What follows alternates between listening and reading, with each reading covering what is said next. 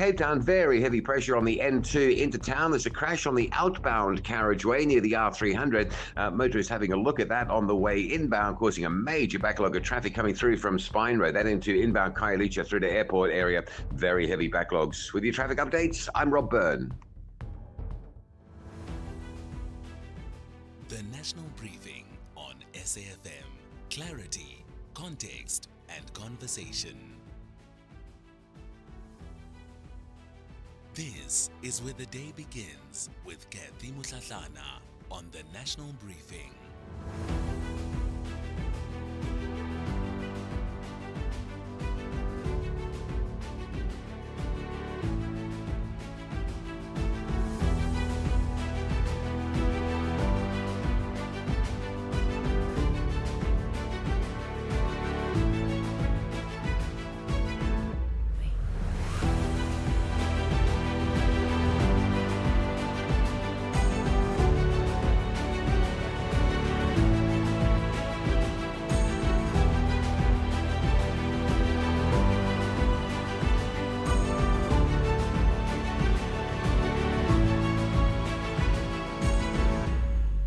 It's 8 after 6 o'clock. You're listening to the National Briefing. A very good morning to you.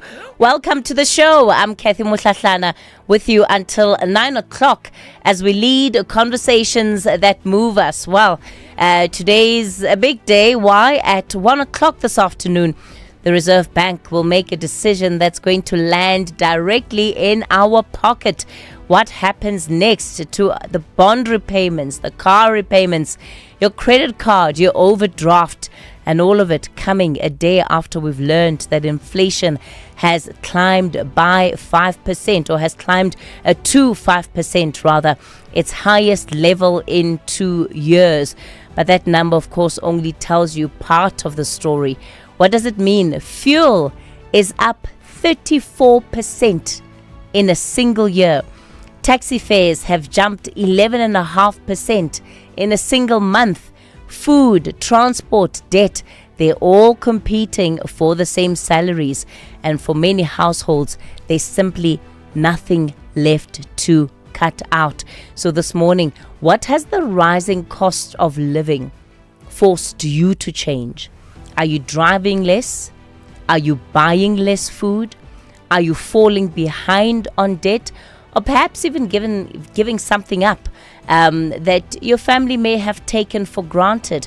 That's what I'd love to hear from you. It's part of the conversation that we'll be having ahead of that interest rate announcement by the Reserve Bank. You can get in touch with us on 086 000 2032 is the number to dial. 086 000 2032 on the WhatsApp voice note line 0614 104 107. So how are you feeling the cost and the implication of this rising inflation? And while households buckle under the pressure on their finances, the institution managing the pension savings of 1.3 million public servants is now in an open crisis. 6 PRC directors have resigned in a week. The CEO is suspended, and the finance minister is now considering removing the entire board. That is 3.7 trillion rand of workers' money that's caught in the middle of this governance breakdown. So we'll take a look at that in the second hour of the show. We'll be joined by Chief Economist Dr. Azar Jamin, who will unpack it for us. Firstly, the decision facing the Reserve Bank and the one facing the Finance Minister over the PIC. And also this hour, is South Africa a failed state? You'd remember earlier this week, a leader of the Zimbabwean opposition came on air and he said South Africa is a failed state. That's the leader of the MDC in Zimbabwe. Well, there's some reaction to that. I wonder where you stand with that analysis. Where do you stand with that take. I'll take some of your calls again and your WhatsApp voice notes on that issue. So that's what you can expect coming up on the show over the next 3 hours. As always, the conversation belongs to you. Would love to hear from you. Do get in touch with us. The studio line 086 000 2032. That's 086 000 2032. And on the WhatsApp voice note line 0614 104 107. Rob is standing by with your traffic. Zai has your sport, and Ntaoleng has your market updates.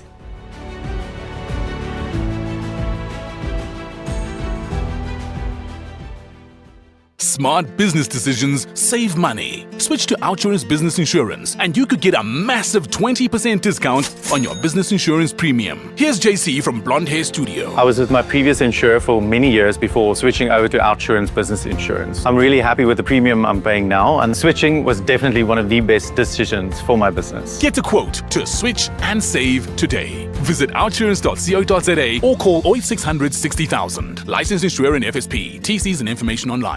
Leading up to our 75th birthday in August, VW is giving you the chance to drive away in a new Polo Vivo.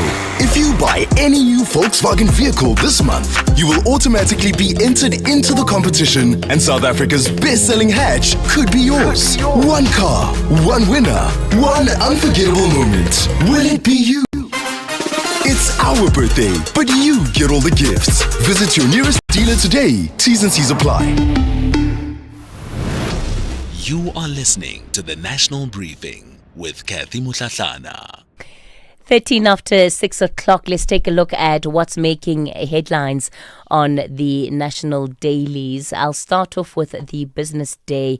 Relations with Africa. So Lamola meeting seeks to mend fences with Ghana.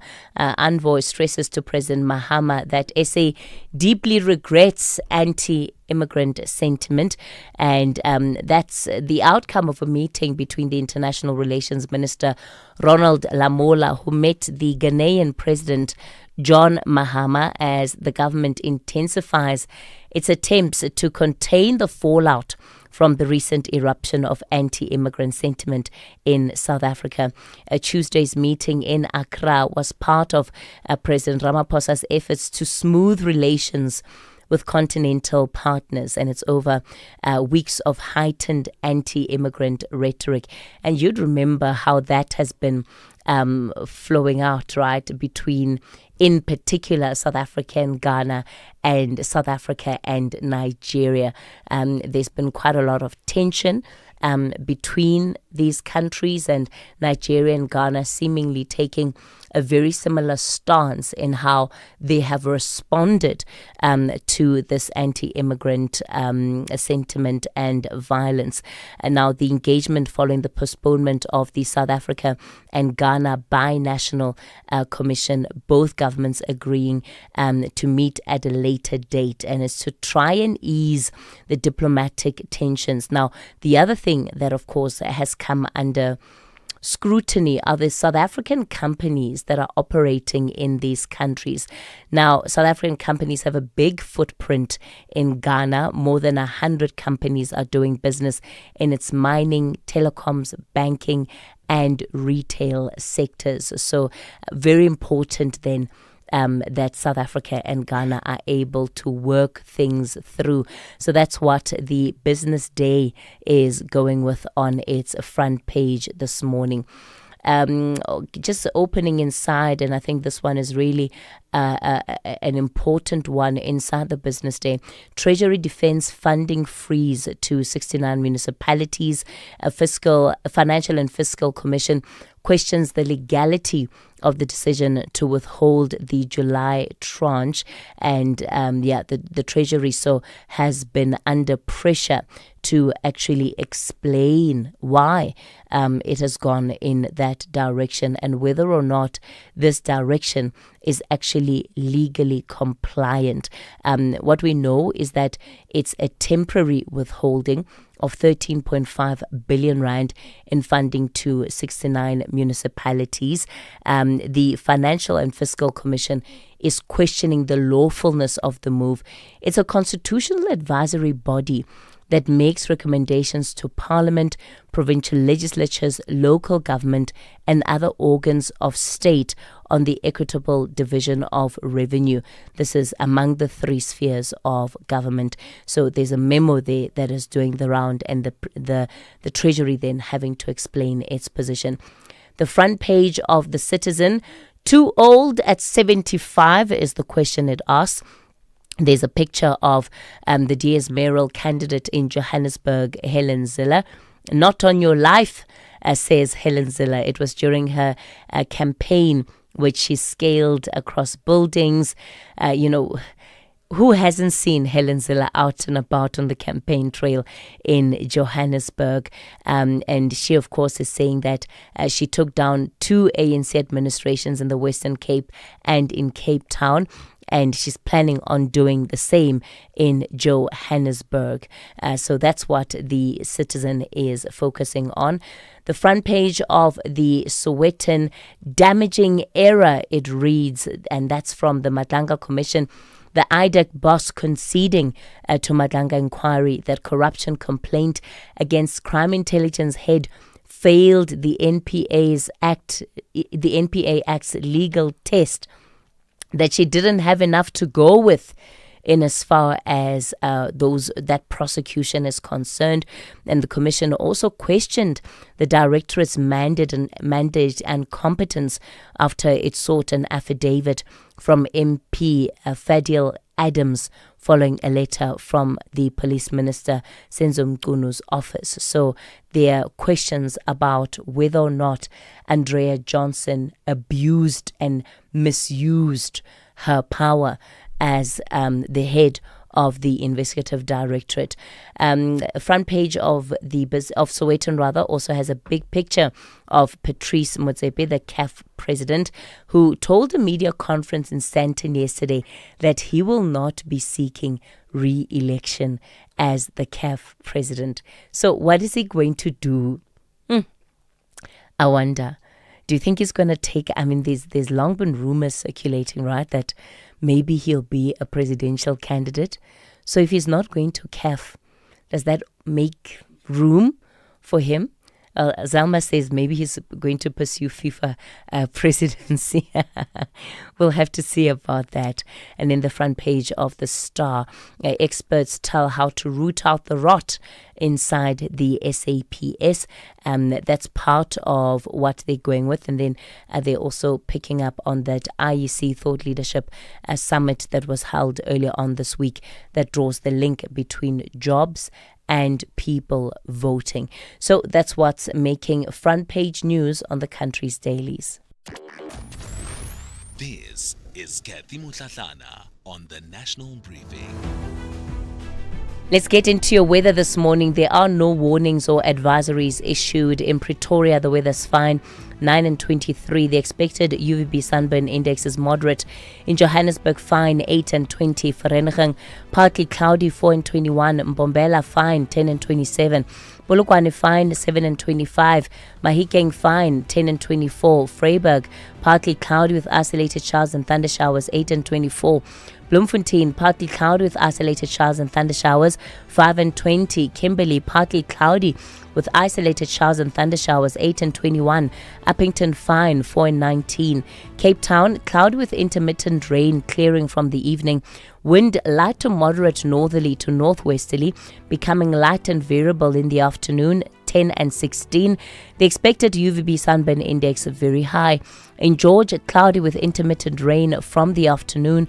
Wind light to moderate westerly, 9 and 16. In Gqeberha, partly cloudy, becoming cloudy with scattered showers in the evening. Wind fresh to strong southwesterly. Gugombo City, partly cloudy with isolated showers and rain in the evening. Wind fresh to strong southwesterly, 14 and 20. In Durban, partly cloudy with isolated showers and rain in the evening. Wind light to moderate northerly to northeasterly at first, becoming southwesterly to southerly from mid-morning, 16 and 24. The expected UVB sunburn index is high. In Richards Bay, fine, becoming partly cloudy in the afternoon. Wind moderate to fresh northerly to northeasterly, becoming light to moderate southerly to southwesterly, 17 and 27. And in Pietermaritzburg, partly cloudy, a low of 10, a high of 24.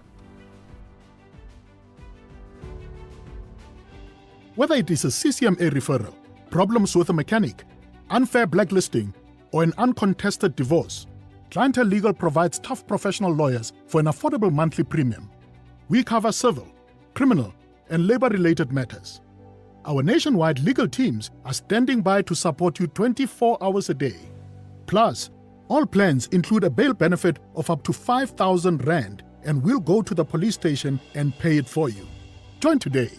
SMS SAFM to 32195. That's SAFM to 32195. And we'll call you back. SMS now. Clientele General is an authorized FSP and licensed non-life insurer. T's and C's online. Standard rates apply. Durban, the promenade is calling and the purple wave is taking over the East Coast. It's time for the Hollywood Bets Durban 10-kilometer road race on Sunday, 30th of August. Whether you're chasing a personal best or walking for the vibe, let's turn the city purple along our beautiful coastline. Entries are filling fast. Visit hollywoodathleticsclub.co.za and secure your spot today. If you can't make it to the start line, catch all the action live on SABC2 and SABC Plus from 7 a.m. Brought to you by SABC Sports. Pedestrians, winter days are shorter. That means more walking in the dark. If drivers can't see you, your life is at risk. Wear bright or reflective clothing, add reflective strips to your school bag, and use a flashlight when walking at night. Walk in groups where possible. Being visible is not just a choice, it's your protection. Be bright, save your life this winter. This message is brought to you by the National Department of Transport. The Global Briefing on SAFM. 23 after 6 o'clock, let's get into our global briefing. We'll start off in Malaysia, where two top diplomats of Washington and Moscow, that's Marco Rubio and Sergei Lavrov, they are set to meet on the sideline of the Asian summit. Now, the two powers are barely on speaking terms. Let's talk about what this visit might entail. Thembisa Fakude is a senior research fellow and director at Africa-Asia Dialogues. So, Thembisa, good morning to you. Let's talk about Rubio and Lavrov in one room to be a fly on the wall. What do you think can realistically come out of this meeting? Well, we're told that they're going to have meetings during this ASEAN meeting, which is taking place at the moment in the Philippines. The meeting is clearly going to be about Ukraine. Ukraine has shown some prowess in terms of its pushback of Russia. It has been hitting key infrastructure in Russia, and we were told when this whole war started, it was going to be an in-and-out war, but we've seen the resolve of the Ukrainian in terms of fighting this war. But at the same time, we're also told by Donald Trump that he was going to solve this war as soon as he started his second tenure as the president of the United States. And we are at the point right now where there is no solution on sight. Instead, we're having Ukrainians digging in their heels and showing some strength. On the other hand, Russia is frustrated by what's going on. It's frustrated by the technology and the cheap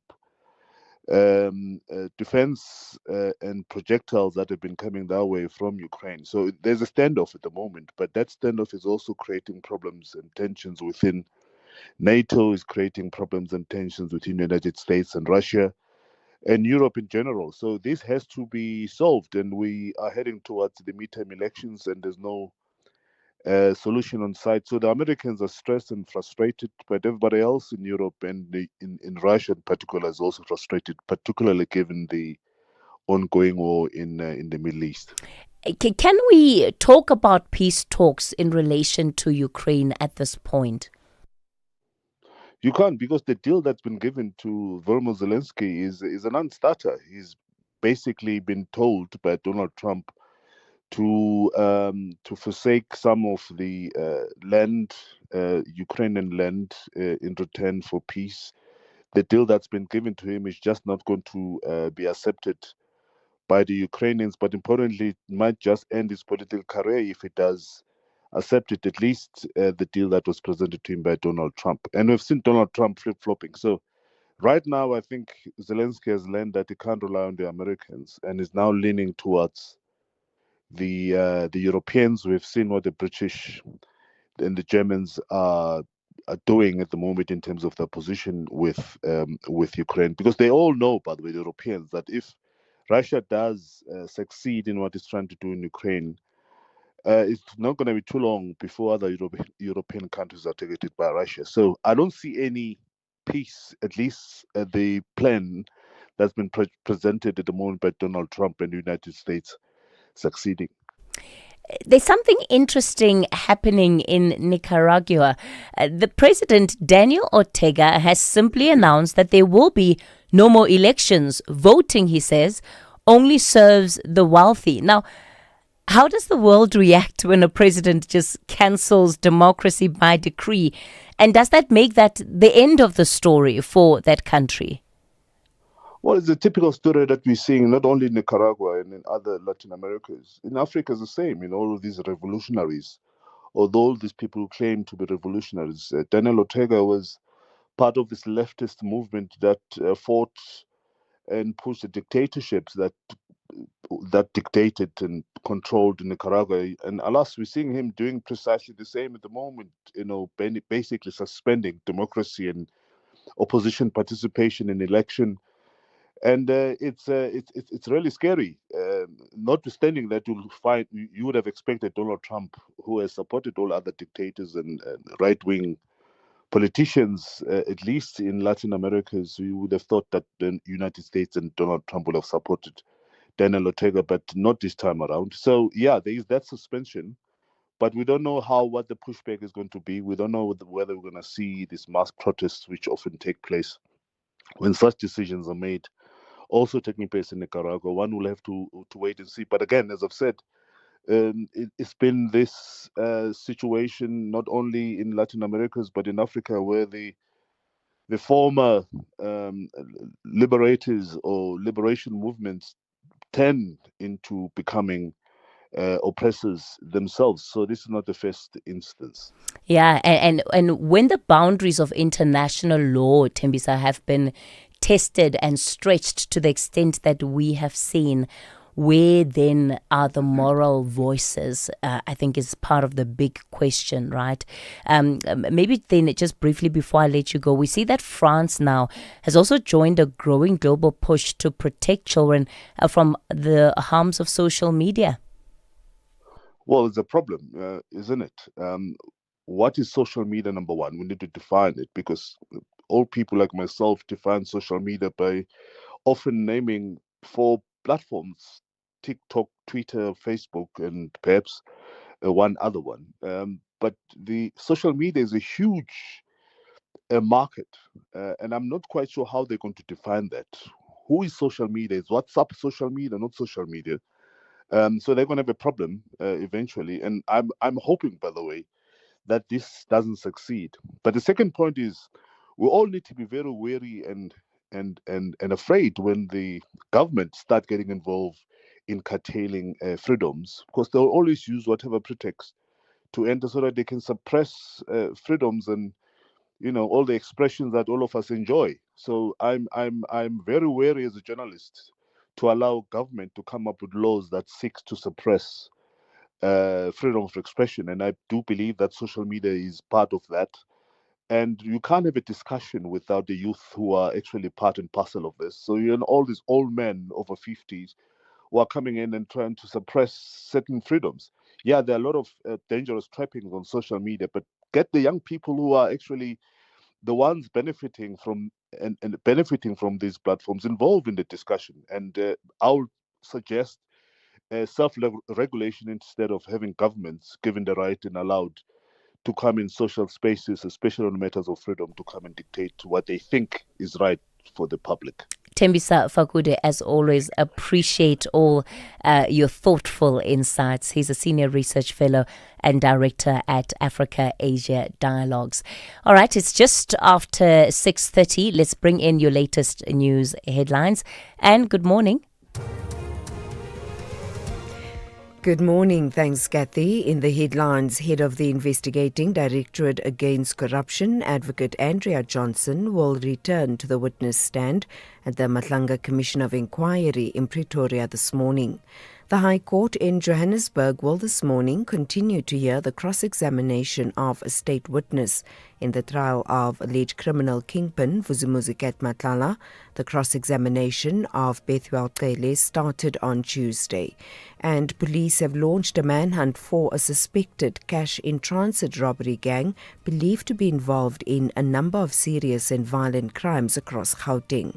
I'll have details on these and other stories at 7.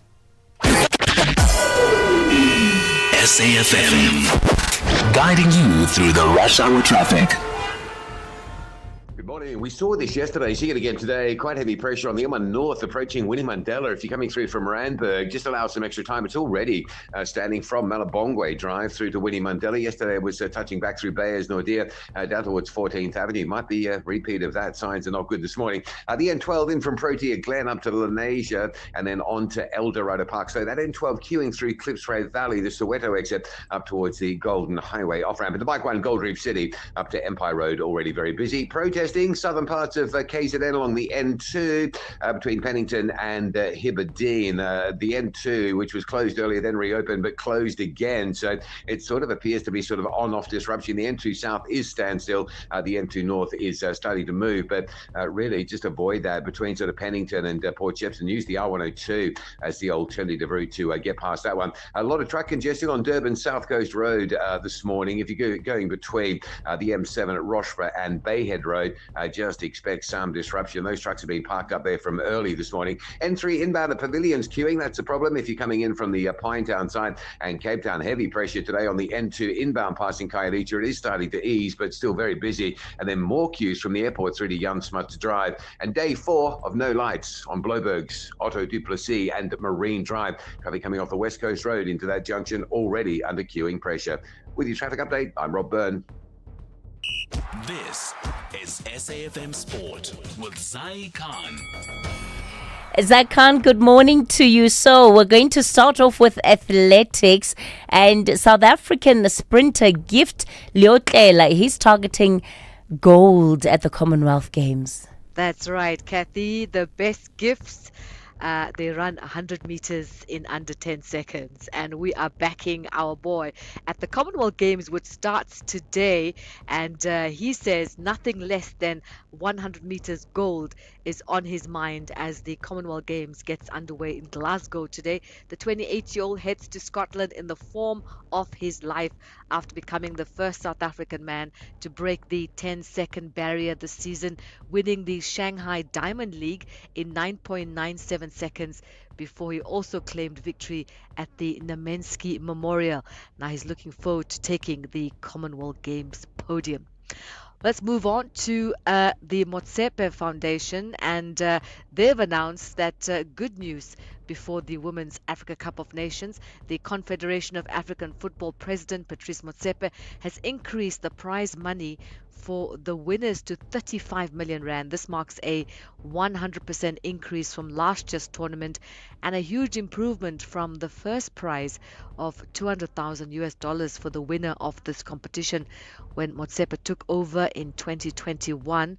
With the 14th edition of WAFCON taking place this coming weekend in Morocco, the total prize money has been increased from 67% to 5.8 million rand in total. So good things ahead for women's football. Let's go to the veteran striker Bradley Grobler. He's considering offers from Stellenbosch FC and Amazulu as he's weighing up extending his career for at least one more season.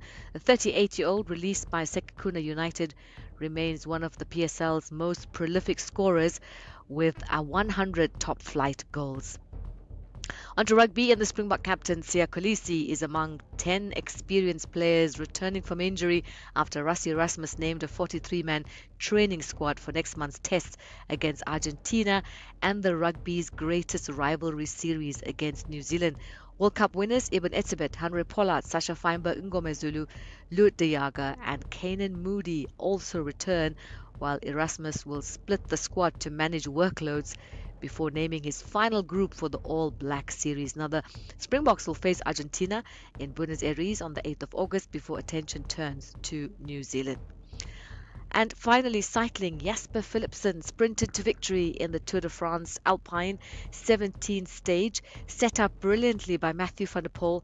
The Belgian Philipsen claimed his 11th career Tour stage win, ensuring he now has at least one stage in each of the last 5 editions.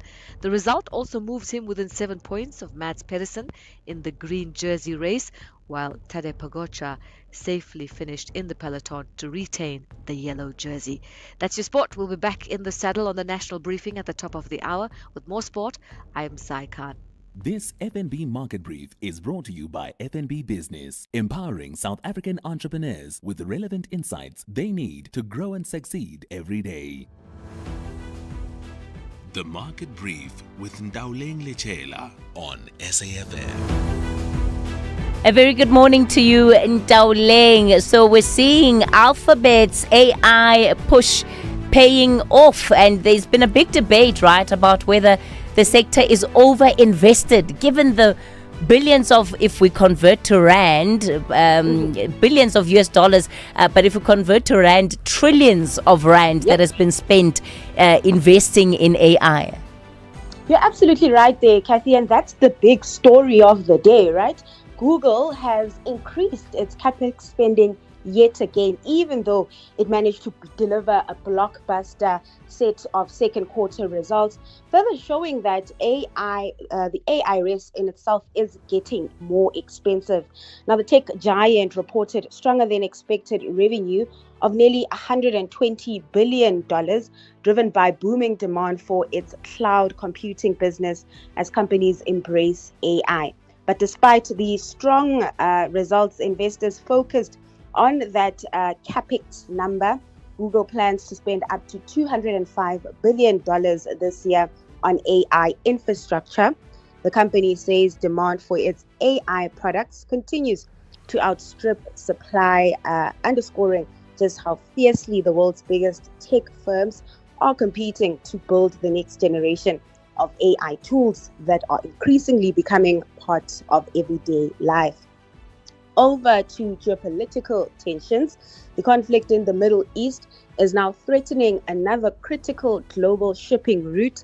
Yemen's Houthi rebels say they've attacked 2 Saudi oil tankers in the Red Sea as the US launched a 12th straight night of strikes on Iran. Now, the Red Sea has become increasingly important because it's been carrying more oil shipments while the Strait of Hormuz remains disrupted. With pressure now building on both the region's key maritime choke points, concerns over global supply are intensifying. Now, those fears are already pushing oil prices higher, with Brent crude moving closer to the $100 a barrel mark, currently trading just below $97 a barrel this morning. Tracking equity markets, sentiment remains mixed, with investors continuing to keep a close eye on those geopolitical tensions, as well as digesting the latest earnings out of Alphabet as well as Tesla. Tracking Wall Street, which closed mixed, but we did see the Nasdaq falling even deeper into the red, as investors, of course, are concerned about the capex spending when it comes to Alphabet.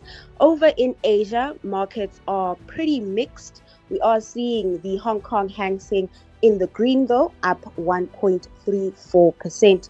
Coming back home, the JSE All Share managed to close in positive territory, really being boosted by resources counters, as we've seen a rally in precious metals. Both gold and platinum prices continue to rise, and that really fueling gains in locally listed miners. And then taking a look at the local units, trading firmer this morning as bets for interest rate hikes increase. The rand to the dollar trading at 16.36. The pound to the dollar, the pound to the rand, that is, at just under 22. and the euro to the rand trading above 18.50. Now that's your market brief this hour. I'll be back just after 7:30 with more.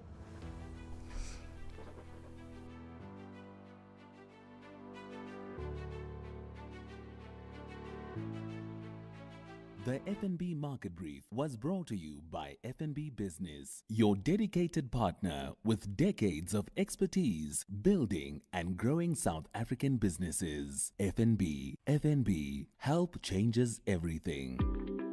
FNB Business is proud to partner with SAFM's The National Briefing. We stand shoulder to shoulder with South African entrepreneurs and businesses because we know building a business is a 24/7 commitment. Whether you're managing cash flow, planning for growth, or navigating challenges, we deliver the sharp insights and practical solutions you need to move forward with confidence. From smart funding options to expert business advice, FNB Business is right there with you. Visit fnb.co.za/business. FNB, help changes everything. Africa in Focus with Advocate Sipho Mandula on SAFM. A refreshing morning to you, Advocate Mandula. Of course, it remains quite interesting to see that South Africa, not the only country on the continent that is grappling with this idea of a national dialogue. In fact, it's all playing out in Kinshasa. Refreshing morning to Katie and Jumbo Africa. I think one of your key questions today, are we a failed state? I don't think so. If you are a failed state, it means the whole continent it is a failed state. We might be at a critical stage, but we are still stable. Back to Kinshasa, Kathy. DRC yesterday, there was supposed to be a protest. You have a coalition that called itself C64. So what does the word 64 stand for?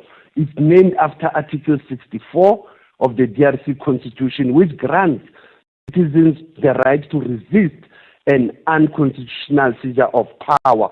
And this is led by these faces and voices: Martin Fayula, Moise Katumbi, Jean-Marc Kabunda, and Gil Sesenga. There was an attempt of a mediation actually that has been brought by the AU, and I don't think it has held.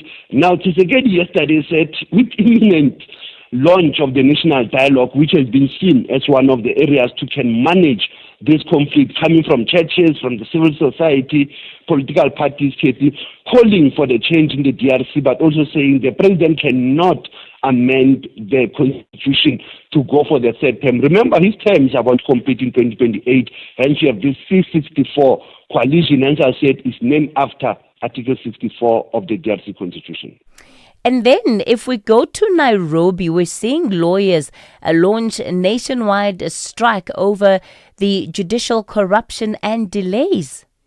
That comes from the Law Society of Kenya. They've been vocal for many years, and they're raising the question of where they are saying that they were boycotting and they will continue, where they are saying cases take an average of 2 years to be concluded, and they are saying they are calling it as a corrupt and a systematic inefficiencies that are happening in the courts of Kenya, and they're blaming the CJ, the Chief Justice Mema Sakome, to say that if you don't reform, actually, this is going to be one of the key issues that will arise as a political dispute in the next elections in Kenya. Very sad, as we know. It's not all about judiciary, it's not all about prosecution. They collude with the investigators sometimes. To be honest, that's what we see in South Africa, Madlanga 101. And in Burkina Faso, I'm quite interested by this phrase, "I'll take you down without a second thought." That's a serious threat.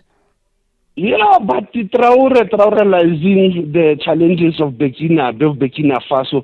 There are some, what I'll call, if you remember, in Zimbabwe, you had what you call the negative forces around presidency. Now, there you have influential people who are in the security sector. Other guys, these are the names that we'll have to know. Umaure Yabera is influential in the security apparatus. Faruka Asaria Sogo, he's a media voice, and he's a commander of the powerful Rapid Intervention Battalion. So in the security cluster around Traore have said that actually he knows people who's working around him. There cannot be two captains on one ship. And as we said, that phrase comes from, if anyone screws up, I'll take you down with a second thought. second thought. There are no strong men around me. As you said, is it a threat? I think Traore is picking up this coming from what has happened post the removal of Kabore at some point. So I think the young man is very careful. He has survived many attempts of assassination, and others are within his circle. Yeah, Advocate Mantula, one sees these things and you just wonder.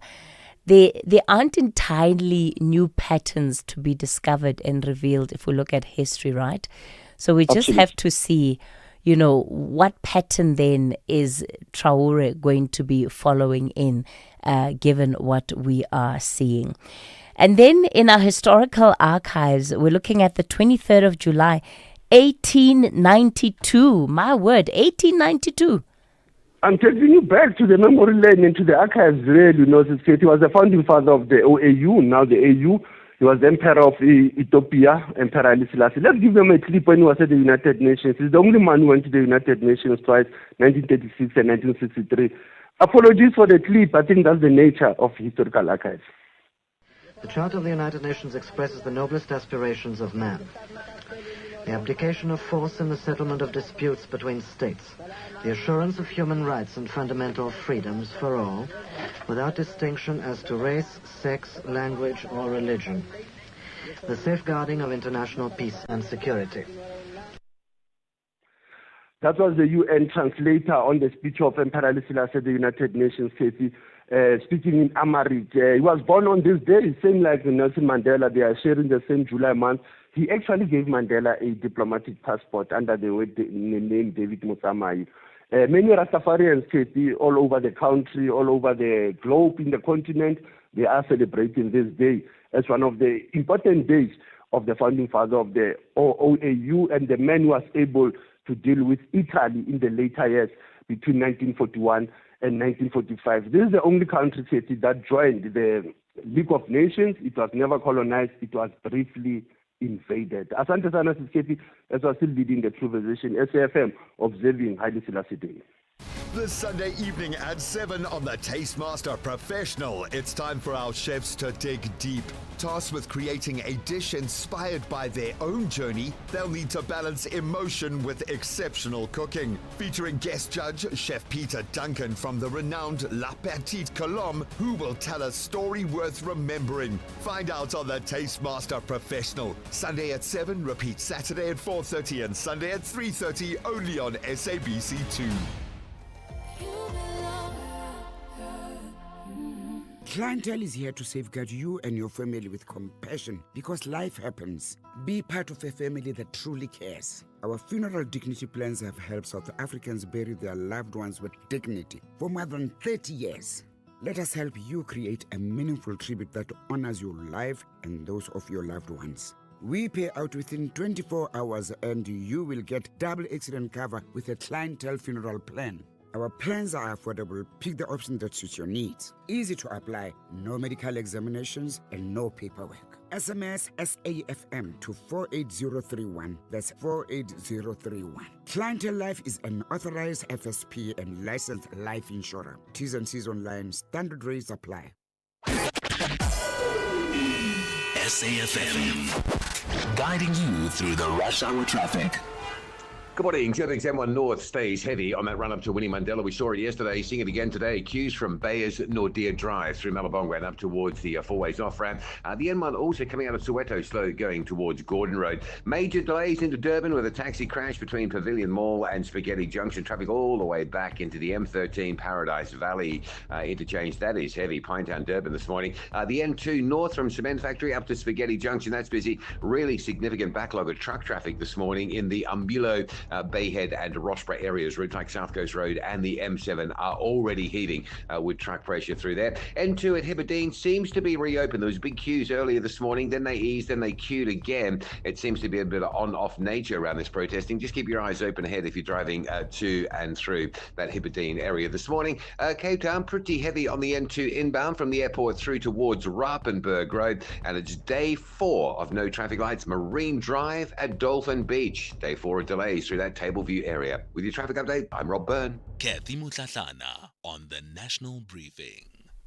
The Road Traffic Infringement Authority is now implementing Phase 2 of the Administrative Adjudication of Road Traffic Offences Act.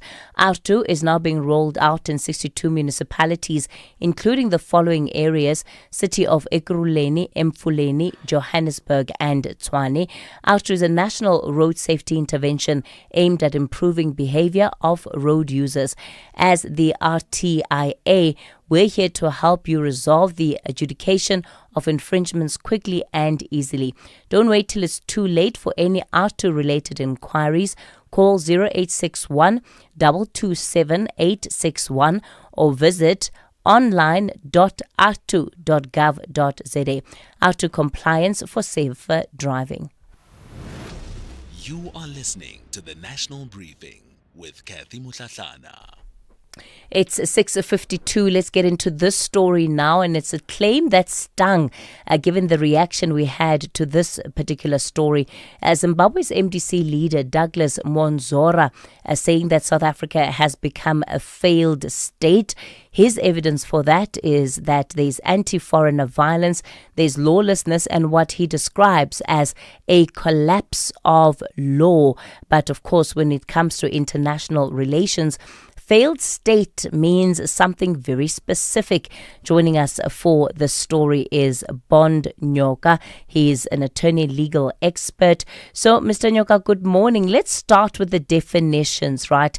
In law and international relations, what actually makes a failed state? And on that test, where does South Africa sit?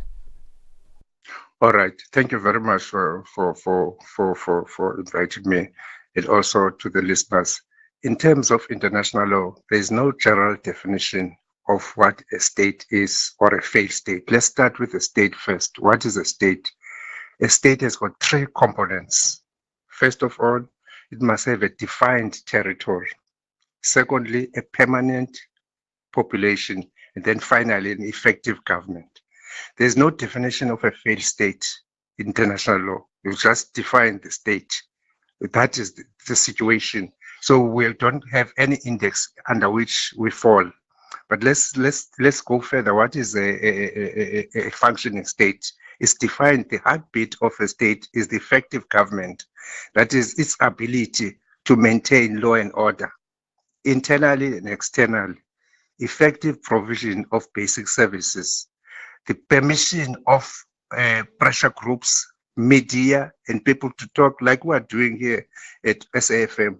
In a failed state, SAFM will not exist. Its producers, presenters like you will be in prison, and the station nationalized, all of that. So those are the symptoms of a failed state. Examples, live examples are Haiti. Haiti has got an armed group that is 90% controlling the capital. Imagine if Pretoria was controlled by an armed group, union buildings. Libya has got two governments, one supported by the parliament and the other one supported by international community in two geographical areas. We've got Sudan, we've got South Sudan, and also East DRC, because the government in the DRC does not have effective control on the East. So people are doing as they are pleasing. That's why their militias are the M23. Those are examples of a failed state. South Africa is not a failed state because we're still able to remedy defects. There's the Madlanga Commission. We're remedying a defect that was exposed by Ntlanta Kwanas. In a failed state, we will have not been alive today. Will have been in prison or will not know his whereabouts. That is an example of a failed state. A state is not defined by its system of government. It can be a capitalist government like USA or a socialist/communist government like China and Soviet Union. As long as it is able to function, that is a state. Weaknesses do not characterize a state as a failed state. There's also the category of a failing state, not a failed state. So we can arguably be defined as a failing state, but we have not reached the doldrums of a failed state like the MDC leader is concerned. If we were, Kathy, Zimbabwe will not be crossing the Beit Bridge as we're talking right now. Two, they will not be resisting going back to their country by employing human rights organizations to defend them from going away. and the human rights organizations have not been existing, would have been banned, and this official arrest. In Zimbabwe, there is no effective protest in the streets because Zimbabweans are tired of being beaten, charged, shambled, killed.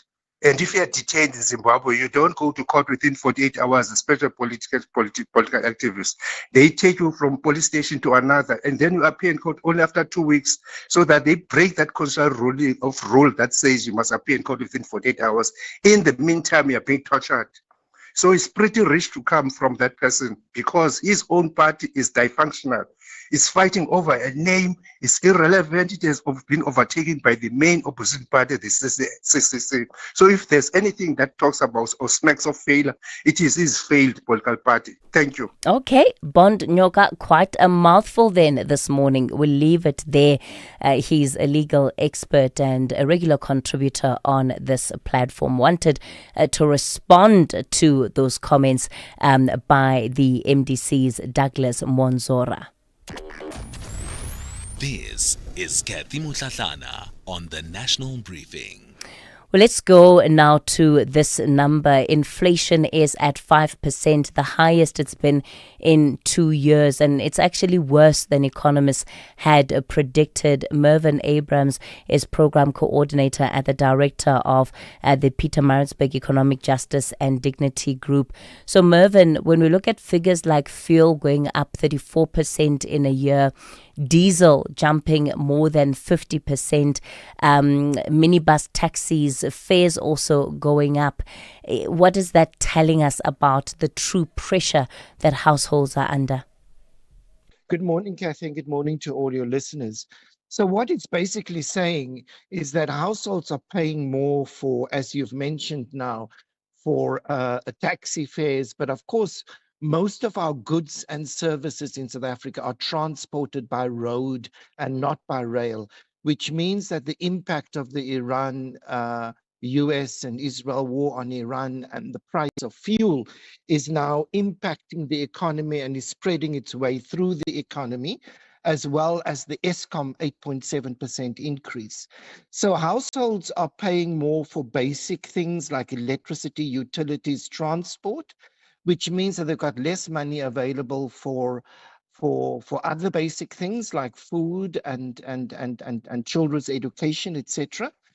But the worrying trend is that the Reserve Bank might increase interest rates, which means more pain for the South African consumer, because not only are we paying higher prices for petrol and for transport and for goods and services, we will also have less money because our debt servicing charges will now increase as well. And that's at a time when South African households are battling with debt. So it's bad times going forward. You know, Mervyn, it also seems that the issue people are dealing with now is no longer what can they afford, but it's really about what they're leaving behind at the till, right? And when you look at the food basket, what do you find are now the items deliberately being left behind because people just can't afford it any longer? So we see that people try and buy what we call the core food. So that would be a maize meal or rice and sugar and perhaps potatoes and onions and a bit of chicken. But they are leaving behind the micronutrient rich foods, like things like spinach, butternut, your vegetables, your fruit, all of those things they can no longer afford. They leave that behind. And of course, that creates major problems for us from a health position. So we pay for it, but we pay for not having that through our health budget later on. And Mervyn, as you're speaking, I'm thinking about those are items that people could very well be growing in their own gardens, right? These are not items that necessarily need to be bought at the store, but what are the things that we can do to better empower South Africans to actually be able to do that and take a little bit of that power back into their hands? Mervyn Abrams is with the Pietermaritzburg Economic Justice and Dignity Group. It's now 7 o'clock and Musa has your latest news update. And good morning. OutSurance Essential is made for older cars. Claims are paid in cash within 5 working days, and you choose your own panel beater. SMS CAR to 43185. That's CAR to 43185.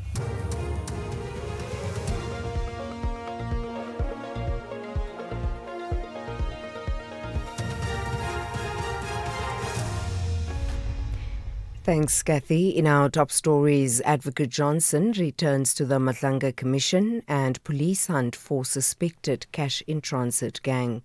Good morning. Head of the Investigating Directorate Against Corruption, Advocate Andrea Johnson, will return to the witness stand at the Matlanga Commission of Inquiry in Pretoria this morning. The Commission adjourned its proceedings yesterday after Johnson requested to end her testimony early, citing the effects of medication she's taking.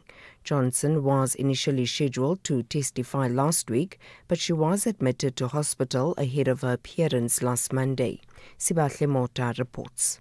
Following the lunch adjournment yesterday, Advocate Andrea Johnson, through her legal representative, Advocate Abla Bodlani, requested that proceedings be adjourned at 3 p.m. Bodlani told the Commission that Johnson was taking medication that had a debilitating effect on her. Johnson, who has been testifying since Tuesday, is expected to continue giving evidence on the Section 27 affidavit.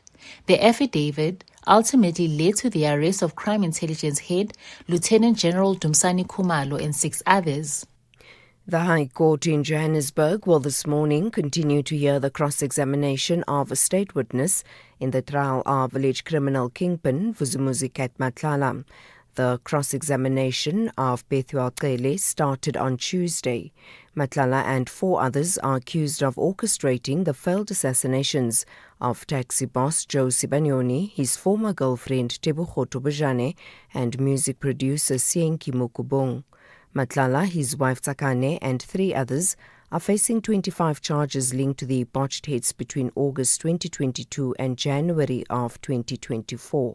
Sasha Naidu reports. Security guard Bethuel Cele is expected to return to the dock this morning following yesterday's full day of cross-examination by Advocate Nardus Riviere. During proceedings yesterday, Cele told the court that he is now employed by a company linked to Joe Sibanyoni. This came as a surprise as Cele had earlier testified during his evidence-in-chief that he was one of the security guards on duty at the time of the alleged attack on Sibanyoni. Cross-examination is expected to continue today as the defense tests Cele's version of events. Police have launched a manhunt for a suspected cash-in-transit robbery gang believed to be involved in a number of serious and violent crimes across Gauteng. Last night, police pounced on the suspect's safe house in Davidton in Ekurhuleni. They recovered 7 rifles, 1 pistol, reflector jackets and a hijacked car. However, officers did not find the suspects at the premises. National Police spokesperson Athlenda Mate. An overnight manhunt is currently underway to trace and arrest the known suspects who managed to evade the arrest. Cash-in-transit robberies are highly organized and violent crimes that require a coordinated response from law enforcement. Our intelligence capabilities continue to improve, and we are closing in on those responsible. We will hunt them down, arrest them, and ensure they face the full might of the law. Family, friends, colleagues and fans will attend the memorial service of veteran actor Siputla Sibuhodi at the State Theatre in Pretoria this morning. He died last week at the age of 63. He's best known for his role as Kenneth Mashaba on the popular SABC1 soapie Generations. Paul Magubane reports. The South African entertainment industry is preparing to bid farewell to one of the finest storytellers. Sibuhodi's career spanned more than 4 decades, earning him admiration on stage and on screen, with some of the memorable performances seen on SABC television.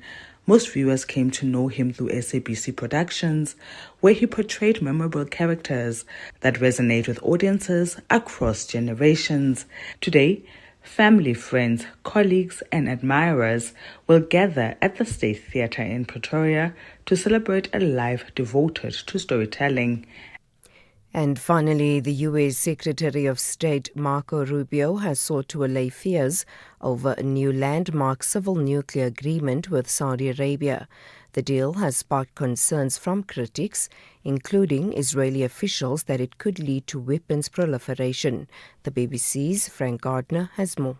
It's a 30-year deal worth billions of dollars for US companies. The real controversial element to this is the enrichment side of it. Saudi Arabia is going to be undertaking a 2-year study along with the US into the economic feasibility of enriching that uranium. Recapping the top story, head of the investigating Directorate Against Corruption, Advocate Andrea Johnson, will return to the witness stand at the Matlanga Commission of Inquiry in Pretoria this morning. For SAfm News, I am Anne Musa. Theft, accident, and 1 million rand third-party cover for your older car. Outsurance Essential has it all. Get a quote. SMS CAR to 43185. That's CAR to 43185. We all get insurance for the moment something goes wrong, and when it does, you need the peace of mind of knowing your claim will be handled fairly. Outsurance keeps outperforming. The Ombudsman, an independent body that rules on complaints, confirmed in their 2025 annual report that Outsurance had the lowest overturned ratio of complaints received. Why would you want to be insured with anyone else? Get a quote and switch today. Call 08 600 60,000 or visit outsurance.co.za today. Licensed insurer and FSP. T's, C's and information online. It's a very good morning to you. In your SAfm Sports headlines, rugby, the Springboks are earning a rare praise from the All Blacks legend, and that's, Sean Fitzpatrick. And we also bring you cycling. Jasper Philipsen back in the winner's circle after claiming stage 17 of the Tour de France. Details around 7:30. SAfm, guiding you through the rush hour traffic. Delays on GEMX M1 corridor this morning from Soweto up to Rilliport, big queues into Gordon Road, and then from Bayersdorp all the way round to William Mandela. Absolutely solid again this morning. Randburg through the four-ways. N12 coming in from Protea Glen, the usual backlogs through towards the Golden Highway exit. Pretoria looks generally okay. Attridgeville, WFN Como heading out towards that Little Manhattan, slower than you'd like. Durban, a lot of pressure around Spaghetti Junction. A taxi crash inbound this morning between Pavilion Mall and Spaghetti Junction. N3 is heavy. Queues back in towards Paradise Valley. Also a big backlog of traffic on the N2 already from the cement factory up through towards Spaghetti Junction. I believe that M7, the N2 off-ramp to the M7 may still be closed, so you've got to go through to Spaghetti Junction to get off that N2. That could be the problem. Terrific congestion around the Bayhead, Roxburgh area, M7, South Coast Road, Bayhead Road, all jammed up. A big volume of trucks just parking up multiple routes affected there. Hibberdine open at this stage. It was closed on and off a little bit earlier this morning due to protesting, but that traffic got on the N2. Backlogs have cleared and traffic is flowing through there. Cape Town, day 4 of no lights. Marine Drive at Dolphin Beach. Heavy queues spreading out through the Tableview area. N2 inbound from the airport to Hospital Bend looking quite busy. And the R300 under pressure today from Delft through to Kales River. With your traffic updates, I'm Rob Byrne. The National Briefing on SAfm. Clarity, context and conversation. This is where the day begins with Kathy Mutlatlana on the National Briefing. It's 7:09. A very warm welcome to the show if you've just tuned in. You're listening to the National Briefing as we bring you clarity, context and conversation. I'm Kathy Mutlatlana. Coming up in this hour, the PIC, which manages government workers' pensions, is in free fall. Its CEO is suspended, 6 directors have resigned, and now the entire board may be dissolved. Dr. Azaj Amin joins us to unpack the crisis there. And then the Nkabinde Commission has cleared Advocate Andrew Chauke to continue leading prosecutions in South Gauteng. The commission found the case against him was never properly made. We'll unpack that shortly. And of course, coming up still in the hour, Moeletsi Mbeki continues his contribution on the reality check. He's given us his diagnosis statement for why we sit with such high unemployment, inequality and poverty. The question now is, what can we be doing about it? As always, we'd love to hear from you. The numbers to dial this morning, 086 000 2032 for our studio line, 086 000 2032, and on the WhatsApp voice note line, 0614 104 107. Time. When you're a kid, it moves slower than a sloth trying to get through airport security. There is just so much of it. Skip forward a few years to your 20s. Time is still your friend. It says have some balance. Go party and have fun. Then your 30s hit. And time suddenly steps on the accelerator like it's trying to catch a traffic light before it goes red. 40s. Now time is moving faster than your 10-year-old on a sugar high. 50. You're desperately trying to save as much as you can, but time is moving so fast. And all you can think is, where did all the time go? That's why after 50 years of investing, we've learned that time is the greatest gift of all. And the good news is, if you invest early, time gives you money. And then money gives you more time for some much-deserved you time. Now, isn't that a compelling enough reason to invest? Ellen Gray. Long-term investing. Ellen Gray is an authorized FSP. Do you ever call you like to sell? But don't trust your uncle or your pal. Then we buy cars is just for you. Buying cars is what we do. We offer service with a smile. We always go the extra mile. Use a place that you trust and sell your car to us. We Buy Cars, the easiest way to sell your car by far. This is where the day begins with Kathy Mutlatlana on the National Briefing. It's 12 after 7 o'clock. Let's start off with this key story this morning, breaking down the deepening crisis at the PIC. So in a space of 2 weeks, what have we seen? The CEO, Patrick Dlamini, was suspended over a whistleblower report. There are big questions around a 500 million rand payout linked to Lanseria Airport. Since then, 2 directors resigned within 48 hours of that suspension. 4 more have followed suit this week. That means 6 directors in total gone. The financial regulator, the FSCA, has opened a formal investigation. Parliament's Finance Committee has summoned everyone to appear in August, and now the Finance Minister, Enoch Godongwana, the PIC's sole shareholder, has issued a notice that he's considering dissolving the entire board. That, of course, would also strip his own deputy, David Masondo, of the chairmanship. Dr. Azar Jamin is director and chief economist at Econometrics. Dr. Azar, it truly does seem like the perfect storm. It does appear like a perfect storm, without a doubt. And I think there is a very simple reason to explain it.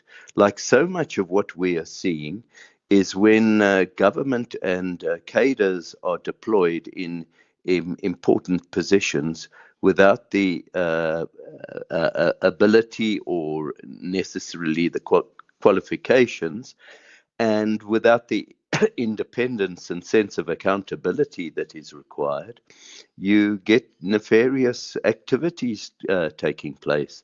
The weakness in this whole situation is, if you look at any financial services company, their board has to undergo scrutiny by the Financial Services Authority before being appointed, and then they are basically drawn from independent sources. In this case, that is not the situation at all. People have been appointed to the boards because of their affiliation to this and this party or this and this interest group, and so you end up with a tendency also to lose accountability, and that in turn leads to corrupt practices as well. Azar, how do you unpack what we're seeing And this is between the finance minister and his deputy, David Masondo. They don't seem to be on the same sides of this matter. What really is the issue there? The issue is that the Minister of Finance himself is trying to maintain a semblance of independence and accountability and proper governance in the management of South Africa's financial resources. And in fact, he's been incredibly successful in the perceptions that have been generated in the last couple of years that South Africa is not going the route of many emerging markets or even advanced economies in losing control of its finances. And this has been reflected in the strengthening of the rand against most other currencies in the last couple of years, despite the fact that the economy is not growing particularly quickly. It's just a perception that the guys at the head or leading the financial sphere are actually well versed in and well meant in trying to address the governance issues that might otherwise have been suspect.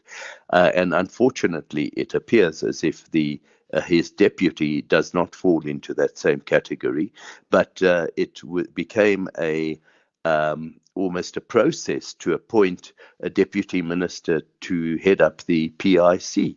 And this was really not called for. One needed someone independent, knowledgeable in financial management, in asset management, to actually take charge of the country's biggest pension fund. It does seem then, based on the analysis that you've given, that many of these officials, right, within the organization, are they effectively caught up in what may be a broader political issue playing itself out within the PIC? What I'm asking is, are they victims of circumstances here? Oh, I think undoubtedly that, I don't for one moment that suggest that all these board members who are either staying on or are resigning are actually doing so because they are guilty of any misdemeanor. One or two of them may well be so, but they are being forced to take sides, I think, in a political battle that is taking place. And I myself don't fully understand the political battle itself. The finance minister has now issued notice to say he will dissolve the board. Does that solve the problem, given the fact that we're just coming out of a season where there's been a move to bring restoration to the PIC, to also bring in the recommendations and implement the recommendations of the Mpati Commission?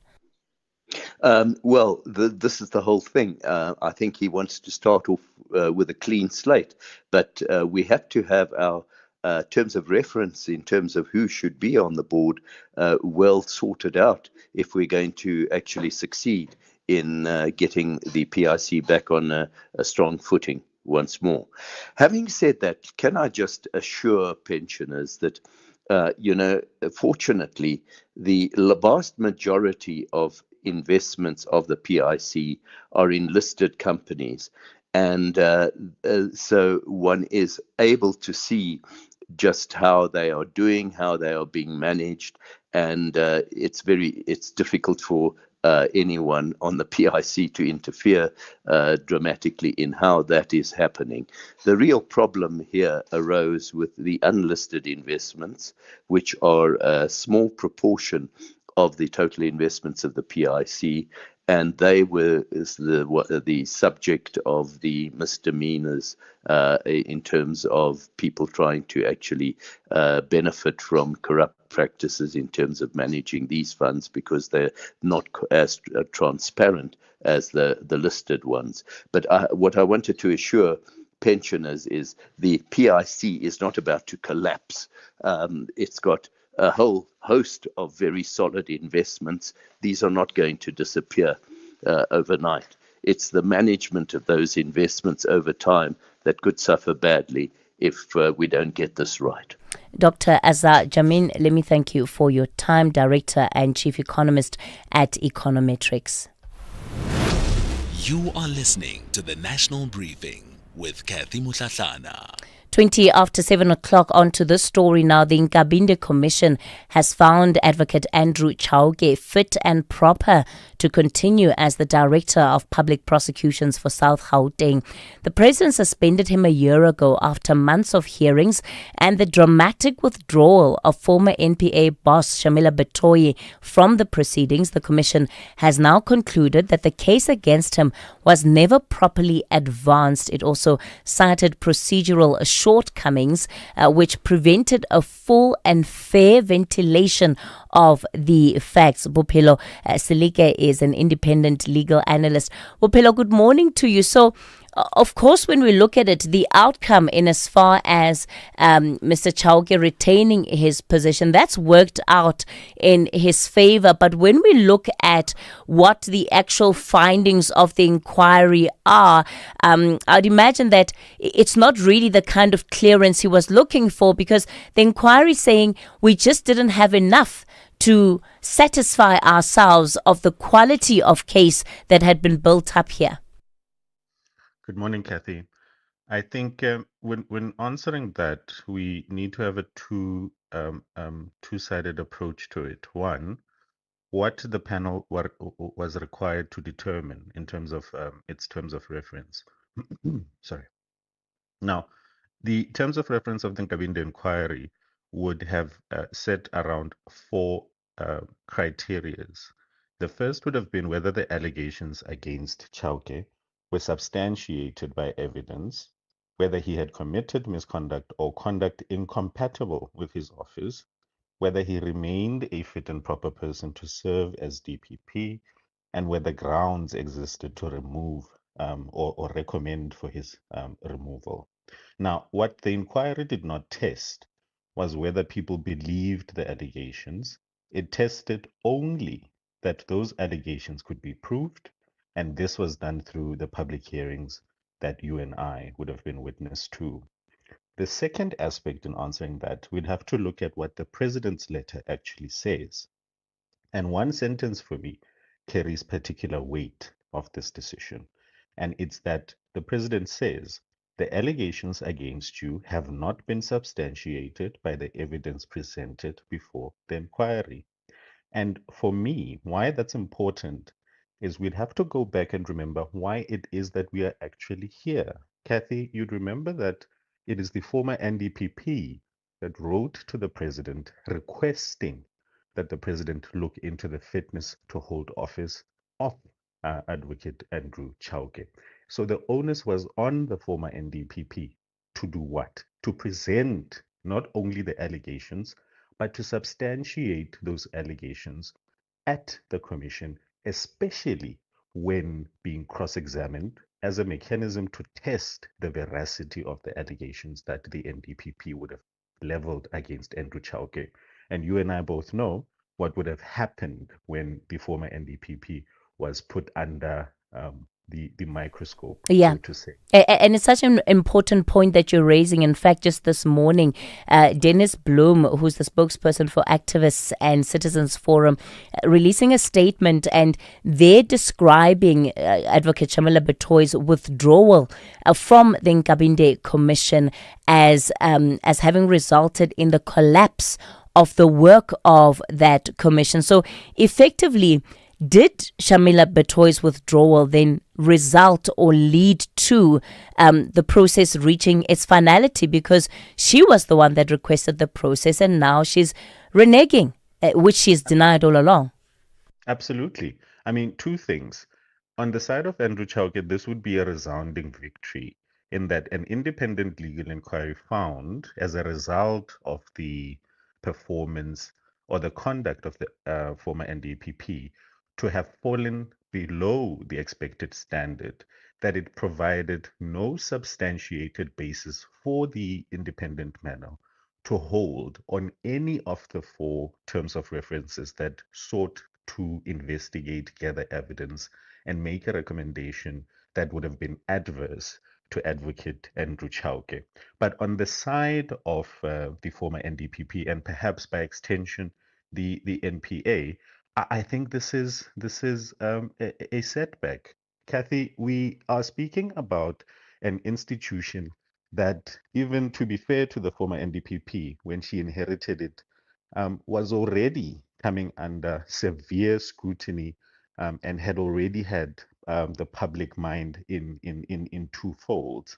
You'd remember that before the Nkabinde inquiry, there would have been the Mokoro inquiry that sought to look at the fitness to hold office of two senior NPA officials in the form of Nomgobo Jiba and the name escapes me now. All However, right. what is important to note for there is the NPA has been besieged with questions about the credibility of the people that lead it. And this was a moment for an NDPP of an institution to claw back some credibility in terms of the leadership of the country's most important prosecution authority that is established in terms of Section 179 of our country's constitution. And she failed.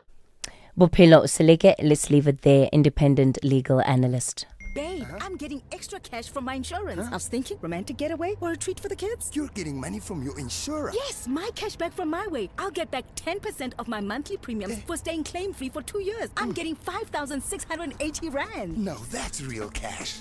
Real people, real cars, real rewards. For a quote, visit myway.co.za. My Cashback is a feature on qualifying products paid after 2 claim-free years and all premiums paid. Premiums are risk profile dependent. MyWay is a licensed non-life insurer and FSB. T's and C's apply. MyWay. Live your way. Head to Dis-Chem for your best winter buys. Look out for the yellow label to enjoy bulk savings on Better Rewards brands. Swipe your Better Rewards card to save 108 Rand on 5 packs of Always Maxi Dreams 18-pack pads. Now only 166 Rand 49. Plus buy 2 Organics 1-liter shampoos or conditioners for only 144 Rand. Save 55 Rand. Valid until 9 August at Dis-Chem. Better health starts here. This is Kathy Mutlatlana on the National Briefing. Well, let's get into this story now. Yesterday, news of South Africa signing yet another loan with the World Bank, this time to the tune of about 25 billion Rand, all of it in the name of funding infrastructure and reform. So Lindsay Mavavi is the SAFTU General Secretary, joins us on the line. Mr. Mavavi, good morning. So you're not happy with this deal? We're not happy because of quite a few number of reasons. The first one is that we see this as forming part of a broader program of the World Bank to deepen neoliberal restructuring programs in South Africa and elsewhere in the African continent, to drive through market liberalization, the commercialization of the public services, and the increased private sector participation in strategic public infrastructure. We know what is the price that the public is going to pay for that. We know what is going to eventually happen when ESCOM is broken into 3 components, when the private sector is invited to participate in the Transnet and or in the harbors. The next thing that will happen is the inaffordability of all of these basic services provided by these critical public sector components. The second one, we have always insisted on transparency. We want the World Bank agreement to be put into the public scrutiny, that it must be presented to the parliament and to the trade union movement so that we can see what are the conditions attached to this. What are the procurement obligations, the monitoring framework? What is the repayment reschedule? But more importantly, what are the every condition attached to this facility? And without that, we fear that this is going to follow the previous occasions where already we have borrowed a 69 billion rands from the World Bank alone. And we fear that this is taking us right back to the era of the structural adjustment program. And thirdly, we insist that there is money in South Africa. The South African government is refusing to comply with its own legal obligations to ensure that companies do not move resources so desperately needed by this economy and through illicit cash outflows, mispricing, and tax dodging schemes that big firms are involved. And this, the calculation is that we're losing a 1.1 trillion rands. With that 1.1 trillion rands, we will not need a single loan from everybody. We'll be able to fund our own infrastructure build up, in particular focus on human development in our rural areas to ensure that the big gap that leads to people migrating into the cities to stay in the informal settlements come to an end. All right. Mr. Vavi, one of the big pushes, right, in as far as infrastructure development is concerned, is that this is one of the easier ways to try and stimulate the economy and create jobs. But this is the fourth World Bank loan in about as many years.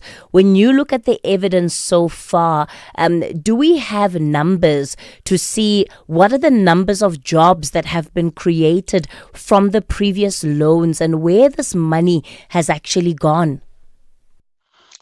There is another promise that this time around we will see 600,000 jobs created between now and 2032. There is no evidence whatsoever that the previous loans have created a single job. All we know is reading the report from the Statistics South Africa's Labour Force Survey for the first 3 months of this year, is that this economy lost 345,000 jobs. Most of those jobs are lost where it matters most, in the manufacturing sector, in the construction sector, where we should be looking at into those sectors as the engines of economic growth and reindustrialization in South Africa. And this is exactly what makes us to be exceedingly worried that the government, together with the World Bank, are pulling a wool on the eyes of the public for other reasons that are better known to themselves. Zwelinzima Vavi, the SAFTU General Secretary, let me thank you for your time. So certainly raising the alarm bells there. We need more transparency is what he says. It's 7:32. Let's take you over to the news desk. Good morning, I'm Anne Musa. In the headlines, disbarred lawyer and fraud accused Pietful Yun insists the state's case against him is weak. This as he gets set to seek bail in the Pretoria Specialised Commercial Crimes Court this morning. Head of the Investigating Directorate Against Corruption, Advocate Andrea Johnson, will return to the witness stand at the Matlanga Commission of Inquiry this morning. And police have launched a manhunt for a suspected cash-in-transit robbery gang believed to be involved in a number of serious and violent crimes across Gauteng. Last night, police pounced on the suspect's safe house in Davidton in Ekurhuleni. I'll have details on these and other stories at 8.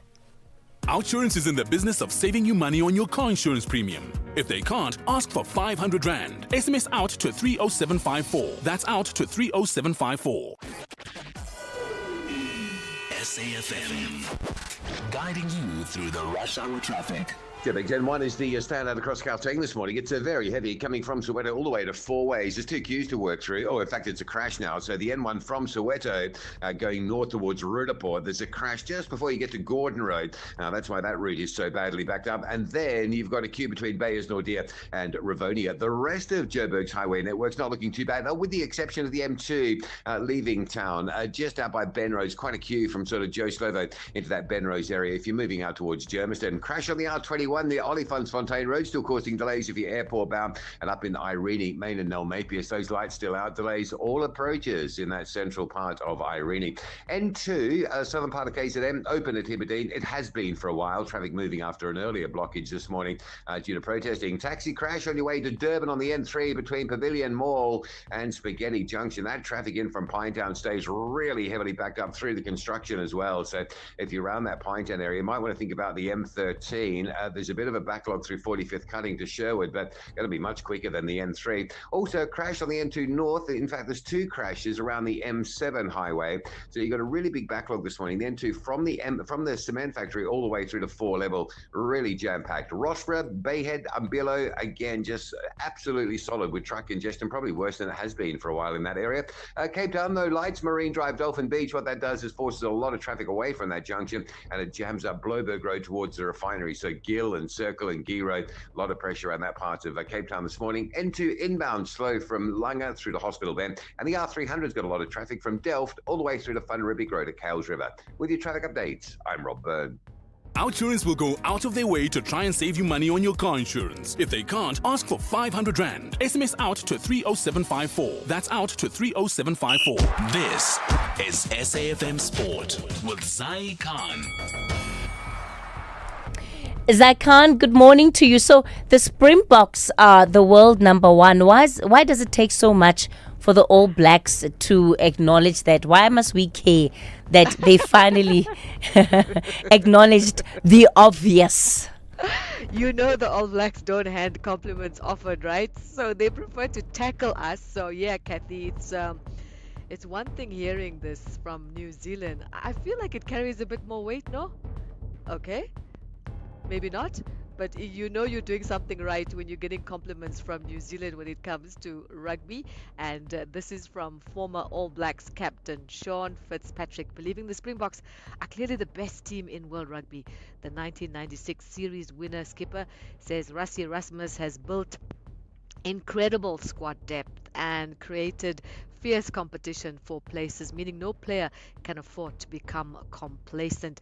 Fitzpatrick says New Zealand's 4-test rugby greatest rivalry series in South Africa will be the perfect measure of where the All Blacks stand ahead of next year's Rugby World Cup. Let's go now to the Women's Africa Cup of Nations. The Confederation of African Football President Patrice Motsepe has increased the prize money for the winners to 35 million rand. Now, he also said that 9 out of 10 African nations reaching the knockout stage of the World Cup were fantastic, and it was the best performance by African teams. We are going to host a meeting. I'm told that Cabo Verde and some other countries want to host that meeting, where we are going to invite all of the coaches of the national teams that participated in the FIFA World Cup and others. And we're going to invite football experts, former legends on the continent, the smartest, the brightest, who've played at the highest levels in the world. And the purpose of that meeting is to talk about what can we do better? What do we learn from our performances in America and in Canada and in Mexico? Where is the room for improvement? Because we're very clear.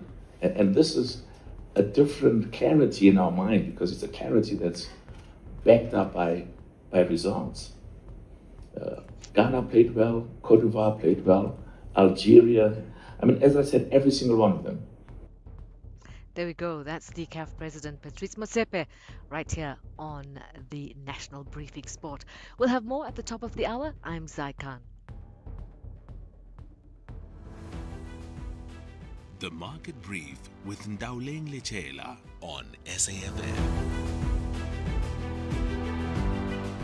Good morning, Ndauleng. So, yeah, it's certainly not good news. South Africans have been feeling it for the last couple of months, and the inflation numbers finally reflecting.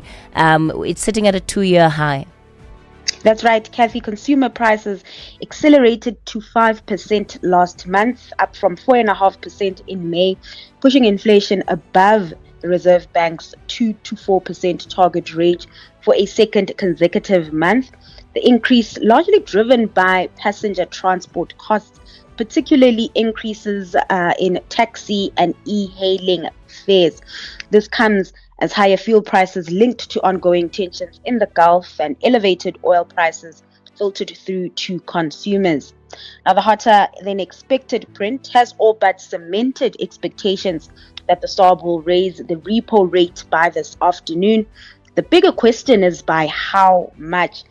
Some economists have penciled in a 25 basis point hike, while others even expect a 50 basis point hike. Staying with the inflation theme, the latest Pay Inc. net salary index shows rising prices are taking an increasing toll on consumers, while the average nominal take-home salary edged up to 21,598 rands in June. Inflation-adjusted earnings fell to around 20,198 rands, the lowest level in roughly 2 years. Now, economists warn that shrinking real incomes, coupled with higher fuel prices and rising municipal tariffs, will place further pressure on already stretched household budgets, likely weighing on discretionary spending and broader economic growth. Moving over to equities, local trade likely to open choppy as investors wait on the sidelines ahead of the SARB's rates decision. With consensus now leading more towards a hike, we've seen the rand trade firmer as higher interest rates offer better returns on local investments and can help attract foreign capital. Now, the local unit is trading at 16.36 to the dollar, 21.90 to the pound, and 18.70 to the euro. Globally, investors are weighing concerns around tensions in the Gulf and upcoming rounds of tech earnings. US futures are in the red, while Asian stocks are trading mostly in the green this morning. And that's where I leave things with you. I'll be back bright and early tomorrow. I'm Ntaoleng Lechela for the National Briefing. This is Kathy Mutlatlana on the National Briefing. With the price of fuel going up, we all need to drop expenses wherever we can. Switch to Outsurance and you could save big on your car insurance, like 48-year-old Adam, who saves a jaw-dropping 1,803 Rand a month on his 2020 Audi Q3. No matter what happens in the economy, Outsurance is still committed to dropping prices and saving you money. Get a quote today. SMS out to 30754. That's out to 30754.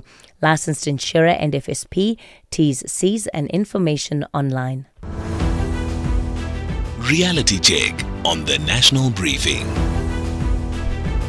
It's 7:42. Let's get into our reality check for this morning. Our contributor for the week has been Moeletsi Mbeki. The overarching question that he's grappling with: what should be done to overcome South Africa's perennial unemployment and poverty levels? So, Mr. Mbeki, you started us off with a diagnosis, right, and an analysis of what you believe have been the structural factors underpinning this high unemployment and poverty. Today, you want to get into the solutions. What needs to be done to overcome these economic and social development challenges? Good morning. Morning, Kathy. Yes, I started off by identifying nationalism, resource scarce, and the country's social structures as being the main obstacles to the development of our country's economy. Oh, Mr. Mbeki, I'm going to have to step in there. The connection to you is not great. Unfortunately, we're going to have to try and bring him up on a different line. That connection not being great. While we do that, I want to bring in just some of your early voice notes to the show that you've been sending through. Morning, SAFM. It's Nails from Boxburg. The cost of living is too high. The rich will remain rich and the poor will remain poor. So those who have money, they can afford everything that is going up now. Either fuel, food, whatever, they will afford it, but will remain poor as the poor. The rich will remain rich. Thank you very much. Good morning, SAfmRadio listeners, and good morning, Sisketi, the leader of MDC.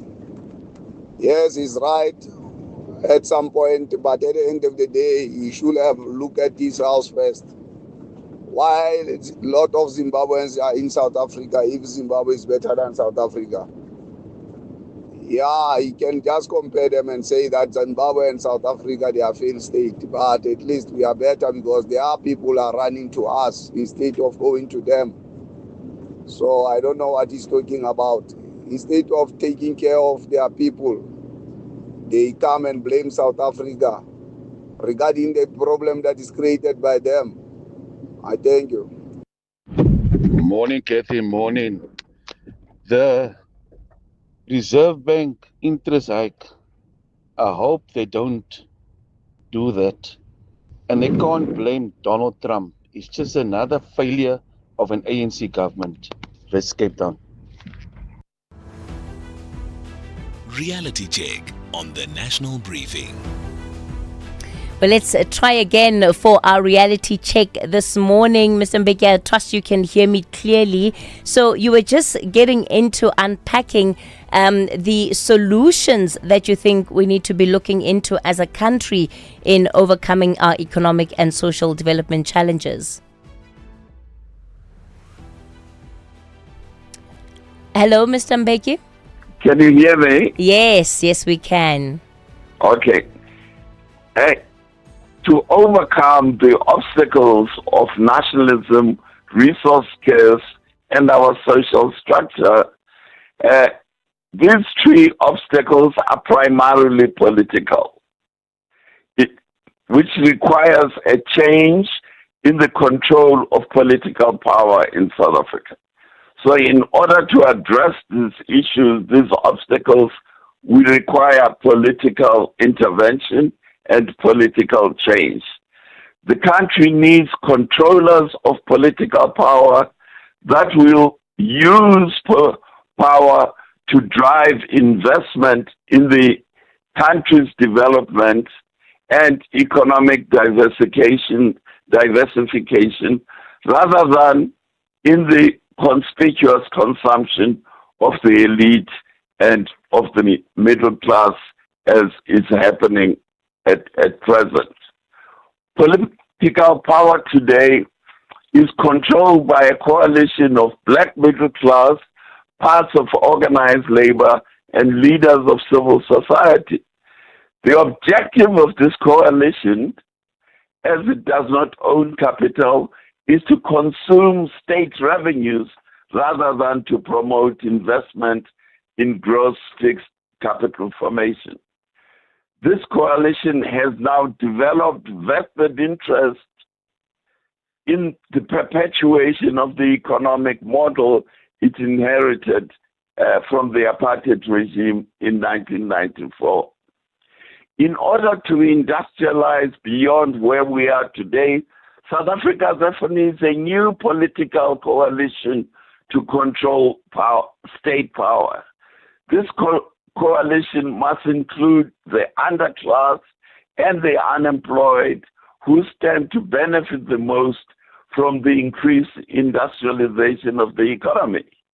Industrialization will overcome the economic marginalization of the underclass by creating employment opportunities. And as we saw, the underclass are nearly 50% of our population. This new coalition must also include owners of capital who stand to benefit from economic growth but are presently disadvantaged by the current government's policies that favor consumption rather than job-creating investment policies. The inclusion of owners of capital will address their political marginalization that happened after 1994.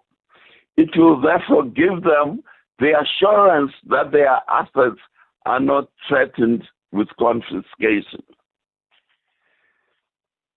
The exploitation for exports of South Africa's large mineral endowment explains the relative development of its economy, but at the same time, it explains the economy's stagnation and now it's deindustrialization.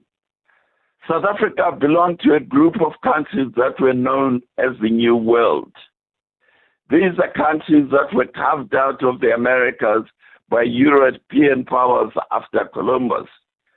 New World countries were created by genocide against, amongst others, Native American populations and replaced with free populations from Europe and enslaved populations from Africa.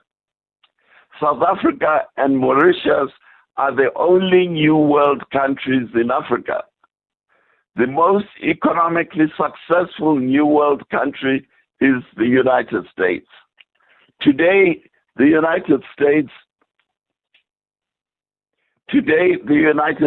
is the largest industrial economy in the world, while South Africa is the largest economy in Africa. However, that is where the comparison between the two countries ends. South Africa's level of economic development today is where the United States was more than 120 years ago. Today, the per capita gross domestic product of the U.S. is $89,000. Per capita GDP of South Africa is only $6,000. Why did the economies of the two countries diverge to the extent that an average American today is 15 times more productive than an average South African? The answer was leaders of the two countries chose two different roads to economic development. American leaders chose an innovation-driven industrialization model to development. South African leaders, on the other hand, chose a minerals export-driven model that was combined with import substitution industrialization. The American road to development prioritized investment in the skills and health of its population. The South African road prioritized exploitation of natural resources through the use of cheap, unskilled labor. That is what accounts for the massive differential between the productive power of an American compared with the productive power of a South African. Only by changing the social makeup of South Africa's political regime will South Africa have a chance to try and catch up with the developed world. That is the solution I'm proposing, Kathy. South Africans in the last election clearly voted for change, right? That's why we have the government of national unity that we sit with today. Now, you are saying that that has not been the difference and will not be the difference to get better economic results. Do you believe that it's a different coalition that is needed? And I wonder what that coalition looks like, because you also talk about different representations within the coalition that speaks for the voices of South Africans across the board. Yes, Cassie, the government of national unity has not changed the policies that were being pursued by the ANC during the last 30 years. And in fact, those policies are being pursued now, and we are seeing more and more unemployment and more disastrous consequences in the economy of South Africa. Every time unemployment figures announce, unemployment is going higher. So the government of national unity has not changed the policies. So what we need is a much more radical change in the makeup of the coalition that governs South Africa. So we include social classes that are today excluded from governance. Moeletsi Mbeki, I'm going to thank you for your time, your contribution. I'm sure you'll have plenty to say to that. I'll be taking your calls on 086 000 2032. That's the number to dial this morning, 086 000 2032. Your WhatsApp voice notes on 0614 104 107. 10 chefs, one title, and a life-changing opportunity. This is the Taste Master Professional. Weekly cooking challenges test their skills, teamwork, and ability to run a professional kitchen, all under the critical eye of renowned chef Bertus Besson. With over 800,000 Rand in prizes, including a brand new car to the value of 440,000 Rand, and the chance to lead the new Taste Master Deli and Restaurant in Paarl, who will rise up and claim this exciting new career opportunity. Find out on the Taste Master Professional. Sundays at 7, repeat Saturdays at 4:30 and Sundays at 3:30 only on SABC2. This is what progress sounds like. At South African Airways, we've added more aircraft to the runway, increased our flights from just over 1,000 in 2021 to over 24,000 last year. And we continue to add more destinations and routes. It's steady progress over time. We know there's still work to do, but every day we're building something stronger. An airline that shares the resilience of the country it carries. South African Airways. Book your next flight at flysaa.com today. Call SAFM now on 086 000 2032.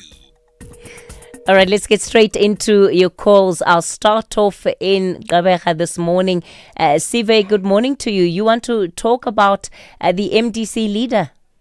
Yes, morning, Casey. Casey, if we were a failed state, we would not be allowing Douglas to campaign for MDC in our SAFM stations. You see, MDC, Casey, has become a pseudo-intellectual desk of people who can't go and fight their battles in Zimbabwe. And the problem here is that we had already closed the chapter of Mabande. And now Douglas is reopening this chapter.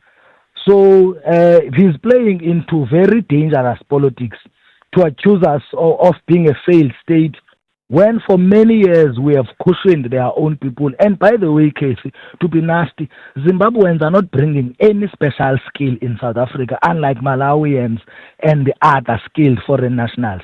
So he must stop this thing. And Sive, do you think that he's made the comments to catch the attention of the authorities of the day? No, he's not. He made the statement to appeal to the MDC supporters who are here in South Africa, who are professionals, who are pseudo-intellectuals, sitting elsewhere and not trying to appeal to them to do what? He's agitating them. Remember, Casey, he's an MDC leader. Zimbabwe, they've just extended a term of office of their president. He didn't say anything there about that failed state, you see. Now he's trying to look important and relevant by insulting our government over a telephone. Okay. He must put down his telephone, go to Zimbabwe, sort out the problems of Zimbabwe as a leader, and leave us. All right, Sive, out in Gqeberha, still responding then to that question around South Africa being a failed state, at least as has been expressed by the MDC president. Let me go to Skukune. Billy Masha, good morning. You want to respond to the reality check? Yes, ma'am. How are you? Look, Mr. Mbeki is trying to compare apartheid and democratic South Africa. The problem is one, the apartheid South Africa developed its own national, meaning those in urban and in rural areas. Those who are in the rural areas, they were given land to develop, and those in the urban areas, they were given money to stay there. The ANC messed up when it came to power. It not developed its own nationals. It disadvantaged the rural communities by not developing agricultural land for those people. Now, you cannot say nationalism has failed. Nationalism has succeeded under apartheid. And Afrikaner national succeeded. Whether they were in the rural areas or they were in urban areas, they were developed. The problem with the ANC is that it not developed its own people the same way. It has given those who are in the urban areas money to buy some useless properties which did not yield any profit. Like they bought the coal estates instead of developing. Billy, just to round it off, so do you agree with the analysis he gave or not? No, I don't agree with it. He's saying. Okay. That's Billy Masha out in Skukune. Billy's taking us all the way back to Monday, where the contribution started, right? And the framing, 1924, the idea that South Africa has been run by nationalist governments since 1924. All right, it's 8 o'clock. Time for your latest news update. Outsurance is in the business of saving you money on your car insurance premium. If they can't, ask for 500 Rand. SMS out to 30754. That's out to 30754.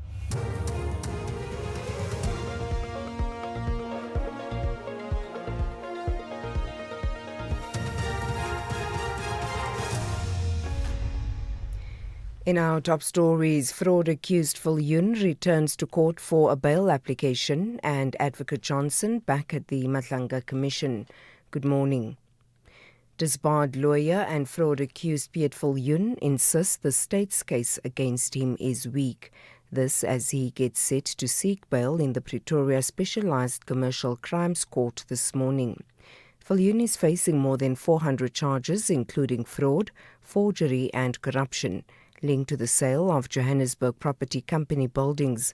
The state argues he personally benefited from the scheme and is a flight risk. But Viljoen says he's preparing to sue the National Prosecuting Authority for 5 million rand. Head of the Investigating Directorate Against Corruption, Advocate Andrea Johnson, will return to the witness stand at the Matlanga Commission of Inquiry in Pretoria this morning. The Commission adjourned its proceedings yesterday after Johnson requested to end her testimony early, citing the effects of medication she's taking. Johnson was initially scheduled to testify last week, but she was admitted to hospital ahead of her appearance last Monday. Sibahle Mota reports. Following the lunch adjournment yesterday, Advocate Andrea Johnson, through her legal representative, Advocate Abla Bodlani, requested that proceedings be adjourned at 3 p.m. Bodlani told the Commission that Johnson was taking medication that had a debilitating effect on her. Johnson, who has been testifying since Tuesday, is expected to continue giving evidence on the Section 27 affidavit. The affidavit ultimately led to the arrest of Crime Intelligence Head Lieutenant General Dumsani Khumalo and 6 others. Police have launched a manhunt for a suspected cash-in-transit robbery gang believed to be involved in a number of serious and violent crimes across Gauteng. Last night, police pounced on the suspect's safe house in Davidton in Ekurhuleni. They recovered 7 rifles, 1 pistol, reflector jackets and a hijacked car. However, officers did not find the suspects at the premises. National Police spokesperson Ethlenda Mate. An overnight manhunt is currently underway to trace and arrest the known suspects who managed to evade the arrest. Cash-in-transit robberies are highly organized and violent crimes that require a coordinated response from law enforcement. Our intelligence capabilities continue to improve, and we are closing in on those responsible. We will hunt them down, arrest them, and ensure they face the full might of the law. The South African Human Rights Commission in the Eastern Cape is calling on members of the public to make written submissions on access to healthcare services in the province. The call follows complaints from residents who say they are unable to access certain critical health services at some public healthcare facilities. The Commission's provincial manager, Dr. Helene Carter. So the aim is that this inquiry will therefore examine what concrete steps have been taken to expand access and whether resources are being used reasonably. Ours is now to invite affected patients, families, even healthcare professionals to make written submissions to us, and that we receive those by 15 September. And finally, a fast-moving wildfire has prompted the Spanish authorities to order the evacuation of several communities west of Madrid. The blaze in Toledo province spread as hundreds of firefighters made progress against another in the north of the capital. Prime Minister Pedro Sanchez has urged all political forces to unite against what he terms the common enemy of climate emergency. I want to remind you that so far this year we've experienced 22 major fires. To give an idea, in comparison to last year, we're talking about 4 times more. More than 100,000 hectares have been scorched as a result of fires throughout Spain. To put it in perspective, that's the annual average Spain suffered in the last decade. Recapping the top story, disbarred lawyer and fraud accused Piet Viljoen insists the state's case against him is weak. This as he gets set to seek bail in the Pretoria Specialised Commercial Crimes Court this morning. For SAfm News, I am Anne Musa. Outsurance will go out of their way to try and save you money on your car insurance. If they can't, ask for 500 Rand. SMS out to 30754. That's out to 30754. The electricity price increases may have dropped a bombshell on your budget, but switch to Outsurance and you could drop your car insurance premium. You could save big, like 48-year-old Sylvia, who saves a mind-blowing 802 Rand on her 2019 BMW X1. Why pay more when you could pay so much less and save? Get a quote to switch to Outsurance today. SMS out to 30754. That's out to 30754. Outsurance, licensed insurer and FSP. T's, C's and information online. It's a very good morning to you in your SFM Sports Headlines. Soccer, Pitso Dladla lands his big PSL opportunity with golden arrows. And in rugby, the Springboks begin shifting their focus to rugby's greatest rivalry as excitement builds for the 4-test series against the All Blacks. We'll have the details at around 8:30. SAfm, guiding you through the rush hour traffic.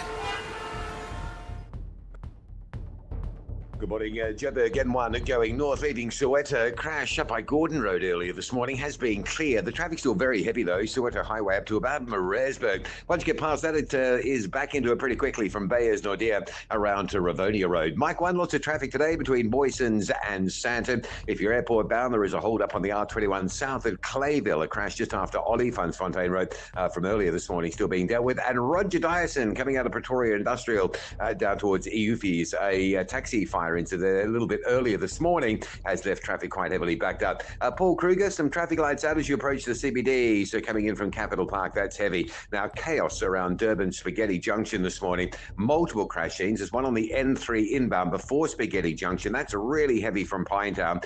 There are 2 crashes on the N2 around the M7, so from the cement factory up through the M7, that's heavy. And then you stay in traffic all the way through to the roadworks at Westwood Mall. A lot of traffic on the M13 Westfield through Sherwood. That's primarily avoiding the N3. And if you're thinking of ducking off at Spine Road and taking Harry Gwala, well, there's a truck crash down by the N2 Highway Bridge. So there's quite a lot of pressure there, both directions. That part of Durban around Spaghetti Junction, just really heavy. Also a crash inbound on Mgena Road, just past Connaught Bridge. M4 queuing heavily on your way to Umhlanga. Big queues from the M4 Blue Lagoon Bridge area right through towards Virginia Airport in Lucia.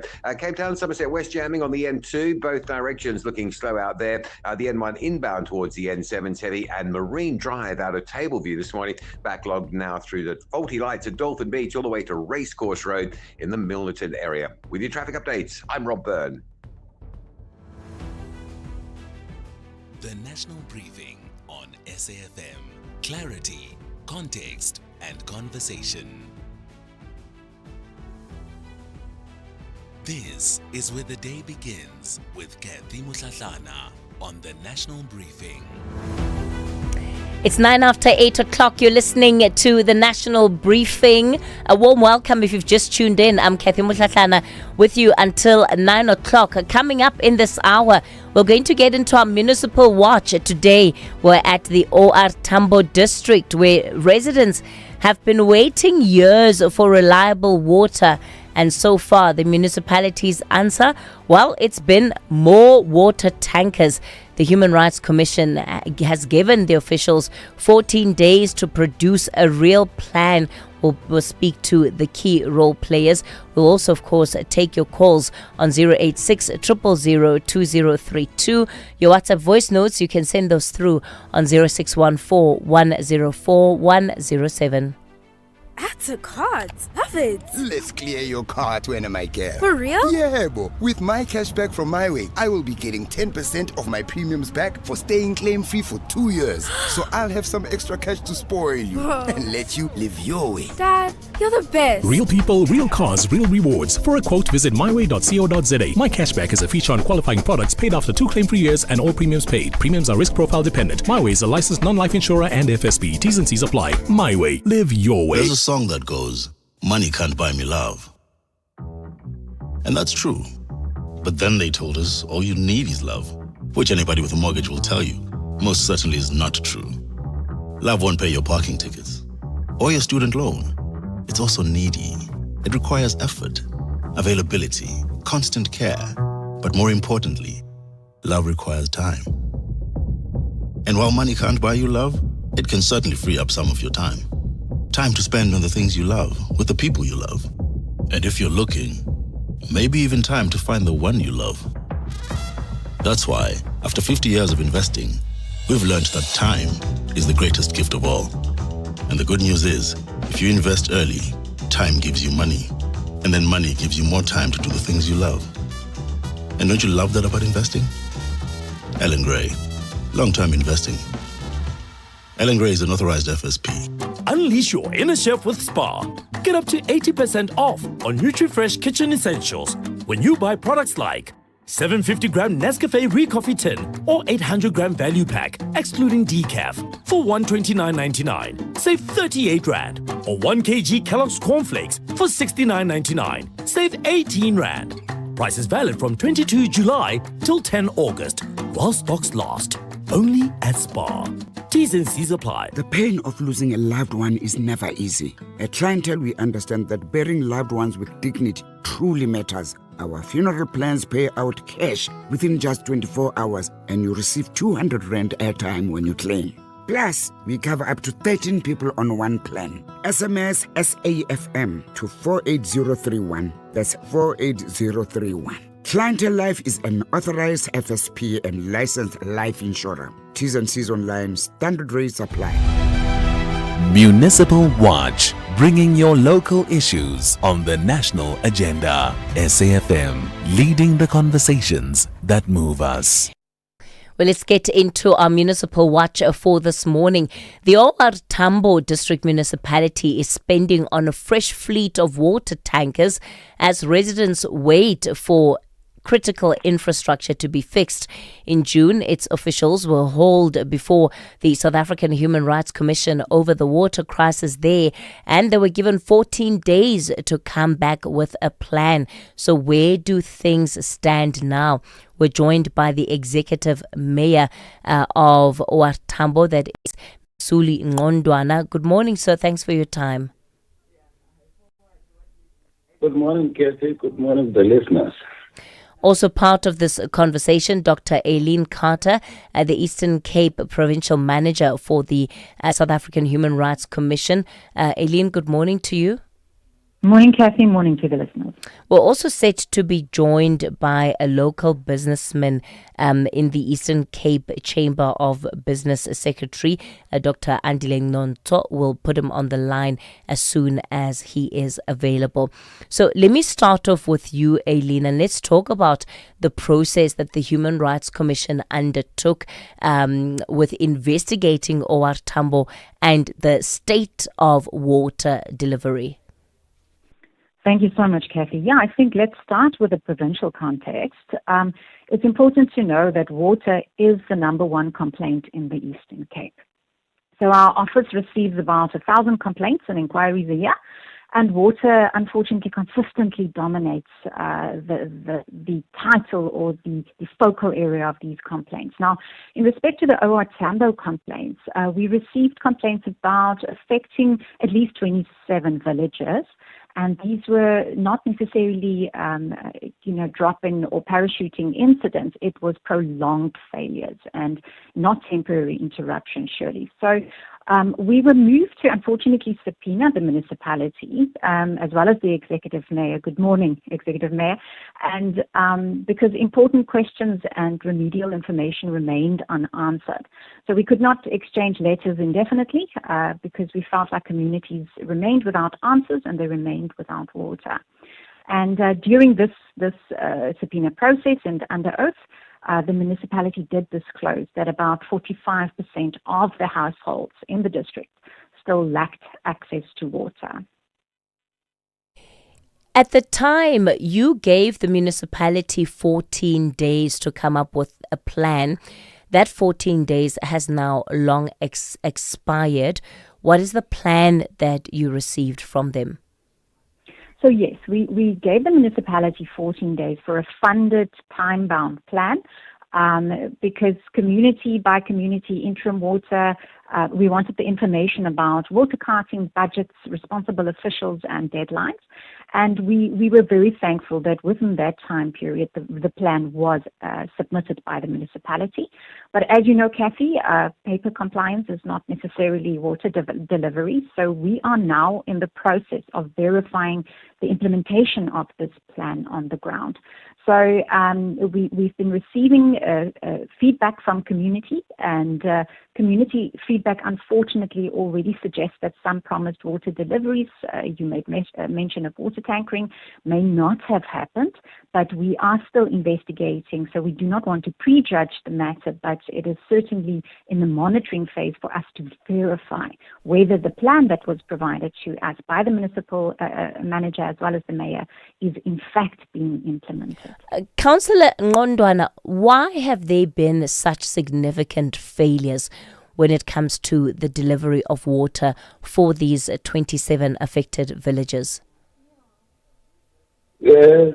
Firstly, greetings to the colleague from the Human Rights Commission. Kathy, we have got a multiplicity of challenges as the district, which have led to this. The first one is the fact that we have got a broader program that's called the KSD Presidential Intervention Program, which comprises of work including providing bulk supply to communities in a distance of about 100 kilometers from each other, which work is still underway. We do note that there were design problems. Firstly, I must state that in that kind of a work, which we are currently working on and soon to be completed with. But also we've got a second part that has got to do with the vandalism of schemes. Mostly we're talking about regional schemes that serve some of them up to about 60 villages at a go. So once you have got that scheme vandalized at where water is being obstructed, then it means that immediately you have got 60 villages without water.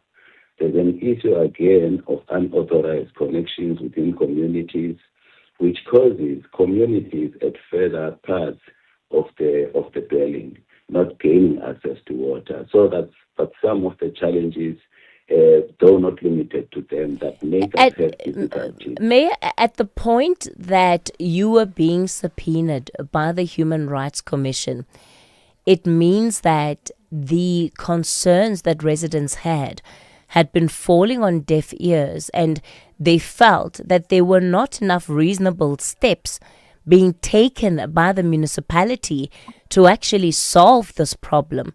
So why has it waited, right, for the intervention of a Chapter 9 institution like the Human Rights Commission for there to be a funded plan? This is what the municipality should have been doing anyway.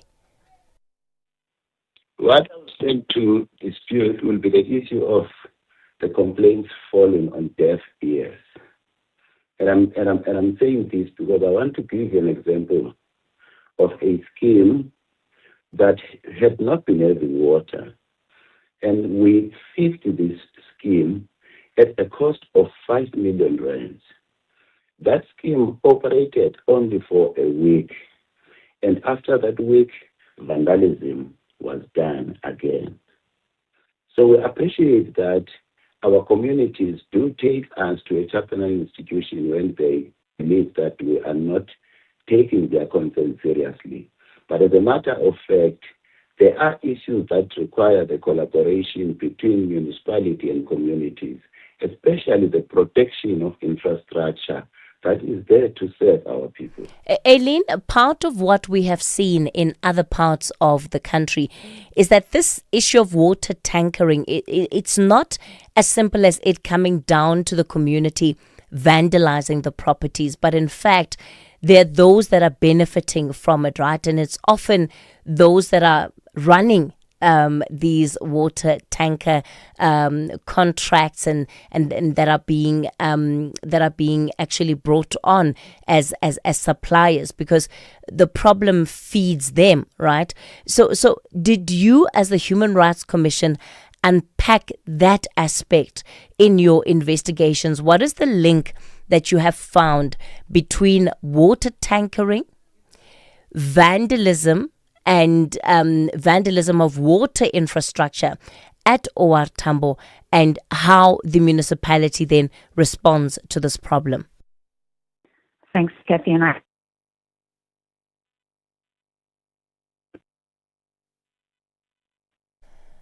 Aileen? All right, I'm not sure what has happened to Aileen there. We're going to take a quick break. We'll be back with Municipal Watch shortly.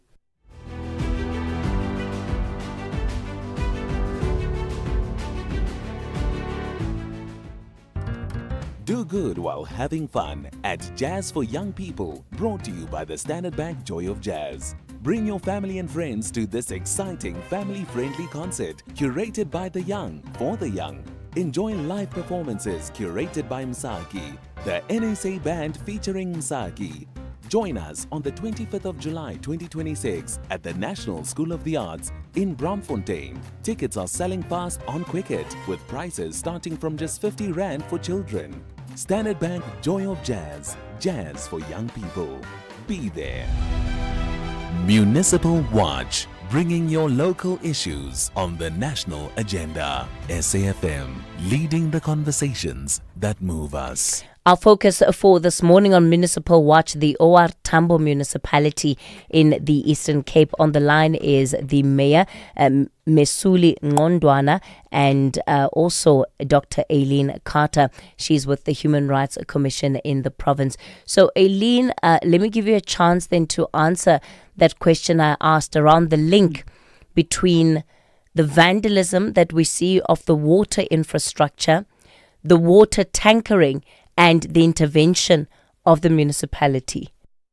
Absolutely. Thanks, Kathy. I think I wanted to unpack two separate thoughts here. Number one is the water tankering concerns.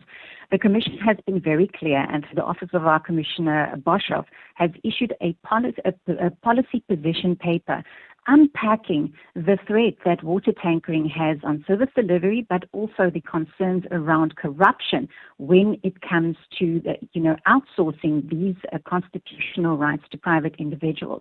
So the Commission is very clear, and we agree with the Mayor that private individuals in these instances may also feed into the value chain at the end of the day when it comes to accountability in servicing these communities. But then separately to that, the vandalism and the accountability when it comes to the protection and monitoring of municipal assets. After our engagement with the executive mayor of the OR Tambo municipality, the Commission took strongly the recommendations that the second and scrap metal dealers and organized buyers and syndicates may have a hand in what we are seeing when it comes to municipal assets and vandalism towards these municipal assets. And accordingly, the Commission has now developed a policy and position paper where we are going to table this position paper relating to what the Mayor has outlined here today. What we've seen is certainly that that essential infrastructure are already addressed through mechanisms such as the Second-Hand Goods Act and, ordinary offences such as the Criminal Matters Amendment Act. But we need to look whether there's weakness in this fragmented enforcement or poor control of the scrap metal market specifically. And we want to assure the municipal mayor as well that the Commission did not take his submissions lightly, and we are moving towards a national position paper on these issues as well, because they do feed into the infringement of the realization of these very important human rights that we have under Section 27. So, Councillor Misuli, how do you as a council then break this cycle, right? Because it seems to me that it's going to be ongoing. As long as water tankering is the solution to the water crises, it means that there are less resources available to actually fix infrastructure, because there are people that are benefiting from what is happening. How has council grappled with this issue? Thanks, Kathy. Firstly, I just want to explain that for a couple of years, the municipality has always taken a stance against private cutters, who, in our opinion, form part of the vicious cycle that we find ourselves in. And to that end, as a municipality, we started moving towards buying our own trucks, so that where there's a need for cutting, we cut on our own without using private cutters. I'll remind you that when we had floods that had killed people, and we had organizations offering to borrow us their cutters to provide order to the people, there were people that threatened those people, which explains that the element of criminality is deeply embedded in that system. So we cut with our own tankers.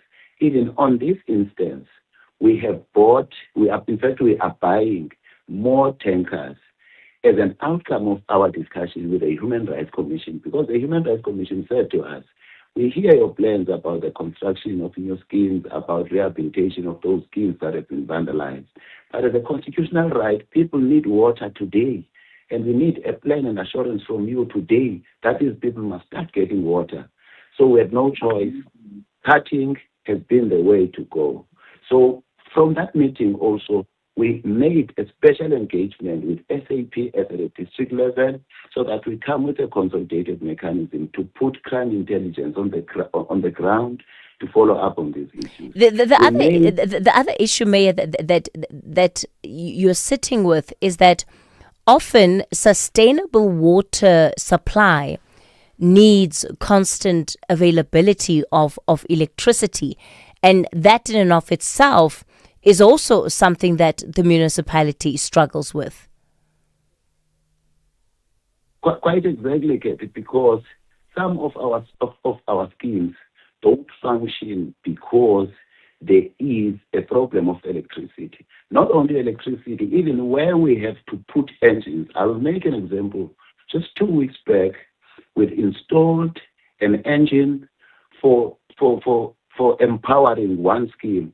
That engine stayed for 2 days, and then criminals came immediately and took it away. So that's the level of the crisis. They go to electricity kiosks and ban it, only so that they should take those cables and sell them, which is why we made this submission to the Human Rights Commission that the issue of the business of scrap metal must be looked at seriously, because these petty criminals take these to sell them into that industry.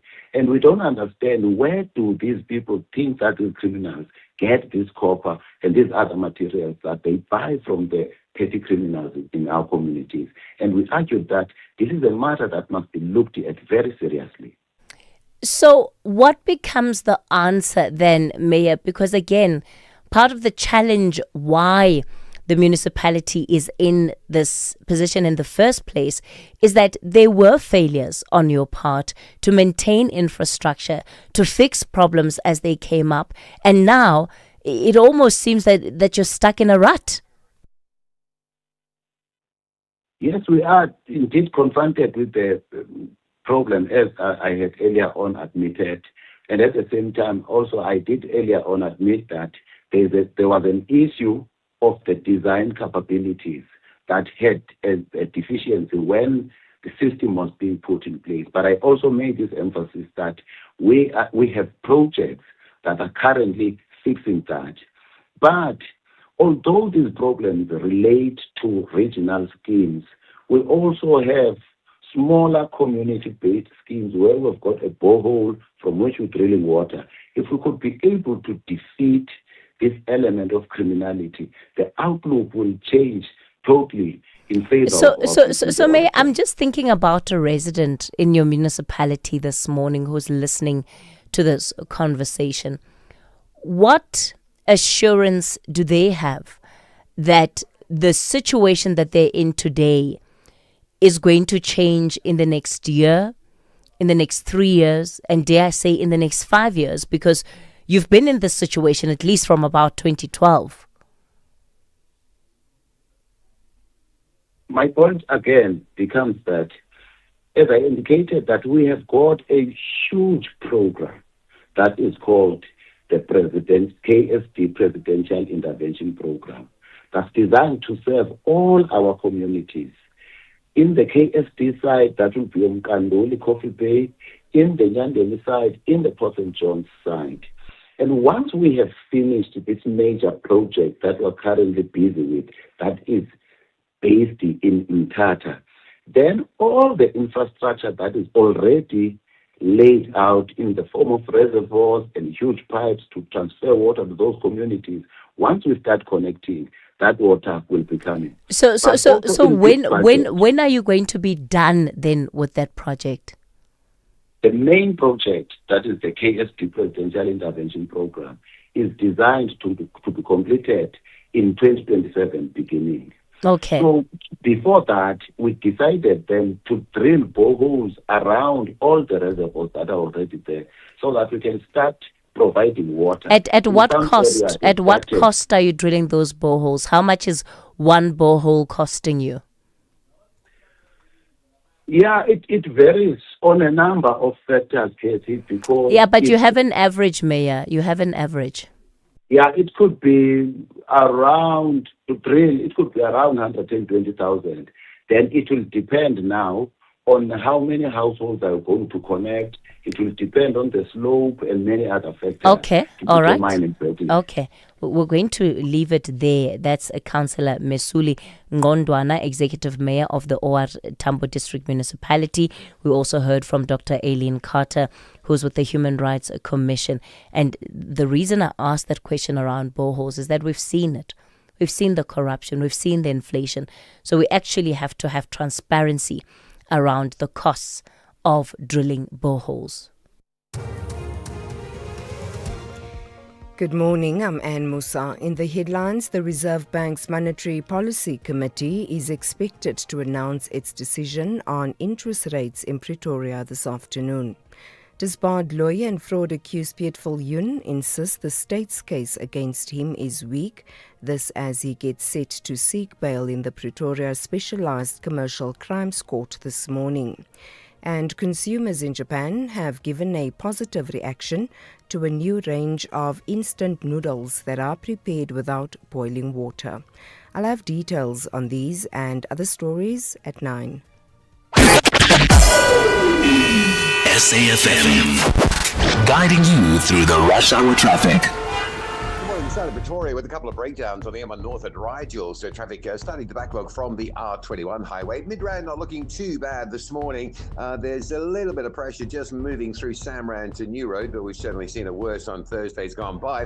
Joburg's N1 North out of Soweto towards Gordon Road stays busy. A lot of traffic there between Bayers, Nordia and Rivonia on that northbound, and southbound quite heavy this morning. Queuing up heading down towards that Winnie Mandela off-ramp. Delays from Rivonia Road. Also crash on the N12 at the ramp from Eden Fernvale Road. If you're driving in from Boxburg side, it gets pretty heavy after you get past Jet Park into that. And you can expect some delays leaving Joburg on the M2 as you line up towards the Benrose area. A very busy morning around Durban Spaghetti Junction. Crash earlier involving a taxi inbound on the N3. That stays heavy from Pinetown. A couple of crash scenes between the M7 and Westwood Mall. So the N2 North from that M7 Bluff exit into the roadworks remains heavily backed up. M4, the Ruth First Highway, still under pressure heading towards Mshlanga. Delays as you head up towards Virginia Airport side. And just a reminder, the N2 at Hibberdine has been reopened for a while after earlier protests this morning. No major problems there. Cape Town, 2 crashes on the N1 into town, 1 before Kiel-Basson, 1 before the N7. It's all backed up from Plattekloof Hill. Ballabongwe Drive out from Sandown Road, Rivergate towards Dunoon's N7 is heavy, and Marine Drive clogged from Bayside Mall, West Coast Road area, right through to Racecourse Road at Milnerton. With your traffic updates, I'm Rob Byrne. This is SAFM Sport with Zai Khan.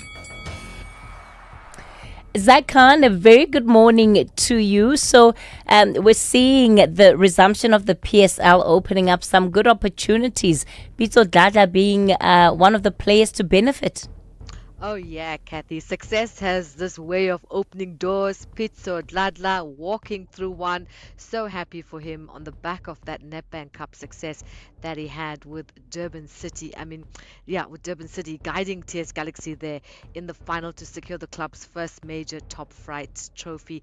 Despite a difficult finish to the league campaign, Dladla still led the team to an 8th place finish and an MTN8 qualification. Now Golden Arrows handing him his first permanent Betway Premiership coaching role following the departure of Mangoba Nliti, and looking forward to seeing him now at Lamontville after that impressive breakthrough season with Durban City. In the meantime, the Confederation of African Football announcing a major increase in prize money for the 2026 Women's Africa Cup of Nations, which kicks off in Morocco this weekend. CAF says the tournament overall prize fund has increased by 67%, with all 16 participating teams guaranteed financial rewards. Now here's Laktolo September, CAF's head of TV broadcasting and communications. For the winner, $2 million US, it's about 35 million rands in local currency here. Historic day, again, from the prize money was $200,000 for the women's AFCON winner. Now it has gone up to $2 million US.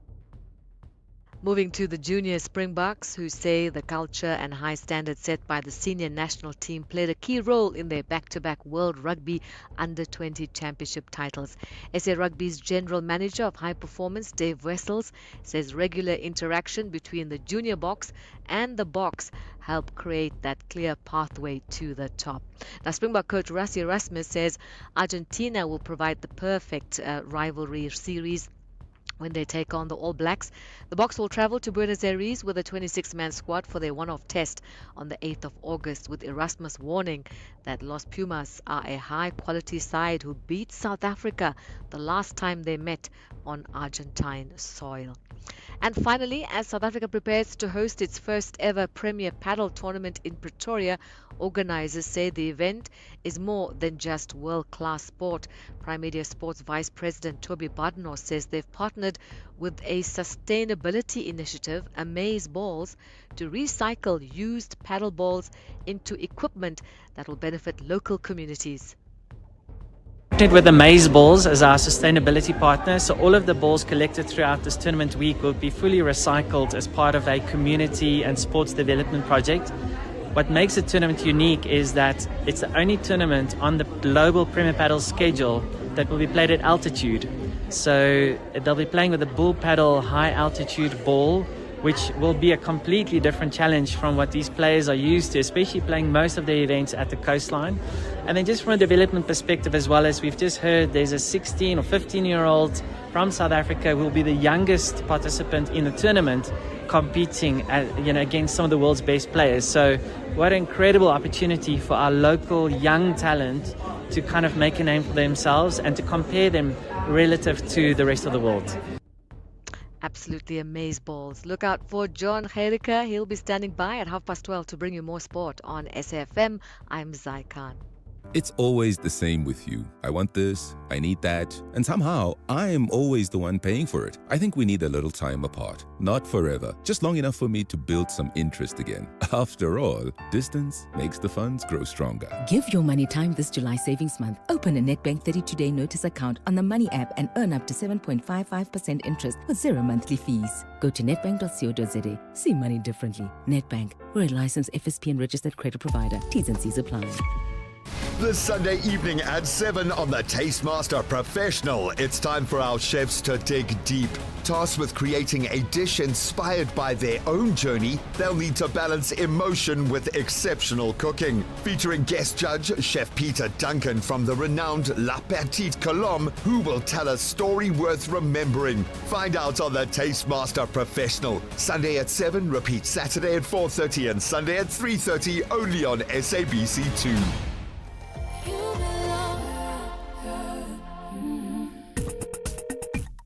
Call SAFM now on 086 000 2032. It's 8:40. You're still listening to the national briefing. So let me bring in some of your calls. I know you want to react to the range of subjects we've had on the show this morning. I'm going to start in Midrand. Dennis, good morning. Good morning, Australia, and your listeners. And thanks for having me. Yes, sir. Taking my call. Yeah, man. Yeah, you know what? I just wanted to just a quick comment about the MDC leader who was I think you were guesting. Was it yesterday? I have been listening to SAFM yesterday when he was just climbing on air and start making such a naive comment about our failure as a country. You know, it worries a lot because Zimbabwe itself, I don't know whether, if you look at South Africa now and then you look at Zimbabwe, I don't know who is a failure between the two countries, according to him. Because all the Zimbabweans, not only the Zimbabweans, but Zimbabweans to be specific, because he's a Zimbabwean. How can he say such things? Meanwhile, the whole country had flocked into South Africa. Why can't he try to do something now? They extended their term of office with the president. So that it's not that a failure, because they even go to an extent of selling some of our medication in our country. When a woman gets pregnant in Zimbabwe, they come here to South Africa. When they sneeze in Zimbabwe, when they cough, they come here in Zimbabwe. We sometimes run to an extent of So Dennis, South Africans talk about failures in the country. In fact, they even some commentators who believe that we are reaching the failed state status or description. Is it? I mean, does it hurt more because it's coming from him as an opposition leader in Zimbabwe? Yes, we are coming to that stage, but it mustn't look, or he mustn't regard that as an advantage to him to say now he can climb. I mean, he can make such a comment to say we are a failure. They are also a failure themselves. We are going to that stage if we don't fix our thing. So now we are saying all the immigrants, the illegal immigrants, let them go back home. And we are telling their leaders also, as much as we are telling our leaders, that's why we had the march and march. Okay, all right, Dennis. Okay, Dennis. You've had your say, Dennis, out in Midrand. Yeah, so many people have been very upset by those comments of the MDC opposition leader. John, you're in Johannesburg. Good morning. Good morning, Kathy. How are you? Good. So, John, you want to respond to the reality check? Yeah, I'm very frustrated by Mr. Mbegi's comments around the black middle class. In fact, I'm very frustrated by his continued blame across basically whatever failure we have in this country. In Mr. Mbegi's views, all black people. And I'll give you an example in terms of what he said. He said the failed political coalition is the black middle class, the unions, and the politicians. Obviously means the ANC. So in essence, he's saying the black middle class are part of the political commission that failed. And he also said that the black middle class is actually after the state asset consumption. I mean, I need to remind you, Mr. Mbeki, that the black middle class is quite broad. You've got professionals like you and me, Jesse. You've got, black people, professionals who are employed by the state. They're doing their job, they're earning their salary. And then you've got tenderpreneurs. I don't know if it's referring to tenderpreneurs. And also, tenderpreneurs, you've got black and white tenderpreneurs. So Mr. Mbeki's wholesale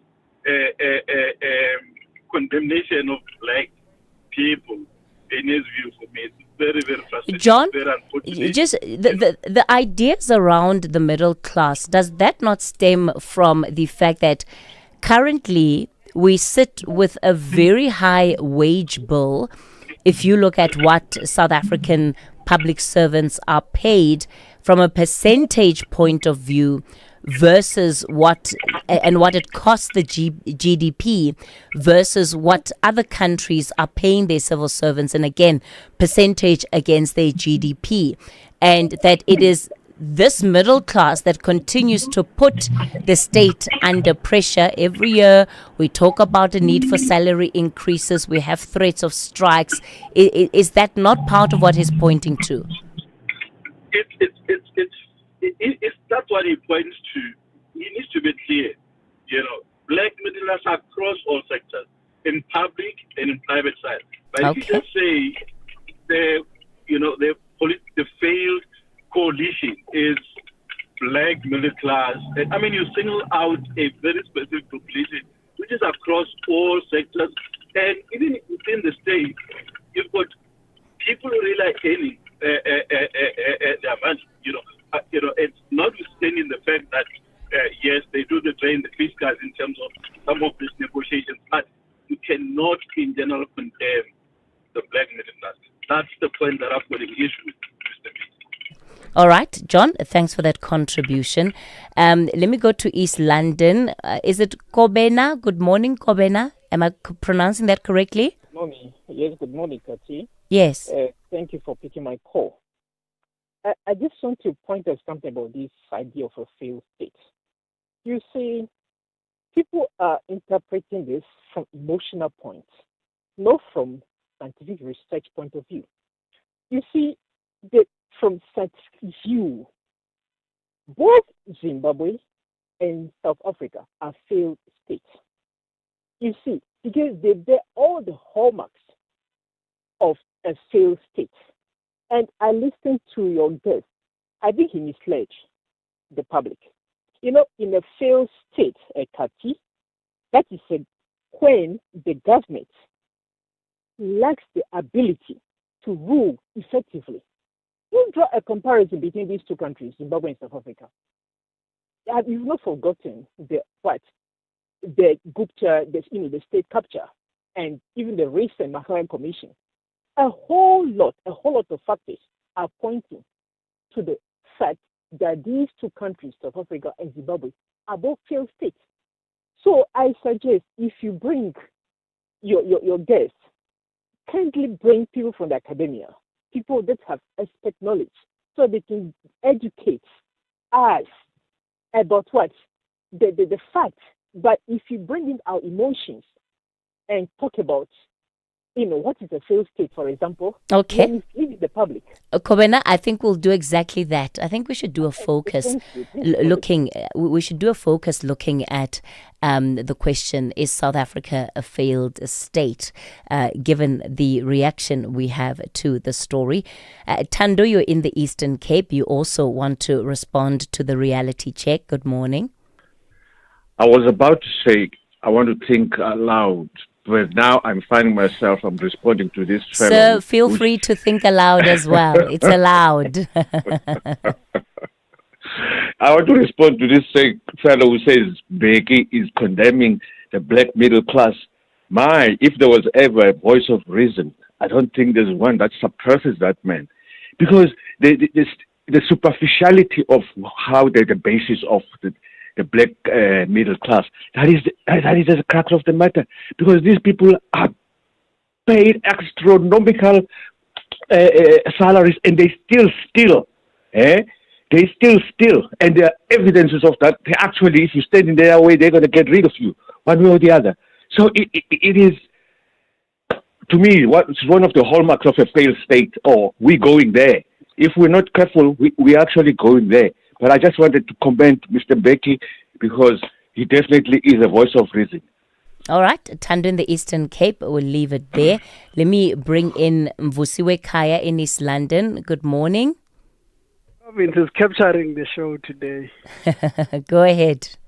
Look, Mbeki speaks sense in the sense that the black middle class or the African middle class is responsible for policy development, implementation and funding for those that are outside the public sector and those that are implementing as companies contracted to do that. The problem for me which stunts our growth is when we shun manufacturing. If you look at some of the people that are providing goods to the state, they're buying those from outside the country. And secondly, the critical problem that we are not addressing as a country is that the focus of government is not on development and growth. It's on spending and procurement.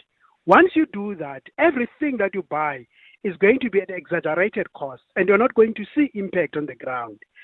Those are the things that we need to change. I have a problem with listening to Mr. Vavi because I don't know what is going to walk back tomorrow to say he was misled. I think when we engage, we need to go deeper and beyond narrow things and be specific, like Mr. Mbeki was specific, because it's focusing on sectors, on things that we need to do to change our society. The last point is, how are the twins, Casey? Vusiwe Kaya, they're doing just fine. Thank you. Bye-bye. Clearly, you've had more than enough airtime this morning. Vusiwe Kaya out in East London. Yeah, so, and this is the kind of debate, right? This is the kind of debate that we want to see, the kind of conversation that we want to see as we grapple with these issues facing the country. I wonder, is the middle class of this country ready to have its own reality check? Are we ready to confront the realities of what being middle class is and the responsibility that comes with that and the contribution socially, politically or otherwise that we're giving or not giving? And I'm saying this because last week, Zimasa also focused on the issue of the middle class. And I just want to know, are we ready to take a hard look at ourselves? To what extent is the middle class aiding and abetting the ecosystem that is leading to the failures that we see in this country? I don't know. I know you're going to send voice notes shouting at me, but I don't know. To what extent are we aiding and abetting? Are we part of the problem here? And we can't deal with it because we enjoy the comfort of being middle class. Let me hand you over to Rob Byrne, who's standing by with your traffic. Rob, good morning. SAfm, guiding you through the rush hour traffic. Good morning. Joburg's N1 South remains heavy backlogs between Rivonia and William Mandela. It's a crash before you get to that four-ways exit, which is causing the delay. The Mike 1 quite slow both ways into the Santon area. If you're going north from around about sort of Melrose, Houghton Estate, and then southbound from Woodmead Drive. Just some real pressure getting into Santon this morning. A lot of the local routes from Morningside, from Bryson and Randburg are under a bit of pressure as well. N1 South between Samrand and New Road, still slightly sluggish. You break down on the M1 North near Rigel Avenue, just through the R21. Traffic starting to backlog there as well. Durban, just watch the Overport area today. A large crowd gathering up ahead of a March event, likely to move through various locations through that Overport region until about 2 or 3 o'clock this afternoon, due to start at 10 a.m. this morning, but there are large crowds building up. The N3 into Durban stays busy through Pavilion Mall, heading down towards Spaghetti Junction territory. Cliffdale, Key Ridge, Ashburton and Petermaritzburg, N3 looking okay. Cape Town, lots of traffic this morning. M5 north up towards the N2, M3 inbound from Wynberg Hill to UCT. Had a couple of crash scenes on the N1 inbound earlier this morning at Kilbasson and before the N7. Just means it's slow from Plattercliff passing those scenes right through to the elevated freeway in the city centre. With your traffic updates, I'm Rob Byrne. Attention all shoppers. Our supermarket shelves are full of unhealthy food. It's often hard for me to know which foods are good for my family. The information on packaged food is complicated and hard to understand. I wish we had easy-to-understand warning labels on foods high in salt, sugar, and saturated fat. We have the right to know what's in our food. Support front-of-package warning labels on unhealthy packaged foods. Sign the petition on healer.org. That's HEALA.org. Your older car may not have heated seats, but Outsurance Essential Car Insurance has got you covered. 49-year-old Esmeralda pays only 449 Rand a month for her 2015 Chevrolet Aveo and gets covered for full retail value if her car is stolen or hijacked. Still paying new car insurance premiums for your older car?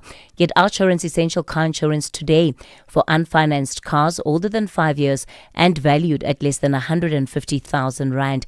SMS CAR to 43185. That's CAR to 43185. Licensed insurer and FSP. T's, C's and information online. Built in Mzansi on the National Briefing. Let's get into our final segment of the morning. Our guest for today on Built in Mzansi is Innocent Mabusela.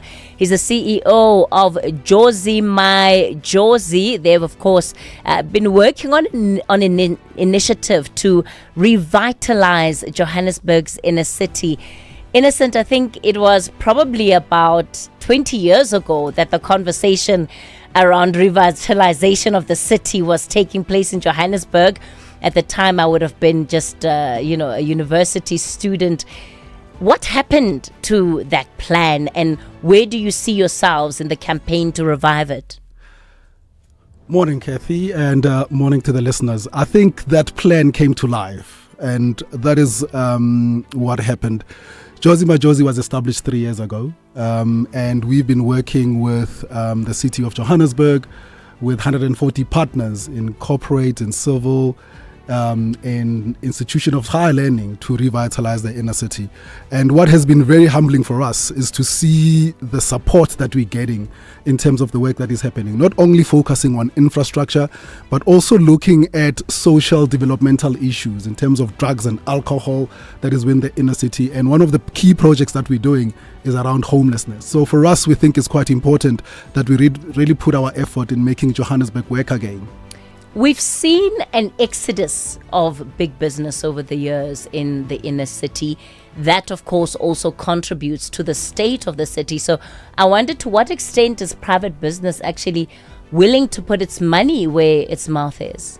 They are. Actually, the private sector is working with us. I mean, we've got all of the major banks in South Africa. We've got now Cisco, we've got Microsoft. We've got companies such as Tenant Metals, Altron, Netstar, who are behind us, who are really showing confidence in terms of supporting the projects that we're doing with regards to establishing digital learning centers within schools in the inner city. They are supporting us in terms of supporting schools in Soweto in terms of computer labs. They are supporting us to install solar streetlights within the inner city of Johannesburg. So that work is quite important. And right now, as you know, that on Sunday we'll be having the walk the talk. And corporates are coming in numbers to support that, because that walk is not only about just bringing people for the day to walk, but it's actually to expose people to the great work that is happening in Johannesburg, but secondly, to show people where the challenges are. Because really for us, we want to inspire people, we want to give them hope, and we want them to get involved. It's easy to do that on a single day where there are thousands that are descending into the city. Once the event is done, there's the reality of what stays.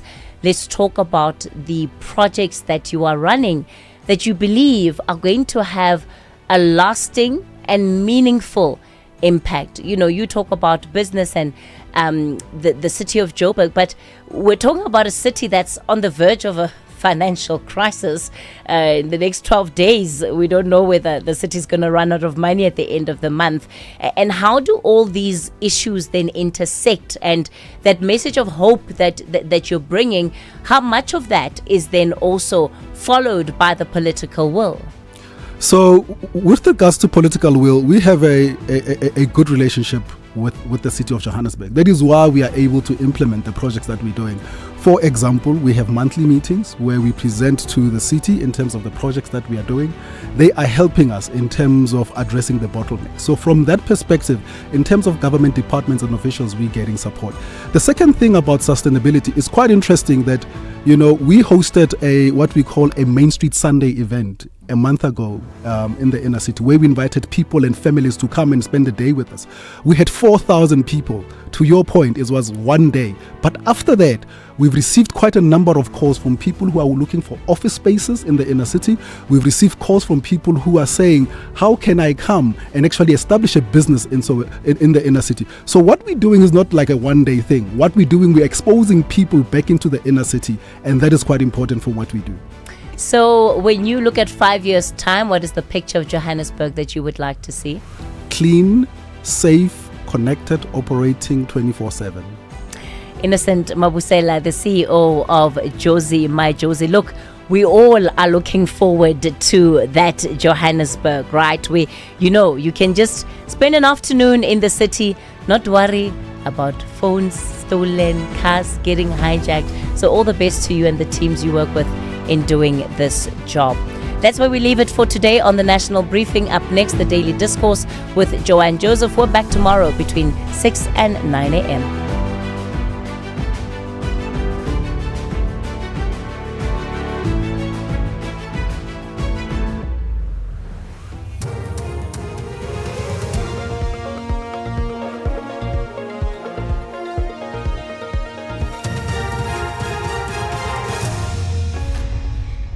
In our top stories, MPC set to announce interest rates decision and Rights Commission to probe Northwest sanitation crisis.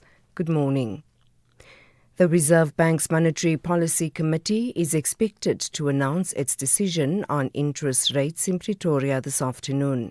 In May, the bank raised the policy rate by 25 basis points to 7%, while the prime lending rate jumped to 10.5%. Inflation remains above the bank's 3% target. Stats SA's latest inflation print shows inflation rose above analysts' expectations to 5% in June. Rising fuel prices due to the US-Iran war have been driving inflation pressures. Head of Macroeconomic Research at Standard Bank, Elna Mulman. This is a dilemma for the Reserve Bank because inflation is significantly higher than its 3% target, and it is expected to continue exceeding that 3% target in the coming months. But at the same time, the Reserve Bank is one of the few central banks globally that have already hiked since the outbreak of the Iran war, and South Africa's interest rates are already reasonably high. If the Reserve Bank hikes interest rates further, we'd expect this to be the end of the hiking cycle, and we still think that once the war is over and oil prices significantly and sustainably lower, the Reserve Bank could start unwinding these interest rate hikes. Disbarred lawyer and fraud accused Piet Viljoen insists the state's case against him is weak. This as he gets set to seek bail in the Pretoria Specialised Commercial Crimes Court this morning. Viljoen is facing more than 400 charges, including fraud, forgery and corruption, linked to the sale of Johannesburg Property Company buildings. The state argues he personally benefited from the scheme and is a flight risk, but Viljoen says he's preparing to sue the National Prosecuting Authority for R5 million. Gauteng Roads and Transport MEC Kiribone Diale-Tlabela has urged the importance of a meeting with representatives of the taxi industry in Pretoria today. Some industry leaders say she's undermining them by engaging directly with operators in the absence of some associations. She says engaging with operators is one of her responsibilities as MEC.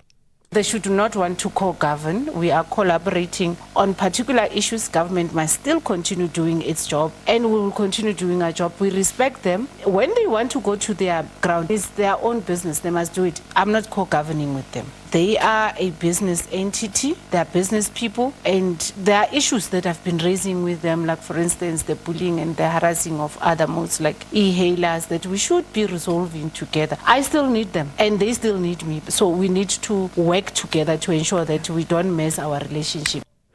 The South African Human Rights Commission in the Northwest says it will launch an investigation into the long-standing sanitation crisis in Alabama and Klerksdorp. The issue has resurfaced despite a brief resolution in 2024. Residents say the persistent spillage of raw sewage poses severe health risks and highlights the local municipality's failure to deliver basic services. Residents approached the Commission arguing their constitutional rights were being violated. The Commission's provincial manager, Shirley Mlombo.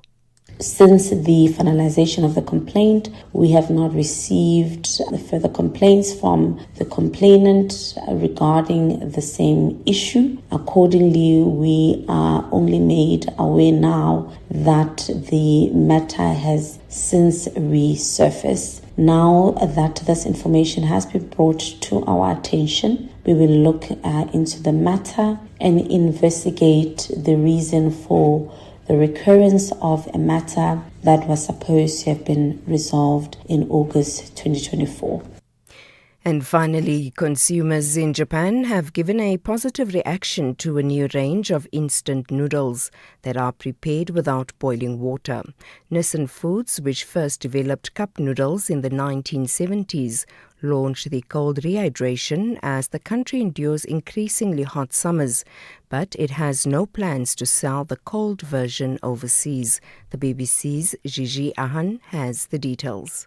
After 5 years of secret development, Nissan Foods has unveiled its new cold rehydration cup noodles, which soften in chilled water instead of boiling water. The company says the idea was inspired by Japan's increasingly intense summers, with many people reluctant to eat hot meals in extreme heat. The trade-off is a little patience. The noodles take 5 minutes to prepare instead of 3 and cost slightly more than the original version. While designed for the summer, some customers have also suggested they could prove useful during disasters when access to boiling water is limited.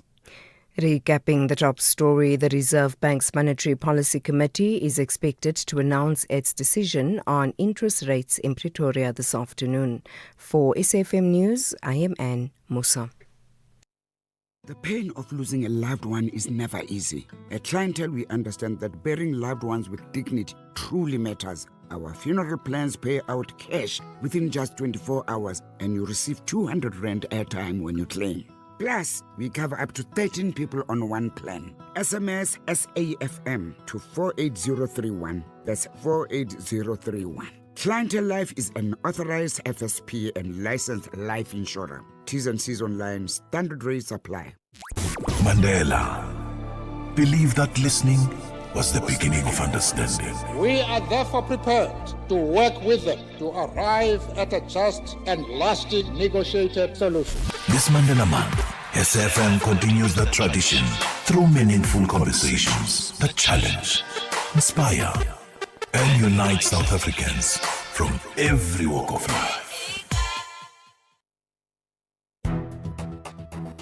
The Daily Discourse on SAFM with Joanne Joseph, unpacking the issues that matter. The Daily Discourse on SAFM, weekday mornings from 9 to 12.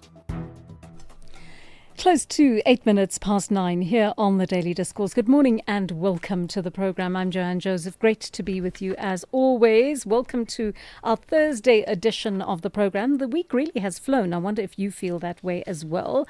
The team is with you, Ginewe and Melissa taking your calls, producing the show. Mark on sound, Busi behind the camera today. And remember, apart from listening to us on the radio, you can also listen live on DSTV channel 814 or go to our website and listen live archive there. In addition, you can listen on the SABC Plus app if you prefer, and if you're on the move, that's probably the best way to listen. We're also video streaming our broadcast, so you can watch us from anywhere in the world on YouTube, Facebook and X. Good morning and welcome if you're joining us from overseas, as some of our listeners do.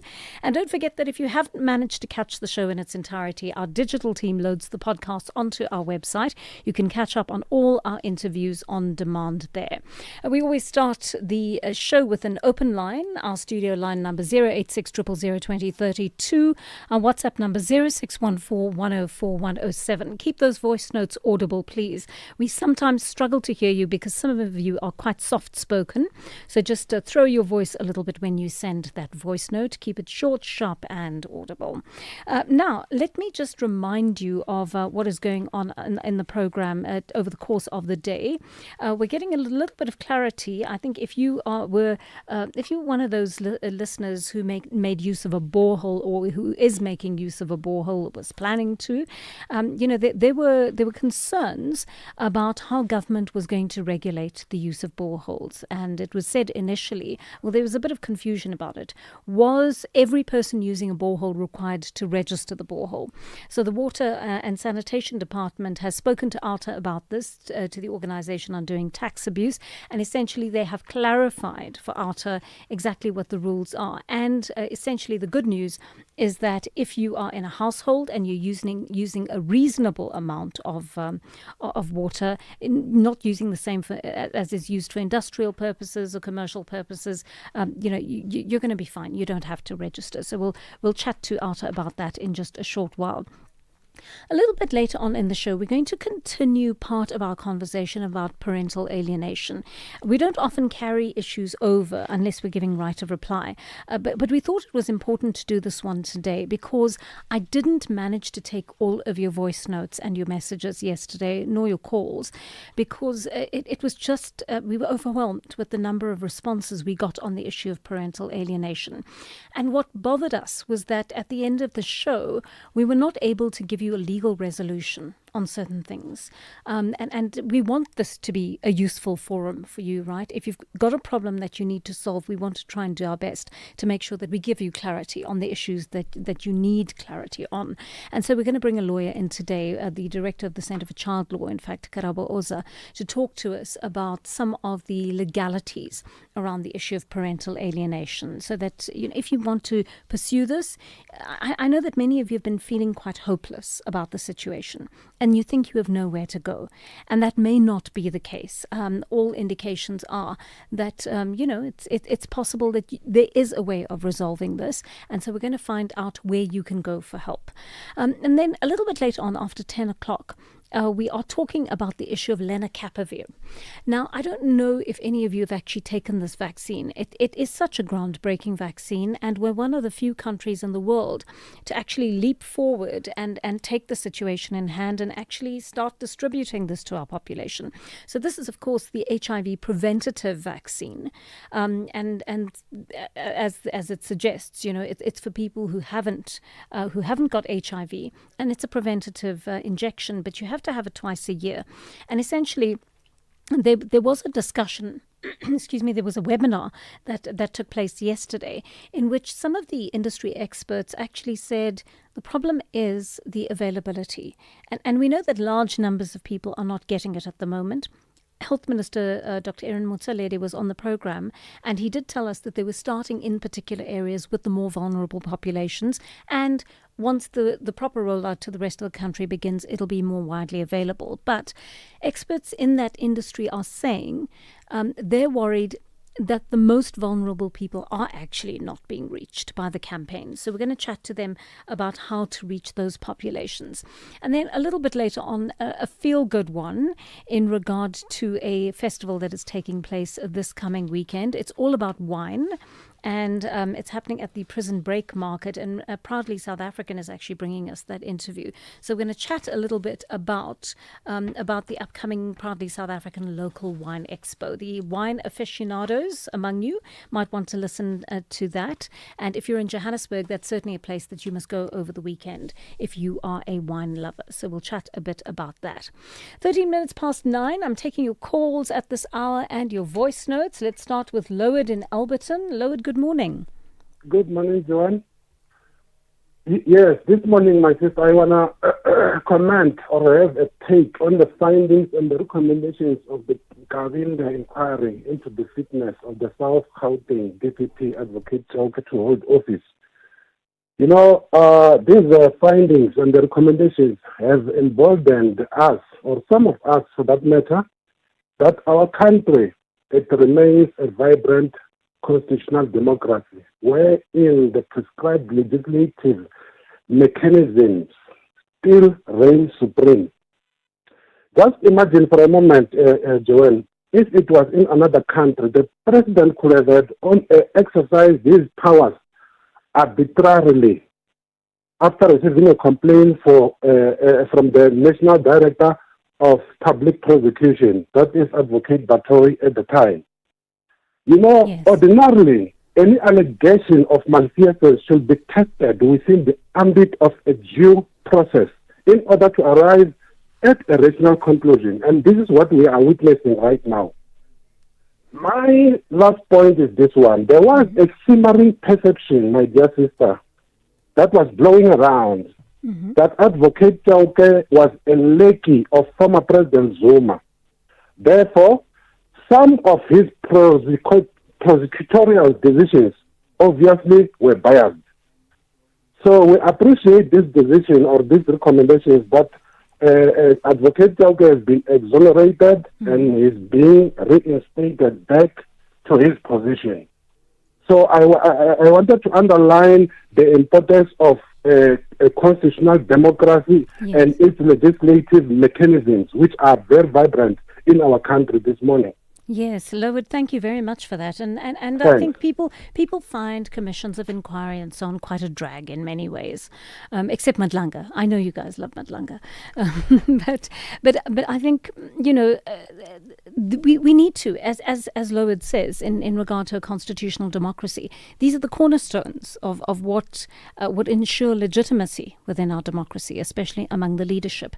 Having said that, I think Shamla Batoy really let us down in regard to that. Imagine calling for it in the first place and then chickening out during the process. I think that was totally unacceptable. Lesiba in Khobokwane, you want to talk about the impeachment committee's work in Parliament. Lesiba, good morning. Good morning, yourself, Joanne, and everybody within the range of our voices, and also thanks for taking my call. Sure. Yeah, firstly, before I go to my point, which is about the impeachment committee, I just want to echo my sentiments and join those who are very outrageous about the comments made by the leader of the NBC, Atlas Monzora. I think it's unfortunate and uncalled for, and it's making situation more difficult for Zimbabweans that are still in the country, whether legally or illegally, because you can't refer a country such as South Africa as a failed state. Our country is far from being a failed state compared to their own country, Zimbabwe.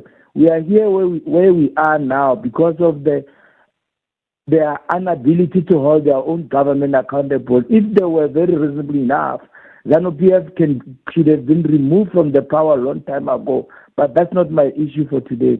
So, Joanne, I think the members of parliament are not in touch with the reality. Because if you check on the ground, the people of this country are not interested in what happened at Palapala Farm, which is the private issue for the president.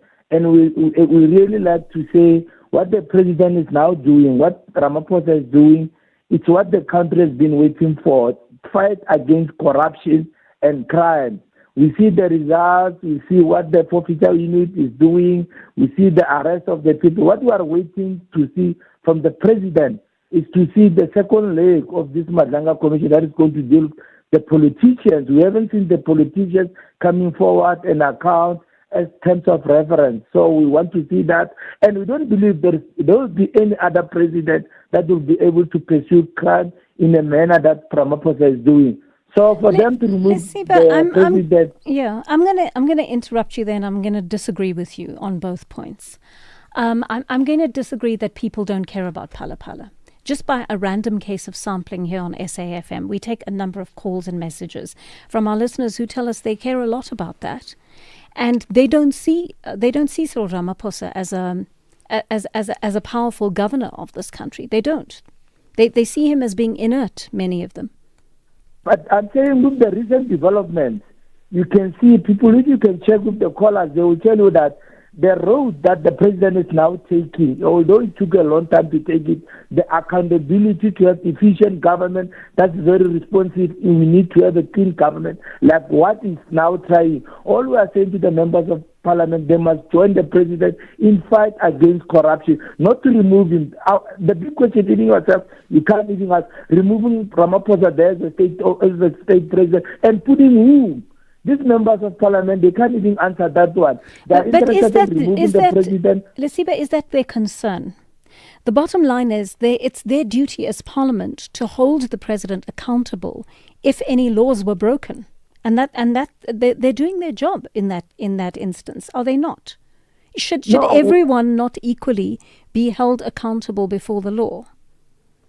But it must not be our priority now, because we have lost a lot of money and we are trying to recover that. But pursue the president in a manner that they even lose focus on issues of service delivery. Every day when they wake up, it's about removing Ramaphosa.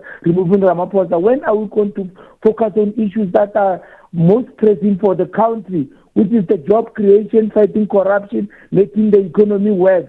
They are not interested in that. They are only focusing in removing one head of state. I think for us, as a voter, as a citizen, it is very important, but it's not priority for us because we've got other pressing issues. So, and you can even check, it is true. We are not interested in that for now. We need to see these criminals, politicians, the law enforcement agency having to account. We need to recover the stolen money in order to put the economy back on track. Okay, Lesiba, I'm going to leave it there, and I'm going to ask our listeners whether they agree or disagree with you, other listeners. Do you agree that we need to move on from the Ramaphosa issue, let that rest, and look at other issues of corruption, maladministration, poverty, unemployment in the country? Or, as my late friend Eusebius used to say, can we chew gum and walk? Can we do both at the same time? I think we can be engaged in all of these issues equally, but that commitment to anti-corruption and to clamp down on the breaching of the law in all spheres, no matter who you are. I think that's a very important democratic principle. 9:21, we'll take a short break, then I'll take more of your calls. With the ever-changing financial landscape, it can be difficult to make sense of all the moves at times.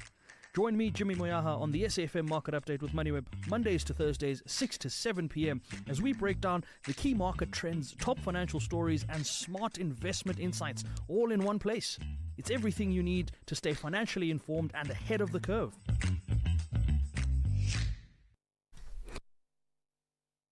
Raise a glass to local. Join Proudly South African at the local wine expo from the 24th to the 26th of July at Prison Break Market in Johannesburg. Meet 29 proudly local wine brands, hear the inspiring stories behind every bottle, taste exceptional South African wines, and support the entrepreneurs shaping our local wine industry. Entry is free. Visit www.proudlysa.co.za to register today. You could win one of 20 Shisha 321 board games and local wine when you register and attend the expo.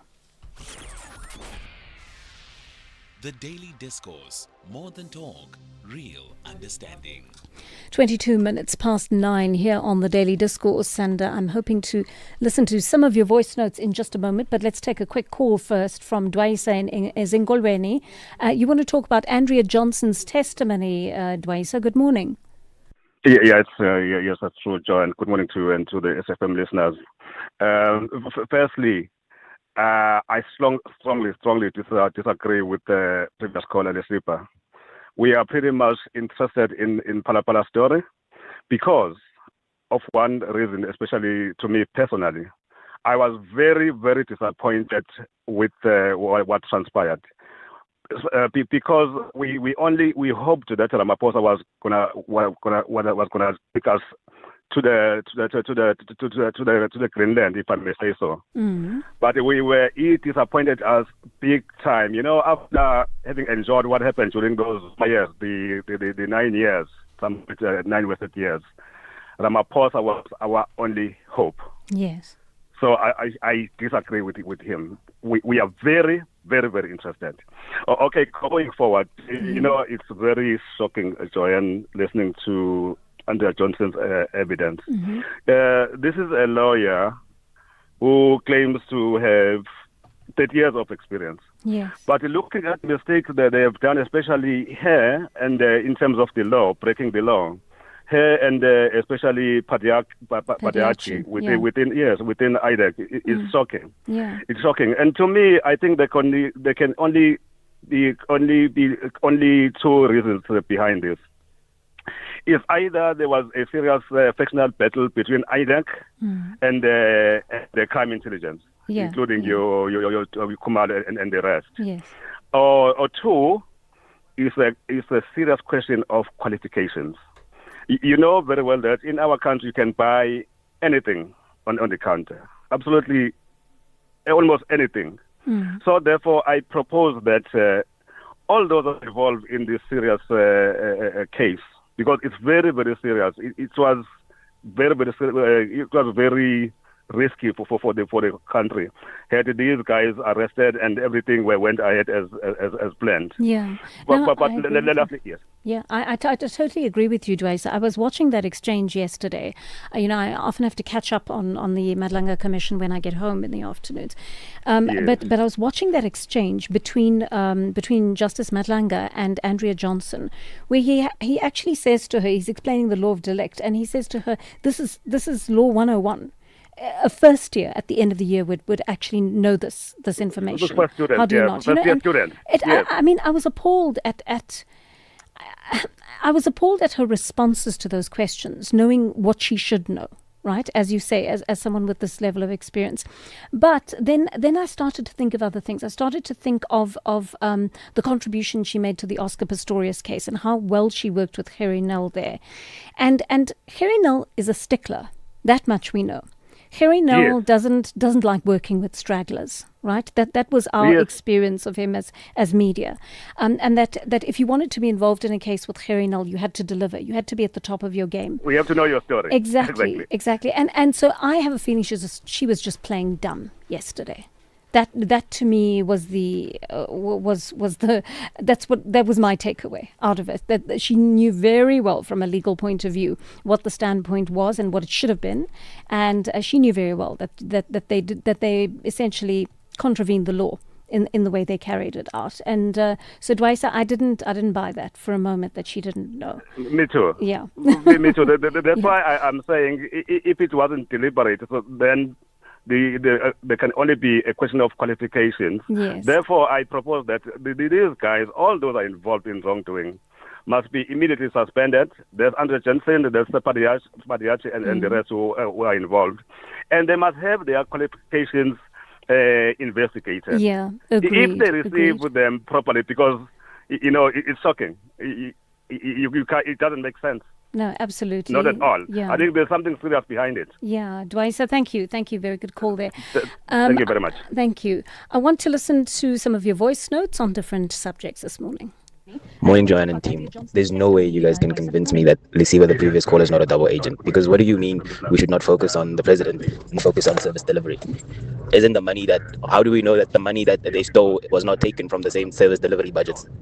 He needs to be realistic. I don't know if he's a double agent. I think he's just very pro-Cyril Ramaphosa. Let's listen to this one on extortion in Cape Town. Morning, my sister. This is Kaya speaking from Cape Town. Hey, we've got a problem here in Cape Town, in Fuleni area. The informal settlement called Shukusukuma. Here, the extortion guys, they switch off when they want, and we switch it on. And we must pay for them to switch it on, the electricity. This is a big problem, and if someone can please help, man, please, thank you. Thank you for that. We are looking into that issue for you, by the way. Let's take a call from Tsokolo in Harrismith.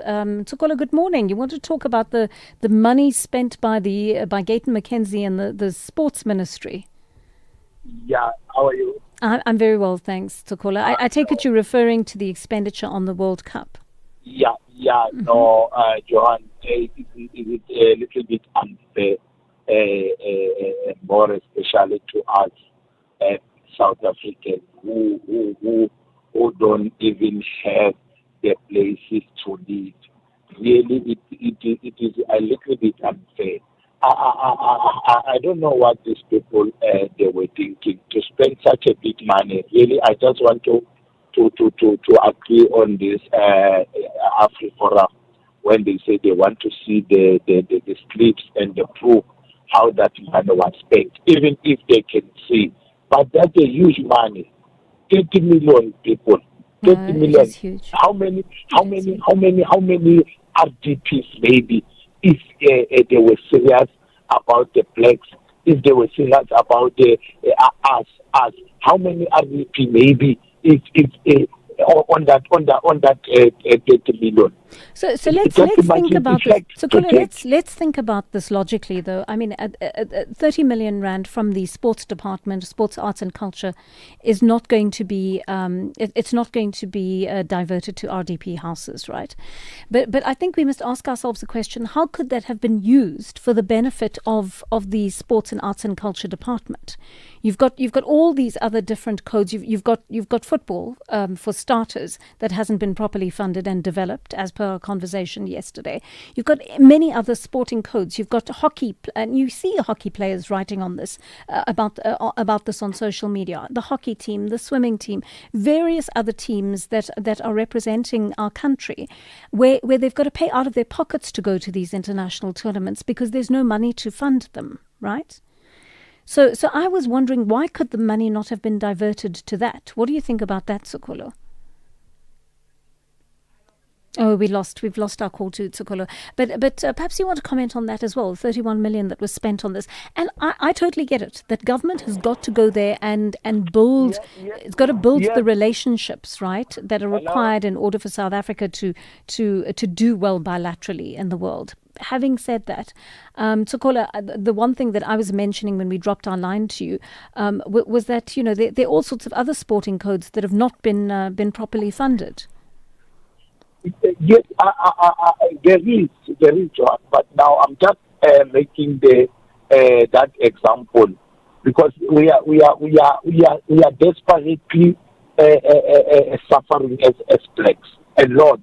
Yes, I understand there is a lot of sports that maybe they can convert that money to, but I was just making that there is a lot of people who don't have houses. If you can check around here, there is a lot of people who are not working, Johan. Yes, maybe, yes, I understand what you're saying, Tsokolo. You understand? Yeah. Just to spend that money on it, even if it's not on soccer specifically, but really to spend that money on that, it's like to take the whole money to put in the river. Yeah, just for free. No, You Tsokolo, I understand? hear you. Hence, we still have a lot. I hear you, but it is also possible to use that money because every government department gets its own budget, right? So Gayton McKenzie is not going to build houses with his budget. That's not within his KPAs, basically, as a minister. He's got to worry about arts and culture and sport, and he could create thousands of jobs there if he had the will. 9:31 on the Daily Discourse, and Musa's got your latest news headlines. Good morning. Thanks, Joanne. In the headlines, the head of the investigating Directorate Against Corruption, Advocate Andrea Johnson, is back at the Matlanga Commission of Inquiry this morning. The Reserve Bank's Monetary Policy Committee is expected to announce its decision on interest rates in Pretoria this afternoon. In May, the bank raised the policy rate by 25 basis points to 7%, while the prime lending rate jumped to 10.5%. And thousands more people in southwest of France have been forced to evacuate as wildfires continue to spread. Officials say 7,000 people were removed as a precaution earlier today at campsites. I'll have details on these and other stories at 10. The Daily Discourse. More than talk, real understanding. Just gone 9:33 on the Daily Discourse, and I'm taking your calls at this hour. Ngonde in Cape Town is on the line to us. Ngonde, good morning. Morning, J.H. I know you well. Let me get down to it. Okay. The previous caller, or two callers before him, saying that we must put Palapala to rest, right? I want you to understand, Joan Joseph, that was a die-hard ANC supporter, right? Now, the people who normally listen to SAFM and contribute are not gullible. They're not naive. I was, personally, in 94 when I voted for the ANC, but now I've seen the light, right?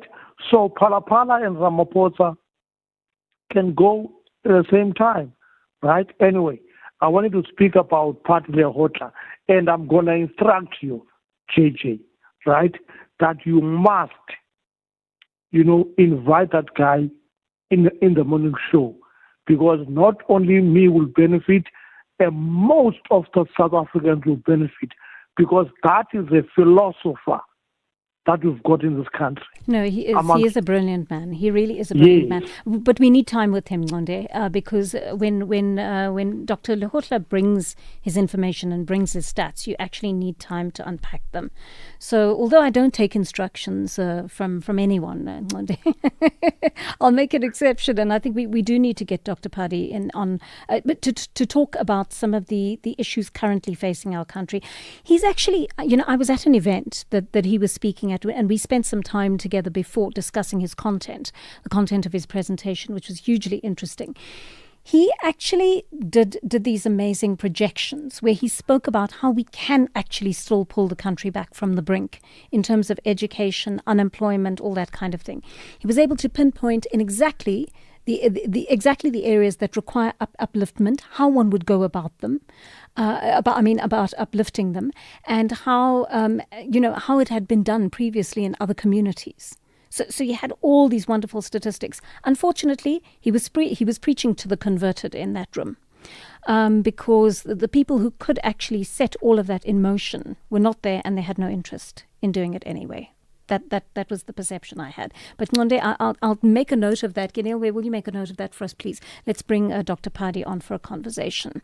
All right, that brings us to 9:35 on the Daily Discourse. And I want to take you to this discussion now. If you have a borehole, or you were considering sinking one with the unreliable water supply in various parts of the country, I wouldn't blame you. But there is some good news for you. The Organisation on Doing Tax Abuse says its engagement with the Department of Water and Sanitation has provided some legal certainty for thousands of households relying on borehole water. ARTA says households using borehole water for reasonable domestic purposes don't need to register under the National Water Use Registration process. So let's get a bit more information from the Executive Manager of the Local Government Division at ARTA, Julius Kleinhans. Good morning, and thank you so much for your time on the Daily Discourse. It wasn't long ago that government released this notice asking that everyone with a borehole register it. I take it that's no longer necessary for ordinary households. And I think that's where a lot of panic has done the rounds, where people started seeing that they will be penalized according to the Water Act. And those are hefty fines that can go up to millions of rands. So I think it is a sigh of relief. I think one has to just determine there's a difference between the Department of Water and Sanitation's registration, which is on a national level under the Water Act, as the regulator. They regulate and enforce the law, and municipal bylaws, because that's a distinct difference. Just on municipal bylaws, there are some communities and municipalities in South Africa where people are required to register, and that's because of a geological thing. It's about risk. We've seen dolomitic areas, as an example, in Joburg and in Tshwane, where it is important, where your municipality should know if there's risk and whether people are drilling or not. But apart from that, I think it is a real sigh of relief for small holdings and communities, households that use it for gardening purposes as well as drinking and as backup water, I think, specifically because of our lack of proper and sustainable municipal water supply. So, Mr. Kleinhans, let me ask you about the municipal bylaws first of all, so that we, we inform our listeners as to what their responsibilities are if they're using boreholes in these municipalities. So you've spoken about the geological requirements. How do people living in those areas actually know that they are among the group that needs to register? Yeah, you see, I think this is a significant lack of proper communication from government. I think specifically in Johannesburg and parts of Ekurhuleni and Tshwane, there are delimitic areas, and there's a significant risk of that, because if people drill holes and they consume a lot of water, it can have a negative effect on the integrity of the geological components underground. And when people abstract water, sinkholes and things like that can occur, and that's where the risk lies. Another thing that I think people need to consider is the quality of water. So it doesn't help you to just drill a hole and it gives you access to abstract and drink. You need to ensure that quality is up to standard, and I know that in specific areas like Johannesburg, underground water is contaminated. It's not healthy, even though it looks clean. So people need to be aware of this.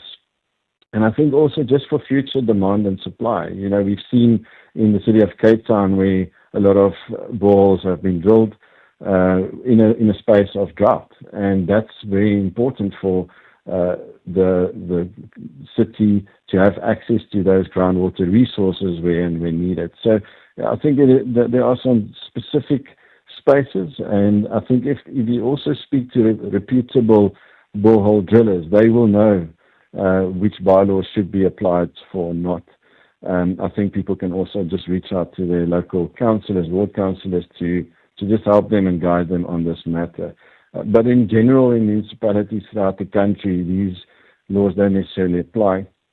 And more specifically on our conversation with the Department of Water and Sanitation, there are severe penalties for people who use bulk water without registering with the department itself. They've driven a 90-day campaign now to help regulate water better in South Africa, specifically our underground resources. And what you've seen is a lot of commercial entities, businesses who abstract water and sell it, or without licenses and meeting those requirements. And also irrigation when it comes to farming and mining and these things. So it's really your larger water users that are required to register, and the due date is today. And we encourage this. I think we've seen a fundamental shift in the Department of Water and Sanitation to responsibly regulate and oversee water in the country, and it needs to be commended. But I think there needs to also be more clarity on these processes that communities should not be threatened or feel threatened by regulating authorities in the country.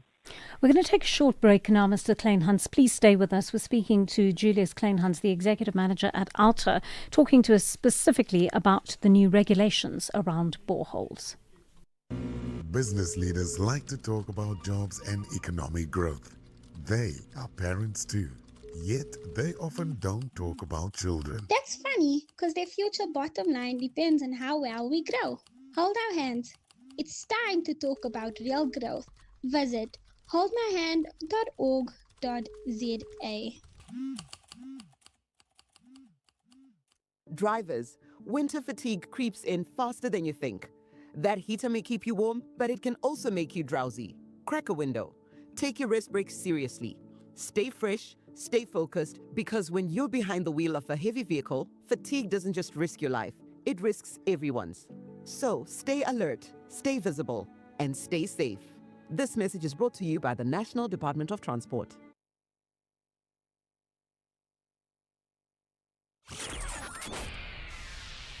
The Daily Discourse More than talk, real understanding. 9:42, continuing our conversation with Julius Kleinhans, Executive Manager at Alta, about the regulations around boreholes. And what he's had to tell us so far is the good news is that from a water and sanitation point of view, they're now not expecting everybody to register their boreholes unless you are some kind of business, a commercial entity, you are using large amounts of water for industrial purposes, then you absolutely will be expected to register, and today is the deadline. So, Mr. Kleinhans, to continue the conversation, with whom must these borehole owners, when I say these, I'm referring to those using water for industrial purposes or commercial purposes, with whom must they register? Yes, so that's for the Department of Water and Sanitation. There are various catchment management agencies, and the catchment area is basically where water is caught up from a natural flow. That's where our dams and things like that. If you look specifically in the Gauteng area from the Vaal catchment, we are fed with that water. So there are specific regulatory structures, and I think it's quite easy for those who need to register to just access that information either on our website or just go to the Department of Water and Sanitation, where there's proper guidelines that people need to follow to do so, to comply. And I think it's very important. Like minerals, the government, the state is the owner of water, and that's why it needs to be regulated, and there are severe penalties. I think for the first contravention, they're talking about 5 million, up to 5 million and 5 years imprisonment, as an example. Sure. So these are hefty fines. For second, it goes up to 10 million and 10 years imprisonment. So it's very important. It's a scarce resource that they need to manage and conserve. So they're not going to take it lightly if people don't comply. All right. I think just to create clarity on those who are exempted, it's a Schedule 1 exemption according to the Water Act. And these are people who use it for domestic purposes, and they speak about reasonable use. So that's what we use day to day in our lives at our houses. Also, a small, even for irrigation, if a small garden, that is fine. And what they're also speaking about is on your small holdings. It's also acceptable at the maximum capacity of livestock grazing. So you can even give water access to through this bore and be exempted on the carrying capacity of your land. And what they don't allow is for feeding lots and things like that. And I think also for people just to understand, when there's an emergency situation and people need access to water, that will also be exempted. So there are a couple of these requirements. We asked the department what the quantity is, how much water can you actually use, and they said that there's no specific amount yet. And I think we might see in the near future where that is established, where water and sanitation is going to be a bit more strict on that and give us better guidelines. But for now, I think this is really good news in the SAfmRadio for people. But again, I want to emphasize that we need to use water very sparingly and responsibly. And also where the local bylaws apply, people need to still consider registering for that. All right. Let's take a call from one of our listeners, Kumbudzo in Johannesburg. Kumbudzo, good morning. Good morning, Joanne. How are you? I'm well, thanks. Go for it, Kumbudzo. Thanks. Good morning, Mr. Kleinhans. Firstly, Joanne, I'd really love to thank the Alta organization. I'm actually engaging with you guys as someone who uses a borehole for household, but also as a borehole drilling contractor. Right? Oh, interesting. So this is a serious win for us as contractors. But my biggest worry here, Johan, is, and I'm hoping Mr. Kleinhans will be able to shed some light here, is with us contractors, right? We are facing an issue where for you to drill a borehole, you need to obtain a drilling permit. Okay. Right. So if Mr. Kleinhans is able to assist here, maybe he can shed some light to say the borehole registration and the drilling permit. This is not one and the same thing. Because I'll tell you why. When we are on site, when we are working, people can tend to confuse the two to say, because we're not registering and we're not supposed to even get permits, right? Yeah.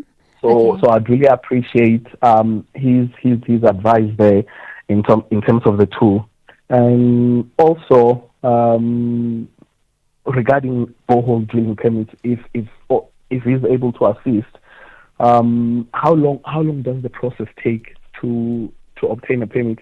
I'll tell you why, Joanne. There's a lot of corruption around getting a permit, right? I mean, when you want to drill a borehole, because there's a need. Yes. Right. Drilling a borehole is so expensive. It's like purchasing a house or purchasing a car. I know. I've looked into it, and it is so when unaffordable. you want to drill, it means you are ready. So imagine you get told you need to wait for 3 months to obtain your permit. Yeah. Right? So you can drill your borehole. It just doesn't work. Number two, because of the corruption, people in the department offices, you go, you pay whatever you pay. These guys, they come, you drill, and that's it. Right? But for some of us who are law-abiding citizens, we are forced to wait for the 3 months. And it just doesn't work, because if you, Johan, as a customer, you need a borehole and you know someone can do it for you quick. Yeah. All you need to do is just to give whatever amount is required and you have your borehole. By the time I come back to you to say, I'm ready with your permit, you drill your borehole already. Right. And you've lost the business consequently. Exactly. Yeah, these are great questions. Great questions, Kumbudzo. So, Mr. Kleinhans, I don't know if you can assist here. Should we start with the issue? Let's start with the issue of the permit and how easy it is to get a permit. First of all, I have a question. Who has to have the permit? Is it the company that's drilling? Do they source the permit for you? Or do you, as the homeowner, have to source the permit yourself, Mr. Kleinhans? Thanks, Jane. I'm not a specialist in this space, Okay. so I'm not going to lie to you. I think it is very important that we hear here, because I think very similar to solar that we've seen in the past is that there are people that just jump up and take shortcuts and get it done. So there is a process that needs to be followed. I think the sad reality we're facing with this, let's say, our municipalities have fallen apart, specifically if you can see in the city of Johannesburg. There's a lot of corruption. That is something that we need to deal with. The bylaws and the legislation has been crafted and never took into consideration, unfortunately, how these processes get manipulated. And the very good people who are registered, who actually are regulated under specific bodies, suffer the consequences. So I think it's very important that where these bylaws apply, that they get more clarity and speed things up. And I think that's something to deal with on a local level. From a national perspective, it is quite different. I think it does make sense. When you're speaking about obtaining a permit, that is pre-drilling. It doesn't help you drill and then you try to apply for it. Because then the damage has been done. We've seen what happened with the Gau train last year or 2 years ago, and this is really where this is coming from. But I think it's really something that industry needs to maybe consider gathering and engaging the city of Johannesburg as well as Tshwane, wherever they do business, to get more clarity and transparency on the process. I know from the Department of Water and Sanitation's point of view, when it comes to obtaining water use licenses and registration, there's been severe frustrations in the past as well. But they, under the leadership of the Director General Sean Phillips, have already sped up that. So it's much more fluid, and I think people are getting a much better experience on a national level. Thank you so much for your insight into this. Julius Kleinhans, Executive Manager of the Local Government Division at OUTA. And remember, today is the deadline, right? So you need to get to it if you're a business.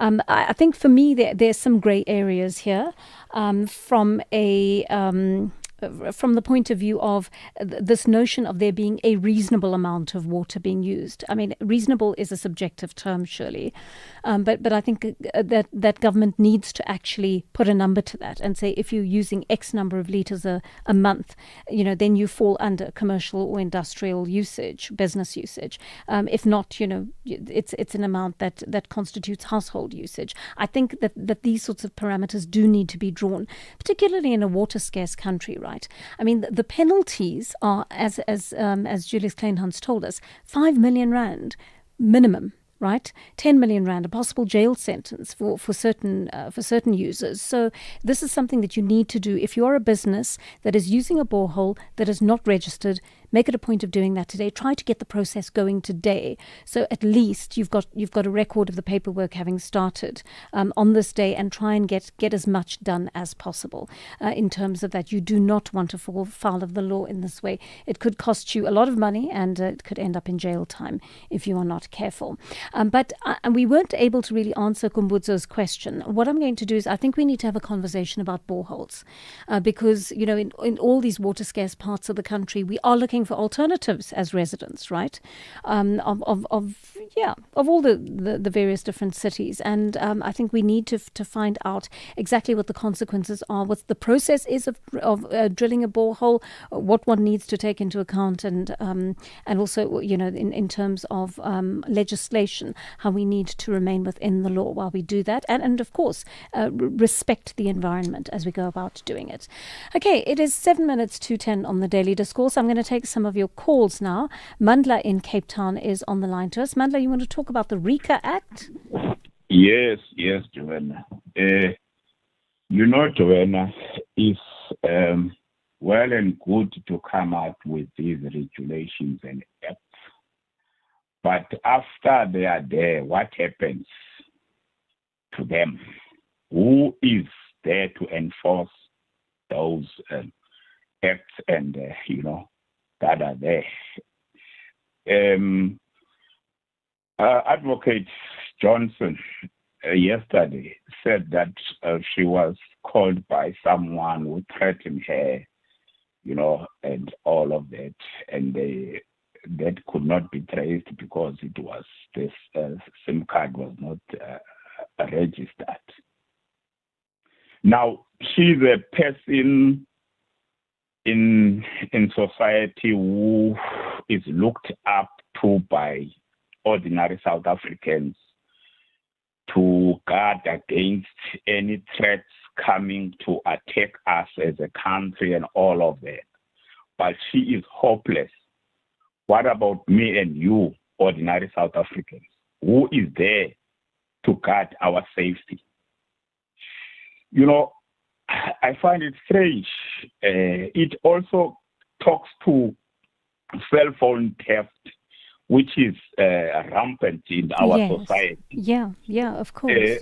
When cell phones are stolen or robbed from people, they get blacklisted by or blocked by service providers. Yeah. But those cell phones taken to these, again, foreign nationals. They are foreign nationals who take these cell phones, buy these cell phones, and unblock them, tampering with IMEI number. Mandla, I don't have any research that says it's foreign nationals that are doing this, right? I know have you got some research that you can quote that says that they are involved in this? I can tell you from first hand, Joanna. Okay. It's foreign nationals. We can go all these townships and all these malls. It's foreign nationals. No South African does that. It's only foreign nationals who take these stolen cell phones and tamper with IME number, make a new IME number, and the cell phones are back into use. Now, my question, where are these law enforcers that we are always told about? Much and much is on the streets, but much and much is told, no, it's not your business. Let law enforcement do their job. When are these law enforcers do their job? They are sleeping on their jobs, Joanna, including the parliamentarians. The parliamentarians are also sleeping on their job. They are useless, Joanna. As South Africans, we need to be on the streets every day marching and marching every day for everything. Because politicians are just there to make money. When they are voted into power, they ask themselves, how much money are we going to make for ourselves this year? You know, Joanna? So we are on our own as South Africans. If we don't wake up and protest every day for everything, we're going to lose our country. All right, Mandla, thank you. Thank you so much for that. I mean, Mandla extended out into various other areas there, but I know this crime is rampant, right? You shouldn't be able to get hold of a cell phone that has been reported stolen and be able to use that again. But there is a way that criminals have found to be able to do that. And the bottom line is, if the system is corrupt, if there's corruption at all of these levels, there is no way of enforcing that law, right? And unfortunately, we're living in a country where our officials, some of them belonging to the SAPS, are implicated in those crimes. So there's no way. You can have all the laws in the world, like FICA, RICA, and all of these types of legislation that are in place, but if they're not enforced, as Mandla correctly says, nothing's going to happen. Quick one from you, Mpho in Mangaung. Good morning. You want to comment on the Madlanga Commission? Good morning, Joanne.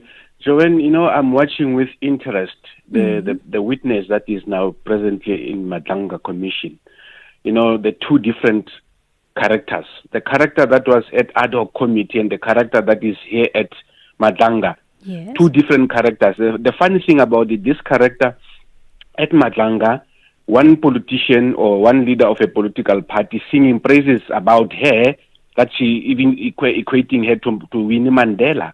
But the same character, look at her, what is happening with her. She's been torn apart with a job that she should be knowing. And you're talking about Andrea Johnson, right? Exactly, yeah. exactly. She got praises there by ad hoc committee, by Julius Malema, because Julius Malema, all his activities, underground activities, are being covered by people like Khan and Andrea Johnson. That's why she got praises. Now here, because these people are not politically driven, motivated, they are doing their job with diligence. I like what I see with Madlanga, and I agree with people who are saying this Madlanga must be a permanent thing.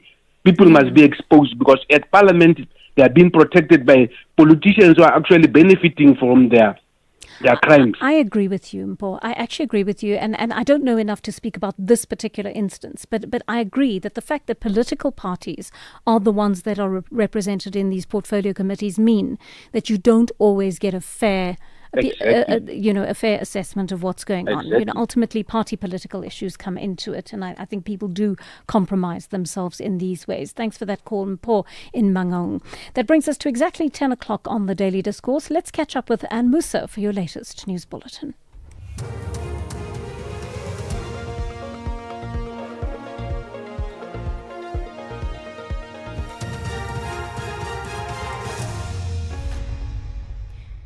In our top stories, 7 people killed in N4 road crash and MPC set to announce interest rates decision. Good morning. 7 people have been killed in a crash involving 2 minibuses and a truck on the N4 toll road between Mbombela and Ngodwana. Mpumalanga Provincial Community Safety, Security and Liaison Department spokesperson Mueti Musi says a minibus with a trailer travelling towards Mbombela lost control and crashed into the truck this morning. Meanwhile, the other minibus, which was travelling to Johannesburg, collided with the truck. One of the minibuses caught fire on impact and 3 people were killed. In the other minibus, 4 people were killed. The affected part of the road has been closed. Head of the Investigating Directorate Against Corruption, Advocate Andrea Johnson, has defended the process undertaken by her office to investigate matters brought to it. She's appearing for a 3rd day at the Madlanga Commission of Inquiry. Johnson was requested by the Commission yesterday to provide the steps taken by her office in coming up with the names to prosecute. Johnson conceded that she may need to look into the conduct of Dylan Perumal, an investigator for IDACT who coordinated corruption probes examined by the Commission's hearings. Nothing, I think procedurally, I get the legality thereof. procedurally, investigators would engage witnesses or complainants. But in terms of counsel asking me to provide a specific rule or legislation, there isn't one. Having brought that, now having the answer from Advocate Ramsamy, we would have to address the conduct of Mr. Perumal. The Reserve Bank's Monetary Policy Committee is expected to announce its decision on interest rates in Pretoria this afternoon. In May, the bank raised the policy rate by 25 basis points to 7%, while the prime lending rate jumped to 10.5%. Inflation remains above the bank's 3% target. Stats SA's latest inflation print shows inflation rose above analysts' expectations to 5% in June. Rising fuel prices due to the US-Iran war have been driving inflation pressures. Head of Macroeconomic Research at Standard Bank, Elna Molman. This is a dilemma for the Reserve Bank because inflation is significantly higher than its 3% target, and it is expected to continue exceeding that 3% target in the coming months. But at the same time, the Reserve Bank is one of the few central banks globally that have already hiked since the outbreak of the Iran war, and South Africa's interest rates are already reasonably high. If the Reserve Bank hikes interest rates further, we expect this to be the end of the hiking cycle, and we still think that once the war is over and oil prices significantly and sustainably lower, the Reserve Bank could start unwinding these interest rate hikes. The South African Students' Federation has welcomed Higher Education Minister Buti Manamela's decision to give the University of Indus Council 14 days in which to respond to his plan. It's related to the appointment of an independent assessor and the suspension of the institution's vice-chancellor. The proposed probe would look into allegations of corruption against the suspended vice-chancellor and COO. The department says if no representations are made, the minister may, by law, proceed to appoint the assessor. Kiamogetsui Masika is the federation's president. Of course, we welcome this because we can never allow a situation in South Africa where public institutions are now synonymous to private entities which are captured by senior officials of these universities at the expense of our students. So, of course, we've been engaged with student leadership at the University of Venda, whom on a daily basis has currently been engaged in trying to get and seek the intervention of the minister in holding the officials there accountable. And finally, wildfires in southwest France have forced the evacuation of thousands of more people. Officials say 7,000 people were removed as a precaution early today at campsites. Big fires are also raging in southern Italy and in Spain. The Spanish Prime Minister Pedro Sánchez has called for unity against climate change. It's important at this time for all political forces to set aside partisan politics and focus on our common enemy, the climate emergency. And that means not only putting out fires, but also implementing policies on prevention and raising awareness, allocating sustained financial resources throughout the year, and committing to policies that mitigate the climate emergency. Recapping the top story, 7 people have been killed in a crash involving 2 minibuses and a truck on the N4 toll road between Umbombela and Ungodwana. For SAfm News, I'm Anne Musa. Reflecting on back what we had then is the fact that yes, we have education now, but stuff like education being free is one of the struggles. Sao Tome and Principe proves that small nations can still shine bright. In every island, in every forest, in every wave, there is peace. Sao Tome and Principe, peaceful, tropical, and resilient. This is what we are becoming. SAfm, leading the conversations that move us.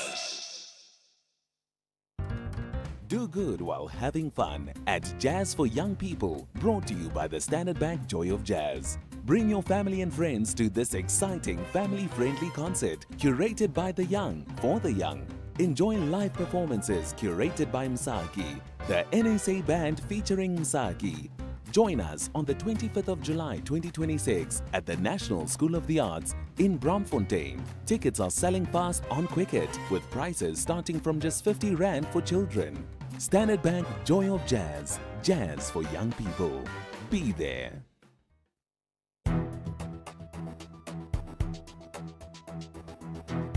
The Daily Discourse on SAFM.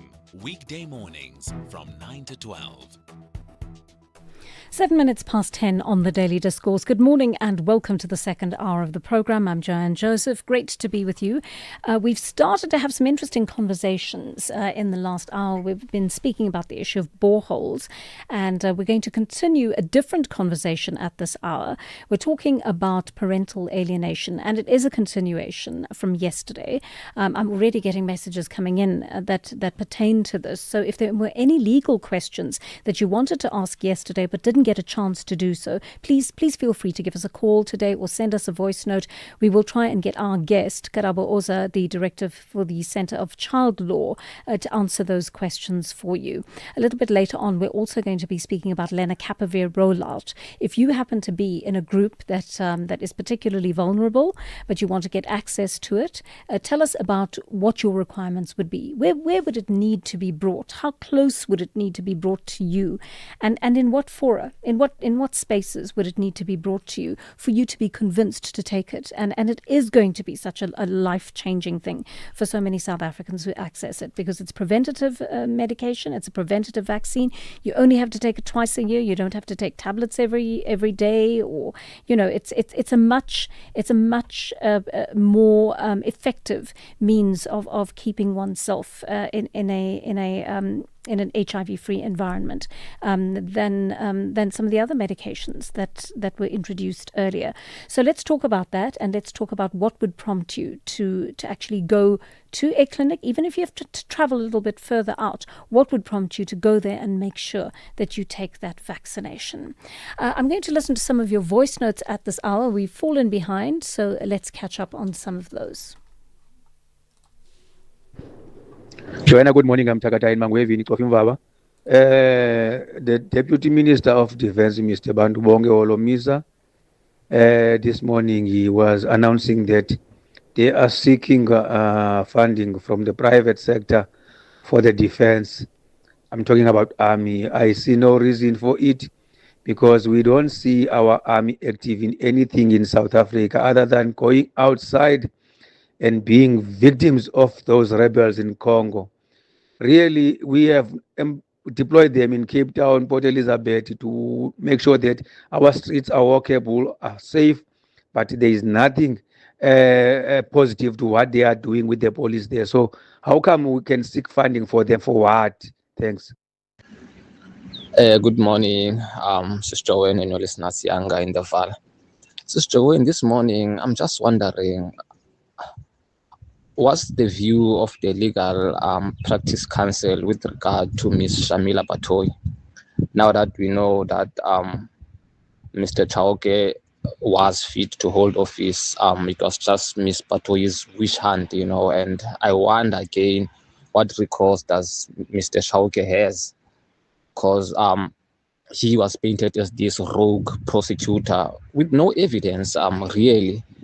So is the LPC, still continuing with their modus operandi of targeting black professionals? Yeah, we shall wait and see. All right, thank you very much for those voice notes. Let's get straight into our next issue. Yesterday, we spoke at length about the issue of parental alienation. The discussion centred on parents, mostly fathers in this case, who were prevented from having access to their children, although a few mothers actually spoke to us as well. I was deeply moved by many of the personal experiences you shared with us. We spoke to the African Transformation Movement, of course. It's addressing this issue at parliamentary level. But I also felt we left one aspect hanging based on our conversation with you. Many of you in this position asked where to go for help. So we've invited onto the program Director at the Centre for Child Law, Karabo Oza, to speak to us today. Ms. Oza, good morning and welcome to the Daily Discourse. Many of our listeners are battling the issue of parental alienation. Where can they go for help that isn't going to cost them an arm and a leg? Good morning, Joanne, and thank you for having me. In terms of getting legal assistance, it is always a challenge. So you have legal aid that does represent, in most of the cases, the parents. You also have probono.org that pulls a lot of support from private practitioners who then give up time for pro bono cases to assist people who have the challenges. The Legal Practice Council also used to have a pro bono system where you can fill in a form and say that you need assistance from them, and they would then allocate you somebody. So those are the avenues that people can use. But I must also mention something very important is that when you use the court, so all this is regulated under the Children's Act, and the Children's Act makes provision for the Children's Court. And the Children's Court process is such that one does not ordinarily need a lawyer.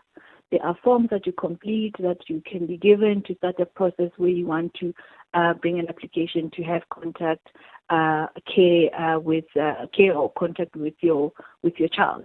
So there's also that option. And some cases do get resolved without people needing attorneys, but obviously the ones that where people, the emotions are heightened, the fight is very already elevated. That's where you find that people may need then to get lawyers involved. What would your legal advice be to couples that are going through a separation, but where both partners want to agree on an arrangement that would be beneficial for the child? Should they ensure that that is put down in writing?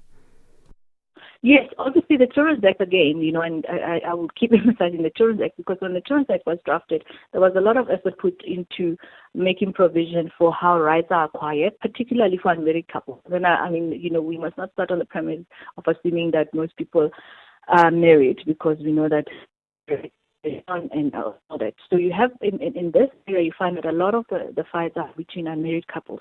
So the starting point is the Children's Act in relation to how with they acquire parental responsibilities and rights, and how do they deal with disputes when that person has rights or not. In the Children's Act, you find that you're going to the Office of the Family Advocate for a process of mediation to try and come to an agreement. If people don't come to an agreement, then people can approach the court to get a court order.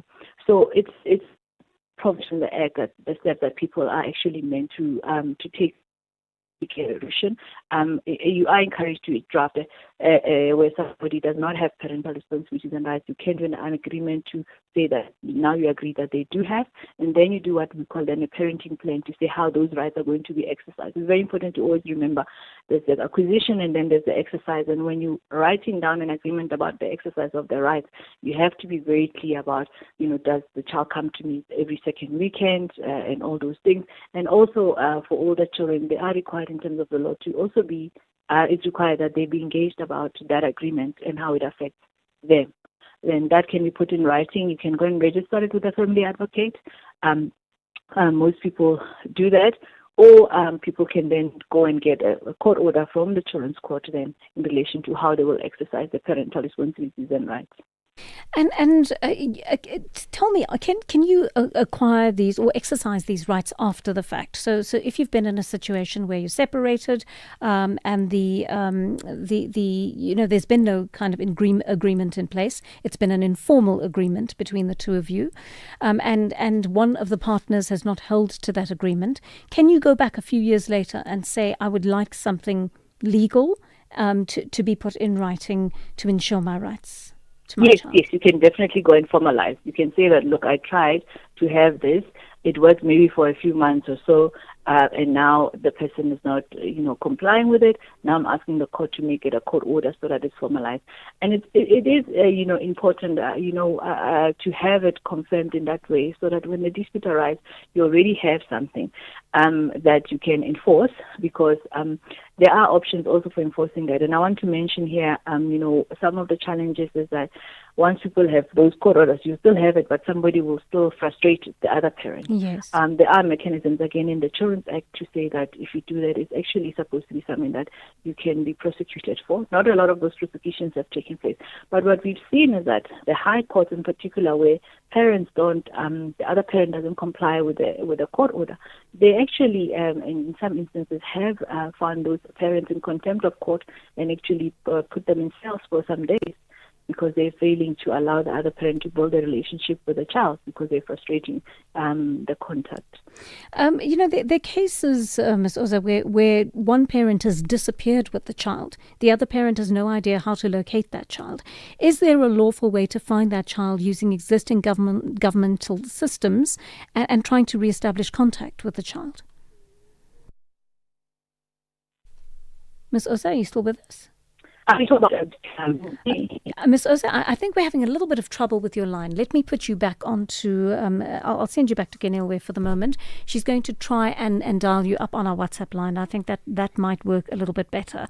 And the reason I'm asking these questions is because there are sort of, there's an amalgamation of a number of questions that were asked yesterday that we could not get legal answers to. So right now that is what we are concerned with. We're trying to answer as many of these questions that you put to us as possible. I've also seen a couple of questions on this issue of parental alienation come in on the WhatsApp line. They're kind of long, but I'm going to make an attempt to try and get through them because it's important that you have a good idea of what your rights are in regard to this. Let me bring Ms. Oza back into the conversation now. Apologies for that, Ms. Oza. Let me just remind you of our question. I was speaking about cases where one parent has disappeared with the child, the other parent has no idea how to find the child. Are there governmental systems that one can use to find the child and reestablish contact with the child? Yes, so I was explaining that if it's domestic, then you'll have to open a case to say that the one parent has removed the child without your consent, so that they can help you to investigate and then locate the child. That's something that's also in Section 35 of the Children's Act, that it's an offense again to change your address and move with the child where the other parent has parental responsibilities and rights without notifying them of your change of address. So that's something that the law again anticipated, and the left behind parent would be able to then lay charges so that there can be a process for finding the child and the parent. Let me ask you about this. We had one question yesterday as to whether one parent who cheated on another parent would be entitled to have access to their child if the relationship broke up. Joanne, it's very important to remind parents that these rights and responsibilities are those of a child. The only time the courts will limit contact between a parent and a child is if that contact would be to the detriment of the child. If there's allegations of abuse, maltreatment, or exposure to things that would harm the child, that would be the case. So the fact that the parents do not get along, have not gotten along, does not, or somebody is cheated, does not disqualify the other parent from having a relationship with the child, and more importantly, the child having the relationship with the other parent. Courts will order that maybe the contact takes place under supervision if it's needed. It will make clear that, okay, maybe when you drop off the child, it's at a neutral place so that, you diffuse the situation. But parents should not and cannot use the fact that, the other one hurt them as a way to then say that they're not entitled to have contact. The Children's Act makes it very clear the rights are those of a child to have a relationship with both parents. We still need to do a lot of work to shift our mindset around that, and it's not a very easy thing. But certainly, it's like the maintenance one. Somebody saying if he's not paying maintenance, he can't see the child. Yes. You cannot do that. Then you must follow the maintenance court process, but the contact must take place. And also, particularly with unmarried fathers, there's quite a lot of research that's showing how unmarried fathers who are struggling to pay maintenance because of the current socioeconomic circumstances are having trouble having contact with their children. So you clearly can see how if you start using those as measures to block the other parent from having a relationship with a child, we will have a serious problem.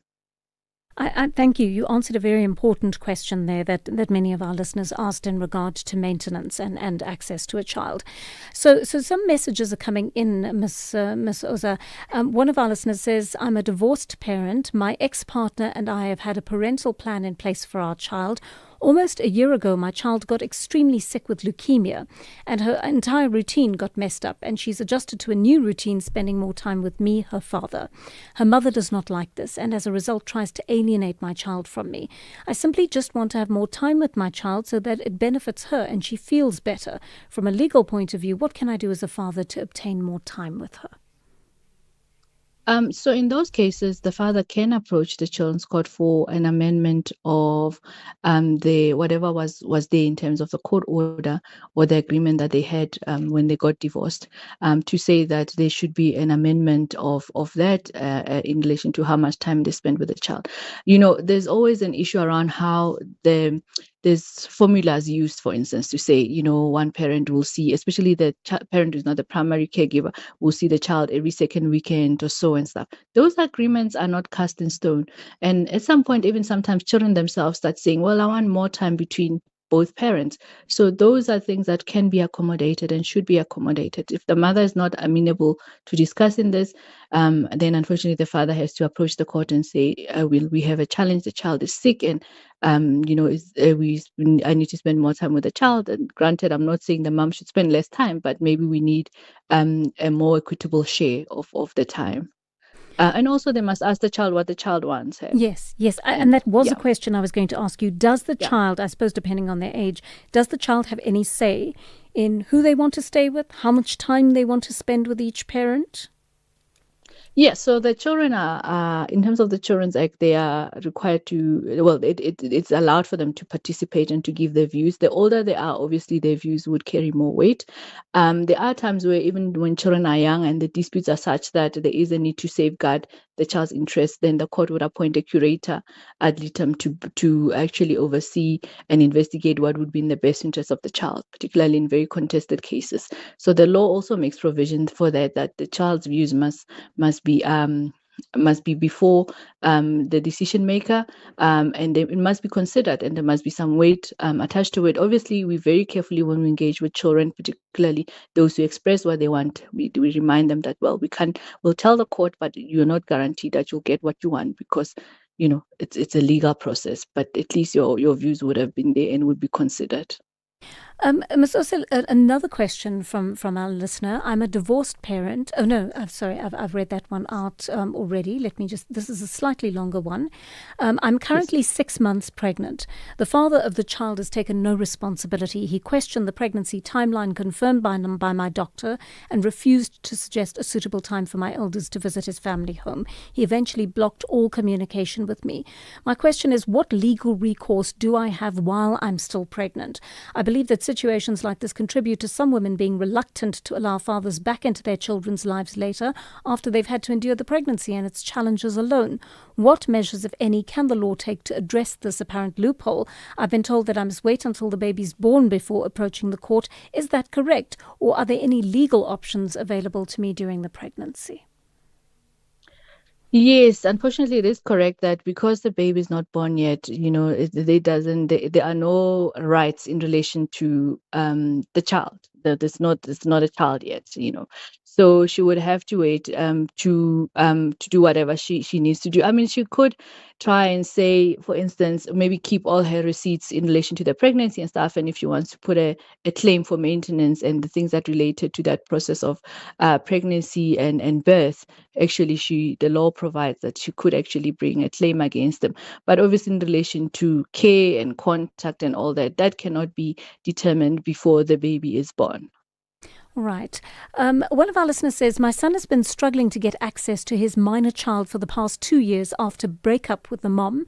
He went through the court for almost 2 years without any help, to the point where he was admitted to hospital because of stress. I feel like the courts and social workers are not helping. Joanne, it's a very difficult thing. I think there are systemic issues around the processes. I mean, I earlier mentioned the Family Advocate's Office. They're also always inundated with the requests to do reports, to intervene. So I do think that the system could be better in relation to how to resolve issues. One of the things that we need to invest a bit more, that the whole kind of judiciary anyway in South Africa is looking at, is how mediation could help in some of these cases. Right. Obviously, where people cannot see eye to eye, you can't mediate. But there is a role for mediation in some of these cases that could help with diffusing and making people refocus on the needs of the child and not have matters escalating so much to the courts. And there is a move towards, hopefully in the few years, there might be mandatory mediation in some of those cases. In relation to unmarried fathers, actually, the Children's Act does say Maybe a last point, and I'm not meaning this saying this in a very disrespectful manner. We also have a challenge, particularly with unmarried fathers, that our customary law believes around paying damages and Itsaul and all those things Yes. are creating problems for married fathers. They research around that because families will say, if you don't come and acknowledge and pay Itlaulo, you can't see your child. Yeah. And those things continue a lot. A lot of unmarried fathers who call our offices are struggling with that. And I mentioned earlier, you have a country where so many people are unemployed. So those unmarried fathers now, feel like if we don't have money, we can't build relations with the children, and the children also lose out. So that's why I say that, the law is there. It can do only so much, but there is a need for extensive work around how we view the responsibilities and rights in relation to children, and how we people realize that it's really about centering the child and not about our own egos and stuff. It's very difficult. I've been in the center for 20 years, but it's very tricky. Last week I was in court, very similar issues around the unmarried fathers and the fact that people say, well, you didn't pay anything, you haven't acknowledged, and therefore you can't see the child, but the person is not working. Should we find ways of discussing these things and being more open to centering what the children need? Yeah. I want to take a last question, please, Ms. Oza. Greetings no to problem, you, Joanne. Johan, and our guest there. Oh, I think we're probably going to have to go to news first, because we're going to have to set it up for you to be able to hear that question. But I've got a quick question before we go to the news bulletin, if you wouldn't mind just hanging on a little bit more to answer one last question for our listeners. But in the meantime, can I ask you about the issue of neglect? Because, what is the legal definition of that? I mean, I knew of a man who wanted to get more time with his son, or greater custody of his son, because the child wasn't kept clean, he wasn't fed properly, he wasn't schooled properly, but he was told by a lawyer that compared to the other children in much poorer areas who were enduring abuse of all kinds and were really starving and so on, he just wouldn't have a case, because it would be judged in relation to what is considered serious neglect. How can parents intervene there? I mean, that's a bit concerning, because when you're dealing with a child, you must do what's in that particular individual child's best interest, i.e., if there is neglect and it's intentional neglect by the other parent, and the other parent is best placed, or has better circumstances to look after the child, that is worth putting before a court and making a case and saying, I would rather have primary residence and have the child then visit the other parent, because you cannot compare a child to, the child is better off compared to the people around them. It does not work that way. You must do the best that you can for that individual child. Obviously, it's not just about money, but one has to have a holistic look at what would be in the best interest of the child. And if it's moving them from the parent who's not doing that well at the time, so that the child has a better chance, that should be done. Very interesting indeed. Please, if possible, would you stay with us, Ms. Oza, for a few more minutes, just to answer a couple of more questions from our listeners? Thank you. No problem, Joy. Thank you very much. That brings us to 10:30 on the Daily Discourse. Here's Anne Musa with your headlines. Good morning. Thanks, Joanne. In the headlines, the head of the investigating Directorate Against Corruption, Advocate Andrea Johnson, has been questioned about a unit's handling of a Section 27 affidavit obtained from Member of Parliament Fadil Adams. The Federation of Unions of South Africa says a rate hike by the central bank this afternoon would put a strain on the finances of already struggling workers. This comes as the Reserve Bank prepares to announce its next interest rate decision. And 7 people have been killed in a crash involving 2 minibuses and a truck on the N4 toll road between Umbombela and Ngodwana in Mpumalanga. I'll have details on these and other stories at 11. The Daily Discourse, more than talk, real understanding. 10:31 on the Daily Discourse, and we're speaking to Karabo Oza. She's in fact the director of the Centre for Child Law, and she's talking to us at this tail end of the conversation about the issue of parental alienation and answering some of your calls and your questions at this hour. So one of you is speaking about the issue of parental alienation and asking about the parent who stayed behind. Greetings to you, Johan, and our guest there, together with the listeners as well. I have got a question to our guest. I don't know. I part ways with my wife. That is, we divorced, ne? So I have access to the child. By so saying, what I'm trying to say is, I sometimes visit them. So whenever I'm there, this wife of mine, or this ex-wife, he would portray or show the child that in that house, I'm a stranger to that child. Remember, the child is only 13 years old. So now, whenever I touch my wife with a hand, she will refuse and saying, I shouldn't confuse her child. What is that? What is that? It's from Maseru, so they call me Kanda sharp. Kanda, I don't know. That sounds like a completely different issue, Karabo. The issue of the wife or the ex-wife's bodily integrity that has nothing to do with actually access to the child. I agree with you, and also I would, from what he's saying, I mean, he needs to reflect around, the relationship. If the marriage is done and you're going there to see the child, you're going there to see the child. You must respect the boundaries because you people are no longer together. So definitely agree with you, Joanne. All right, thanks for that, Karabo. Let's take another question on this. Morning, Joanne. About this topic, I just want to find out if there's any place that we can contact to give us advices how to deal with it, because it's not about only the child. The parent can stay in the very painful marriage for the sake of the child. But what about the parent who's gaining all that pain? Wow, where can we contact? Who can we contact for the advice what to do? If you decide to leave, what about the child? If you decide to stay, what about your emotions or whatever is going through to you in that marriage? Who can I talk to? Ms. Oza, that's a slightly wider question. Would you be able to suggest an organization that would help this mom?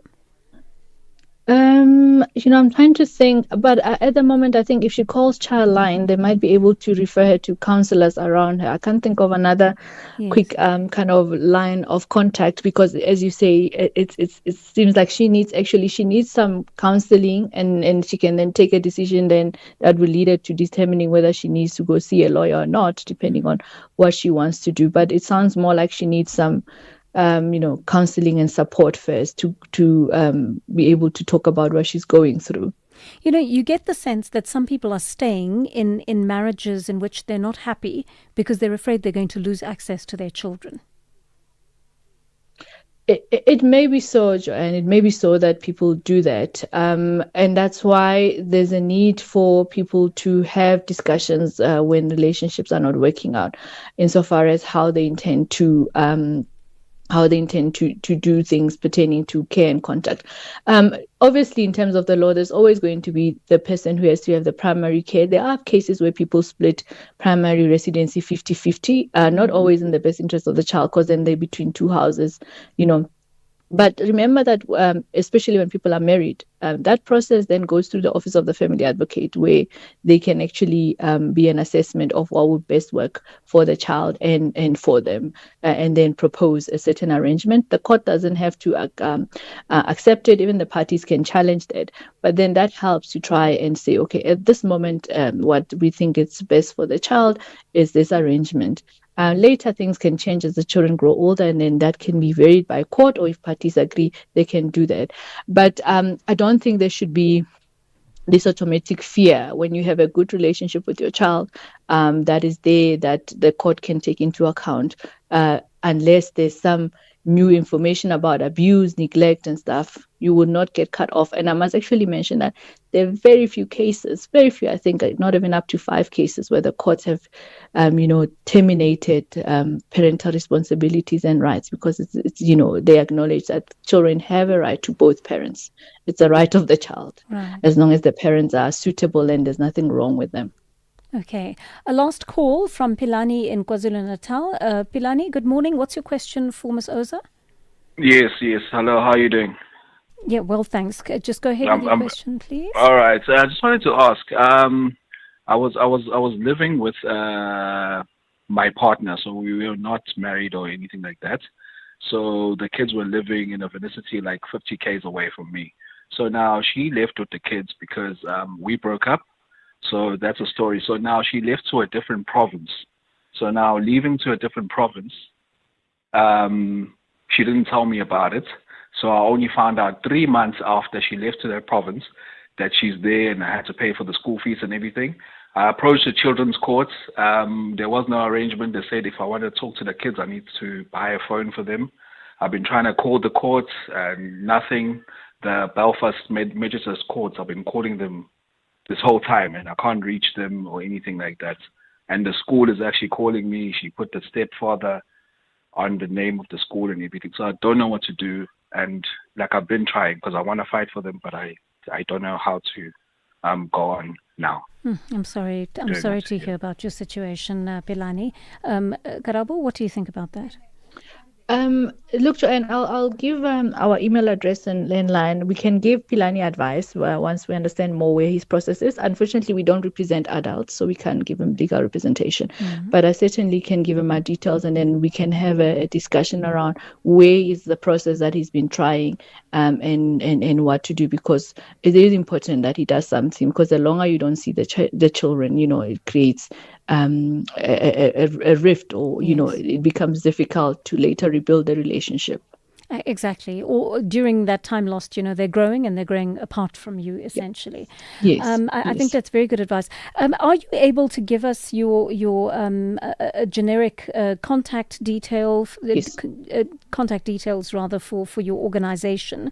So if anyone needs to ask these questions, they can perhaps get hold of your organization. Yes, Joanne, no problem. Can I do that now? Yes, please go ahead. Okay, so our landline is 012-420-4155. So 012-420-4155. And our email address is Center for Child Law, one word, small caps, @up.ac.za. So Center for Child Law @up.ac.za. Fantastic. Thank you so much. You've really brought a wealth of knowledge to the conversation today, Karabo Oza, the Director for the Centre for Child Law. Thank you so much for coming on to the Daily Discourse. Some voices fill a room, others echo across generations. If there's one thing we've got to learn as humanity from Madiba, it is how he never allows any trappings, any status, any sense of importance to get between him and that very fundamental place of being a boy from Kum. Through the voices, moments, and conversations that help shape our democracy, reflect, remember, and continue the conversation. Only on SAfm. Looking for exclusive content, live events, and special broadcasts like the Madlanga Commission? Then connect to the all-new SAfm Connect stream. The Madlanga Commission, live and uninterrupted from 9:30 Monday to Friday. SAfm Connect brings you more of the conversations that matter. Listen anytime, anywhere by visiting connect.safm.co.za or stream directly on SABC Plus at sabc-plus.com. SAfm Connect. More conversations, more access. There's much more coming. You are listening to Joanne Joseph on SAfm. 10:41 on the Daily Discourse. Before we move on to our next discussion, I just want to remind you, if you'd like to get hold of the Centre for Child Law, there are a couple of ways you can get hold of them. Their phone number is 012 4215 155. 012 4215 155. And you can also you can mail them. Send them an email, and this is one word, Centre for Child Law, that's one word, Centre for Child Law at up.ac.za. And they'll be able to perhaps give you some advice. They cannot represent adults, as Garabo Oza told us, but perhaps they'll be able to give you some advice in regard to the issue of parental alienation. That brings us to 10:42 on the Daily Discourse, and lenacapavir has been hailed as the vaccine... Apologies for that. I am getting way ahead of myself. I should be talking about more pleasant matters at this hour, and that got away from me. So actually, I'm going to talk about wine. and for those of you who are wine lovers, perhaps you'll assist me in this conversation, because I am a bit of a Philistine when it comes to this issue. But I just want to note that the next interview is brought to you by Proudly South Africa, and of course they are involved in a wonderful event this weekend, so wine lovers, listen closely. Proudly South African is preparing to host the annual Local Wine Expo. It starts tomorrow at the Prison Break Market in northern Johannesburg, and it runs until Sunday. It's going to present a wonderful opportunity to celebrate local winemaking excellence. Let's find out more from Proudly South African CEO Eustace Mashimbie, who joins us on the line now. Thank you so much, Eustace, for this time with us today. I mean, for your organization, wine isn't just a beverage. It's one that carries within it a taste of belonging, community, friendship, dreams come true for many of the winemakers, all within the context of our African heritage in this country. Please tell me how you've built this weekend's celebrations around that. Good morning, Joanne. Thank you for having me. You're the Philistine of wine. That's a good way of putting it. We created this event. About 5 years ago. This is the fourth edition of this event, and at the time, the thinking was that we were going to put under one roof companies that affiliate with us in the form of wine brands that are lesser known, that don't have as much shelf space, that they so desperately need the brand visibility, need the sales, and more than anything, need opportunity to list on retail shelves. They can, have some sort of sustainability attached to their brands. And so we continue to host this event on an annual basis. And like you said, it starts tomorrow and on Sunday, and we're looking forward to having not only the retail buyers and wholesale buyers and those representing hotels and restaurants, as well as anyone who has shelf space for wine brand owners, but for consumers to come and indulge in the best of what the country has to offer. So tell me about the kinds of wine that are going to be on offer on the weekend. So it's all types of varietals and varieties, whether you are a Merlot person, you're a Cab Sav, you like blended wines, you like red, white, it doesn't matter. We have MCCs as well. And the reason why we have ensured that we cover that whole broad spectrum, so that we have something for everyone who's going to visit us. We anticipate, just like last year, that we have about 2,000 people every day over the 3-day period. And all of us have different tastes and preferences. And so we have non-alcoholic beverages for those who are probably like you, Joanne. Indeed. We've catered for everyone, so that everyone can come in and have fun with us and listen to the stories. The stories are amazing. Like you said, a lot of those brands, have a lot of stories attached to them. And that is what we've seen works in the previous editions, that people fall in love with the stories, and then they fall in love with the brands. And then what you need to make sure is that once they take that wine home, and they indulge in it. And once it's finished, they know where else to go get it. And that's why that retail element that is also attached to this event. I want to ask you about that, because I love the stories as well. I understand there's some really unique stories. There's a brand of wine named after someone's grandmother, and they're all these familial stories, right? Built around memory and that kind of thing. But I also understand many of these are emerging wine producers. How important a showcase is this event for them, particularly in regard to finding new markets, new distributors, and new drinkers of their brand? It's very important. There is still a trust deficit that is not spoken about often between big business, including retailers and hotels and restaurants and all of these guys, as well as the smaller, lesser-known brands. And so we, as Private Health, can, because of our vetting system, where every single company that we accredit goes through a vetting process where we can vouch for the product. It is of a high-quality nature. It is, complying with all of those requirements for this specific industry. It helps the buyer or the consumer attends the event knowing that I might not know the brand that I'm going to see today or taste today or buy, but at least there is someone who can vouch for them. And so it's important that as an institution like ourselves that has incredible credibility attached to its brand, we use that for the benefit of guys like this. And so it is important to, like I said, shelf space, retail space over the next few days. Stay with us, please, Eustace Mashimbiye. He's the proudly South African CEO, and I want to take a short break. When we come back, we'll talk more about this wonderful expo that's happening on the weekend. In case you missed it. This is what I think is happening here. And I think Ramaphosa himself, who I know fairly well, to be honest with you, you talk about political implications and ramifications. It was Gwedi Mantashe. Cyril, I worked with him in COSATU, who was going to resign. Let me tell you, when he looked at that report, he was going to resign. It's Mantashe. It's Mantashe, they come from Noom together, they're very close. That's why Mantashe, Minister of Mineral, etc. That's how they work. Persuaded him not to resign. Dr. Ibrahim Harvey. That was National Briefing This Morning with Kathy Mutlatlana.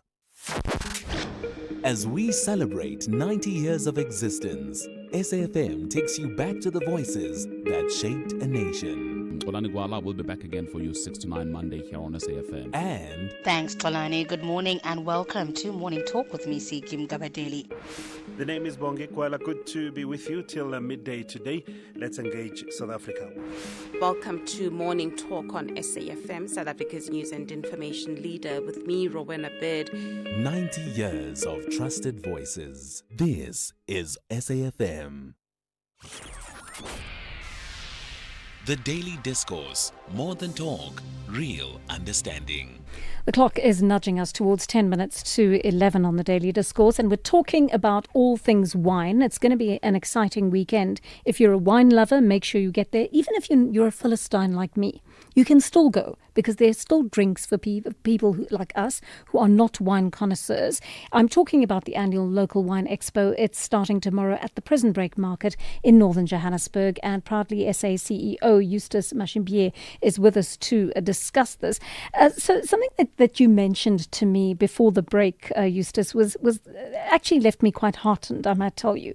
And it takes me back to a few months ago when one of my colleagues from SAFM, Koketso Sajana, and I were driving through Franschhoek earlier this year for the Literary Festival, and we were looking around at all the wine farms and wondering to ourselves for how many generations those wine farms had been in those families, without any hope of young, black, dynamic winemakers who've been a part of that system in other ways. Maybe their ancestors were labourers there, or they have inherited that labour.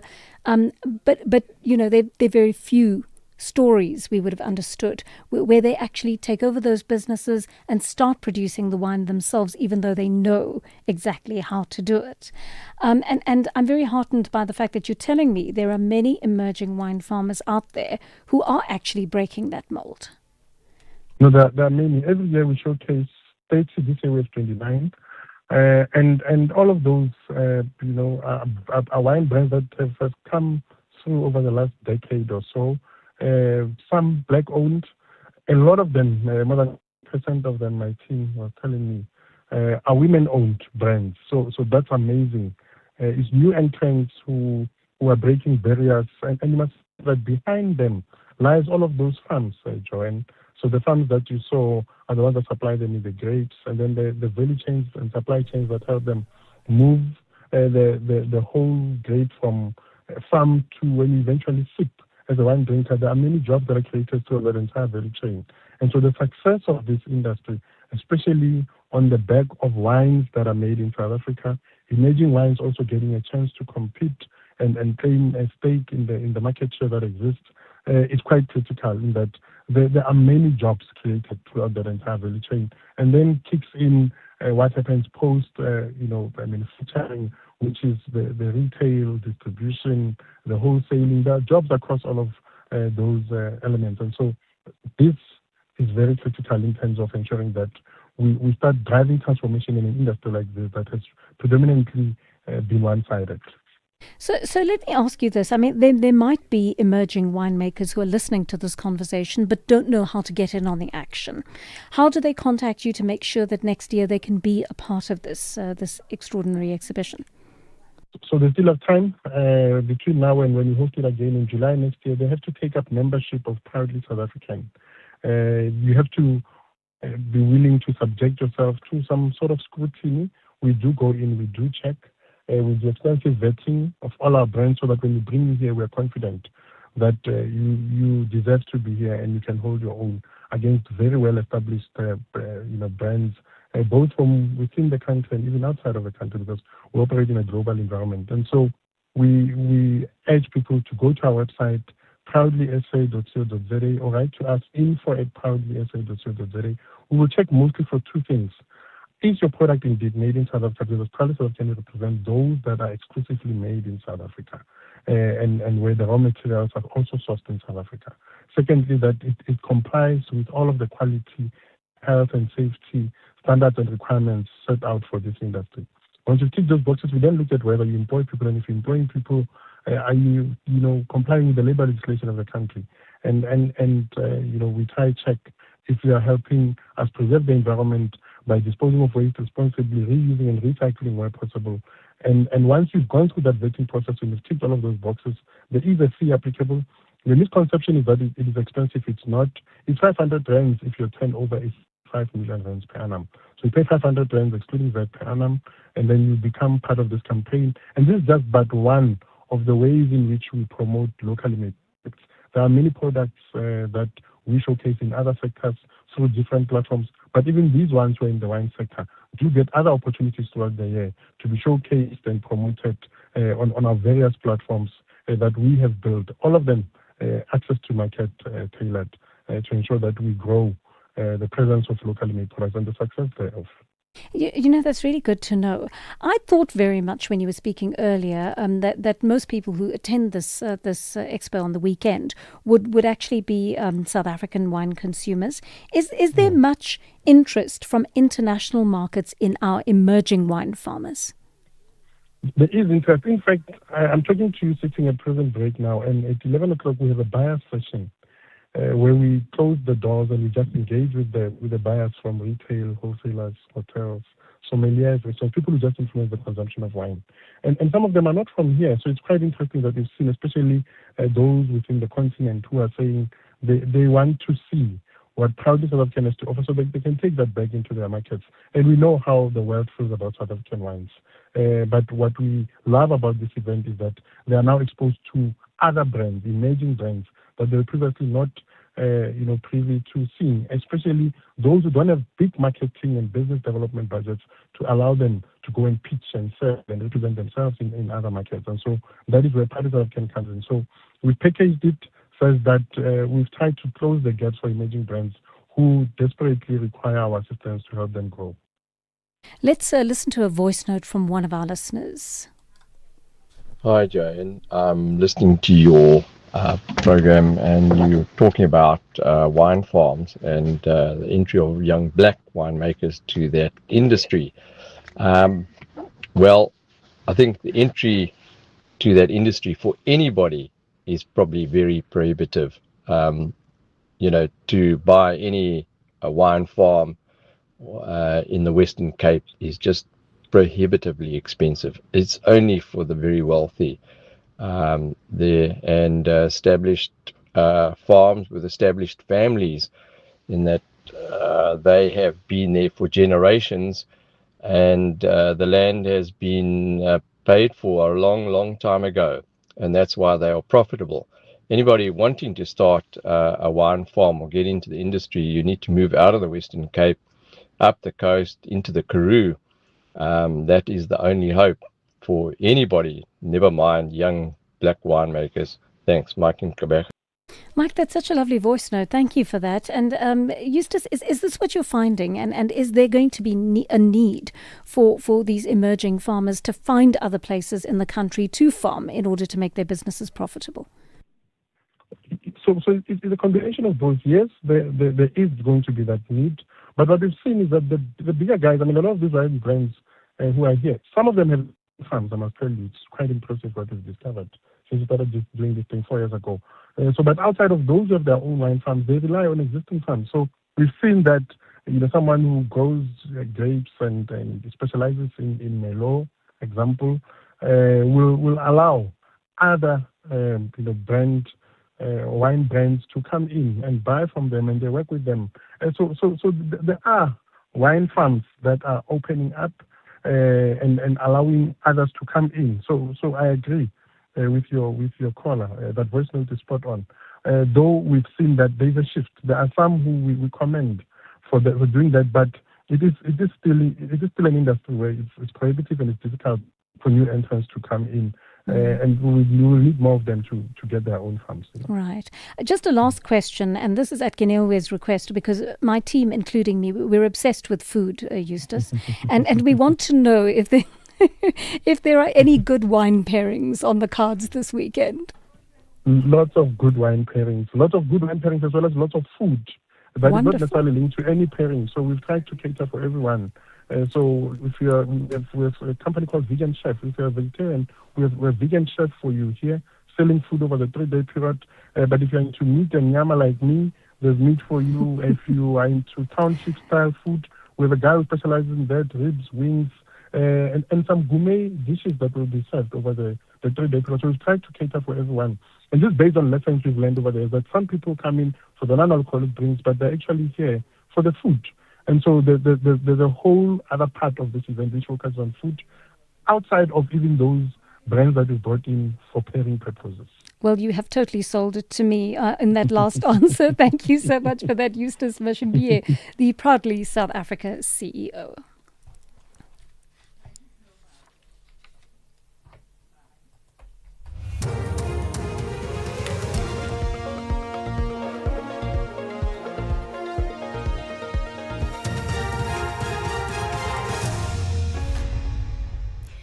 In our top stories, Advocate Johnson pressed over affidavit discrepancies and 7 people killed in Mpumalanga road crash.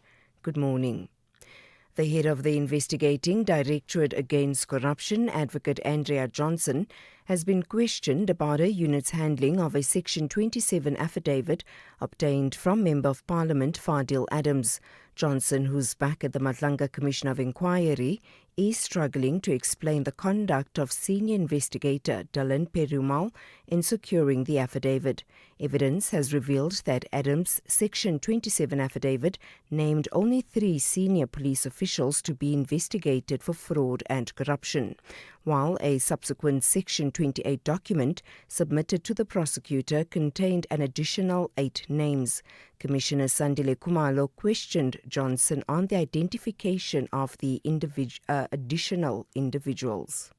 Where would the prosecutor get that from? Because all you've given the prosecutor is the affidavit. And on what basis would you then form a view that the people whose names are unknown to you, there's no complaint in respect of these people, there's no affidavit suggesting that any of these people have done anything wrong? How do you arrive at a conclusion, or how do you form a view that they have committed such serious offenses and should be investigated?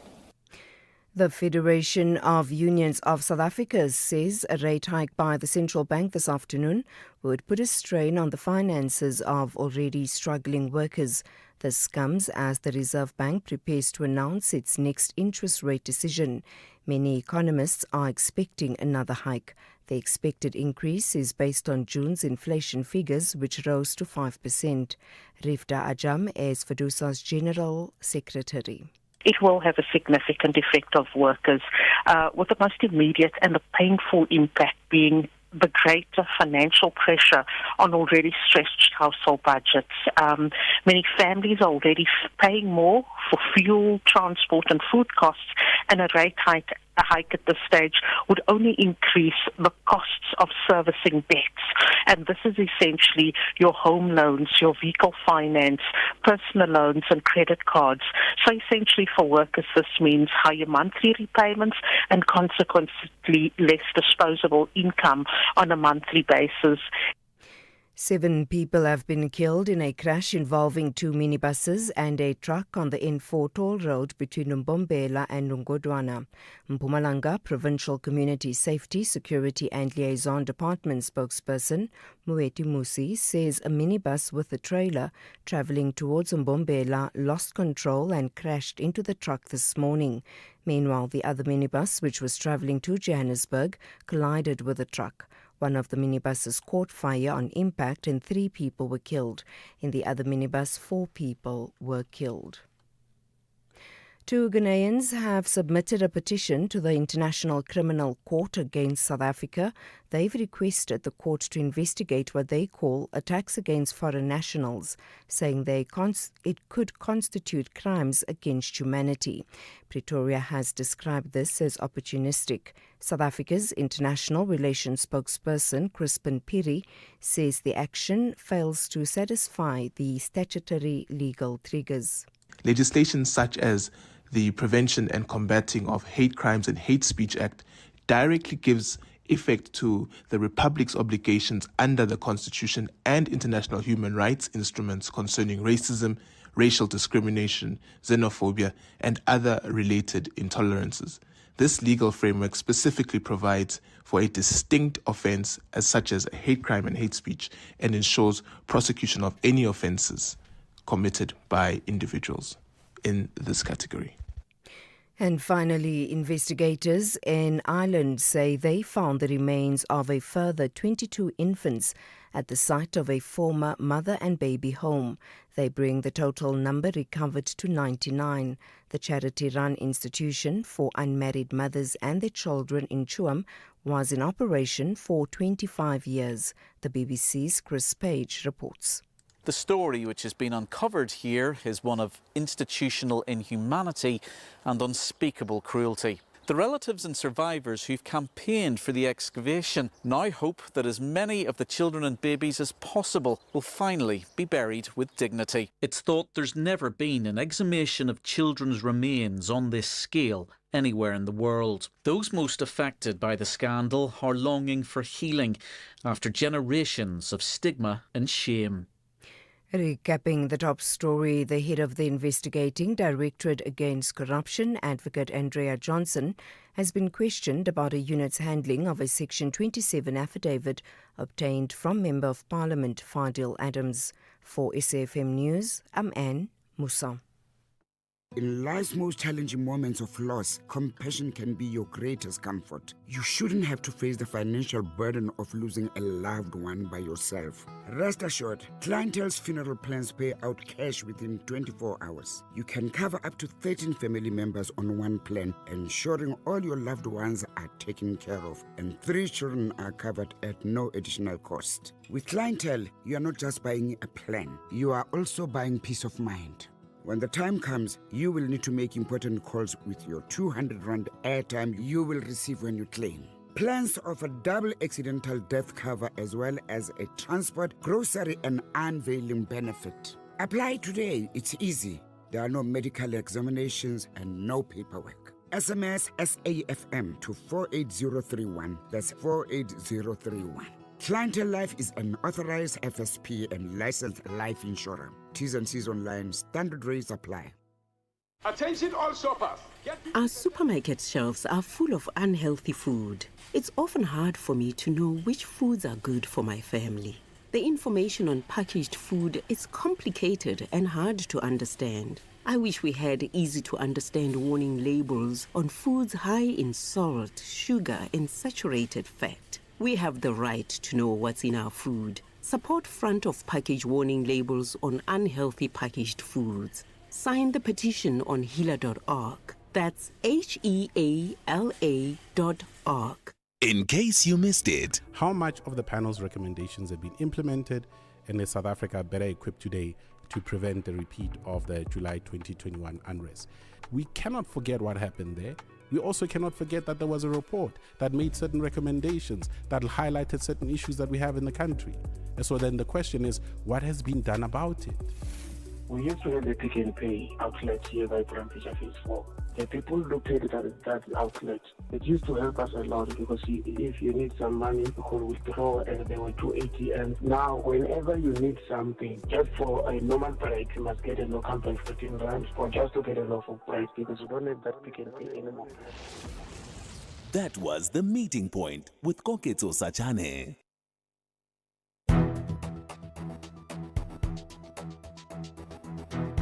The Daily Discourse on SAFM, weekday mornings from 9 to 12. 8 minutes past 11 on the dot here on the Daily Discourse. Thank you for tuning in to the final hour of the programme. I'm Joanne Joseph. We've had some very interesting conversations over the course of the last couple of hours. And I must also remind you of what is going on this weekend because, if you're into wine, if you're into food as well, I mean, I was convinced in the last few minutes that that is where I need to be this weekend. But I just wanted to remind you that something is happening at the Prison Break market this weekend, and essentially if you are into wine, this is what you need to do this weekend. Raise a glass to local. Join Proudly South African at the local wine expo from the 24th to the 26th of July at Prison Break Market in Johannesburg. Meet 29 proudly local wine brands, hear the inspiring stories behind every bottle, taste exceptional South African wines, and support the entrepreneurs shaping our local wine industry. Entry is free. Visit www.proudlysa.co.za to register today. You could win one of 20 Shisha 3-to-1 board games and local wine when you register and attend the expo. All right, 9 minutes past 1 on the Daily Discourse. And of course, I promised you this a little bit earlier on, and we're finally here. Lenacapavir has been hailed as the vaccine that could drastically lower HIV rates in South Africa. But IOL's quoting the Rural Health Advocacy Project as saying the vaccine rollout may not work as well as it could if it doesn't reach the people who actually need it. Len, as it's widely known, is the first prophylactic injection of its kind, and it has to be administered twice a year to prevent infection. Let's speak to senior scientist at the South African Medical Research Council, Dr. Zoe Dube, who joins us on the line now. Dr. Dube, good morning and welcome to the Daily Discourse. What are the barriers that may prevent this vaccine from being as effective as it could be in South Africa? Good morning, and thanks for inviting me to be on your show. So just to be particular about language, it's important that we kind of inform people with the correct information. The word vaccine is actually not accurate when we refer to lenacapavir. Okay. Because a vaccine is trained by with the immune system to recognize and fight a specific pathogen, whereas in lenacapavir is a preventative medicine based on the same drug as the antiretroviral drugs that we have to treat HIV. So just to clarify. No, thank you for that clarity. That's important. Yeah, so the way lenacapavir works, it prevents HIV infection by blocking the virus's ability to establish itself in the body. But it doesn't actually work on the immune response in the same way as a vaccine. And just the important distinction with that is that perhaps the word vaccine makes people think it's a permanent-based system, whereas as you've just pointed out, it's a twice-yearly injection. So just to come back to your question about what might prevent it being as effective as possible in South Africa, It's really important, as you pointed out in the introduction, that there are several barriers to people accessing lenacapavir when it does become available. So we know that many people really who need health services struggle to access the health services that they need. We've taken many examples from PrEP, which is the oral pill which people take an HIV negative person can take to prevent HIV infection, which we've had in South Africa for a while. And even though PrEP is a wonderful technology, it works well, there are so many barriers, social barriers, systemic barriers to people actually using PrEP and to making safe prevention choices. So there are several barriers at the health system level, which we really need to look at. So while we have this wonderful tool that is lenacapavir, which is accessible, it's effective in theory, we really need to look at the ground level realities that are going to make it accessible to the people who most need it. Right now, Len's being rolled out at specific health facilities, which the health minister told us on this program targeted the groups that are most vulnerable to HIV before it's rolled out to everyone else. What do you think is wrong with this plan, or what needs to be adapted in this plan to actually reach those groups most effectively, Dr. Dube? Thanks. It's a very good question. The health minister highlighted that, the populations that are most vulnerable to HIV infection, specifically, we're talking about adolescent girls and young women aged 15 to 24 who have the highest burden of HIV in the country, alongside what have been traditionally framed as the kind of high-risk populations, and that includes sex workers, men who have sex with men and other gay men, transgender people, and pregnant and breastfeeding women have also been prioritized for delivery. So it's true that these are, groups that are more vulnerable to HIV infection. However, there's a couple of issues with that. Firstly, we have seen with oral PrEP delivery, when you sort of label certain groups as high risk, it actually really increases stigmatization towards groups. For example, labeling them as promiscuous, risk-taking, etc. And that stigma can really pose a barrier to people actually wanting to access this technology, because doing so, they are sort of saying, I am high risk. So there's a challenge there. But the second part of it is that some of these populations are the people who find it the hardest to go to health facilities.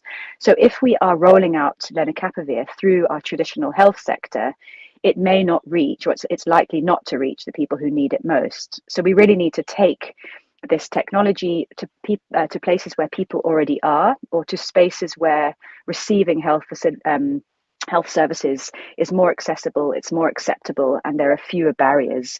Otherwise, we're going to run into the same problem where we have a wonderful technology that's effective, but it's just not reaching the people who really need it the most. I mean, this is so interesting and nuanced, what you're saying. And so let's for a moment focus on the framing of the campaigns, right? On the one hand, you've got, you're making a really important point about the stigmatization of these particular groups in the way the health ministry is informing us that these are the ones that are being prioritized in terms of the rollout.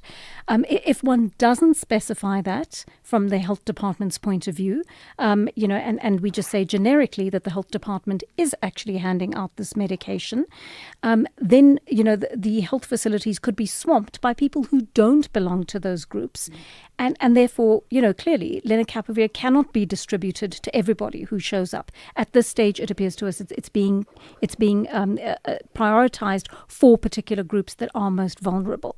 How does government walk that fine line in terms of the messaging around it then, Dr. Dube? It's a really important point. And, while we can say that everyone should have a right to protect themselves from HIV and have access to such a technology, there obviously are costing implications for that for the government. So what we really need to do is look at these groups that are most vulnerable and think about where are they? How can we reach them? And, we have been dealt a big blow with the recent funding cuts and funding crisis. But if we look, let's look first at adolescent girls and young women who, as I said before, carry the highest burden of HIV in the country. So where do we find young women? Well, school-based services is something that is really promising. Although there is some resistance towards providing sexual and reproductive health services to young women at school, it is a really effective way of reaching girls where they are. So having a health service facility, a safe space on the school premises, because so many young women can't go to the clinic because it clashes with their school times. There are transportation cost issues.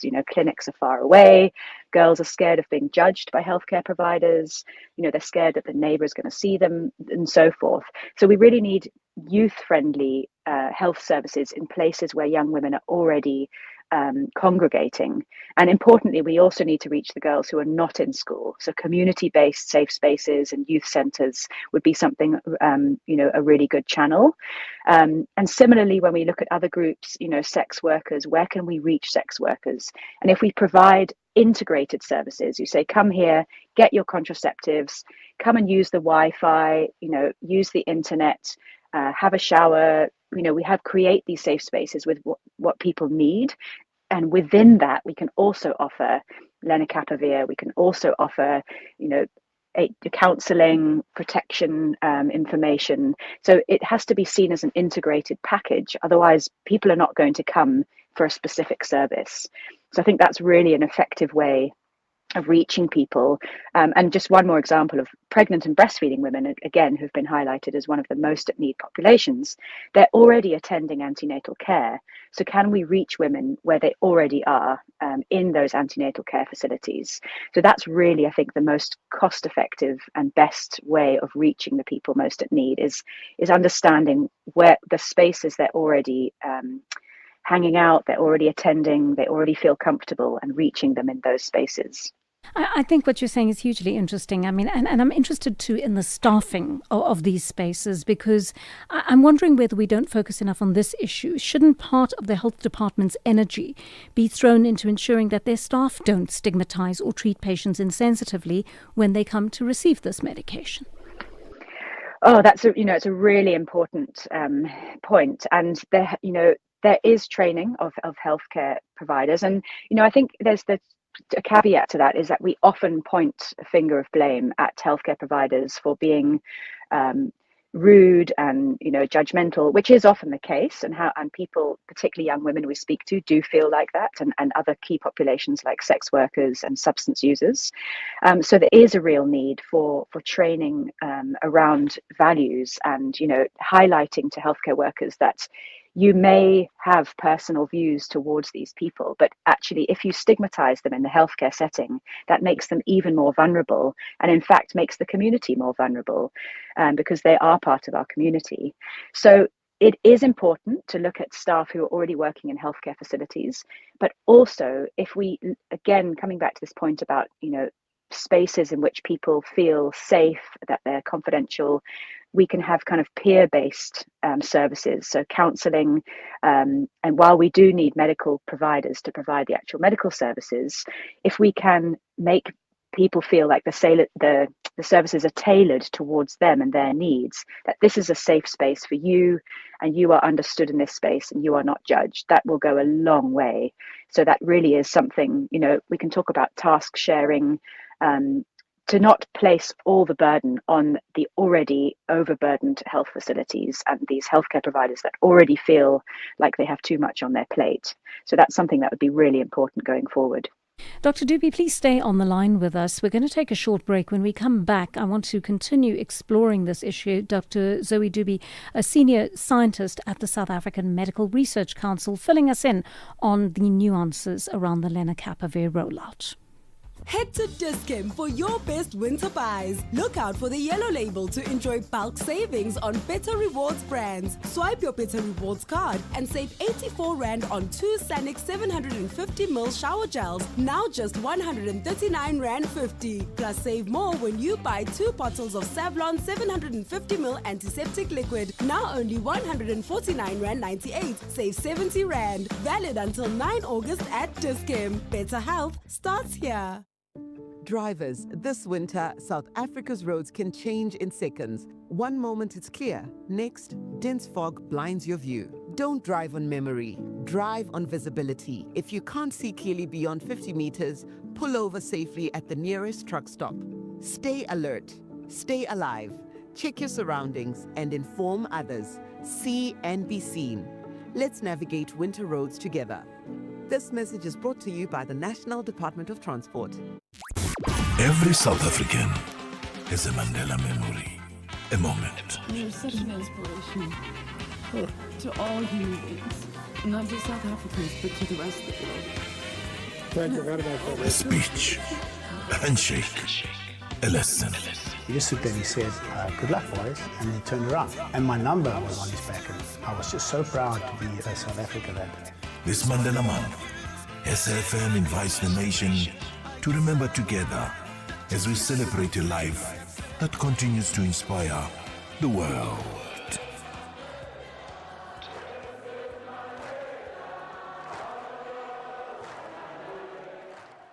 You are listening to Joanne Joseph on SAfm. 22 minutes past 11 on the Daily Discourse. We're talking about the rollout of lenacapavir, and you may remember that we had a conversation with Health Minister Dr. Erin Motsoaledi not so long ago talking about this exciting development. This prophylaxis is now available at particular health facilities around the country, and they have been focusing on vulnerable groups in particular. But Dr. Zoe Dube, a senior scientist at the South African Medical Research Council, happens to think that the framing around these campaigns is equally important, as is our choice of the spaces in which we roll this kind of medication out. So I'd love to take your calls and your messages on this. Our studio line number 086 000 2032 and our WhatsApp line 0614 104 107. So Dr. Dube, to continue, I mean, the issue of the success of the health department's rollout is going to be measured at some point, right? The department is going to take stock, and it's either going to say, yes, we did really well with this rollout and we reached the groups that we wanted to, or we didn't reach our targets in terms of that. How do you think that success needs to be judged?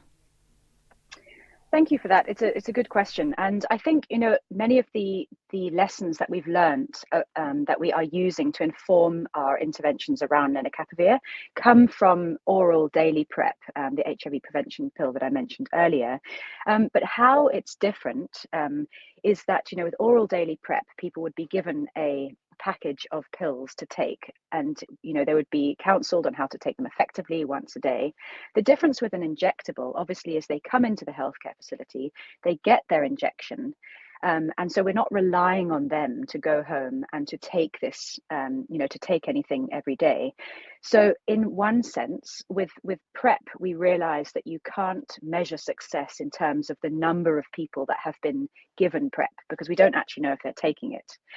Whereas with an injection, obviously the number of doses delivered does have some meaning in terms of the number of people who have been given lenacapavir for that 6-month period.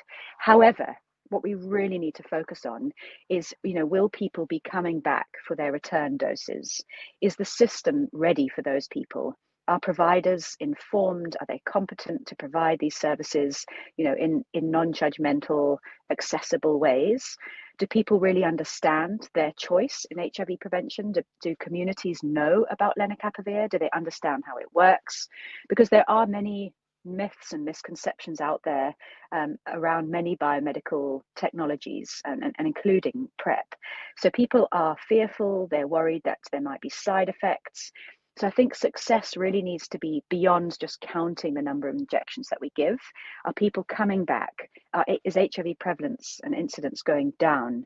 Are people feeling that the services are meeting their needs? So it's not just about, head counts and number of injections, but really about, are people satisfied with the services?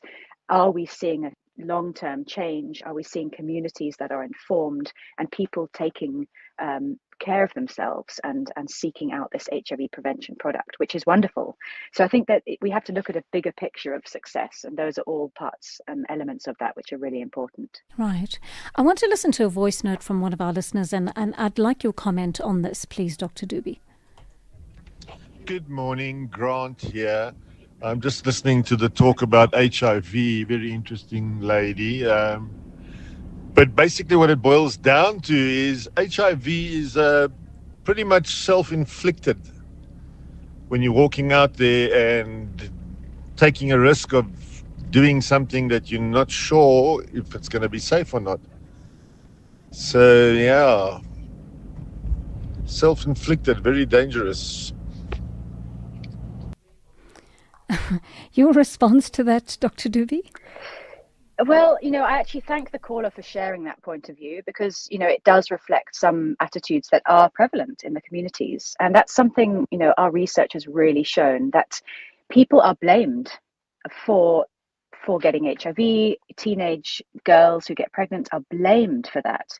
But the reality is that individuals do not exist in a social vacuum, that many people, and I'm going to come back to adolescents because much of our work is focused on them.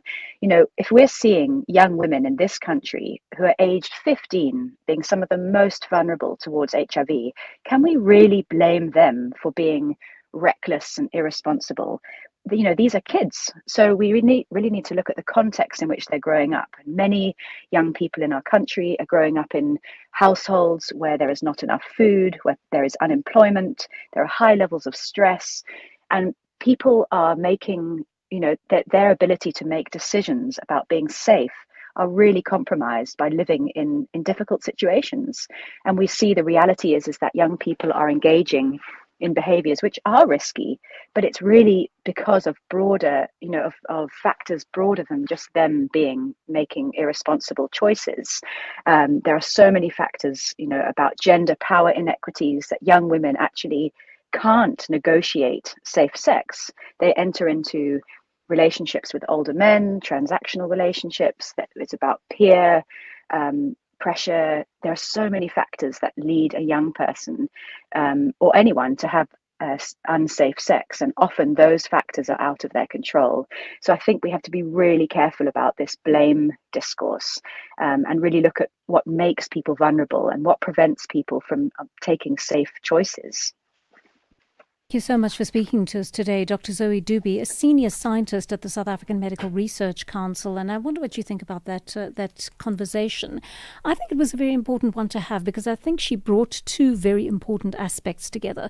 Both the medical aspect, what the facts of what lenacapavir actually is. She corrected me when I used the word vaccine.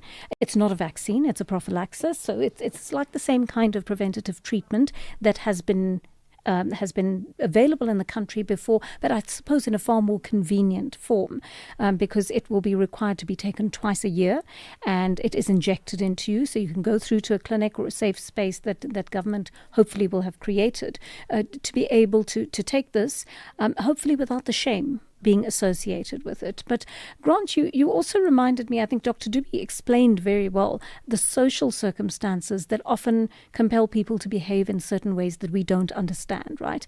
And I think those of us who are privileged and who have grown up in environments that are safe sociologically and socioeconomically, we're often warned about the dangers of behaving in certain ways. We're often protected from those dangers. And there are people in our society who just don't have that protection, right? For whatever situation, because they're poor or because they come from broken families or from homes where they are not protected, and they're very exposed to things that make their lives precarious. That is the reality for many young people. I mean, I was also thinking about statutory rape, about rape. There are many married men who bring HIV home. They will have sex with their faithful wives, and their wives will get HIV as a result of that. There are people who've had blood transfusions who've acquired HIV through that. There are all sorts of things that were out of the hands of people, either directly or indirectly. And I think we need to think very carefully before we decide we are going to take an imperious or supercilious stance that ends up in our judging people whose lives we don't understand and whose circumstances we don't understand.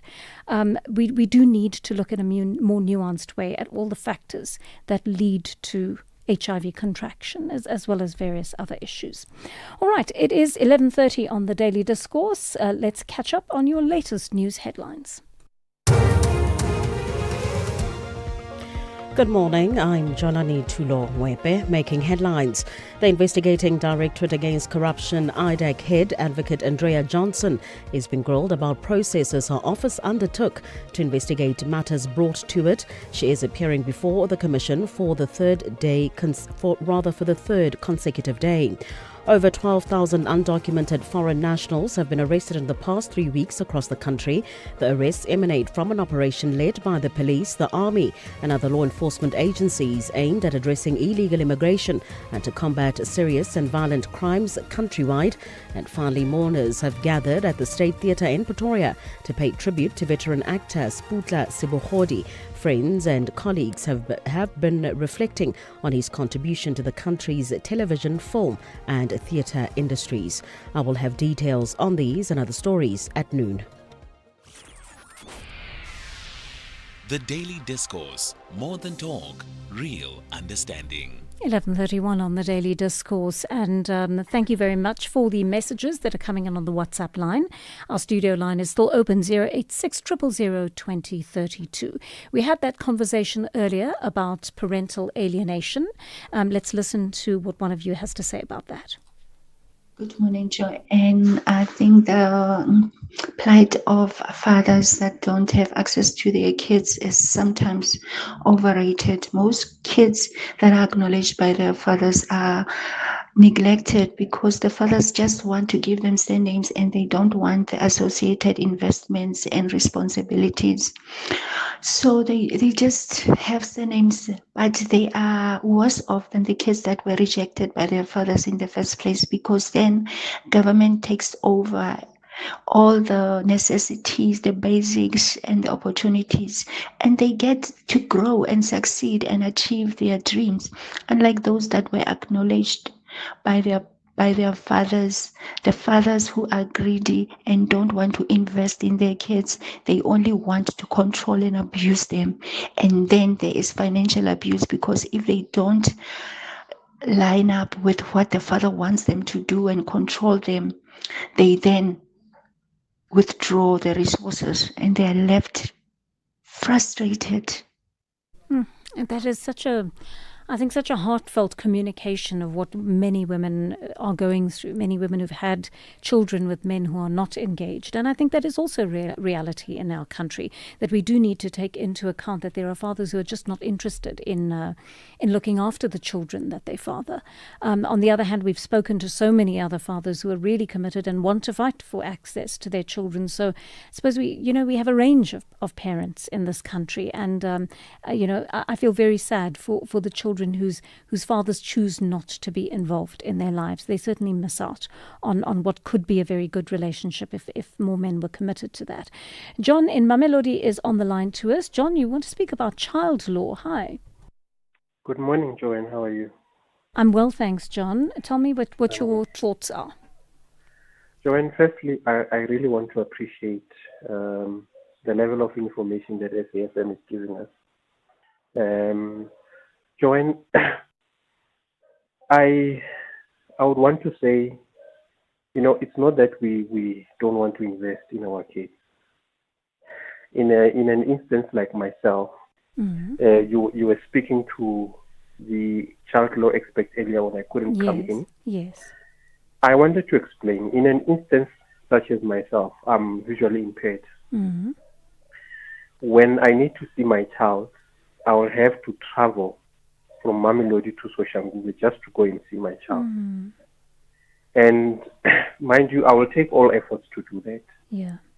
But what saddens me is when the caregivers or the parents tells my child that I have passed on. And then the child then takes this information, passes on to her friends, Yes. Then it really hurts me, because she's the only daughter that I have. And I sincerely want to take care of her. But now I'm being deprived, just to hear a voice.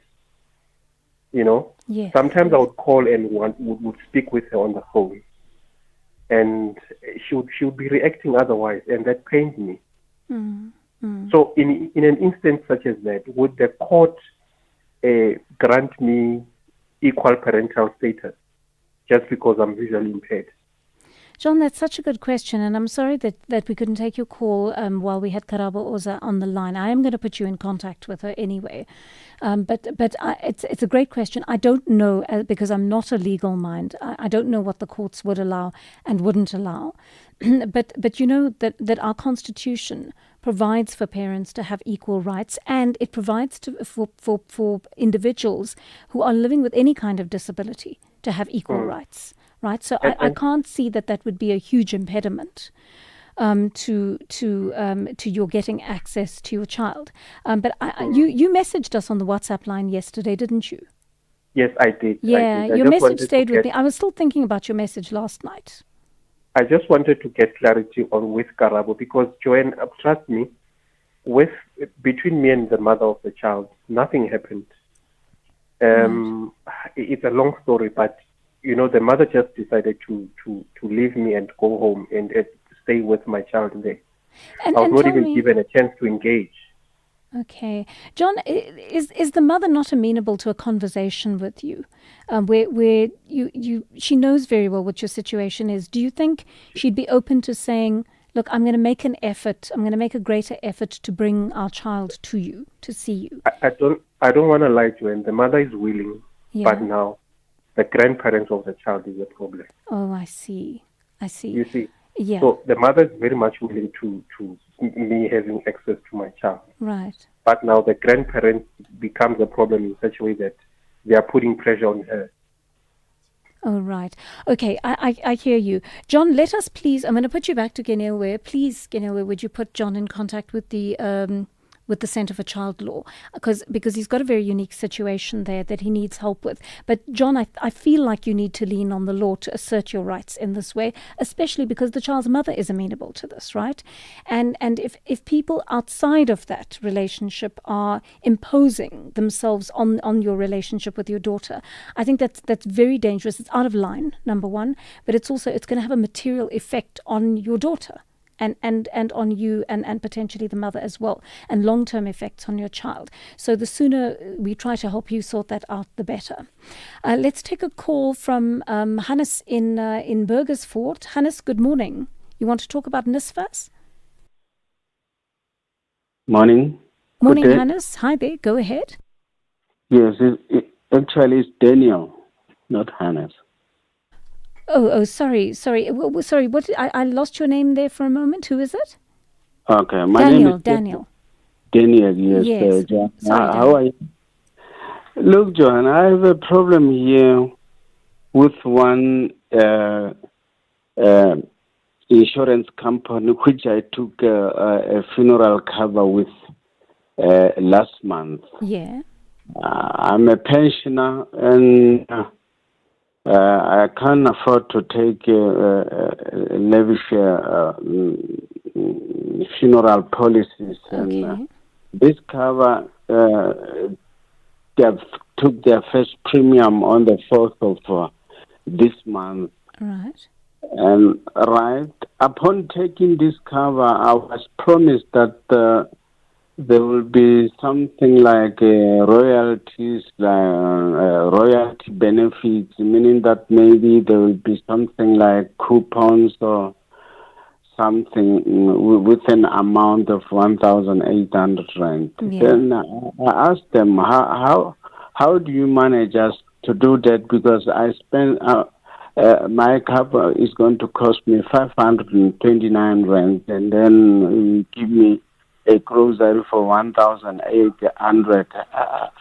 1,000 sound nice to me. Have you? So you haven't had the benefit yet, right? You'll only know at the end of the month whether they come through with it. Am I correct or not, Daniel? What they said to me is that after the first premium, they will then deliver the coupons to me so that I start getting their royalty benefits. But after the payment, there was nothing as such. Now, have you followed up with them, Daniel? Yes. Yeah. I've been following them from last week, Thursday, the 16th. They're trying to get the policy. Actually, I just want to get the policy cancelled. And after policy cancellation. I need a refund because I think that I was misled. Okay, well, let But me my put you back biggest- to Kinelwe, Daniel. Let her assist you with that. And we can put you in contact with someone, maybe even Brian Hirsch, if needs be, to find out how you go about cancelling that. And if you were sold the policy under false pretenses, you certainly need to get your money back and find a more reliable company with which you can invest that money, because come the day when that money is needed by your family, you want to know that it is there. We'll take a short break and chat more when we come back. Quantum on SAfm. Step into the future with Quantum. The radio show that goes beyond the headlines to explore how you can evolve, adapt, and thrive in times of rapid change. We will explore cutting-edge thinking coupled with practical life design applications. I'm Angela Ludek, and I invite you to join this community where real progress begins with human capital development. Quantum, Monday to Friday, 3 to 5 a.m. on SAfm. You are listening to Joanne Joseph on SAfm. 11:42 on the Daily Discourse. I haven't taken your voice notes for a bit. Let's listen to some of those. This one wants to speak about Andrea Johnson's conduct. Good morning, Joanne. This is Pax in Cape Town. I would like you to invite the Law Society of South Africa as well as the Legal Practitioners organization that regulates advocates as well as attorneys with regards to the conduct of Ms. Johnson and the revelations that are coming out of the Mahlanga Commission. Thank you for that. And maybe not just Ms. Johnson, but some other legal people who are being discredited on the stand at Mahlanga. One of you says the matter of Advocate Joke's vindication by the Commission, does it not go through similar remedies as that of employer and employee, where an employee is not found guilty of misconduct by a DC? If that is so, then where would the Legal Practice Council come in? That's a very good question indeed. One of you are talking about party politics in portfolio committees in Parliament. Joanne, I want to concur with you. The party politics takes over when parliamentarians have to do certain jobs in certain committees. And therefore, as a country, we do not get value for money that is spent on these committees. Therefore, I suggest that maybe we need to find a process where the parliamentarians elect these former judges to become part of the panel that is going to conduct the impeachment processes, because if it's Parliament, I don't think we will have a fair process, because that would never be a process that is driven by facts finding and fair investigation. It's going to be a political playground for politicians to showcase that they are better than the other. So I'm really concerned, Joanne. Thank you. It's important for you. Yeah, fair enough, Mbo. Thank you. Zola, a very quick one from you. I've got less than a minute. Good morning. Joanne, quickly, I just want to find out, these tax shops run by foreigners, do they have the right to increase electricity? When I buy for 50 rands, they charge me extra 5 rands. When I buy airtime for 29 rands, they charge me extra 3 rands. Do they have that right? And when I make a cashback for 100 rands, they charge me 10 rands extra. Do they have that right? And if not, can you maybe find out who can investigate their conduct? Please, Joanne. Okay, good question. Zola, I don't know the answer to this. Apparently they're not supposed to, but they do. So we'll try and find a little bit more information for you on that by tomorrow. Thank you so much for all the calls, for the messages, for your wonderful participation over the course of today. We're going to wrap it up there for now. And I'm going to head over to the book reading, followed by the brilliant Sakina Kamwendo, who has your update at noon at 12 o'clock exactly. We'll see you tomorrow. Take care till then. Bye-bye. Add to cart. Love it. Let's clear your cart when I care. For real? Yeah, bo. With my cashback from MyWay, I will be getting 10% of my premiums back for staying claim-free for 2 years. So I'll have some extra cash to spoil you and let you live your way. Dad, you're the best. Real people, real cars, real rewards. For a quote, visit myway.co.za. My cashback is a feature on qualifying products paid after 2 claim-free years and all premiums paid. Premiums are risk profile dependent. MyWay is a licensed non-life insurer and FSP. T's and C's apply. MyWay. Live your way. With the ever-changing financial landscape, it can be difficult to make sense of all the moves at times. Join me, Jimmy Moyaha, on the SAfm Market Update with MoneyWeb, Mondays to Thursdays, 6 to 7 p.m, as we break down the key market trends, top financial stories, and smart investment insights, all in one place. It's everything you need to stay financially informed and ahead of the curve.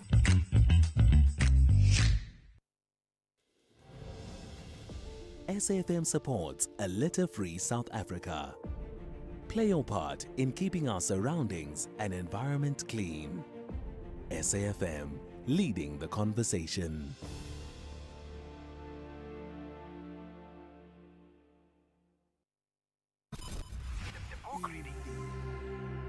SAfm's award-winning drama department presents to you another episode of the book In the Shadow of the Springs I Saw, written by Barbara Adair, read by Fiona Ramsey. This is a radio broadcast edit. Please note that the views expressed in this book are not that of the station. Listeners' discretion is advised. There is that line from Yeats that the title of the book, The Lying Days, is based on. The lines are in the beginning of the book. Though the leaves are many, the root is one. Through all the lying days of my youth, I swayed my leaves and flowers in the sun. Now I may wither into the truth. If you know that Springs is where she grew up, then you know that the book is based on the small town life of Springs. Youth, the lying innocence, but also the lying idealism of the young, growing up in the sun, dancing in the sun, and then realizing that this is all a lie. Many people have said that this book is autobiographical. Springs, the mines, the native shops at the edges of town, run by Jews, moving to Joburg, young white people becoming involved in a struggle for justice. I like the book. I think that it is the awareness that is valuable and important, an awareness of the separation between black and white, and also the awareness of prejudice against black people, against Jews, against women. The woman, the main protagonist, Helen is her name, is privileged and sheltered. She is not Jewish. She just knows someone who is. Joel, typical Jewish name, and so experienced this prejudice vicariously. And Joel's parents were such a stereotype, the stereotype of the immigrant Jewish family. Joel's parents had a native shop that was at the edge of the town, and his mother barely spoke as she didn't understand or speak much English, and his father did not teach her. She cooked and kept house, and of course, like all Jewish mothers, she loved her son. Listen to this. I may not like all of her work, but I do admire her construction, the way she constructed her words, her sentences. Listen. It's so beautiful, while at the same time being about such dull and banal things. Statutes and laws and pronouncements may pass over the heads of the people whom they concern, but shame does not need the median of literacy. Humiliation goes dumbly home. A dog, a child, too small to speak, can sense it. And it sank right down through all the arid layers of African life in the city, and entered the blood even of those who could not understand why they felt and acted as they did, or even know that they felt or acted. If you think about it, she could be writing about James, that bar in Springs, the rough types there who were unable to or didn't want to understand their culpability. It is as if all her characters were ashamed. They knew and felt ashamed. They carried this shame as one carries a bag or a baby on one's back. Their shame was their baggage, their hump. And that's it. James and the boys in the bar carried this shame too. They were hunchbacks, and all the time they cover it up with bravado. Why do you keep on saying they were not us? Bravado, the bravado of me and you and James and Nadine, and our inability to deal with this shame. Tell me more about the book, The Lying Days. It is about young white people in Johannesburg and Helen's quietly developing disillusionment with them and their inability to change anything, whether this was the politics of the country or their own domestic politics. But also it is about love. There is a great exploration of the love between Helen and Paul. Paul, in the book, was the man with whom Helen had a relationship. It is a beautiful, exacting description of this love. The first heady days, then the succumbing to the daily tedium of domesticity, and then the rising tensions of being too close. The main theme of the book is estrangement and how imagination fails us. Aren't we always estranged from others? Apartheid was, and this book says it in so many words, in so many ways, an immense failure. A failure of the imagination, the failure to imagine ourselves into the skins and lives of others, the failure to imagine touching another.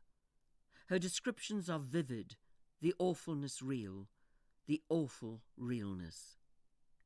Can we translate imagination into reality, as Nadine did? We don't have to. We have fiction as our reality. Her fiction.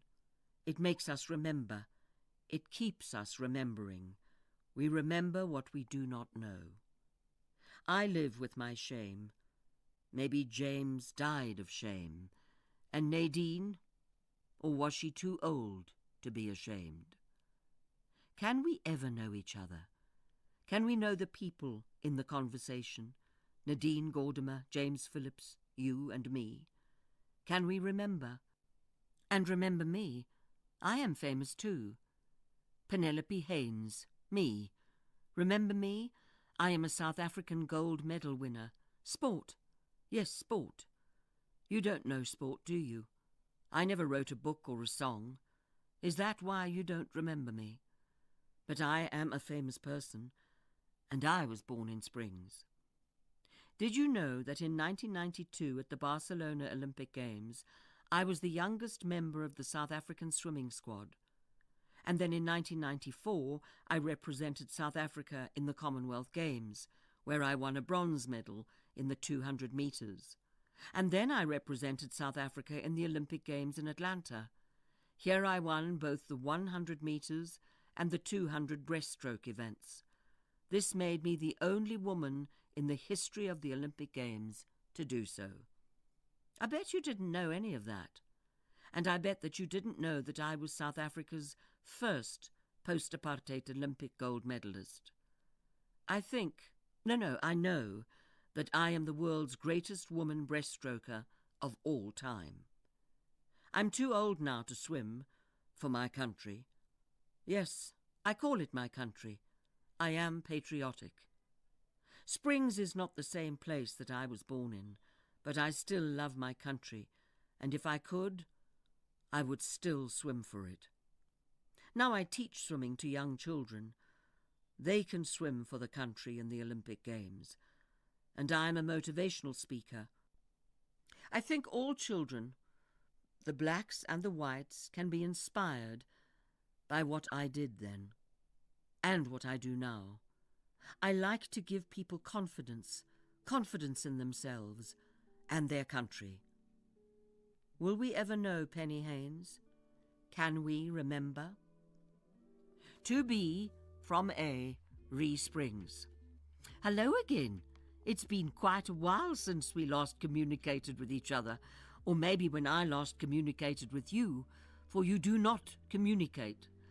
I write to a fictional you, someone who's not there, but you are in the words, on the pages, and I know that you are there, here, somewhere in the ether.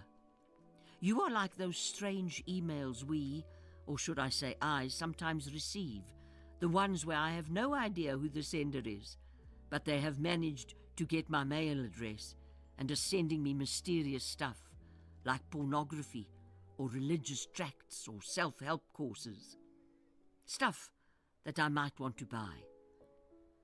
And so you are out there, enigmatic, covert, waiting.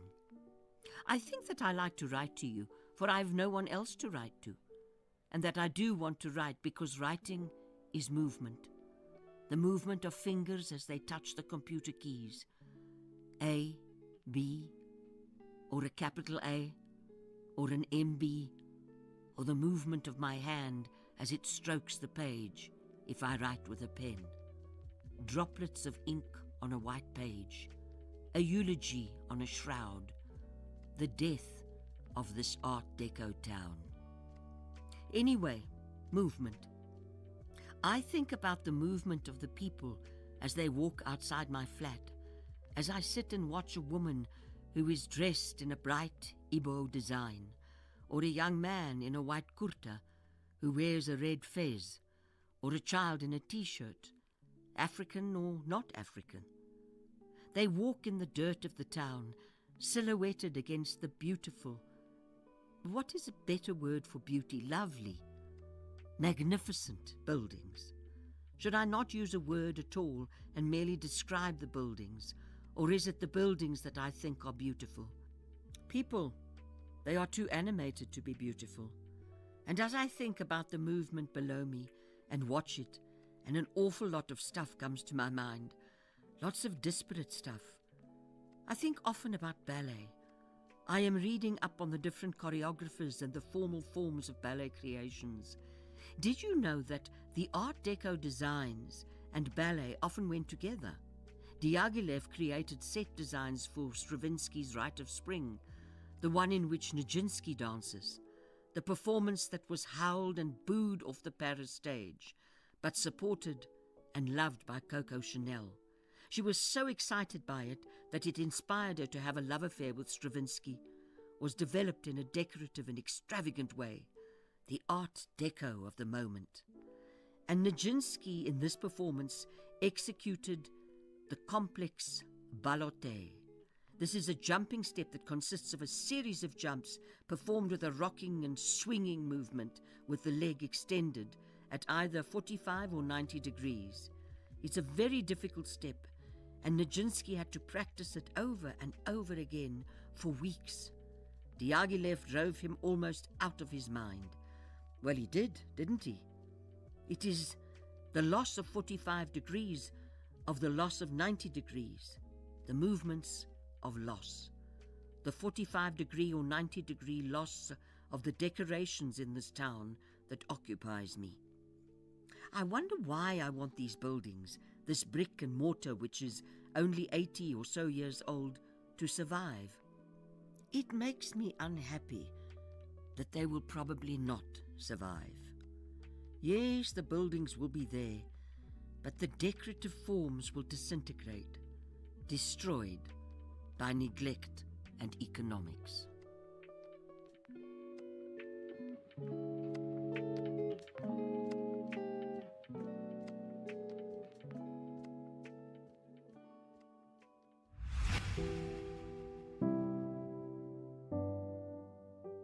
That was another episode of the book In the Shadow of the Springs I Saw, written by Barbara Ade, read by Fiona Ramsey.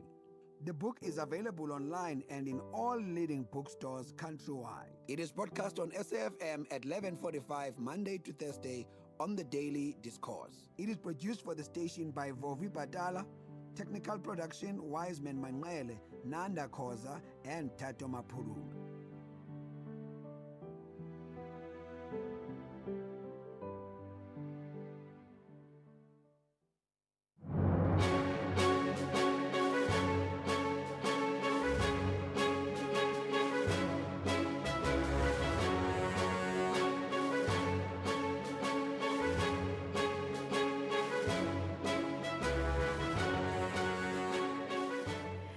It's 12 o'clock on Thursday, the 23rd of July, 2026. A very warm welcome to Update at Noon here on SAfm, leading the conversation. I'm Sakina Kamwendo. Coming up in the next hour. That was incorrect, what you told the This is ad hoc incorrect, committee. yes. Because already by the 6th of December, you had engagement not just with Perumal, but also with the prosecutor. The investigating directorate against corruption head advocate Andrea Johnson is back at the Madlanga Commission of Inquiry in Pretoria, and the manner in which their issue has been raised, it creates other problems. Former President Kgalema Motlanthe says that the issue of migration has implications for the entire continent. Coming up in sport, the South African men's and women's hockey team get a lifeline. They can go off to the World Cup fully funded now, and the Commonwealth Games begin this afternoon. More details on that from John Gericke in the second half of the show. And we always want to hear from you. Let us know your thoughts. 41391 is the SMS line number. You can also write to us via X, our handle at SABC News_radio, or you can send us a WhatsApp voice note on 082-692-3909. Well, these and more stories coming up on this Thursday edition of Update at Noon. First, though, here's the latest news with Jwalane Tulongwepe.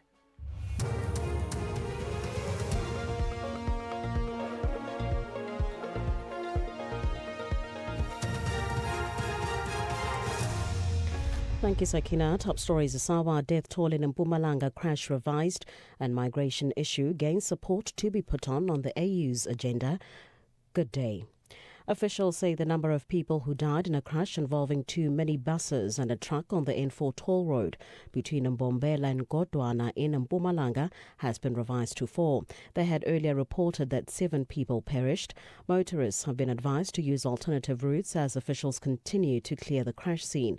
Provincial Community Safety, Security and Liaison Department spokesperson Mweti Musi says 3 of those who died have been burnt beyond recognition. He says 1 driver has been rushed to hospital.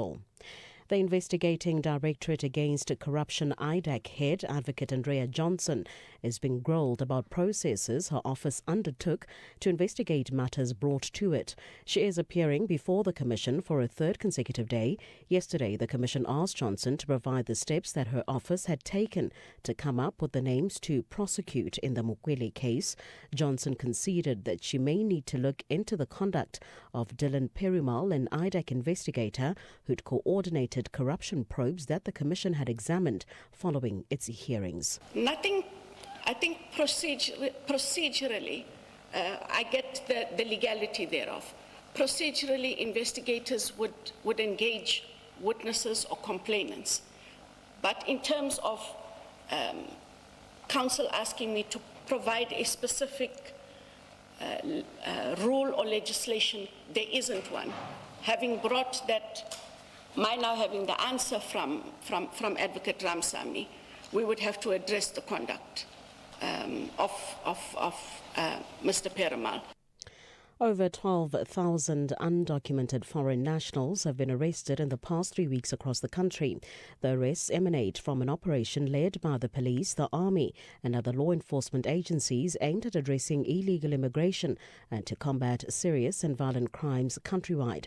National Police spokesperson Amanda van Wyk says these efforts form part of a broader strategy to strengthen border security, enforce immigration laws and ensure safer communities for all. Immigration-related arrests and enforcement actions continue at ports of entry and within communities. SAPS has reiterated that while immigration enforcement remains a priority, all persons must be treated with dignity and in accordance with the Constitution and the laws of the Republic. The public is urged to refrain from acts of vigilantism or intimidation and to report suspected criminal activity through the appropriate law enforcement channels. Mourners have gathered at the State Theatre in Pretoria to pay tribute to veteran actor Siputla Sibuhodi. Friends and colleagues have reflected on his contribution to the country's television, film and theatre industries, describing him as a mentor and cultural icon. Veteran actor Patrick Bukaba says Sibuhodi's legacy will continue to inspire generations of performers. And we used to say, when we greet each other, we'd say, "Hey, Mfanaka," Uzeda kere Escoco Petre, and then I would say as Bubla and stuff. And I started using that as a name. And then we called each other. We never again called each other for many years with names. So I'm going to remember him as a brother, as a mentor, as someone that I look up to, as a performer par excellence, as someone who loved his people. The International Relations Department says the West African regional body ECOWAS has taken a decision to support calls for the issue of migration to be put on the AU's agenda when the continental body's members meet. The department says Pretoria is open to constructive and action-orientated dialogue with ECOWAS on matters including managing migration. The department spokesperson is Crispin Piri. We welcome the opportunity to engage on migration at the highest level of the African Union, at the African Union Heads of State Summit, to ensure that migration across the continent becomes a choice rather than a necessity. A dedicated agenda item at the Heads of State Summit to address the primary push and pull factors and the root causes of irregular migration, focusing squarely on good governance, democracy, and economic stability. Recapping the top story this hour, officials say the number of people who died in a crash involving two minibuses and a truck on the N4 toll road between Mbombela and Ngodwana in Mpumalanga has been revised to 4. They had earlier reported that 7 people perished. For SAFM News, I'm Jolani Tulo-Mwepe. Update at noon with Sakina Kamwendo, midday to 1 p.m. Update at noon with Sakina Kamwendo. Thanks, Jolane. Good afternoon, everyone. It's 7 minutes after 12, and welcome to Update at Noon. Just a quick look at the diary and a lot of stories in the courts, some of the big stories this week, and today no different. We, of course, still have the Matlala, that's Vusmuzi Cat Matlala, the alleged underworld kingpin. He's, of course, in court along with his 4 co-accused, and this on various charges of attempted murder. So that is continuing. It's day 4 of that particular trial. And then we also have other stories that we are watching. The former National Assembly Speaker and Defence Minister Nosiviwe Mapisa Nqakula's corruption and money laundering trial bill to continue in the High Court in Pretoria today as well. She, of course, stands accused of allegedly soliciting and receiving approximately 4.5 million rand in cash bribes from a South African National Defence Force service provider. And then there's also the Gauteng MEC for Roads and Transport, that's Kedibone Diale Tlabela, who is set to meet with representatives of the Gauteng taxi industry. You'll remember that earlier this week, the taxi industry gave the Gauteng government 7 days warning that it will embark on a province-wide shutdown if its demands were ignored. And that led to speculation of a breakdown of relations between the Gauteng government and the taxi industry. And this is, of course, why the MEC is meeting with the industry today. She, of course, when she heard of that and saw the ultimatum, said that she didn't realize that those relationships had broken down. So we have reporters on all of these stories, so they will bring us updates as soon as they are ready. And then we also have a manhunt underway for suspected cash-in-transit robbery gang. They believed to be involved in a number of serious and violent crimes across Gauteng. And the TRC cases inquiry also continues with its hearings, and they are investigating any interference in prosecution of the initial TRC cases.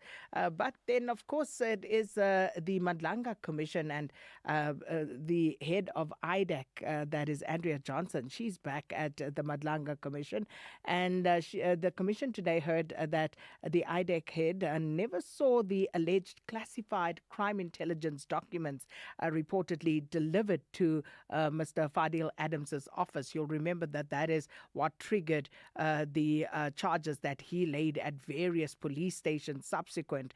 And Advocate Johnson told the Commission that she relied only on Adams's sworn statement describing the documents, which he then said were pushed under his office door. And she also admitted that she did not refer the matter to another authority for investigation, despite commissioners questioning whether the alleged possession of intelligence documents should have been reported to another agency. Well, we're going to take you live there, and it is, of course, day 3 of the testimony of the head of IDEC, Advocate Andrea Johnson. The question by Commissioner Baloy is, IDEC was formulated to deal with serious, complex, high-profile corruption matters. And you say a theft that SAPS can investigate is a matter that IDEC was formed to investigate. And I'm going to give you a truly ridiculous example, a theft of a motor vehicle. If Mr. Adams had referred to that in a section 27 and said a vehicle was stolen, are you saying that you would be entitled to investigate it under B? No. Why? Why not? Because that matter falls within a different mandate, and that matter falls within the mandate of SAPS. If you'd allow me to just, and then I know you can expand. I know you'd have other questions, Commissioner Baloy. The theft relates to a very specific environment. It relates to the crime intelligence environment, and it relates to the theft of the secret funds or the slush funds, as he put it. No, but that's not what he's saying in that paragraph 2. Remember, he gave you this affidavit, section 27, which contains no facts whatsoever. We've agreed that. It contains no factual material. That's why you went to him, or Perumal, somebody went back to him to get further clarification or further detail, now the grounds to support the suspicion. And all he comes out with is that paragraph 2, which is about unduly benefiting a civilian who did not qualify when there were 3 other people. What does it have to do with your mandate? Commissioner Baloy, from what I understood, and the investigators will have to give the detail, I understood as follows, that when they got those dockets, the 4 dockets, they took additional statements in each of those dockets. This would have been the one that relates to the allegations of the appointment, but that there would have been other statements that would relate to the theft of the funds, etc., that would take that matter differently. But that is the information I have, as they took additional statements, Chair, per docket. This matter for me relates to a very specific. So, yeah, even with that, I mean, we can limit it to this specific matter, and the question remains, what is it about this specific matter? You say there are other files or other dockets. That's where we will find that it falls within your mandate, but we are talking about this specific docket, that on this docket where this statement belongs, if all you have in this docket is the section 27, and then you have this statement, it looks like this is a matter that belongs to the SAPS at best, and we have that national instruction that tells the SAPS how to deal with this matter. If I could just add that from what I understand, that after the investigations continued, the docket doesn't consist only of. Whether or not that is sufficient is a debate. But if you take it just on this and just on the section 27, it goes back to the question that Council asked, as well as yourselves, Commissioner, then it should have fallen within the national instruction of the police. But remember also that at this point you have already made a decision to investigate, and I don't mean to reopen that debate that we've had, but this in fact is now part of an investigation because you have already made the decision to investigate. So even if you had sight of this post the decision to investigate, it has no consequence to your decision because you've already made the decision to investigate. And when you made the decision, you didn't even have this. This, in fact, further clarifies that this grievance as relates to this employee in particular and her ending up being charged is really a grievance about someone having lost out on an appointment, and it's no more than that. I see the point you make, except that I just go back to the answer I gave, that more investigations were done, Chair, and it is based on the more investigations that were done that would have then translated to the charge. As it stands. And the charge of gratification against her. Yes. Okay. So, but as it stands here, I took the point and agreed to the point that if this is all that there was, then it does fall under the national instruction and should have been elevated, Chair. Okay, thank you. Let me invite you, Advocate, to engage in a close interpretative exercise. As Ms. Silo touched on it, paragraph B of subsection 1, uppercase A, refers to additional related. I want you to please give meaning to additional. Additional to what? And to also give meaning to related. Related to what? Can you please do that?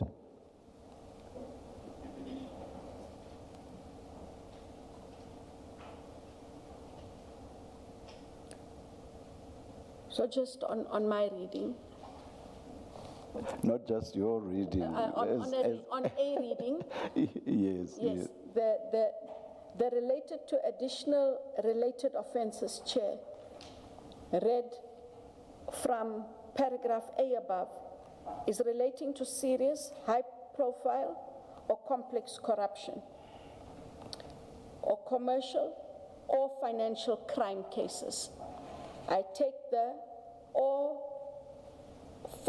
commercial or financial crime cases relating to fraud, etc. So at least you accept that IDEC cannot just jump and investigate any fraud, any forgery, any uttering, any theft. Not from the reading of the Act. So it must be additional to what's envisaged in paragraph There must A. be a relationship with paragraph A. Okay. Oh, all right. I just wanted to be sure. Thank you. Thank you, Chair. Now, on that understanding, we have this section 27. We have the dockets, the A1s in the dockets. As we now have come to learn, that was the only thing that was in the dockets. We have this latest A1 statement from Mr. Adams. Then can you please indicate what those documents collectively, how those documents collectively land you at A? We know their contents now. Sorry, Council, repeat. Those documents, the original Section 27, the A1s in the state, in the respective dockets, which is what the legal advisor at SAP said, that's all that was contained in the dockets, and I assume that is precisely what you found. You couldn't have found any more than the inspectorate had. And thirdly, Mr. Adams's January statement, the one we're looking at now with 2 paragraphs. What in any of those documents collectively led you to the conclusion that the documents disclose serious, high-profile, complex corruption, commercial and financial crimes? I'm saying, Council, that it's not restricted to those three, because further investigations were done, and it is on a reading of all the investigation in its totality that led to the charges as they were preferred. The thing, you have rushed to the charges. Remember that we had said the Section 27 was incomplete. You exercised your discretion, and you say you normally do, which is to request further substantiation from a referee. Now you have it, and we agreed in the morning that that is for purposes of you determining whether to even initiate an investigation. And in order to do so, you must first establish jurisdiction, that you have that jurisdiction to entertain this claim. What, as they stand, is that not your point to have asked yourself whether this complaint at least squarely locates you within A? And I say this because it can be that you investigate with the hope that somewhere, you will come across some damning facts that will then justify A. We first have to be in A before you investigate. Otherwise, the process is deeply concerning.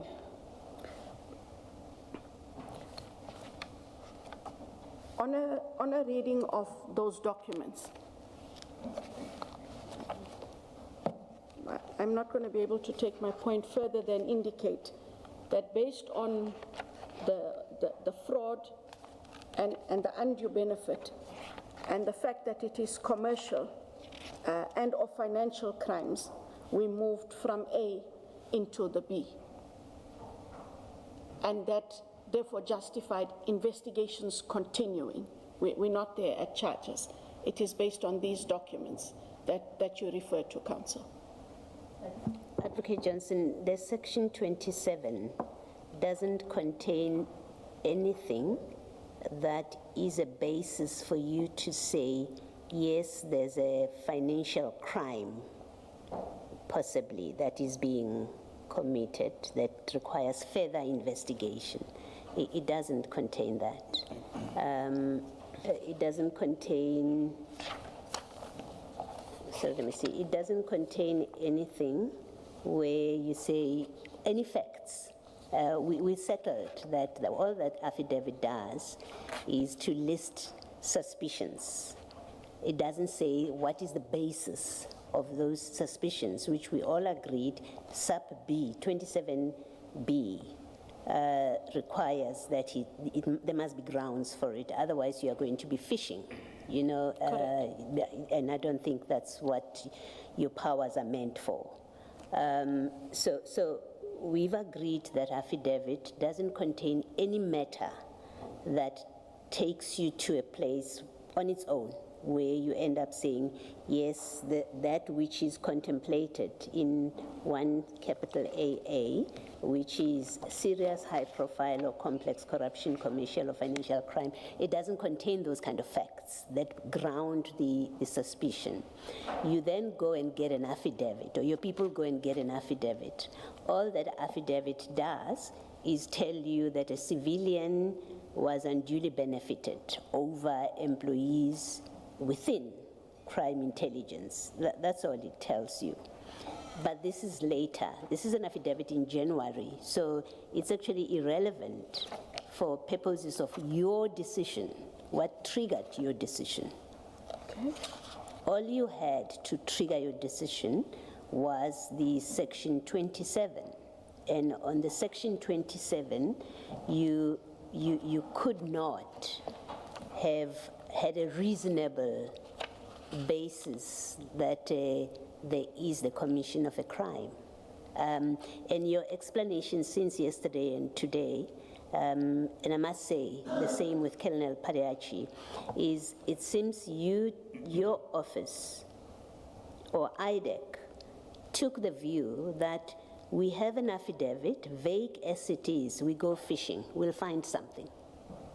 There must be something to find.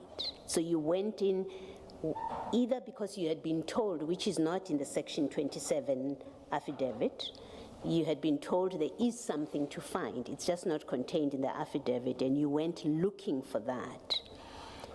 Or or you went not knowing at all that you'll find something. Which is a typical fishing exercise. Your mandate and your powers don't contemplate you doing that. That's why there's that trigger provision. But in this case, it seems there was a failure in that trigger. You just did not have enough to trigger that investigation. And the question that eventually must be asked and must be answered is, why would you do that? And it's a question that is qualified to be asked, because we are dealing with an organization which has lawyers in it. We have you, who has experience in what this act deals with, the powers that it gives you. You have prosecutors, you have a lot of people.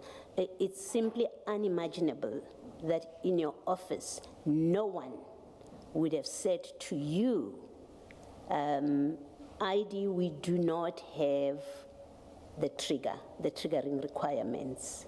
It's simply unimaginable that no lawyer in your office said we don't have jurisdiction to investigate this. And maybe let me ask you the question directly.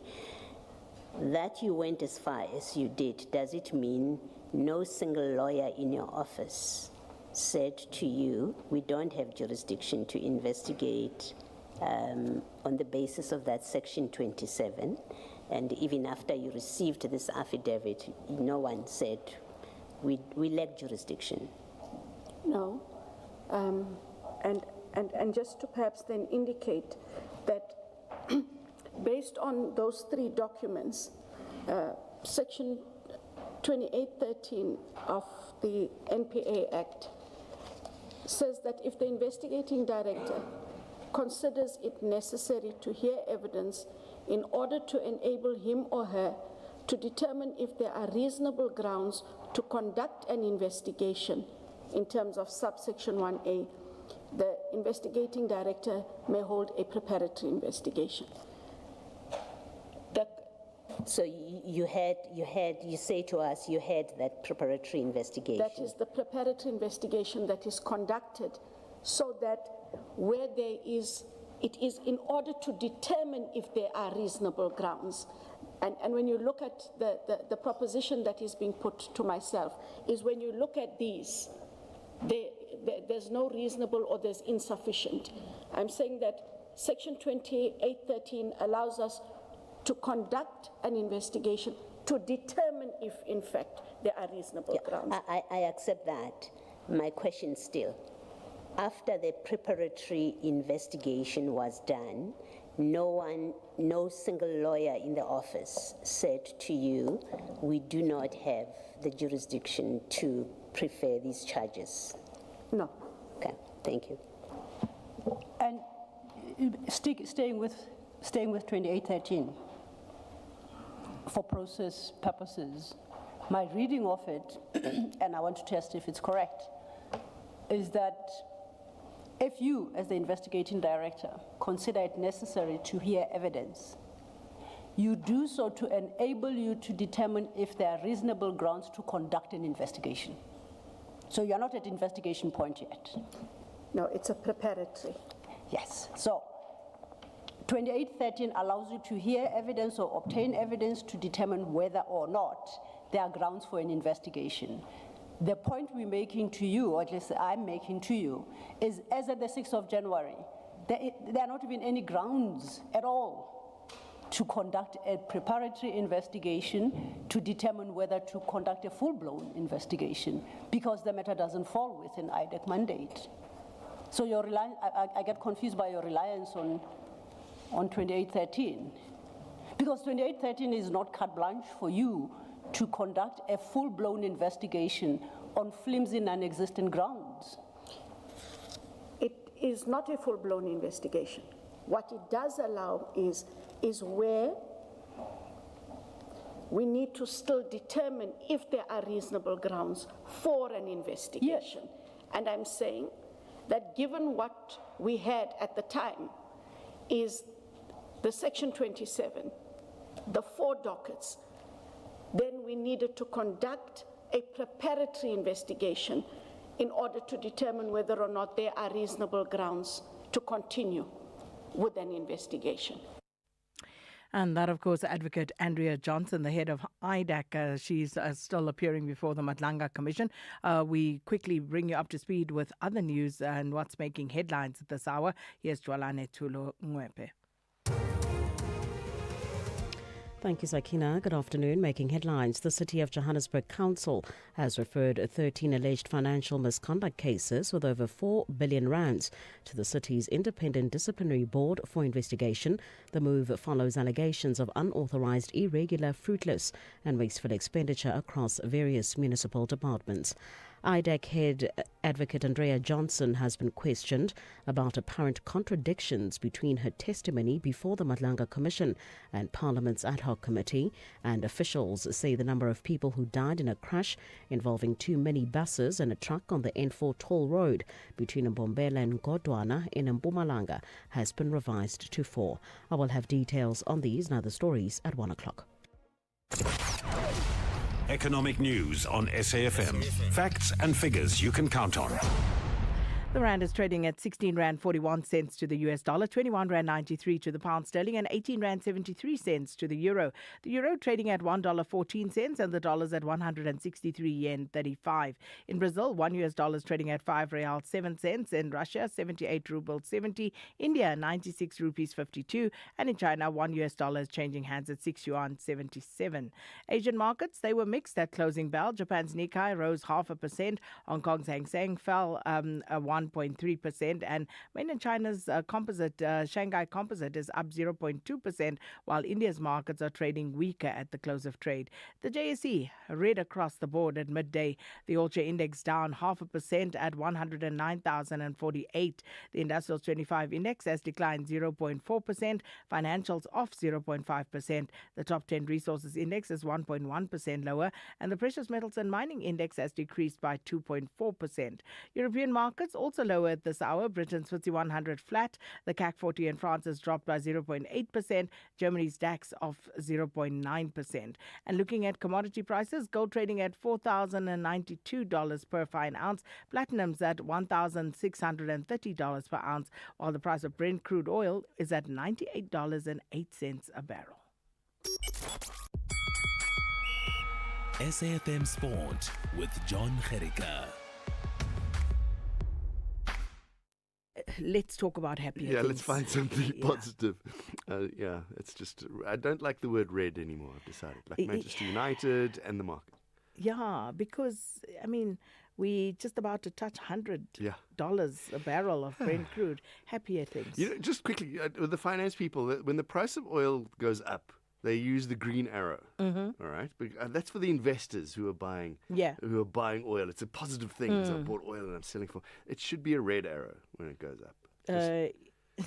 Just for all the... For us. Yeah, for us normal people. Okay. All right. Just to whoever does the arrows. Yeah, let's just confuse the rest of the world. Okay. Here we go. Some positive news for you. Gaten McKenzie spent that 31 million rand for the World Cup supporters trip. He's found some money to support the South African hockey teams. Both the men and the women's teams will participate fully funded at the 26th FIH Hockey World Cup. It's going to be hosted by Belgium and the Netherlands from the 14th of August.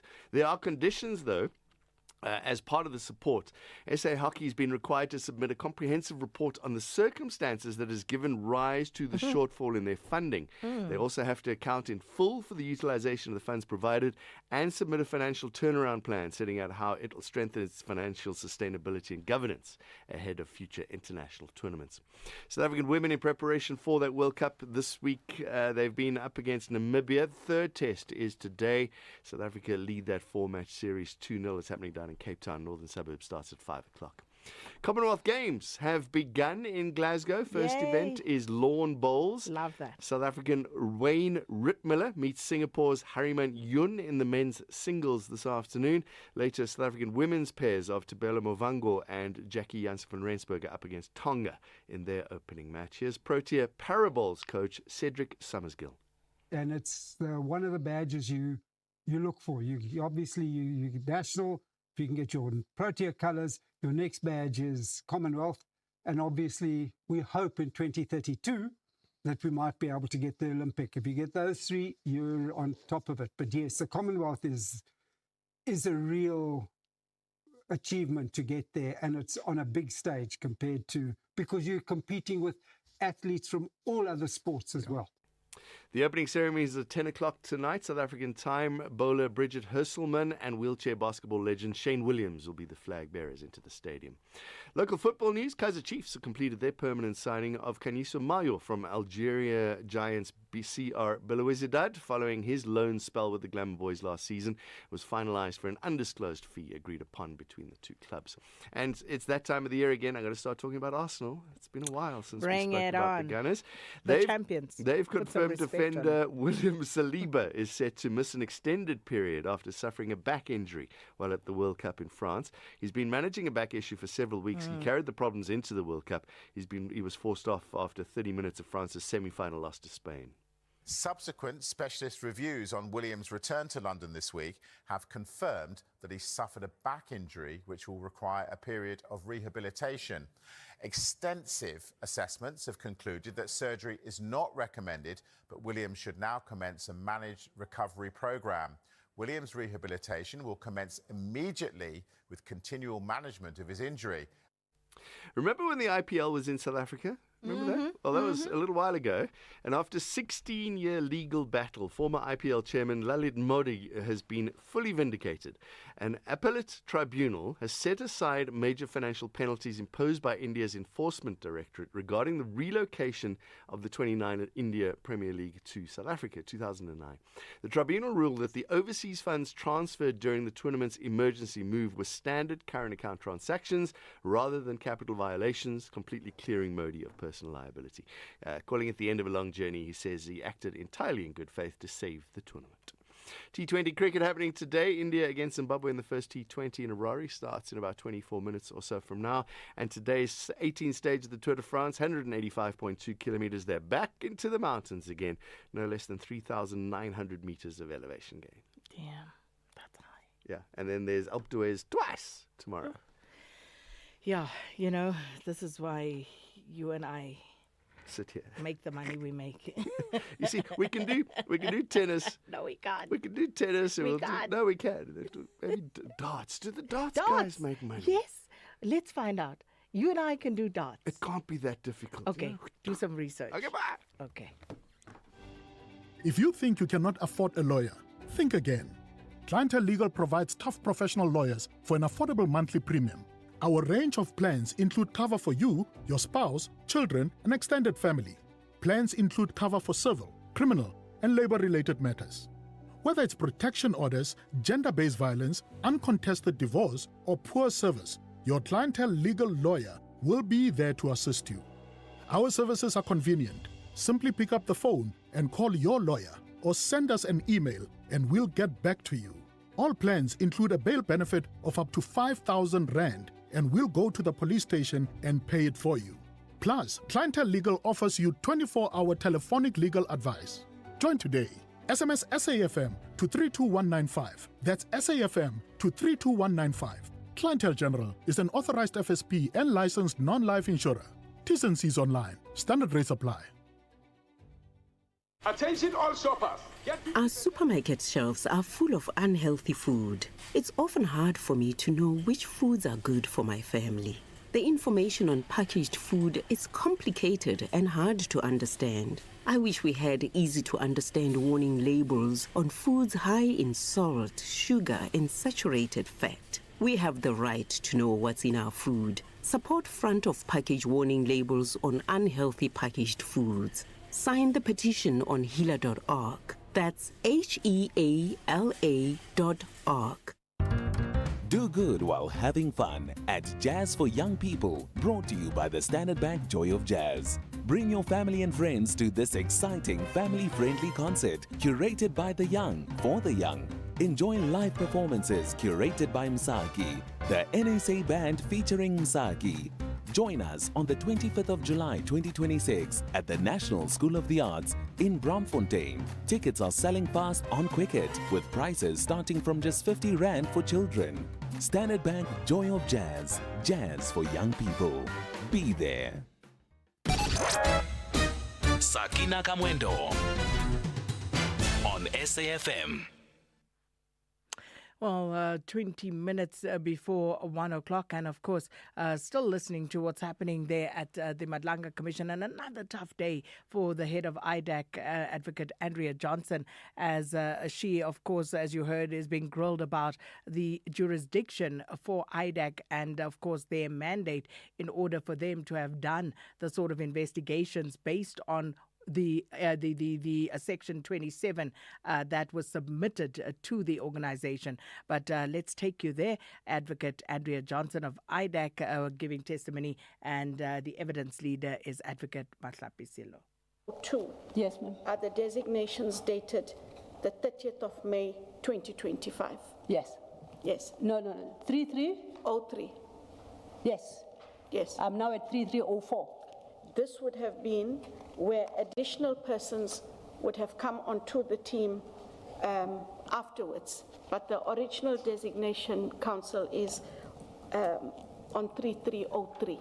So the commissioners, the 28 is signed on the 30th of May. Yeah, okay. And the designation for the persons who are to deal with it are on 3303.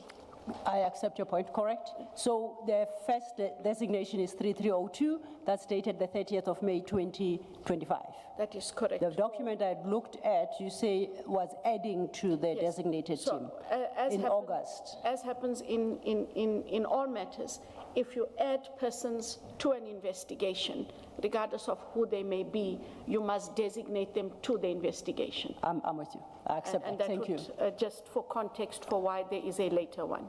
Thank you for that clarification. Then, sorry, I think Commissioner Khumalo has. Oh yes, please.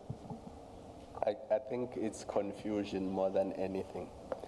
I had understood during your first day of testimony that the designated investigator came to you in February to say, please authorize summons so that we can get these documents in relation to the generals that appear in those summonses. And that was sometime in February. There was also a summons that went to BMW again in February. Now, they could not do that unless they were designated as investigators, because for them to say, I need to go into BMW and get documents and interview BMW people, because that's what the summons said. And that was all in the first or second week of February. That can only mean there must have been an earlier designation appointing them as investigators, because if the designation only happens at the end of May, what were they doing talking to BMW management in February of 2025 and interviewing senior managers at BMW in February 2025? So do you see why I'm lost? May I explain? Yes. So, Commissioner Khumalo, when the Section 2813 preparatory investigation was authorized on the 6th of December, it also designates persons to the investigation. And because they are designated to that preparatory investigation, they are able to conduct investigations. May I assist? Please answer that question with reference to page 3282. Same file. You say when the Section 2813 preliminary investigation is authorized, it also designates persons who should conduct the investigations, and that is the document we discussed from yesterday. That is your authorization. Yes. And it's followed by 3285. Yes. You say that's a designation in terms of 2813. Is that the document you reference? That dated the 6th of December 2024. That is correct. With those documents, then you may respond to the Commissioner's question. On page 3286, Commissioner Khumalo, is the list of persons that were designated on the 6th of December. so that there are persons designated to conduct investigations. And as I indicated, Section 2813 does allow you investigative processes, including being able to interview a witness, subpoena documents, and so on. So there were two designations / authorizations. Yes, the first being preparatory, and once that is summarized and done, they then bring together the May application.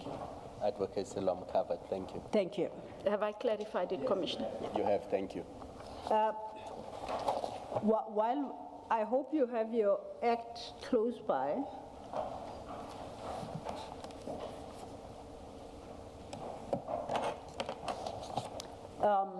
and my reading of 2813, why do you suggest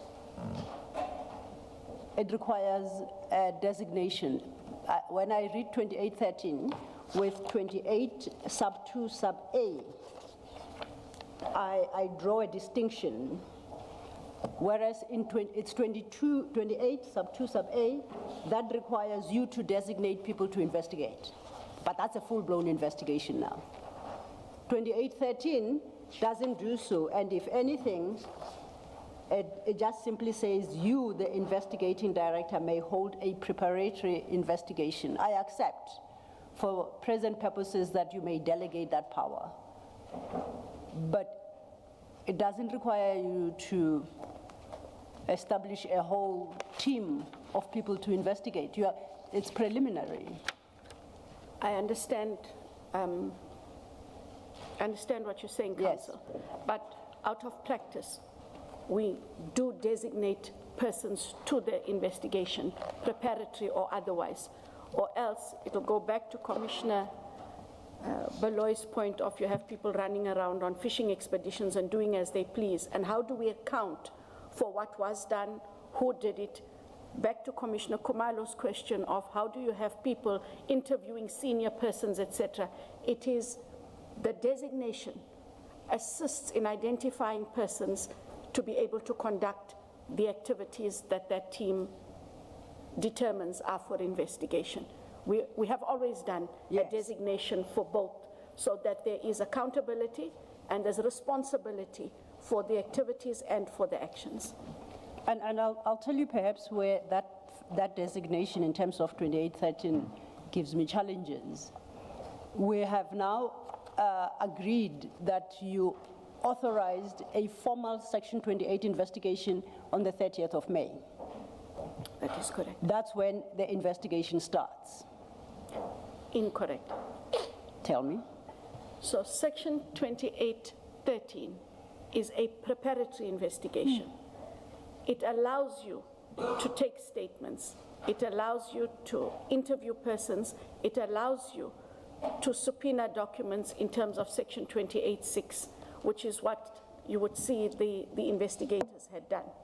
Let's deal with that issue with reference to the wording of 2813. 2813 allows you, as the investigating director, it specifically singles you out, advocate, to hear evidence to enable you to determine if there are reasonable grounds to conduct an investigation. So it's a process to enable you to make a decision whether or not to investigate. Correct? Correct. Now, we know that on the 6th, you started the preparatory investigation, and by the 30th, you say there is sufficient material to conduct an investigation. So the actual investigation only starts from the 30th of May. Otherwise, you are investigating with, while you are in the 2813 mode. And whatever exercise you are undertaking at 2813 determines whether or not you should investigate in the first place. So you can't have a full-blown investigation in 2813. It's not a full-blown investigation. Okay, now we know that you came to the conclusion that we must investigate on the 30th of May as per the authorization. I don't know if this speaks to the efficiencies of IDEC. By the 26th of June 2025, less than a month later, after you authorized the actual investigation, that list of people was arrested and appearing before court. So your investigation actually took exactly 3 weeks, not more. What did that investigation unearth that was already not in your files by the 30th of May? The investigations out of that preparatory investigation would have commenced after the 6th of December 2024. Yes. And I do hear what you say, Counsel, but in terms of the preparatory investigation, I read it with Section 7.3 of the Act that says an investigating director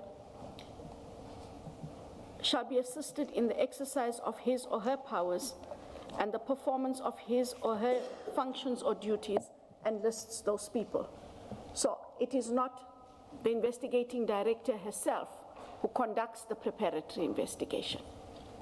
And the persons designated thereto conduct the investigation on behalf of the investigating director. We go back to what is allowed in terms of Section 28 as an investigative tool.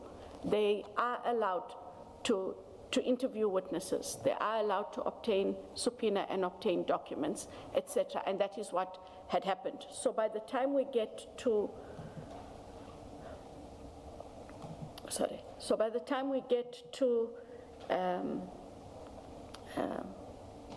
if I can just take a moment, yes. I'm just feeling slightly lightheaded. Take a moment. Yeah.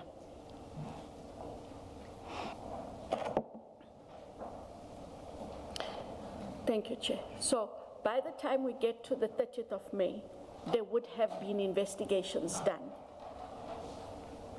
What the test is, on the 30th of May, in the presentation of the Section 28 application, is a summation of everything obtained to date. Does it now make or create that reasonable suspicion we say was not there in the initial phase? And if it therefore fulfills that requirement, we can then authorize the full-blown investigation. Okay. It doesn't mean, may I continue? It doesn't mean that whatever investigation was done in the 2813 process falls away and something new starts with the 28-1. Sorry, Commissioner. Sorry, finish. You can finish, sir. No, it's okay. Okay. Can I just clear my confusion? And maybe I should have done these sentences earlier. At page 3283 of the same file, you authorize a section 2813 on the 6th of December, 2024.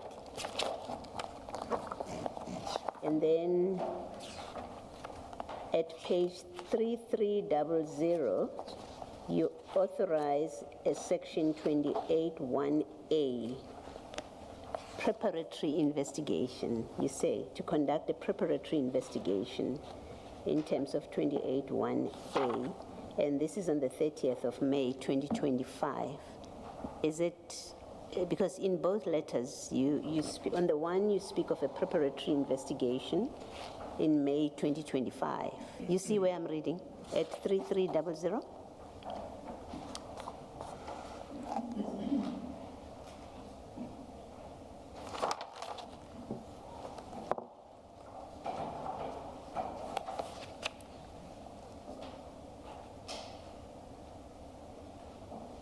That word preparatory is not, I have decided to conduct an investigation in terms of Section 28(1)A.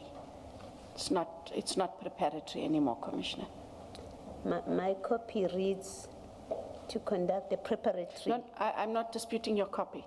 I'm saying it should not read preparatory because it is a Section 28(1)A. It is now a full-blown. It is a full-blown investigation. Okay, thank you.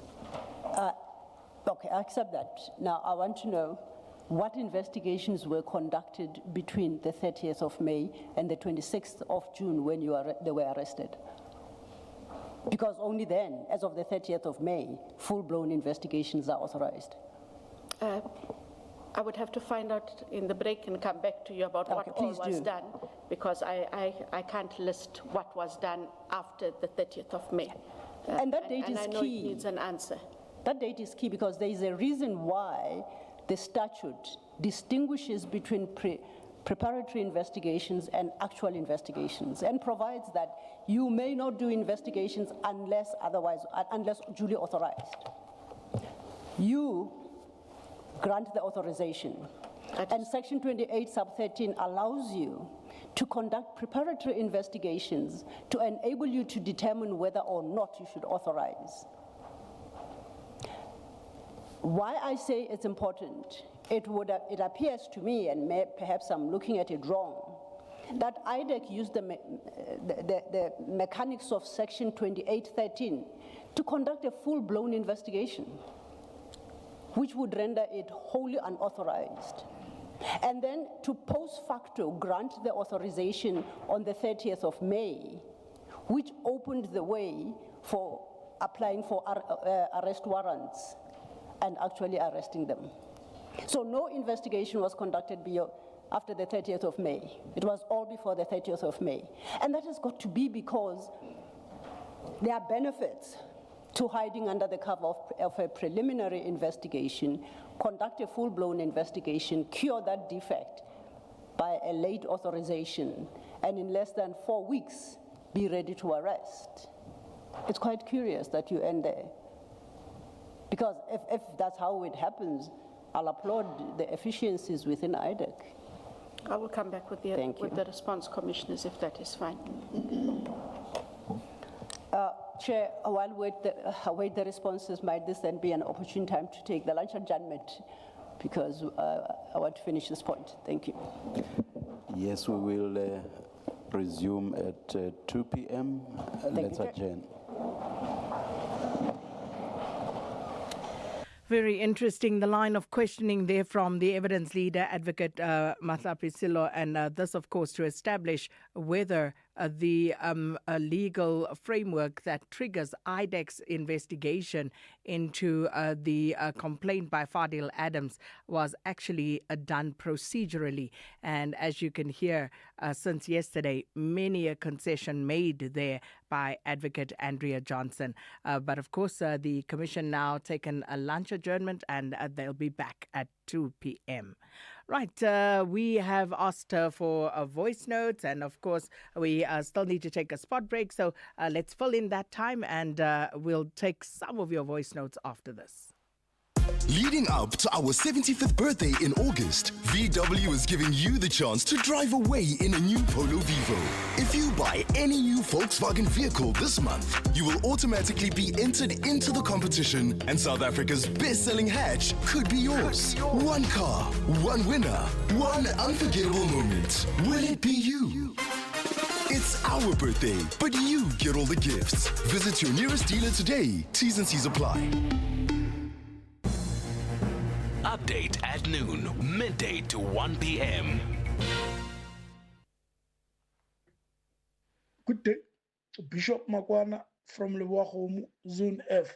Sakina, how can an advisory lawyer of Home Affairs be suited, a comrade of bourgeoisie with primitive thoughts, on the other hand, be a lawyer of an illegal immigrant? She must choose side. In fact, the minister must remove her from the board. That lady must be removed from the board. That's what should happen now. You're not going to have a double standard criminal leading in our country. Good afternoon, Sister Kina and your team. Hey, Ziakala to Madlanga Commission. You can see even the advocate, the lady. Hey, there is a tears in his eye. The lady is going to cry. Mark my words, Sister Kina is going to cry. It's what we expect. But we are going to spend the whole week with him. Today, stuff is high in Madlanga Commission. 12. Ziakala. Kipesi. Momatlosana. Hi, Sakina. Hope you're well. Errol here from Durban. As a former employee of the post office, I would like to know what on earth is going on with the post office. Did they receive that money from the government, the bailout money, 3 billion rand, to help them stop from going into liquidation? They were under business rescue, the last I heard. So, yeah, I have heard nothing since Errol, Durban.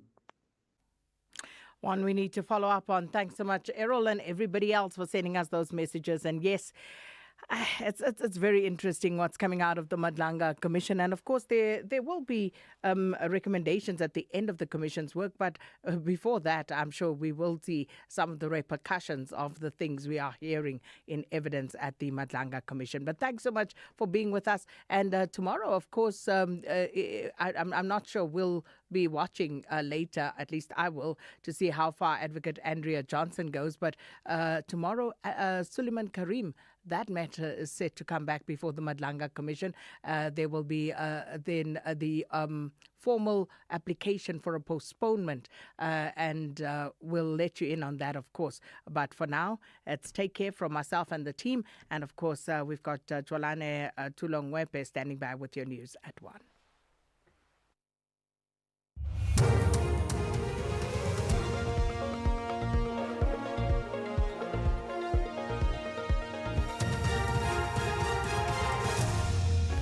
Thank you, Sakina. Top stories. Asawa City of Johannesburg Council refers financial misconduct cases for investigation, and death toll in Mpumalanga crash revised. Good afternoon. The City of Johannesburg Council has referred 13 alleged financial misconduct cases with over 4 billion rands to the city's independent disciplinary board for investigation. The move follows allegations of unauthorized, irregular, fruitless and wasteful expenditure across various municipal departments. The board will now determine whether the allegations are founded and whether further disciplinary or criminal action is warranted. Sipesi Ntlapo reports. The city says the referral is part of its broader efforts to strengthen governance, accountability and consequence management. However, it has stressed that the referral does not amount to a finding of guilt and that all officials involved are entitled to due process. The independent disciplinary board will conduct preliminary investigations and report back to council on whether the matters require further investigation or other action. The city says it will continue to protect public resources and ensure that all allegations of financial misconduct are dealt with transparently and in accordance with the law. IDEC head advocate Andrea Johnson has been questioned about apparent contradictions between her testimony before the Madlanga Commission and Parliament's ad hoc committee. Johnson told the Commission yesterday that she had received a referral letter from the Police Minister's office. However, during her appearance before the ad hoc committee, she testified that she was not aware that Member of Parliament Fadiel Adams had lodged a complaint with the Minister's office. When pressed by evidence leader advocate Mahlape Sello, Johnson said that at the time of her parliamentary testimony, she did not recall receiving the referral from the Minister's office. At the time, I did not recall receiving anything from the office of the Minister. So why didn't you say, no, when did you say, I don't recall? You definitively say, no, not at all. Not at all. Correct. So what was ad hoc to believe? What if ad hoc believed that statement? You intended for ad hoc to rely on that statement. That is correct. I did not recall remembering, that's stupid English. I did not recall receiving that from the office of the Minister. Officials say the number of people who died in a crash involving 2 minibuses and a truck on the N4 toll road between Mbombela and Godwana in Mpumalanga has been revised to 4. They had earlier reported that 7 people perished. Motorists have been advised to use alternative routes as officials continue to clear the crash scene. Provincial Community Safety, Security and Liaison Department spokesperson Mwedi Musi says 3 of those who died have been burnt beyond recognition. He says 1 driver has been rushed to hospital. The SAPS and the Department of Higher Education and Training have launched a campus community safety forum at the West Coast TVET College in Malmesbury. Police spokesperson Amanda van Wyk says they want to combat crime at higher learning institutions across the country. This initiative forms part of SAPS's ongoing engagements with institutions of higher learning across the country to establish safety structures in the form of campus community safety forums, which are essentially a collective and proactive effort to fight crime. The launch, taking place between the 23rd and 24th of July, will include the signing of a pledge and a career exhibition. Germany's Foreign Minister Dr. Johann Wadephul says South Africa and Germany have built a strong partnership founded on reconciliation, mutual respect and shared global responsibility. He was delivering a public lecture at Wits University hosted by the South African Institute of International Affairs as part of his working visit to South Africa. Botlhale Pele reports. Speaking at the University of Witwatersrand in Johannesburg, German Foreign Minister Dr. Johann Wadephul reflected on former President Nelson Mandela's first visit to Germany after his release from prison, describing it as the foundation of a partnership that has grown over the past 3 decades. He says more than 600 German companies operate in South Africa, supporting over 100,000 jobs, while trade between the two countries exceeds 20 billion euros annually. Wadephul also called for stronger multilateral cooperation, backing permanent African representation on the United Nations Security Council and describing South Africa as an indispensable voice in global forums such as the G20. I'm Botlhale Pele, SABC News, Johannesburg. Recapping the top story, the City of Johannesburg Council has referred 13 alleged financial misconduct cases with over 4 billion rands to the city's independent disciplinary board for investigation. The move follows allegations of unauthorized, irregular, fruitless and wasteful expenditure across various municipal departments. For SAFM News, I'm Jolani Tulo Mwepe. In life's most challenging moments of loss, compassion can be your greatest comfort. You shouldn't have to face the financial burden of losing a loved one by yourself. Rest assured, Clientele's funeral plans pay out cash within 24 hours. You can cover up to 13 family members on one plan, ensuring all your loved ones are taken care of, and 3 children are covered at no additional cost. With Clientele, you are not just buying a plan, you are also buying peace of mind. When the time comes, you will need to make important calls with your 200 Rand airtime you will receive when you claim. Plans offer double accidental death cover as well as a transport, grocery and unveiling benefit. Apply today, it's easy. There are no medical examinations and no paperwork. SMS SAFM to 48031. That's 48031. Clientele Life is an authorized FSP and licensed life insurer. T's and C's online. Standard rates apply.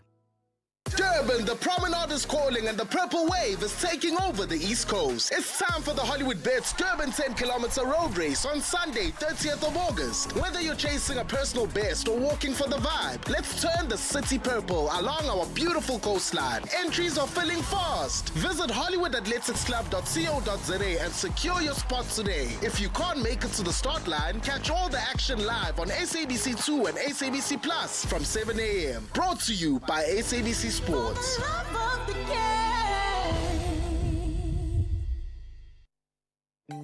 The Full Circle with Bridget Masinga, Monday to Friday, 1 to 3 p.m.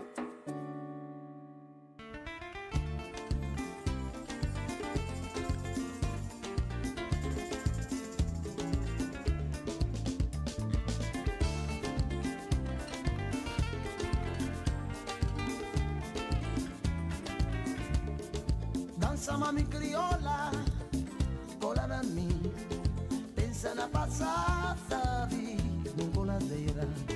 Dança mami criolla, cola na mim, pensa na passata vida, num coladeira.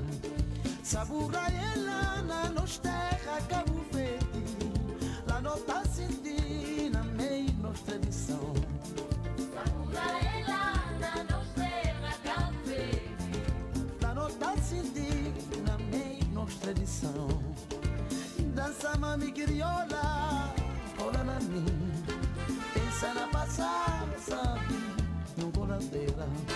Dança mami crioula, cola na mim. pensa na passar, sabe, num coladeira.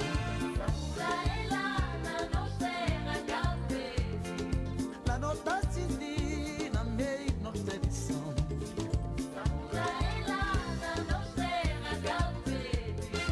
La nota si na meio nossa edição. Chega na mi bobeira tão forte que pra me sentir calor de boa morinha o Cabo Verde. Chega na mi bobeira tão forte que pra me sentir calor de boa morinha o Cabo Verde.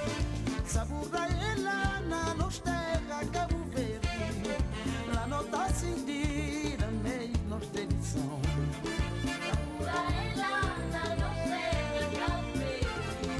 La nota si na meio nossa edição.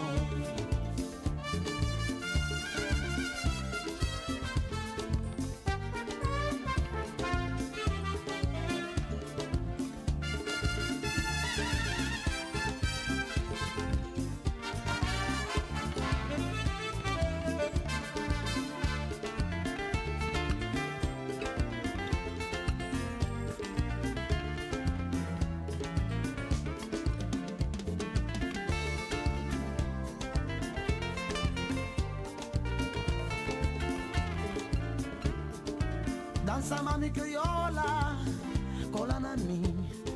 Pensa na passar, sabe, num coladeira. Dança mami crioula, cola na mim. Pensa na passar, sabe, num coladeira.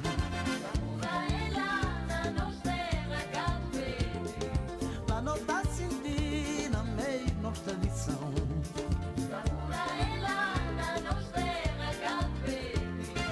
La nota si na meio nossa edição. Chega na mi bobeira tão forte que pra me sentir calor de boa morinha o Cabo Verde. Chega na mi bobeira tão forte que pra me sentir calor de boa morinha o Cabo Verde.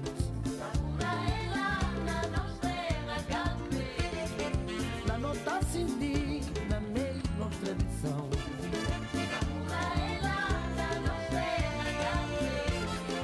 La nota si na meio nossa tradição. Na meio nossa tradição. Na meio nossa tradição. Na meio nossa tradição. Pensa num coladeira. Na meio nossa tradição. Pensa na passação. Na meio nossa tradição. Pensa na Cabo Verde. Na meio nossa tradição. Crioula dança mami. Na meio nossa tradição. Dança mami, dança.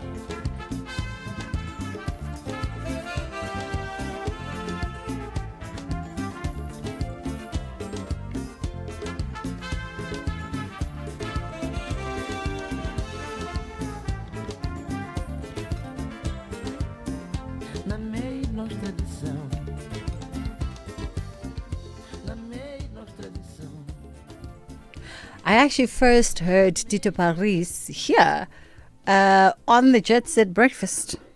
I first heard Tito Paris and then I downloaded this exact same song, Dança Mami Crioula, coming all the way from Cape Verde. And I presume he sings in Portuguese with a little bit of Cape Verdean Creole to it, because there's then that Creole element that comes out. Born in Mandelo, which is an island off São Vicente. His family doesn't seem to have been musical, but, had some celebrity fame elements to it. And at about the age of 19, he apparently moved to Portugal, Lisbon to be specific, or as they say in Portuguese, Lisboa to be specific. That is Tito Paris. That's also not his government name. His government name is Aristides Paris, which is giving Greek to me, but okay. Like, maybe it's just me. How are you doing? I hope you're having a great afternoon. I hope, everything is going well, swimmingly well.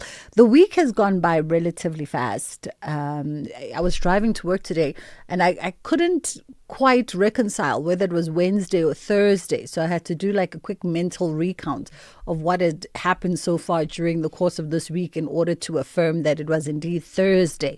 We're going to be catching up with Sbahle Mota, who's out at the Madlanga Commission for day 146. And then we're having a family meeting today. In fact, we're having two discussions that I think you will be vested in today. One happening now by way of the family meeting, and we're looking at conflict resolution in families and friendships. How do you have difficult conversations? How do you repair relationships? And when do you know also that it's time to let go of a person? Whether it's a family member, whether it's a sibling. I mean, some people have let go of entire parents. They've completely cut them off because they've been toxic. So when do you know when to let go? That is our family meeting today. I'd love to hear from you on 061-410-4107. So we're talking, how do you have difficult conversations? How do you repair relationships if you are perhaps in the wrong or the next person is in the wrong? How do you go about navigating that? And then also, do you ever cut off people? And when do you know it's time to cut them off? 061-410-4107. I'll let you know what the other conversation is on the closer to 2 o'clock. But you definitely will want to be a part of that conversation as well. We're having it with Vuyolethu Zungula, parliamentary leader of the African Transformation Movement. And this is not about politics, by the way. It's a social conversation that speaks to fathers. So that's coming up on the other side of 2. For now, though, let's take a quick pause. We come back with Sbahle Mota. You are listening to The Full Circle. All right, Sbahle Mota is out at the Bridget Mabandla Justice College in Pretoria for day 146 of the Madlanga Commission as we edge closer and closer to day 150. How are you doing this afternoon, Sbahle? Good afternoon to you, Bridget, and thank you so much for having me. So if by all calculations, it's day 4 now of Andrea Johnson being on the stand at the Madlanga Commission. Yes, I think she's been there since Tuesday, if I'm not mistaken, because on Monday it was Mbangasi, yes. Okay, so it's day 3. Yeah, maybe she may even return tomorrow. We just don't know. We just don't know. There's been a lot of cross-examination this morning, even issues pertaining to her appearance at the ad hoc committee, where there seems to have been a contradiction of what she answered to at the ad hoc versus what she answered to at Madlanga between yesterday and today.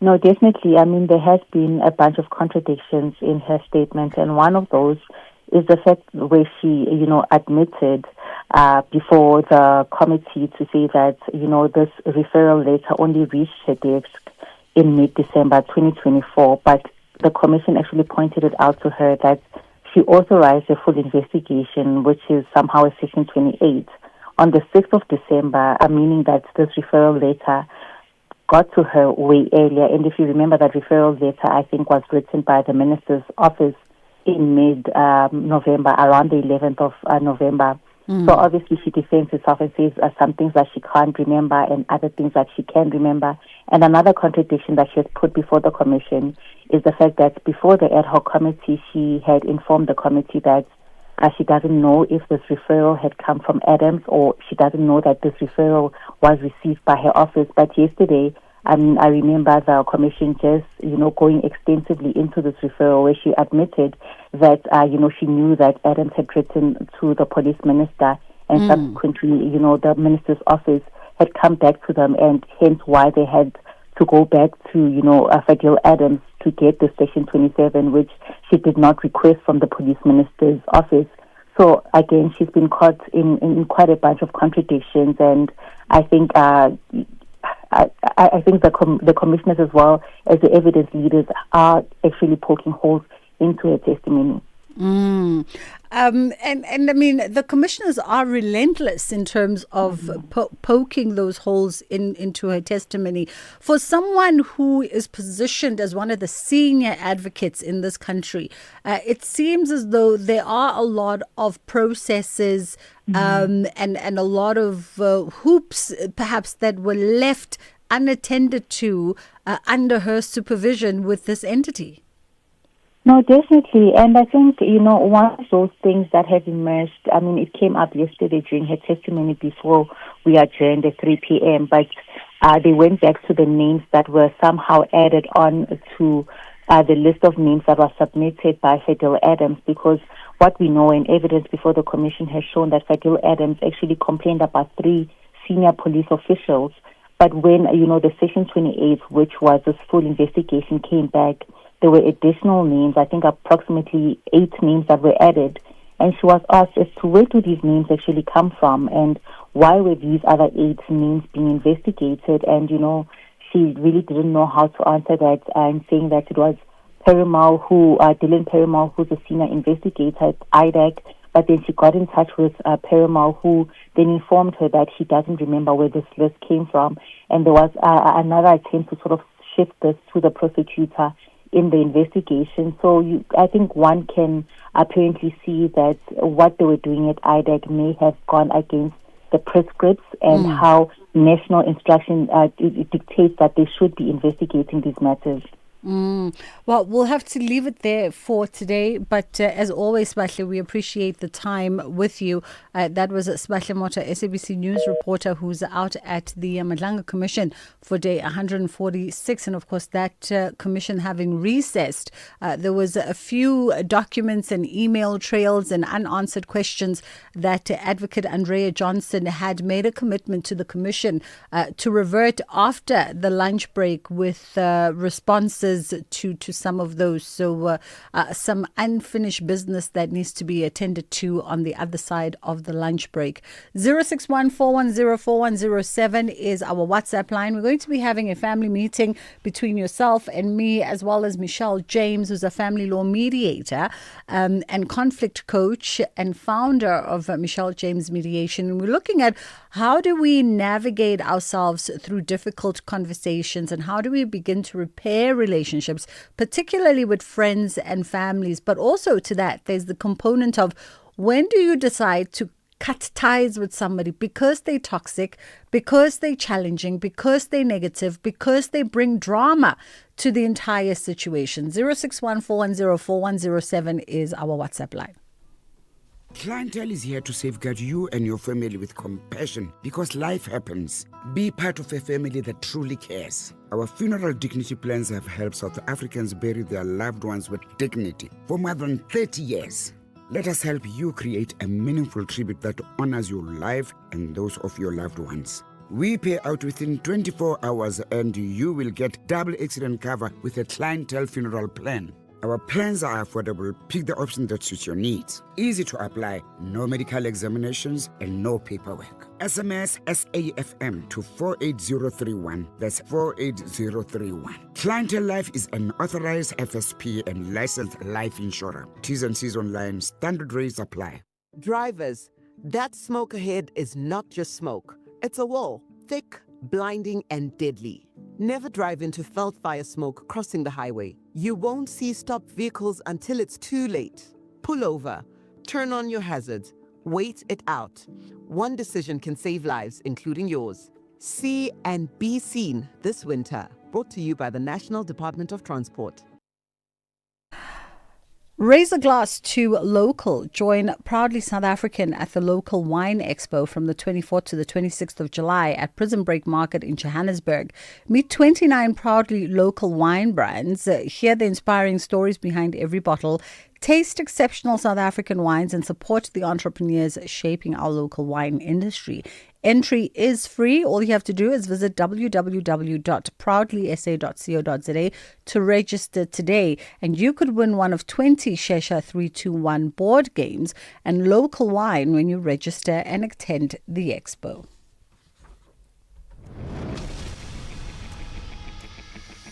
The Family Meeting on The Full Circle with Bridget Masinga. All right, we are going to get into this conversation now. I just made your day by playing Tito Paris. Listen, I made my day too. Let's have a family meeting. We're going to invite and rope in Michelle James, who's a family law mediator and conflict coach, as well as founder of Michelle James Mediation and the Pivot Point Project, to help us navigate through this, because it's a very difficult thing. It's a very tricky thing. And funny enough, without even knowing that we're having this conversation, as we got into studio today, my camera operator is having a similar situation that transpired with a colleague, where there's an issue hanging in the air that needs to be addressed. And the person who caused the issue seemingly doesn't have the courage to now face the consequences of their actions and their words full on. And I think a lot of us can resonate with that. Michelle, how are you doing this afternoon? I'm fine, thanks, and you, Bridget. Thank you so much for the opportunity to speak. Only but a pleasure. We know that conflict, natural part of every relationship. In fact, a lot of psychologists will tell you if there's no conflict, if there's never any friction, then that in itself is a sign of toxicity, of something that's perhaps amiss in the relationship. But how do we navigate ourselves around these situations, I think, becomes the tricky part. Yes, indeed, it does.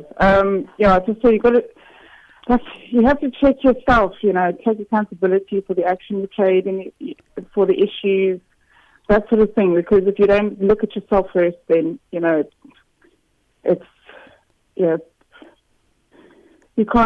won't be able to see that there is actually a problem and what is the actual issue. Is it a history of the relationship, or is it just one incident, that sort of thing. So it is very difficult.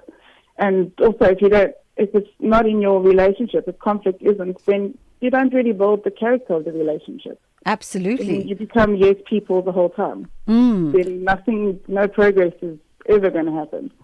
Then tell me this, Michelle, what is it about conflict, particularly between family members and close friends, those we call our beloveds?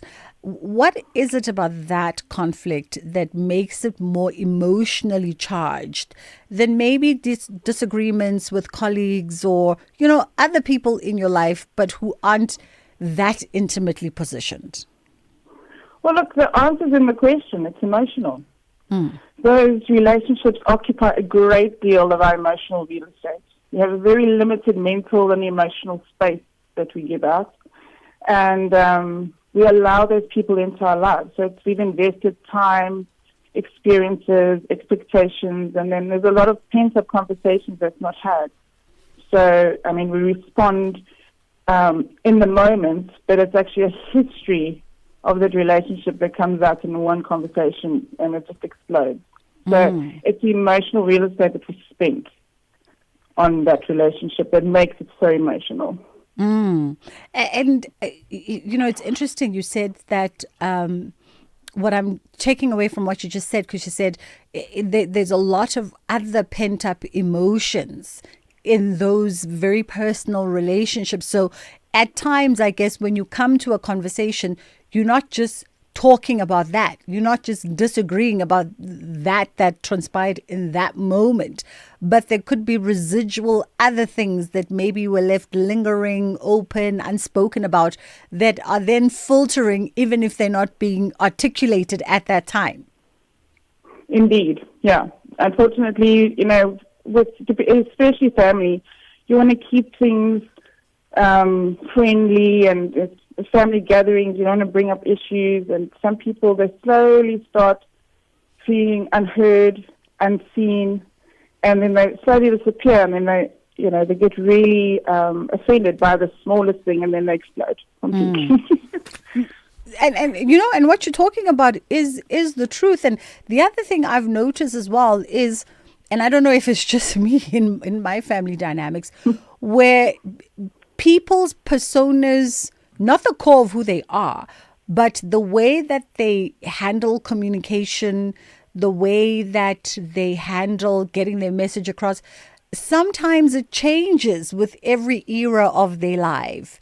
And then you find yourself not knowing how to deal with it, because suddenly, wait, this person is combative in how their interpretation of honesty is rude. When they say, I just want to be, I'm honest in conversations, you go, but you're becoming rude about it.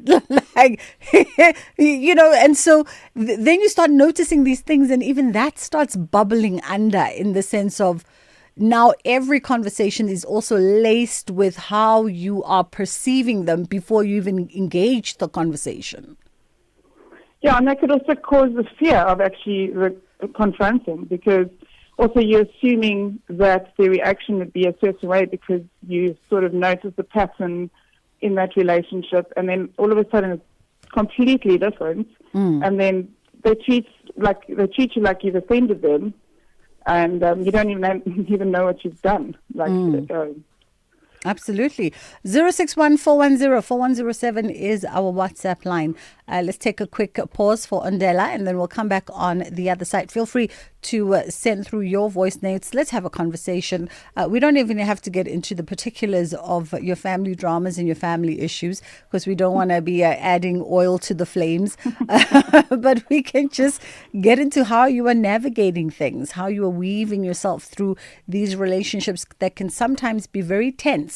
And bring out the worst in all of us, no matter how hard you're trying to just get through the family braai.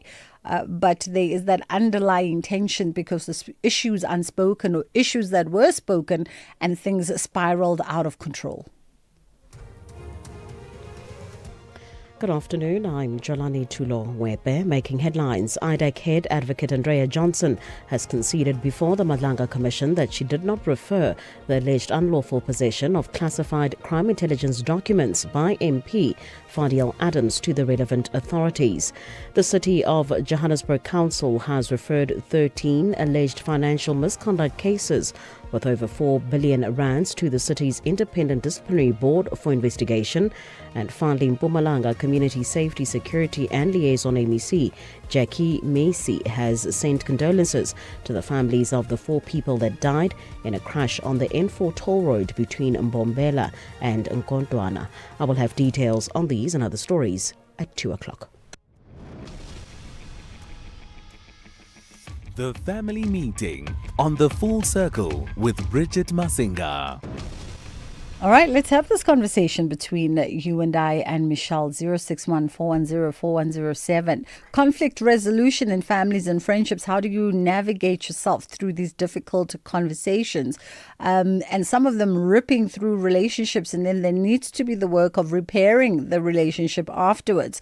And at times the damage is irreversible, where, people decide that it's better for my own peace and my own sanity if I cut this person off.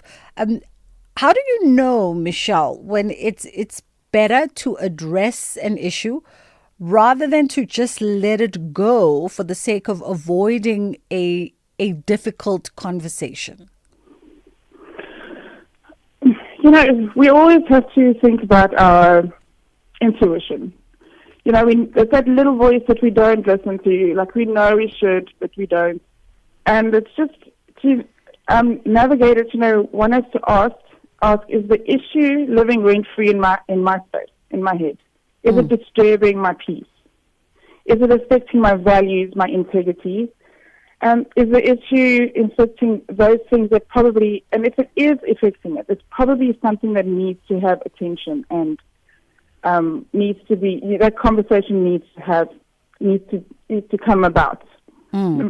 Either way you can do it. And the conversation doesn't guarantee an agreement, but it definitely gives you clarity to understand. So if you're avoiding it, you're never going to actually know the resolution to it. You're never actually going to know what that person's view is of, say, a situation that happened in the past or recently. You never don't, because everyone assumes, and then they actually don't know until you have that conversation.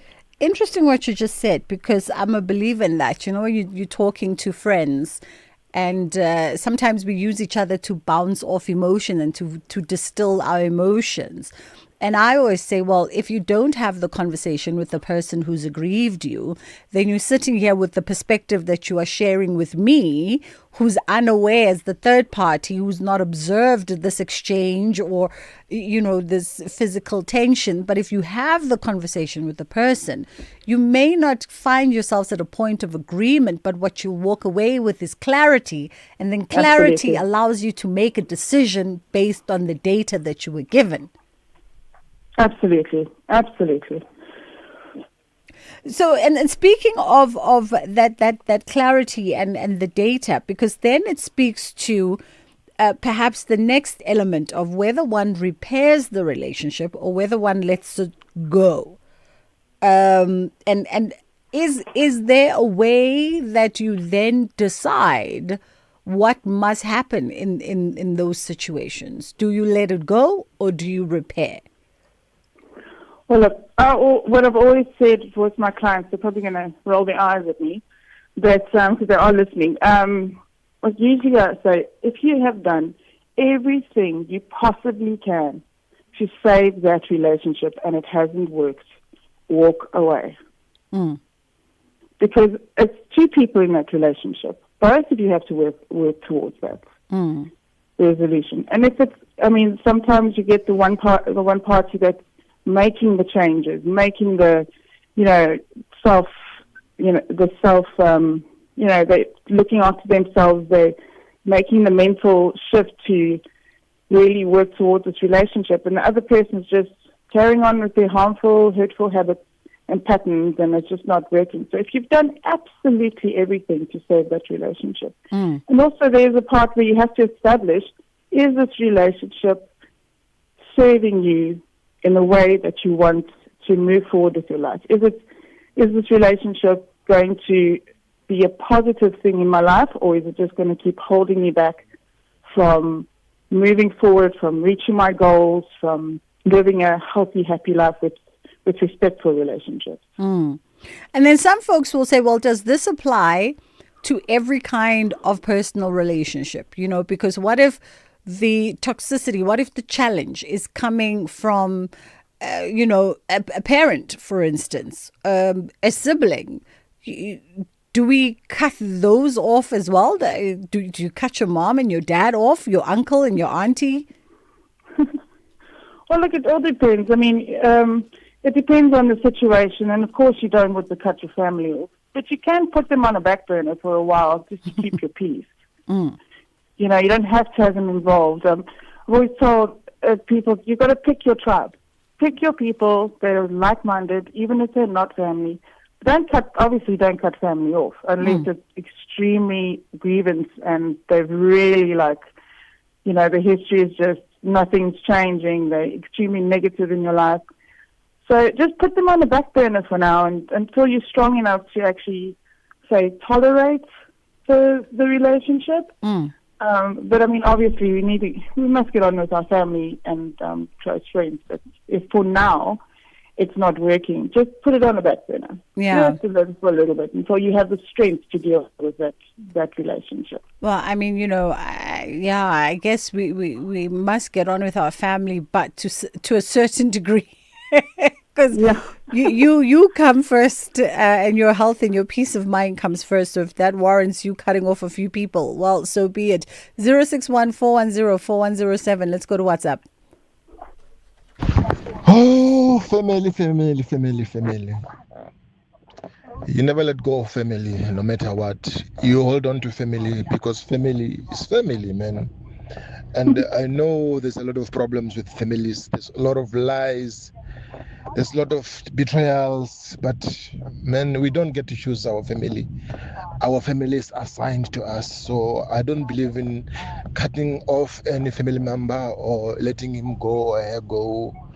Yeah, we might not be on good terms, but we're still family. And if you need me, I'll be there for you. We don't have to be too friendly if things are not well amongst us or between us, but I cannot completely cut you off. I can't. Well, interesting. I think a lot of people will be faced with that challenge of saying when it comes to family, you can't necessarily cut a person completely off. 061-410-4107 is our WhatsApp line. Someone says, I'm going through the same and it's a painful, lonely journey. I'm drained and have now decided to walk away from anything that is disturbing my peace. And what kills me the most is that it involves my mom, and that's anonymous. Sometimes you just have to anonymous. You know, I remember the great Oprah Winfrey talking about her strained relationship with her mother. And she said, you know, I provide for her. I've set her up with all the creature comforts of life. I look after her, make sure she's okay.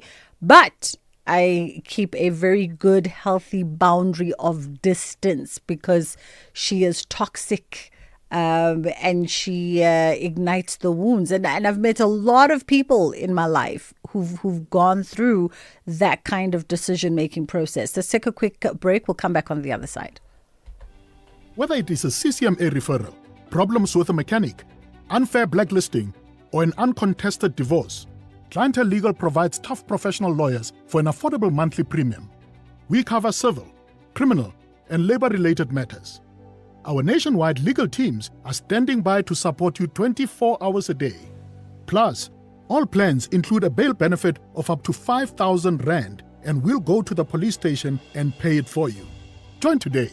SMS SAFM to 32195. That's SAFM to 32195. And we'll call you back. SMS now. Clientele General is an authorized FSP and licensed non-life insurer. T's and C's online. Standard rates apply. In case you missed it, employers are empowered to challenge medical skill kits. If they suspect that there's something wrong, the onus lie on the person who's producing it and the doctor who wrote it to come and prove that is authentic. It doesn't mean that if you are an employer, not even just a judge like Judge Matanga, that you can just accept a medical skill kit willy-nilly. The employer or the person who receives it can reject it if they believe that it does not meet statutory requirements, or even if they just have reasonable suspicion. that was the Daily Discourse with Joanne Joseph. Do good while having fun at Jazz for Young People, brought to you by the Standard Bank Joy of Jazz. Bring your family and friends to this exciting family-friendly concert curated by the young for the young. Enjoy live performances curated by Msaki, the NSA band featuring Msaki. Join us on the 25th of July 2026 at the National School of the Arts in Braamfontein. Tickets are selling fast on Quicket with prices starting from just 50 Rand for children. Standard Bank Joy of Jazz, jazz for young people. Be there.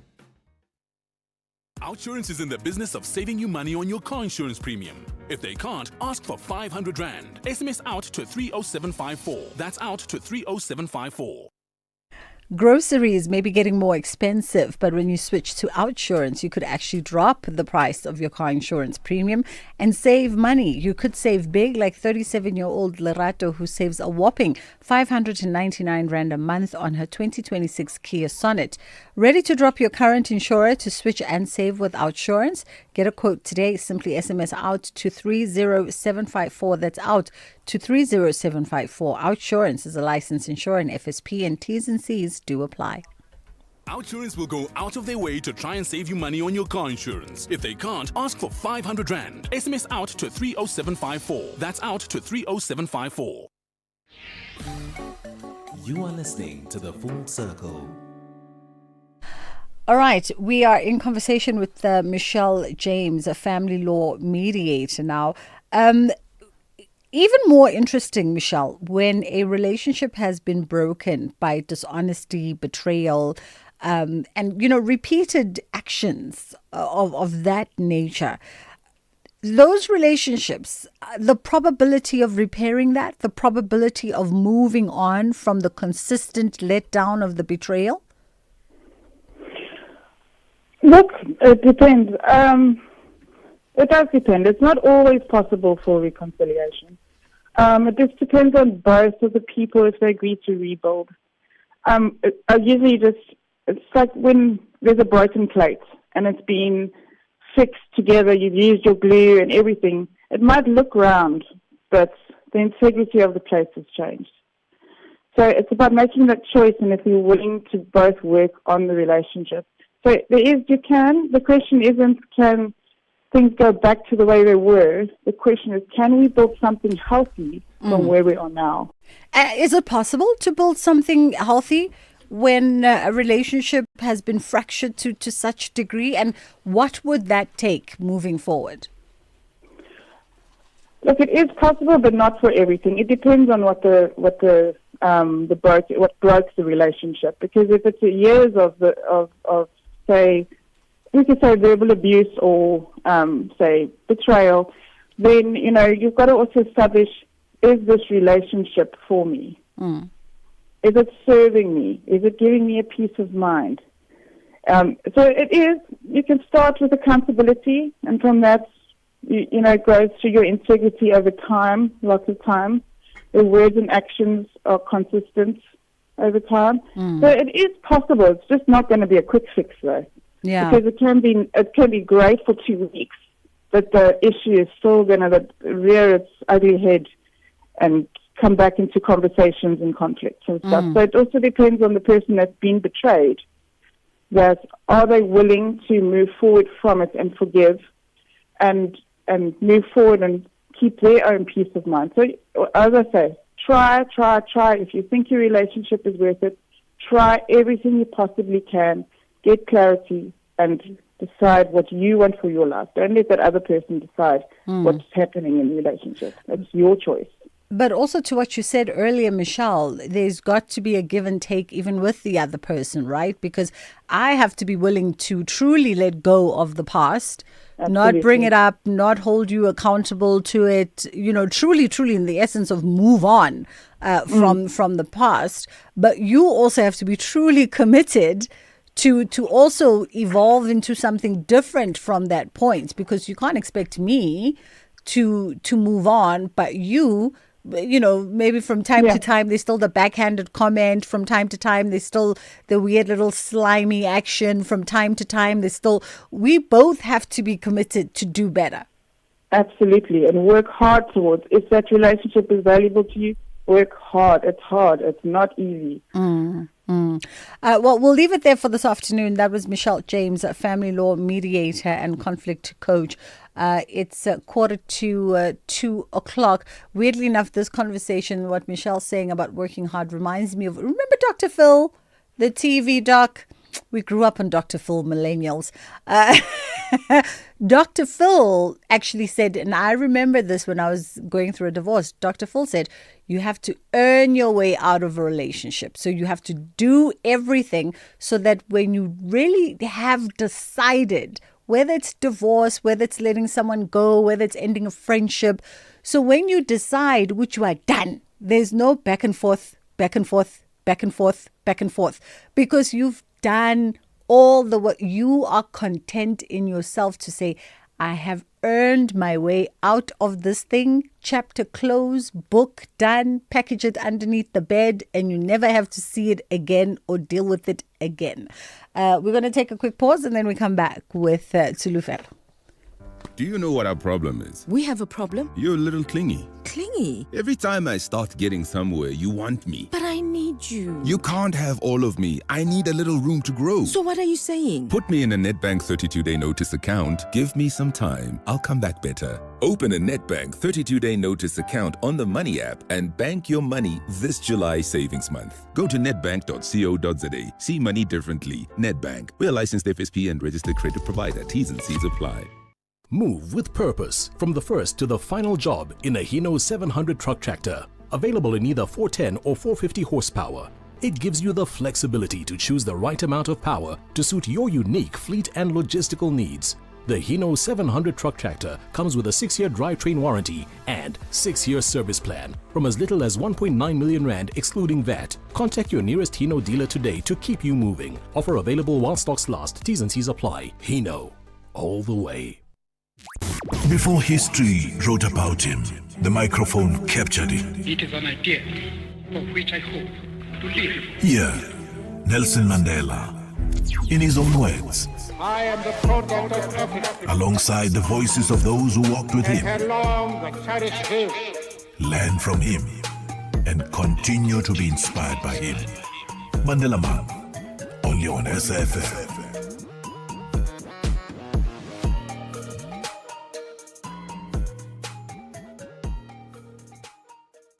Stages, pages, screens, and more on The Full Circle with Bridget Masinga.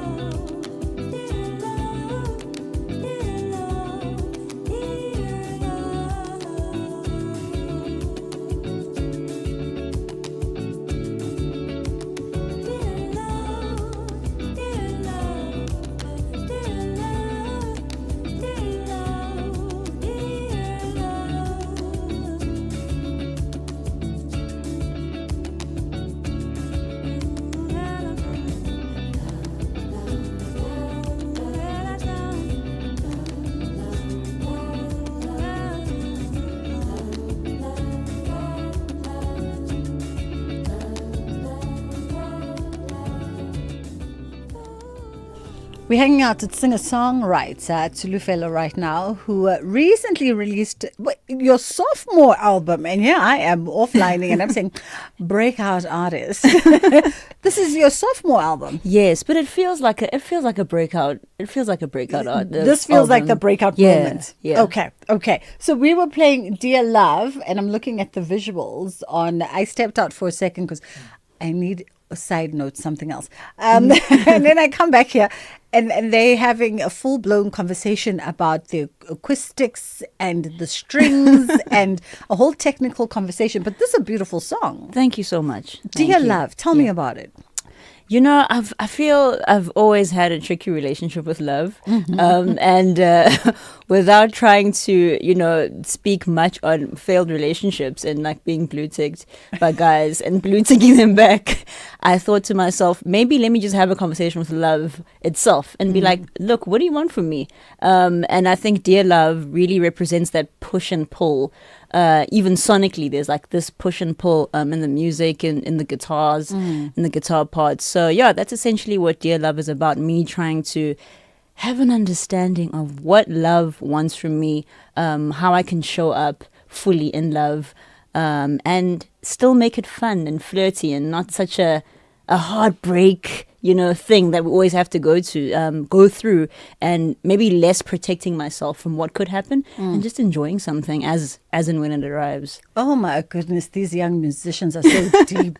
There's so many journey when you get to 45 if you're like this in Imagine. your 20s. about depth with everything. I love it though. I think I love it for the music and I love it for the creativity. It's so interesting when you talk about love in that sense, because I came across something random on one of the social media platforms and it, paraphrased, it said, love is not the disappointing thing. Love is not what hurts you, because love is the abstract concept. The disappointment and the hurt is the human element when love finds expression through humans. Oh, absolutely. And then they bring all that stuff. Yeah. You know? No, that's beautiful, yeah. I mean, love the song, love the thinking behind everything. And then let's talk about, you were saying when you sat in studio, she goes, yeah, Tsulufelo, like a Zulu Tsulufelo. So give me some context and background. It's so funny. I feel like, and I blame my parents. I actually feel like I always have to explain that you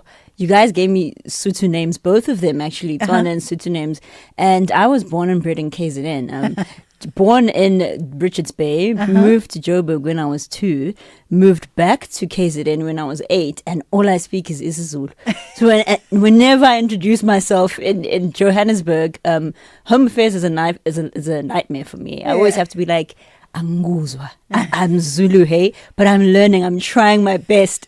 So yeah, I did my tertiary studies as well at UKZN, Howard College, BA in music, BA honors, and a master's that I finished in 2023. So yeah, a lot of my life has actually been split between Johannesburg, being in Joburg, and being in KwaZulu-Natal, and that's how I do think that actually informed the way I, listen to music and approach to music, because both places are actually so culturally rich. And yeah, that's literally where Tsulufelo started, who Tsulefelo's about, at least. A whole master's in music. So does that structure then, what does that do for an artist that is also finding their narrative in a space? I think for me, to be quite honest, Bridget, it really just taught me how to listen better. My master's was in popular music studies, so just trying to keep my ear on the ground and understand what it is that people enjoy, what it is that they listen to, but also striking that balance between understanding what popular culture wants and is, and listening inwardly to, as an artist, what am I trying to say authentically. But having a background in music academia definitely did inform how I listen to music, and it gave me a sense of respect, I think, for music as a craft or any kind of creativity, because so much goes into it, not just a skill that you can learn, but your soul, what resonates with people. It's something that you do have to be quite honest, from a personal perspective, I do think you have to dedicate your life to actually understanding how that works, and that's what a master's degree helped me do. Yeah. Wow, amazing. Where do you, and I figure in this generation of young musicians, you guys are very reluctant to box yourself in one particular category, right? Because when I listen to you without even knowing your name and having that curiosity, I place you with all the artists that have come up in the last 5-7 years from all over the world, the US, the UK, Europe, etc. So sort of that unboxing, that not ticking a particular genre, does it give you the freedom to then find your global footing, and also does it give you the freedom to be able to get into this industry without even a domestic market stifling you because they're saying you are this thing? Yes, 100%. It definitely does give you freedom. My biggest thing artistically was always being able to control creatively what's happening. And I, for the longest time, I still hate the question, what genre of music do you do? Because I couldn't ever answer it. I listened to so many things growing up. I remember the school trips, the school rides in the car being characterized by a lot of jazz, South African jazz, like Jonathan Butler, Silailo Silo. So all those sounds were pretty much embedded. Then you go to music school and it's all the sounds. So I do think this kind of not being able to be boxed in a particular genre it's a sense of defiance, which I think is really important in music making or any creative work. I actually remember something that an incredible songwriter, Joni Mitchell, actually said about, choosing to not belong in any genre or choosing to belong in the pop music industry requires a certain kind of defiance. Yeah. And I think it is that with a lot of, the artists you mentioned, the people that have come up in the past 5 to 7 years, that we're moving away from this. The lines are blurred. Yeah. And I think even listeners know that the lines are blurred. It's a more honest and a more authentic way of actually showing up musically. You know what's interesting, as I make the side note to my team live on air, who did we have the other day? It was not Manana, it was a Tandozito. Wasn't it Internet Ati? It was Internet Ati. You are the third young artist to bring up Joni Mitchell in the last month on this show. Oh, hectic. So I feel like we need to have a conversation with our music professor there about the imprint of Joni Mitchell, generations to come, because you're literally the third one. So as we wrap up, because I got to go to the news at the top of the hour, Burning Bush is out, your sophomore album. People can download it wherever they download their good music. Absolutely. And then on Instagram, do you go by? I go by @theonlytsulu. At the Only Tsulu. Everywhere. And an hour ago, I actually just posted a poster advertising a show that's coming up on the 31st of October. Where? So that will be the Burning Bush live experience happening at the center, Reese's in Rudaport. Rudaport. Yeah. So it's a bit of a drive, but it's going to be worth it. Okay. 31st of October, you said? Yes. All right. At the only center. No, the handle. At the Only Tsulu. At the Only Tsulu. That's what Tsulu Fellow goes by on all the social media handles. At the Only Tsulu. It was such a pleasure meeting you. Thank you so much. Heed my advice from before we went on the interview. Yes. We're going to go into the news with Onde Lambana at 2:00. And because when we started the show, our camera operator wanted Voter Killerman. We'll come back with Voter Killerman on the other side.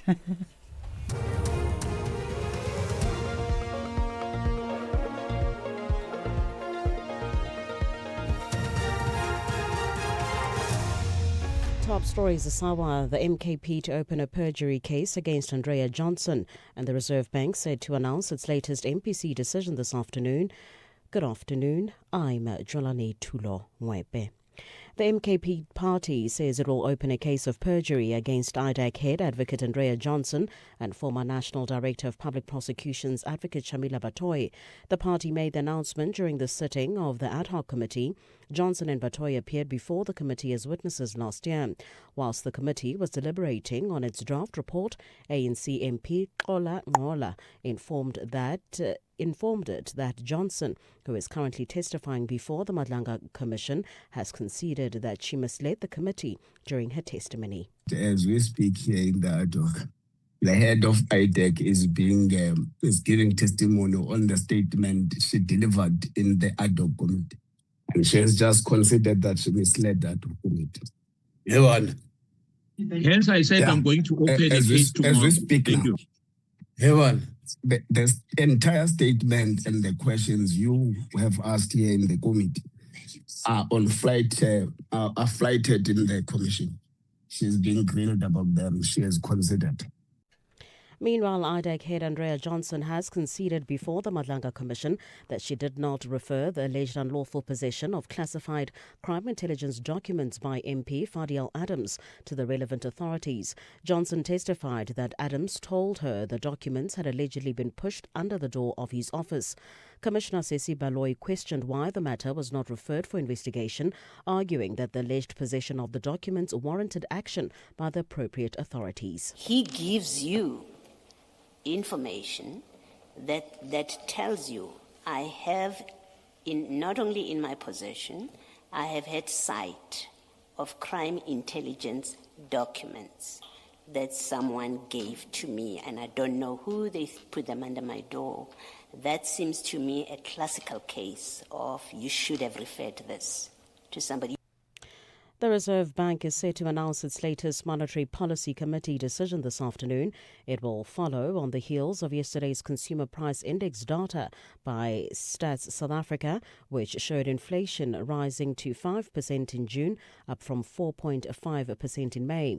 A number of market analysts expect a 25 basis points interest rate increase to tame rising price pressures. Head of Macroeconomic Research at Standard Bank, Alna Moolman, says the committee is facing a tough balancing act. This is a dilemma for the Reserve Bank, given that inflation is well above its 3% inflation target and given that inflation is likely to continue exceeding its inflation target in the coming months. We therefore expect the MPC to be quite divided at this week's meeting. It may very well then decide to hike interest rates further, but this should be the peak in their hiking cycle. And we still think that as soon as the war is over and oil price sustainably lower, the Reserve Bank should start unwinding these rate hikes and cut rates even further to a terminal rate of 6%. The City of Johannesburg Council has referred 13 alleged financial misconduct cases worth over 4 billion rands to the city's independent disciplinary board for investigation. The move follows allegations of unauthorized, irregular, fruitless and wasteful expenditure across various municipal departments. The board will now determine whether the allegations are founded and whether further disciplinary or criminal action is warranted. Sipesihle Nhlapo reports. The city says the referral is part of its broader efforts to strengthen governance, accountability and consequence management. However, it has stressed that the referral does not amount to a finding of guilt and that all officials involved are entitled to due process. The independent disciplinary board will conduct preliminary investigations and report back to council on whether the matters require further investigation or other action. The city says it will continue to protect public resources and ensure that all allegations of financial misconduct are dealt with transparently and in accordance with the law. Mpumalanga Community Safety, Security and Liaison MEC Jackie Masie has sent condolences to the families of the 4 people that died in a crash on the N4 toll road between Mbombela and Gondwana. Road officials report that the crash occurred when a truck collided with the rear of a minibus taxi towing a trailer that was travelling in front of it. According to preliminary reports, the truck driver lost control, swerved into the oncoming lane and collided with another minibus taxi travelling from the direction of Mbombela. Provincial spokesperson for the Department of Community Safety, Security and Liaison, Mwiti Musi. Early this morning around 4 a.m., one truck was involved with 2 minibuses. One of the minibuses was traveling from the direction of Mbombela, while the truck was traveling from Johannesburg towards also Mbombela. Here, 4 people lost their lives. 3 of the deceased were occupants in one of the minibus taxis that caught fire, while the 4th person's body was found on the road. It is not clear from which vehicle he was coming from, but they are suspecting that he could have been flung out of the involved minibus taxis when the crash occurred.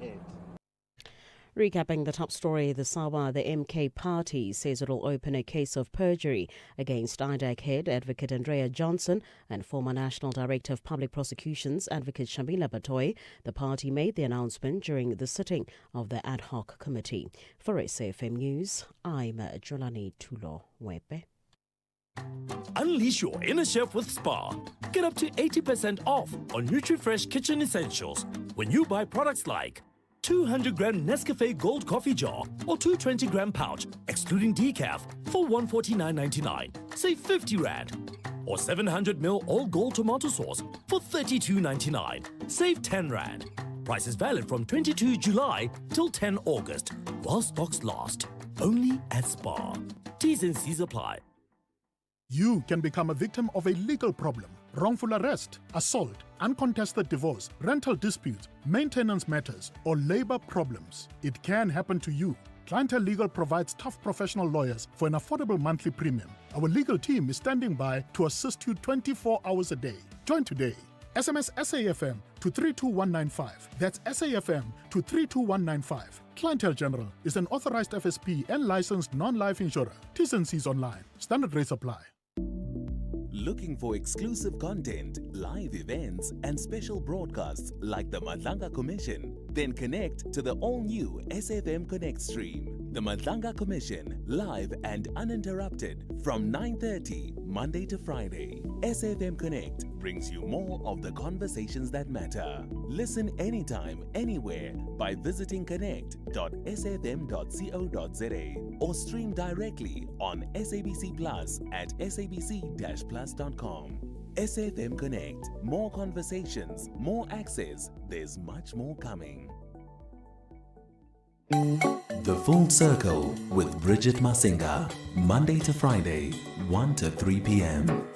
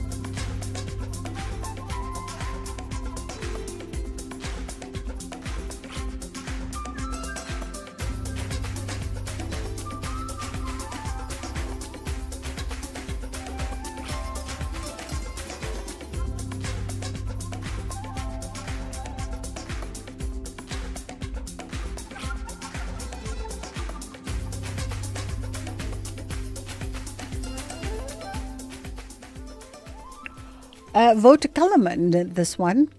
Beautiful, beautiful song. I forget who he collaborates with on this particular track. Mark, my engineer, wants to whisper it in my ear. Whisper it, Mark. It's okay.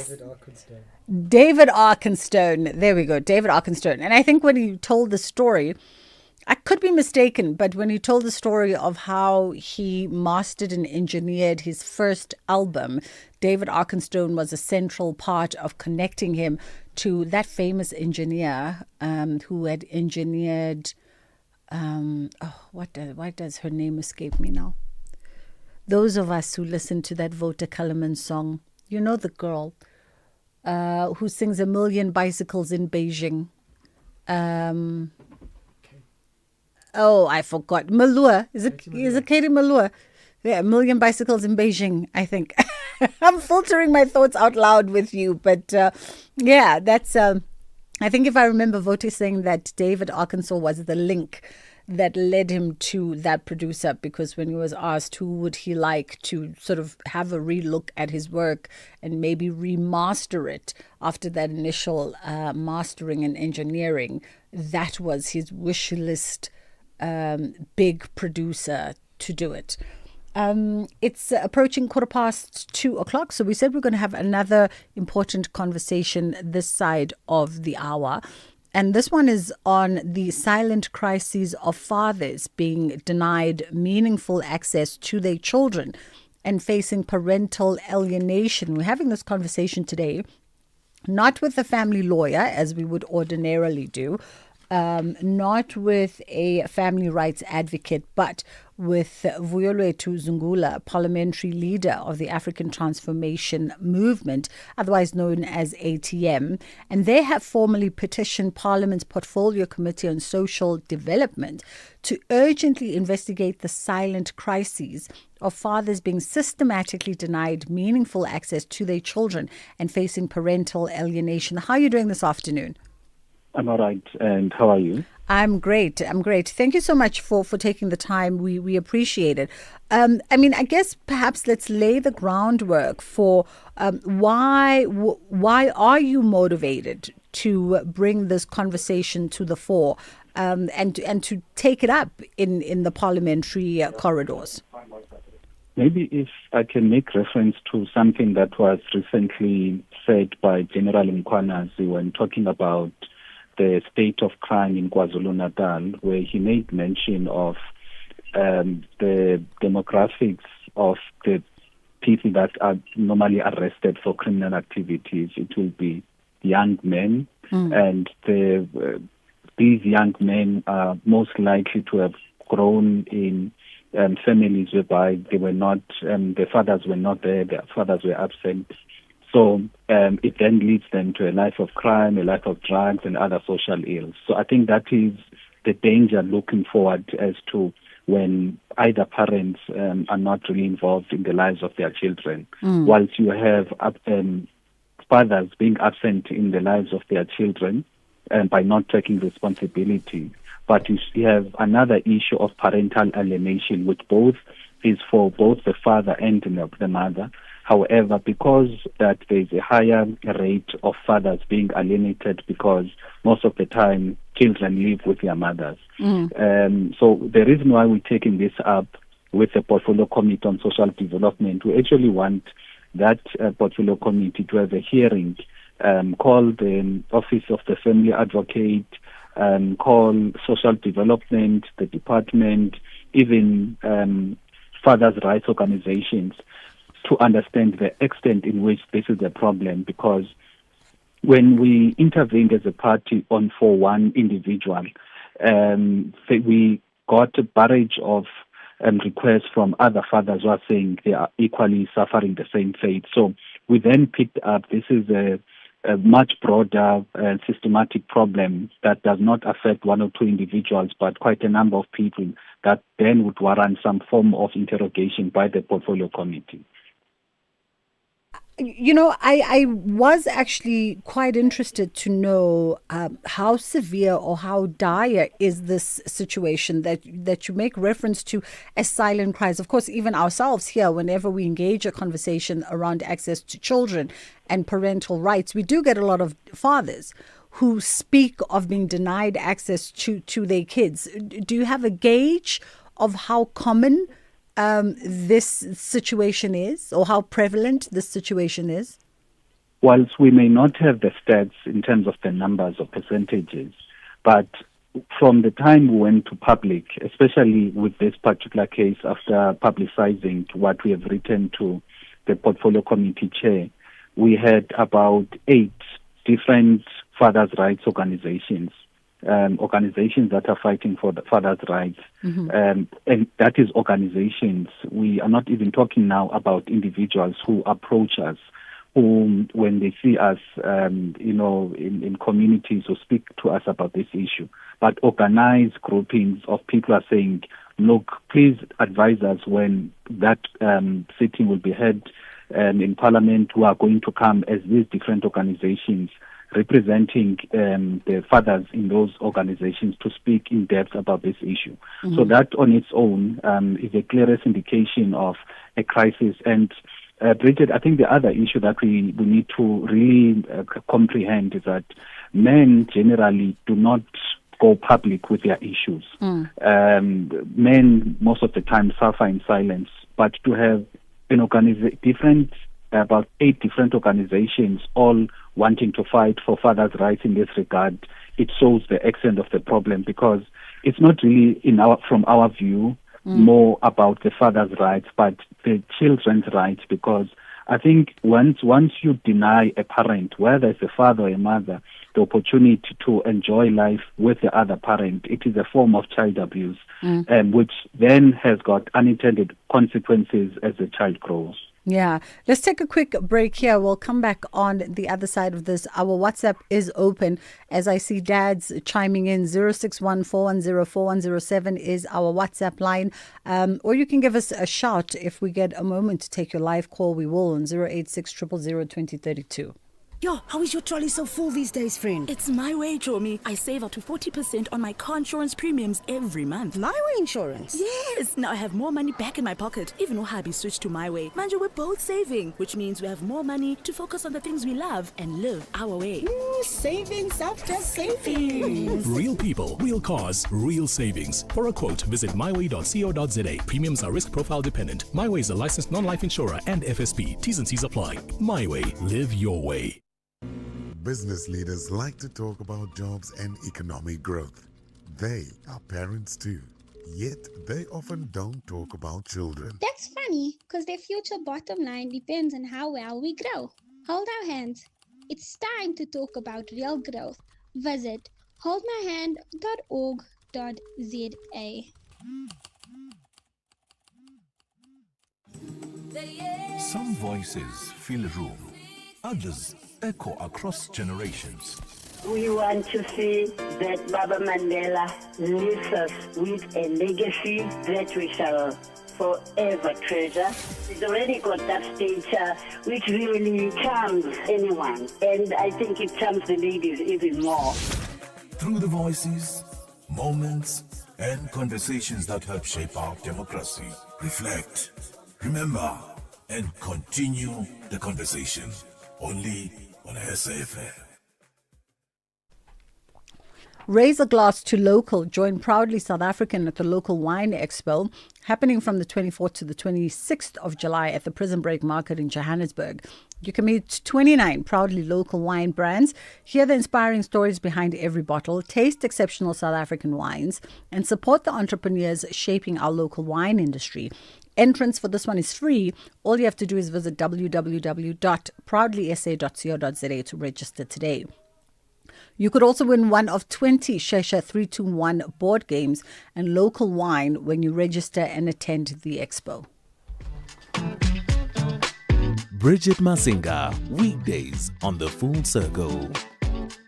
061-410-4107. We're having a conversation addressing the silent crisis of fathers being denied meaningful access to their children and facing parental alienation. And this is on the back of a call that has been made by the African Transformation Movement, who've officially petitioned Parliament's Portfolio Committee on Social Development to urgently investigate the silent crises of dads that are being systematically denied meaningful access to their children and facing parental alienation. And of course, we are talking to a parliamentary leader of the African Transformation Movement, Vuyelwethu Zungula. As you were saying before we went on a break, this is more than just a right and privilege afforded to dads. And weirdly enough, was it last week or 2 weeks ago, we had a family advocate here who highlighted the fact that, dads have a natural and enshrined right to parent and to have access to their children, regardless of the flaws that they might have, regardless of issues around maintenance and all these other things that are cited as why they have no access. And when we were talking with our team, the question was, well, we wonder if dads understand that legally they have a right to be dads. Yeah, indeed. They do know the rights, and most of the fathers that we've been engaging with on this particular issue have raised questions with the Office of the Family Advocate, how they are not thoroughly doing their job, even though they go to the Office of the Family Advocate. Chances are, more often than not, they do not get any victories. They need to go to court, and it becomes long-winded and expensive processes over something that is their basically a right. Now, the reason why we're also emphasizing the point that it is a form of child abuse, because as you say, when two people are in love and they have a family, you find that all is smooth and all goes well, but immediately things go south. You find that some parents then want to use the children, as weapons against the other party. Now, that is where we want to come in and really put the interest of the child first, regardless the two parents, whether they are no longer in a relationship, they are no longer married, etc. However, what is in the best interest of the child? The best interest of the child is for the child not to be abused, and it is a form of abuse when they are denied any meaningful, access to their parents. So that is what we're trying to emphasize, and also the issue of ensuring that the institutions like your social development and family advocate do their work, and we root out any form of malpractice in that regard, which then disadvantages the fathers because they do not have any joy when approaching those offices. I want us to just go to WhatsApp quickly, 0614104107. Hi, Bridget. This is anonymous at this point. The issue of sons being denied access and even a relationship with the fathers is a big one for me. I experienced it twice, where I was denied for many years access to my son while paying maintenance and everything. Later on, I fought this and got to a point where I felt that I won, only to find that my wife that I'm with, who is also now going to deny the kid a relationship with me. And this is a big thing because these kids end up growing without father figures and guidance, and they end up committing all these heinous crimes around the country. I hope ATM will extend their campaign to also heal the boys who have been affected by this over time. Thank you. Good day to you and to the SAFM listeners and to Mr. Zungula. Look, this conversation has been long overdue when it comes to parental alienation and also just men, predominantly men, because surely in the last years it has been men who are abandoning their responsibility when it comes to being present in children's life. But now we're seeing a large number of young fathers wanting to be involved in their children's life, but they are not getting the support, or they are painted as bad parents or bad individuals because of the relationship they had with the mother of the child. Yeah, it can be a very complex situation. But as we wrap up our conversation, Mr. Zungula, in our last 2 minutes, What are you hoping becomes the sort of speedy resolution to the petition that you've put forward? Because you have highlighted that the Office of the Family Advocate is inundated and some of their processes take a long time. So how do we find, close to immediate resolution for dads that want to show up for their children, that want to participate and that are within their full natural right to do so? Because the family advocate, it is the point of contact to deal with this problem. We just want to understand how effective is it? Is it well-resourced? Is it functioning well? We know we live in a country whereby most institutions are not really fulfilling their constitutional and legislative mandates. Is that the case with the Office of the Family Advocate? And then also when it comes to court, the family court and maintenance court processes, how is that how is that then affecting how parents, both sides, do not have meaningful access? So I think the point of departure for us is to try and zoom in, shed a spotlight on this issue when it comes to these particular institutions I've mentioned. Then from there, we'll be then able to find out institutionally how effective are the institutions that are supposed to be dealing with this, because that is why they exist in the first place.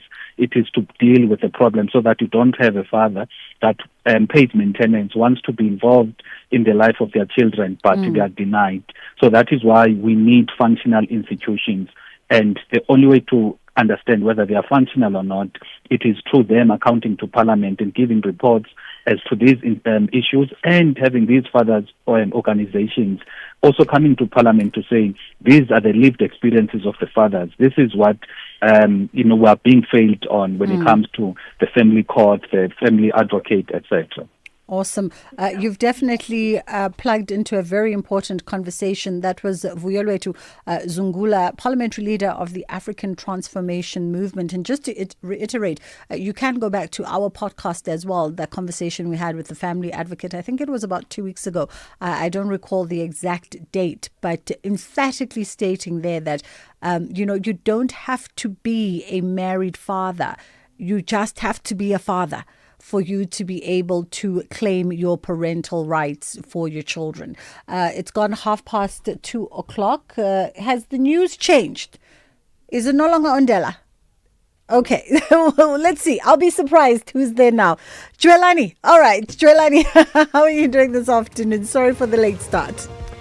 Thank you, Bridget. Good afternoon. Making headlines. MK Party says it will open a case of perjury against IDAC head Advocate Andrea Johnson and former National Director of Public Prosecutions, Advocate Shamila Batoy. The party made the announcement during the sitting of the ad hoc committee. The Reserve Bank is set to announce its latest monetary policy committee decision this afternoon, and thousands more people in southwest France have been forced to evacuate as wildfires continue to spread. I will have details at the top of the hour. Move with purpose from the first to the final job in a Hino 700 truck tractor. Available in either 410 or 450 horsepower. It gives you the flexibility to choose the right amount of power to suit your unique fleet and logistical needs. The Hino 700 truck tractor comes with a 6-year drivetrain warranty and 6-year service plan from as little as 1.9 million rand excluding VAT. Contact your nearest Hino dealer today to keep you moving. Offer available while stocks last. T's and C's apply. Hino, all the way. Wherever you are in the world, SAfm 104 to 107 is accessible. We're also streaming live on Facebook, X, and YouTube at SAfmRadio. We acknowledge and appreciate everyone tuning in and watching our streams. Stay with SAfm 104 to 107 as we bring you commission live, breaking stories, and thought-provoking lectures. SAfm, leading the conversations that move us. SAfm. at the current rate that unemployment is increasing, and parallel to that, we have more and more graduates also graduating, but we have no way to fit the graduates. We have no way, you know why? Because the focus is on school and graduating, but there isn't, especially in the business sector, there isn't any growth and there isn't any injection from the government to say, hey, you know, let's other expand sectors so that we can handle the capacity. The Central African Republic gained independence in 1960, a country rich in resources yet deeply affected by instability. Agriculture and mining support the economy, but decades of conflict, political unrest, and humanitarian crisis have shaped daily life. This is what we are becoming. SAFM, leading the conversations that move us. This program is brought to you by SABC Education. And if you miss any of our programs, you can catch up anytime on the SABC Plus app or on the SABC Plus website, www.sabcplus.com. Brought to you by SABC Education. Enriching minds, enriching lives.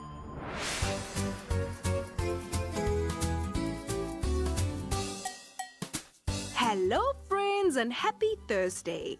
It's time for Kids Corner. Today we're talking about healthy lunches at school. Whether you bring a lunchbox or buy something from the tuck shop, making healthy choices helps you learn and play your best. Do you prefer taking a lunchbox to school or buying food from the tuck shop? If you get pocket money for the tech shop, what do you usually like to buy?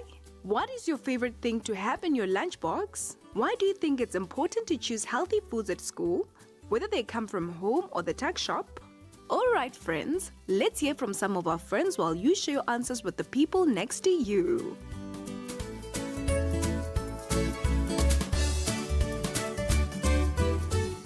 Greetings to everyone. My name is Nesisa and my surname is Pepe. I am in grade 6B. I am 11 years old and I'm in Bristol Primary School.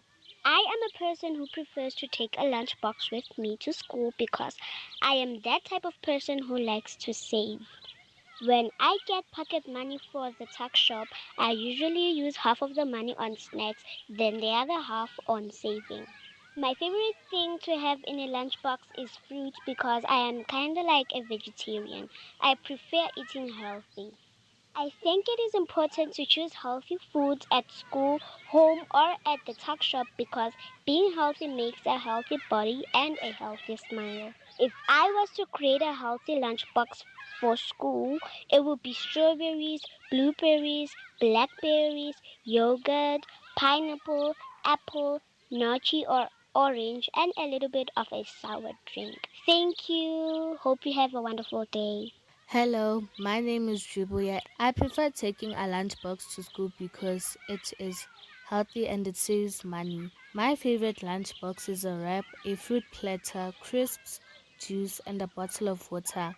Healthy food gives me energy to learn and play. If I could pick a perfect lunchbox, I would choose a wrap, a fruit platter, crisps, juice, and water. My name is Duduetang Ndlovu. I prefer taking a lunchbox to school because I am not very fond of the tuck shop food, and taking a lunchbox saves money and I love it. If I get pocket money for the tuck shop, I usually buy chocolate, sweets, chips, or lunch. My favorite thing to have with my lunchbox is a juice box because I usually can't eat food without a drink.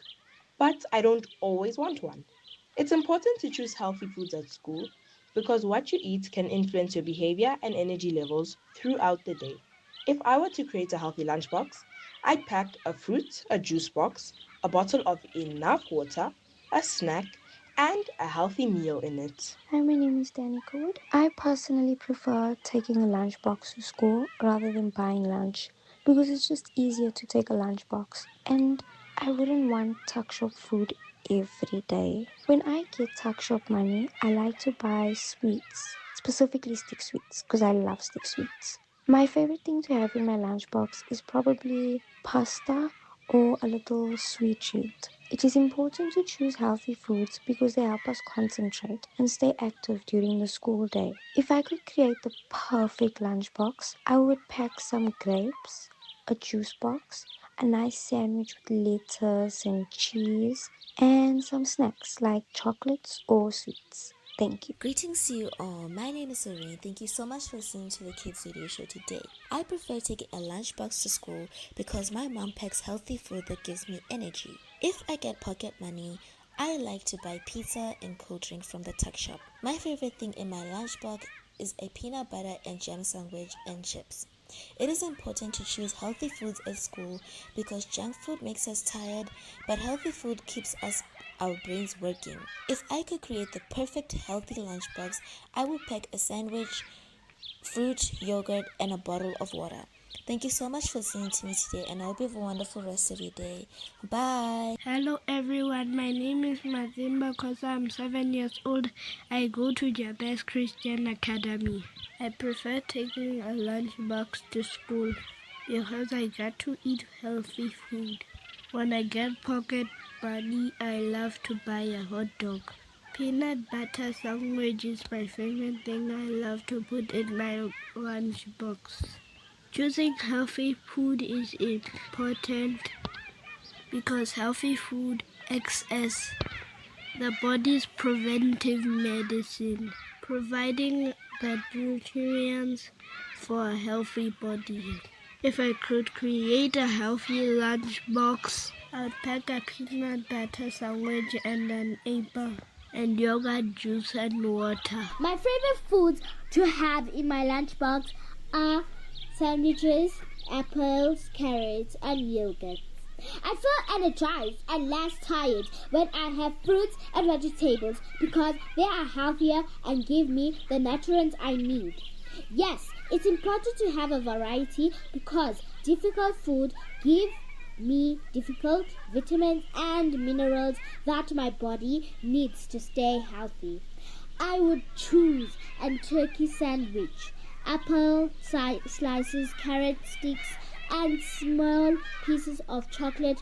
Yes, I would include healthy options like fruits and vegetables. The favorite foods that I like to have in my lunchbox are burger and fries or South African food. How I feel when I have fruits and vegetables in my lunchbox is that I feel like I can just finish all of it, but sometimes I feel like I don't really have an appetite for fruits and vegetables because I might be used to eating food that don't include vegetables or fruits in them. Yes, I do think it's important to have a variety of different foods in our lunch boxes because it also makes us gain energy while we're at school. Like if you didn't have breakfast and you eat things that contain energy at break, you can have a lot of energy than you had at the start of the day. If I could choose what I would put in my lunchbox every day, I think on Mondays, Tuesdays, and Wednesdays I would have healthy food, and then on a Thursday and Friday is where I would have things that contain fries or things that are not really healthy and snacks. Yes, I would also include healthy options. Thank you and have a lovely day.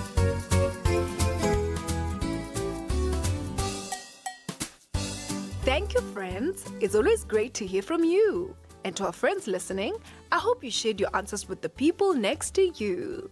Lunchtime is one of the best parts of the school day. Some of us enjoy bringing a lunchbox from home, while others buy food from the tuck shop. Both can be good choices, as long as we choose foods that help our bodies grow strong and give us energy to learn and play. A lunchbox from home can be a great option because it's often packed with healthy foods chosen by our parents or guardians. It might include a sandwich or wrap, fresh fruit, yogurt, cheese, boiled eggs, vegetable sticks, popcorn, or a bottle of water. These foods help us stay full, focused, and ready to learn throughout the day. If you get pocket money for the tuck shop, it's exciting to have choices, but it's important to choose wisely.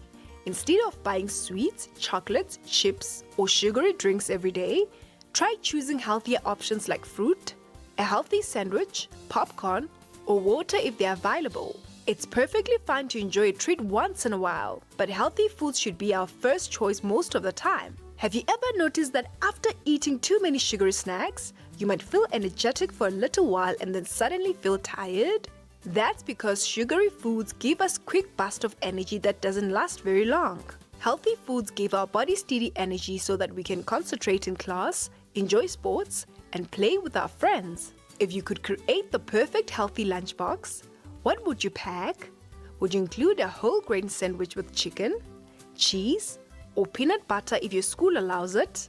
A piece of fruit like apple or banana, yogurt, sliced cucumber or carrot, and a bottle of water?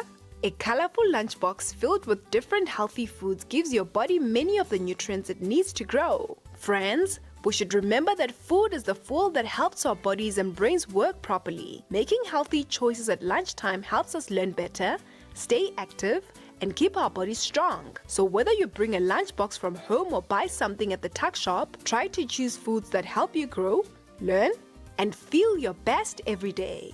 That's it for today, friends. See you next time.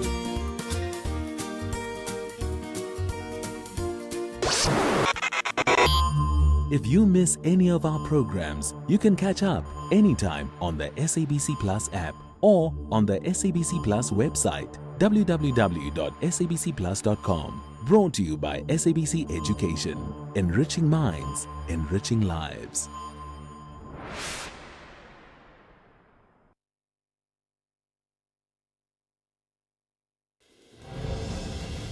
SAFM supports a litter-free South Africa.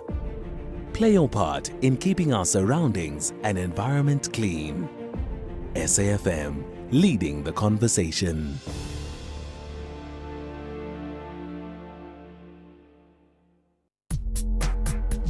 If you're active on social media and love SAFM, we hope you'll take a moment to like or follow our SAFM page on Facebook and Twitter. These are the best places to find all the guest information, conversations, and stories you love from your favorite presenters, along with regular updates from SABC News. And don't forget, you can send your questions to feedback@safm.co.za. SAFM, leading the conversation. Bridget Masinga, weekdays on The Full Circle. All right. It's about 15 minutes to go before we wrap up the show this afternoon.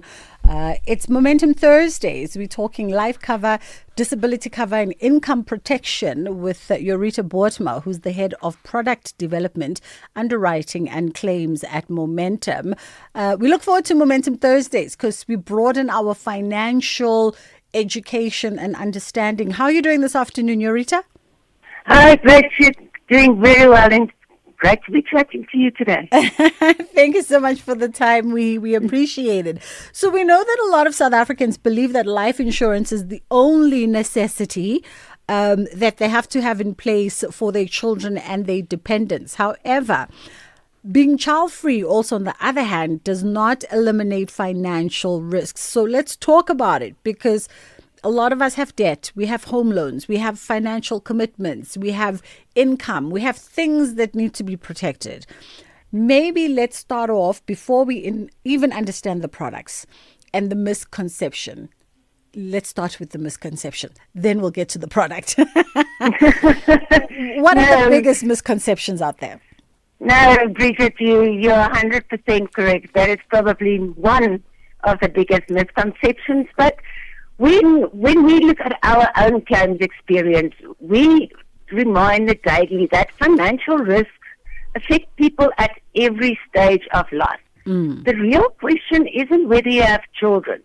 It's whether someone would be financially impacted if you passed away or unable to earn an income. Like you mentioned, for many people, that could be a bond, a debt, business obligations, maybe even your aging parents, or simply protecting your own financial future. What is true is that each individual's circumstances are unique.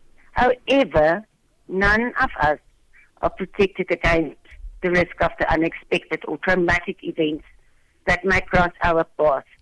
And I often say a financial plan starts with a simple conversation that clarifies your unique circumstances and how you protect yourself over time. The problem is that this conversation is often uncomfortable, but an honest one that you need to have with yourself and your loved ones about what if the unexpected happens? And when it happens, how prepared are we for it? And I often use the analogy about having this conversation is like going on a diet. We will all start tomorrow. We procrastinate when it comes to having those conversations, and it's just human. Yeah.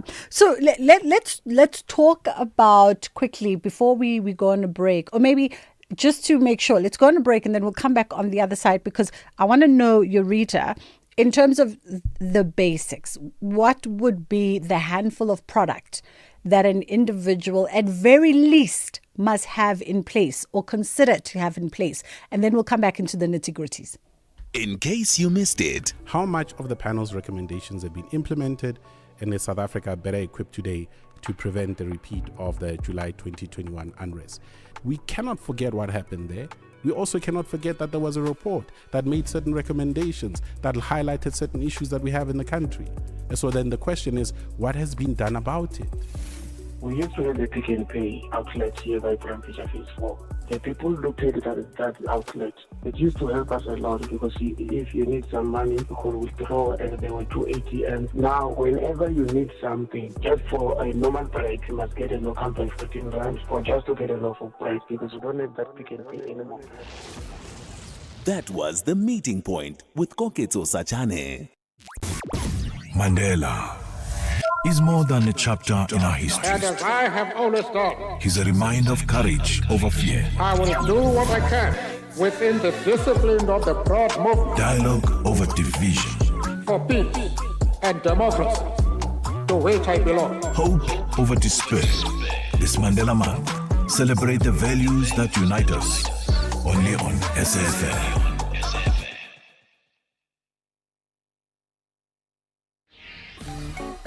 You are listening to The Full Circle. It is Momentum Thursdays, and they whisper that we have to wrap a little bit early today because of that anticipated repo rate. So, Eureka Botma, let's get to the crux of the matter. The essential products that you advise everybody, regardless of their situation, that you'd say, if we had to start, this would be the baseline of what you should have just to feel secure. Okay, let's start with that. So, as you rightly mentioned, a lot of people think that protection starts and ends with life cover. But for most of us, the bigger risk is not dying prematurely, but it's living through a serious illness, disability, or injury that affects your ability to earn an income. And our claims experience actually tells a very powerful story. Around 63% of our death claims are a result of people passing away from a cardiac or cancer-related condition. However, less than 87% of them had any form of critical illness in place. So how do you manage that financially while living with those conditions? And secondly, we talk about income disability.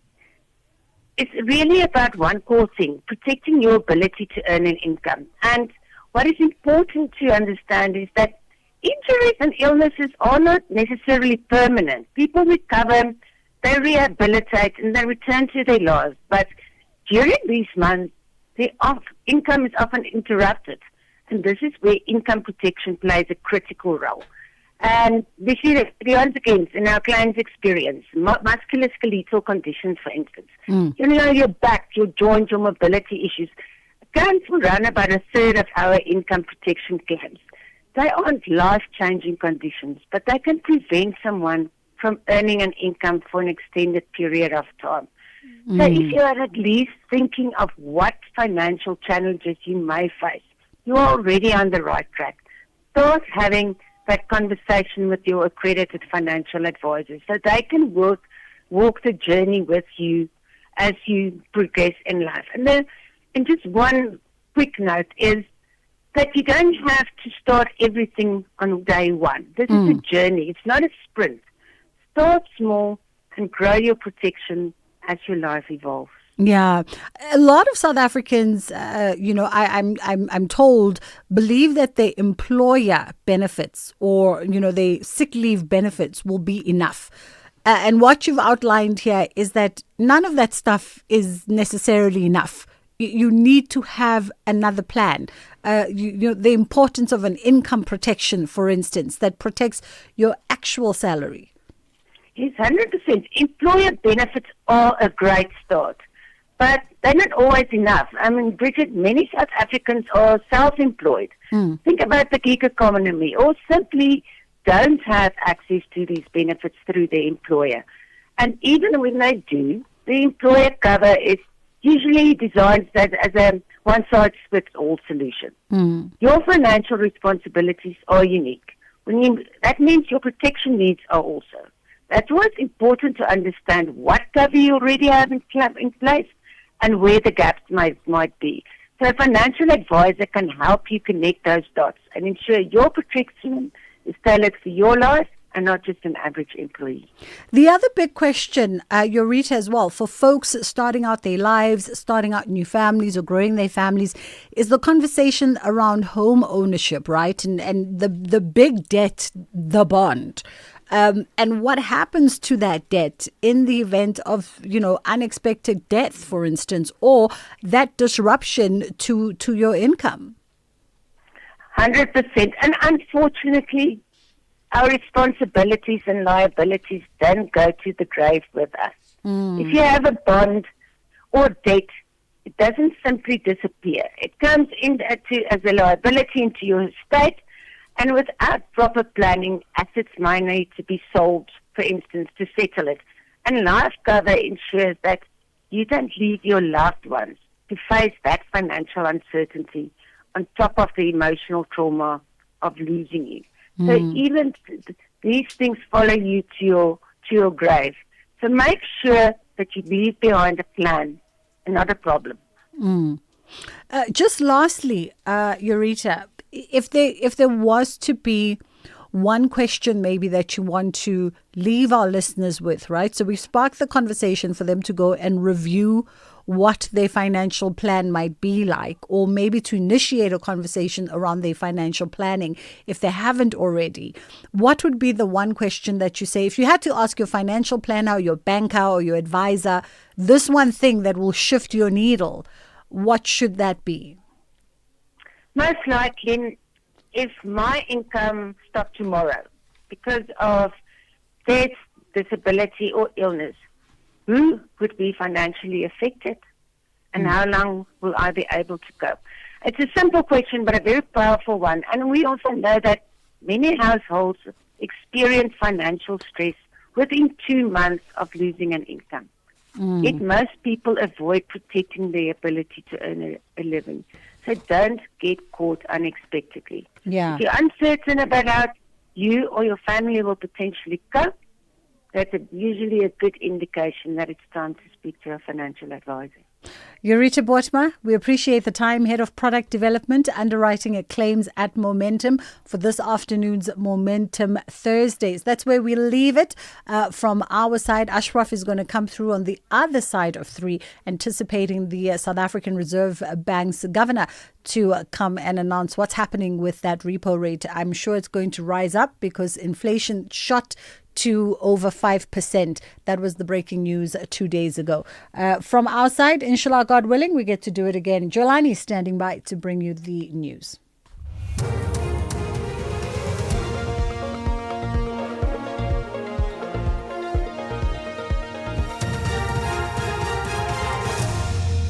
Thanks, Bridget. Top stories: Asawa Gauteng taxi operators withdraw threats to go on a strike, and the Reserve Bank set to announce its latest MPC decision shortly. Good afternoon. Gauteng taxi operators have withdrawn threats to go on strike across the province. This follows a meeting between taxi groups and TACO. NTA and Gauteng Road and Transport MEC Kidiboni Diale-Tlhabela in Pretoria. The meeting followed concerns raised by the taxi industry that their working relationship with the MEC had broken down. The main issue related to the issues of operating licenses. Diale-Tlhabela has reaffirmed the provincial government's commitment to working with the taxi industry. We are saying to the commuters in Gauteng, please note that there will not be a shutdown, so there's no need to take leave. We have found each other. We are back to our table of discussing all our issues, both as government and the taxi industry in our province. The MK party says it will open a case of perjury against IDAC head Advocate Andrea Johnson and former National Director of Public Prosecutions, Advocate Shamila Batoy. The party made the announcement during the sitting of the ad hoc committee. Johnson and Batoy appeared before the committee as witnesses last year. Whilst the committee was deliberating on its draft report, ANC MP Ngola Ngola informed it that Johnson, who is currently testifying before the Madlanga Commission, has conceded that she misled the committee during her testimony. As we speak here in the ad hoc, the head of IDEC is giving testimony on the statement she delivered in the ad hoc committee. And she has just considered that she misled that committee. Hence, I said I'm going to open a case tomorrow. As we speak now. The entire statement and the questions you have asked here in the committee are flighted in the commission. She's being grilled about them. She has considered. The Reserve Bank is set to announce its latest Monetary Policy Committee decision shortly. It will follow on the heels of yesterday's Consumer Price Index data from Stats SA, which showed inflation rising to 5% in June, up from 4.5% in May. A number of market analysts expect a 25 basis points interest rate increase to tame rising price pressures. Head of Macroeconomic Research at Standard Bank, Alna Mulman, says the committee is facing a tough balancing act. This is a dilemma for the Reserve Bank, given that inflation is well above its 3% inflation target and given that inflation is likely to continue exceeding its inflation target in the coming months. We therefore expect the MPC to be quite divided at this week's meeting. It may very well then decide to hike interest rates further, but this should be the peak in their hiking cycle. And we still think that as soon as the war is over and oil price sustainably lower, the Reserve Bank should start unwinding these rate hikes and cut rates even further to a terminal rate of 6%. State witness Bethwell Cele has testified in the High Court in Johannesburg that businessman Joe Simanyoni refused to be transported in an ambulance after being shot at a Centurion Golf estate. Cele told the court that Simanyoni was instead transported in a private vehicle. He is testifying in the attempted murder trial of Vusumuzi Kat Matlala and 4 others. Simanyoni was shot and wounded in an apparent hit alleged to have been orchestrated by Matlala in August 2022. Speaking through an interpreter, Cele told the court he saw Simanyoni running into the estate before leaving in a private vehicle. When the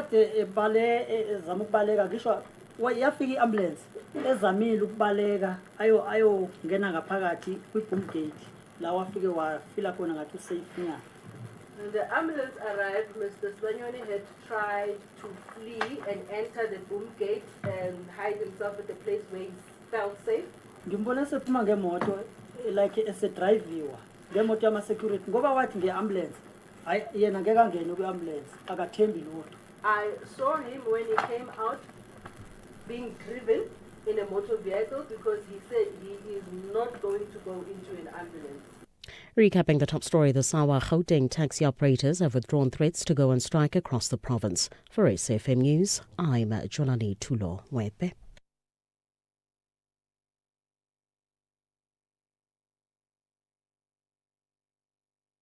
With the ever-changing financial landscape, it can be difficult to make sense of all the moves at times.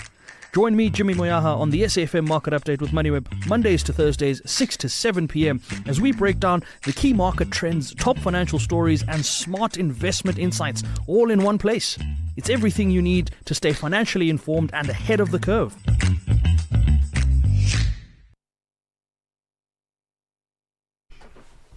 All right, as you know, earlier news because we're crossing to the Reserve Bank Governor on the repo rate announcement.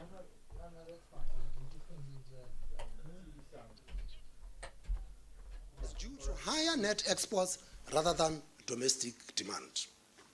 We anticipate slower growth through the second and third quarters of this year.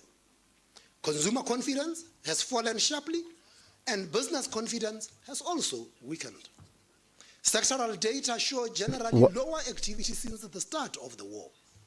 Prices for our export commodities have also fallen, although terms of trade are better, given lower prices for imports. We started this year with good momentum, but households have suffered from higher fuel prices while uncertainty has weighed on investment. It is also increasingly clear that municipal dysfunction has become a binding constraint on growth. With domestic reforms, we think the economy can get back to a rising growth trend as global conditions stabilize. Our baseline forecast is that the economy starts to recover in the second half of this year as the shock fades. But the outlook is uncertain. We see downside risks to growth. Turning to inflation, recent prints have been well above target, mainly because of higher fuel costs.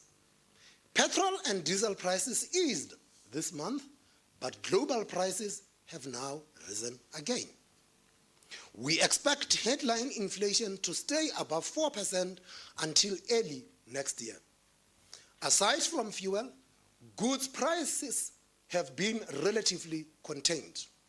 The exchange rate has been resilient, and the rand is close to where it started the year against the dollar, and it is now stronger against the euro. This has helped with import prices. Food inflation has also slowed recently. This reflects good harvests as well as fading effects from the outbreak of foot and mouth disease. El Niño may start affecting food supply next year, but this is still a risk factor, not part of our baseline. For services inflation, conditions look problematic, with most components now well above 3%, including insurance, transport, and housing. Our various measures of underlying inflation also indicate stronger inflation pressures. According to the latest survey from the Bureau for Economic Research, inflation expectations have risen. The changes are bigger for the near term than the longer term. All survey groups anticipated higher inflation, with the biggest change coming from trade unions. As for market expectations, break-even rates have eased since May, but they are still higher than they were at the start of the year. We see upside risks to inflation.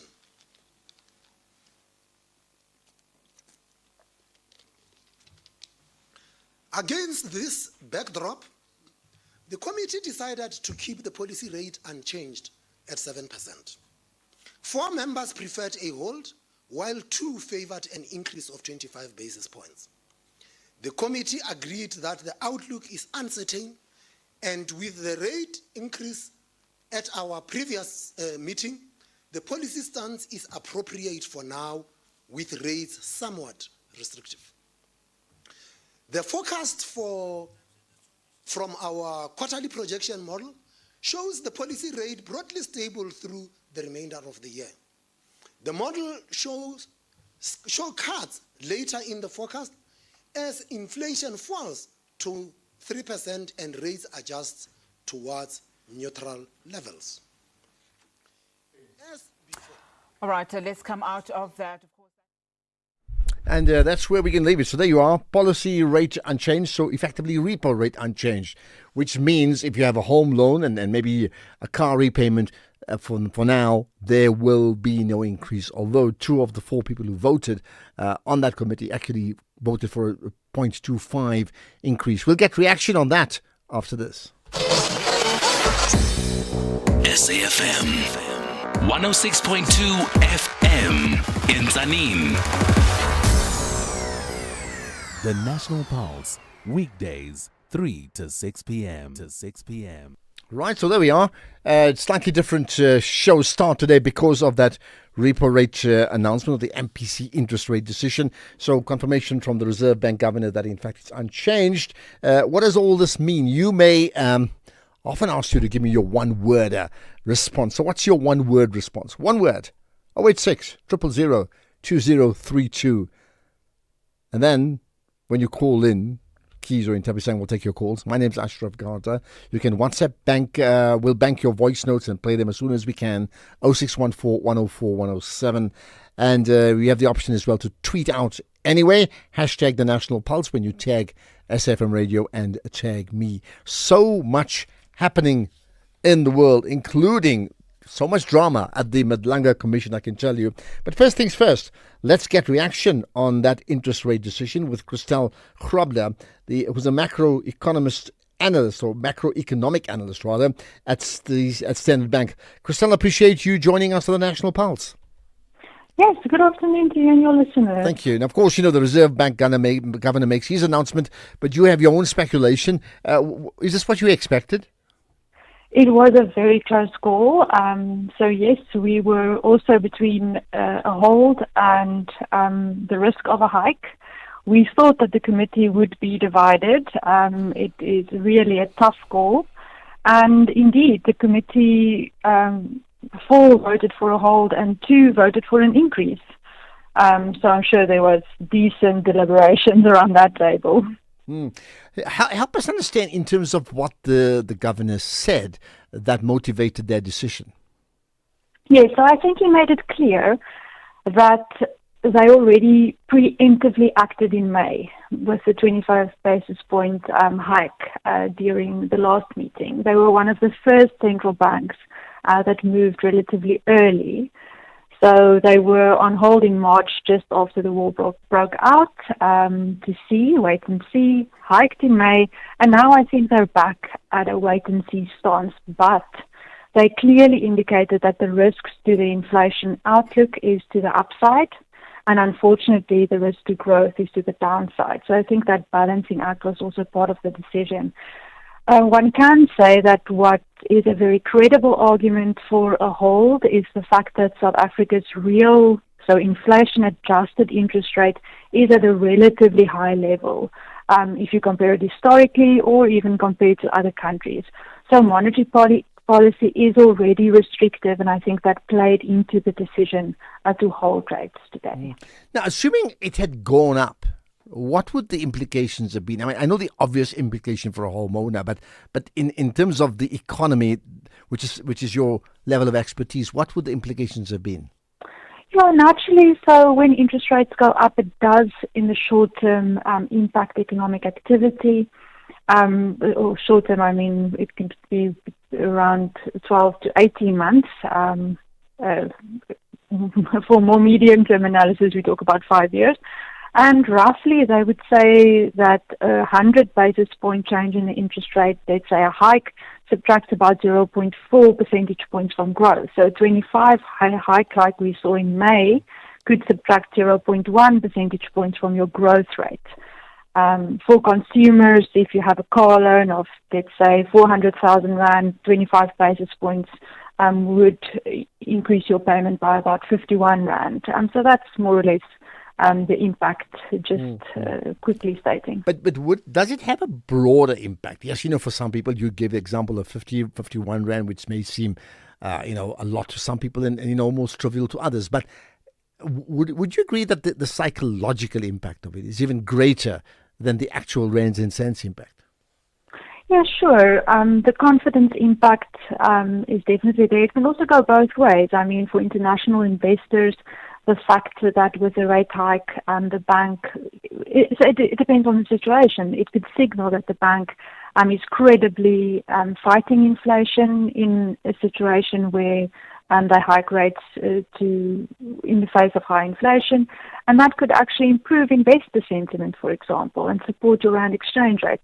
So it really depends a lot on the context. Okay, so now that it in fact has not increased, right? I mean, you mentioned the war in the Middle East, Iran, USA specifically, but clearly yesterday as well, inflation went up yesterday. The trajectory, and correct me if I'm wrong, the trajectory suggests that there may well be an increase anyway sometime down the line. That is surely a risk. I think it very much depends how things play out from here on. I think it's still credible to assume that we are at the peak. The Governor also mentioned that their own analysis show that they think the policy rate can move broadly sideways from here. And once we have more certainty on the situation in the Middle East, and we have inflation peaking, so they do not see inflation heading higher from here on. Yes, they do think that inflation will remain above 4 until the first quarter of next year. But after that, it gravitates back to the 3% level, and that actually begets lower interest rates. So I think we would concur with that. Okay, let's leave it at that. Christelle Grobler, macroeconomic analyst at Standard Bank. Much appreciate your thoughts and your insights here on the National Pulse. So bottom line to the audience listening in, what you need to know, repo rate unchanged, therefore no shift in interest rates, not up, not down, although the temptation amongst two of those on the board was actually increased by 0.25%. 4 concurred that it should stay the same. So by that majority, 4 versus 2, it remains unchanged at 10.5%. Right, let's talk about another issue that is certainly center of attention, the Madlanga Commission, after this. Ashraf Garda is streaming live now on Facebook, YouTube and X at SAfmRadio. Right, let's before we get to the Madlanga Commission, there's reaction from you, so let's get to that. Sorry, let me just get that. Okay, I think we've just had there's just some technical issues, and just bear with me for the moment. A good time to remind you that, listen, really appreciate you listening in. And, between myself, Keys, Debbie saying we try as hard as we can to ensure that we give you every reason to stay connected to the National Pulse, because, you feel the pulse, you drive it, so we need to deliver. Here's some voice notes. Hi, Ashraf, about the Madlanga Commission. Those guys, they can grind you. Yeah, even that Johnson, I can see that now she's even thinking of resigning. Those guys, they can make your life harder, especially if you don't come clean. They will grind you. But yeah, by the way, thanks for the president for establishing these commissions. Otherwise, we were still going to be on the blind side. This is Jacob in Mokopane, Tango. Okay, but is it a case of they will make hard difficult for you, or you in fact are making life difficult for yourself? Here's another. Good afternoon, Ashraf. Ashraf, this ad hoc committee people, these parliamentarians, they are so useless. Now they want to go and open cases against this Andrea Johnson lady and Shamila Batwe. I mean, they failed. What did they do when they were supposed to question that lady? They failed dismally. Now they want to impeach the president. They are going to do a floppy job again. They had to take Madlanga to see who this lady is. They were even praising him, how she's Winnie Mandela. Now others go and open cases. They failed, and they'll continue to fail us, these politicians. They are useless. Only Madlanga will get real results. I thank you, Martina Bloemfontein. Well, the same politicians that are useless, as you say, are part of the group that's actually appointed the Madlanga Commission. I thought I'll just remind you of that. Let's see if there's another we can play.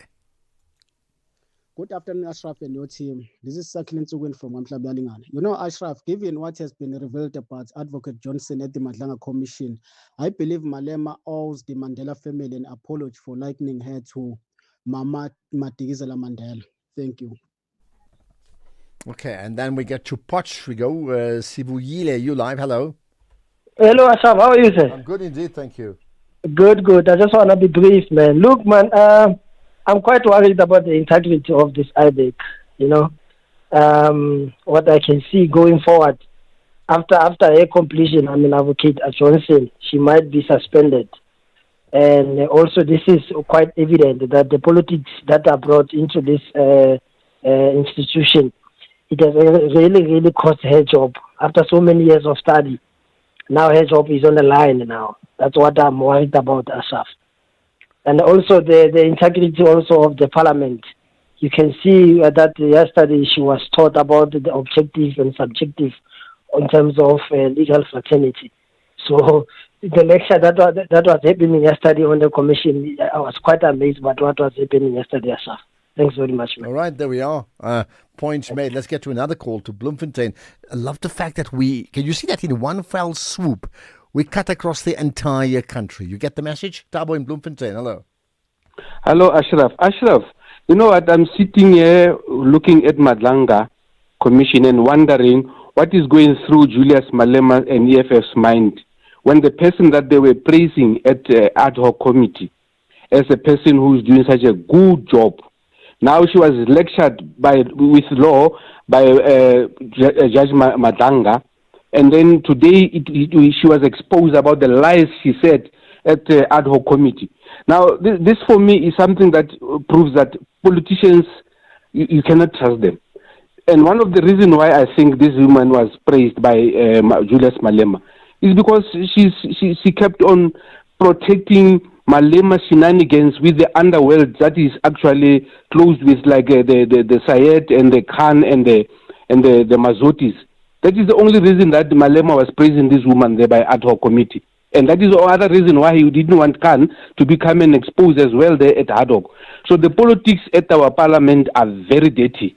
People must wake up.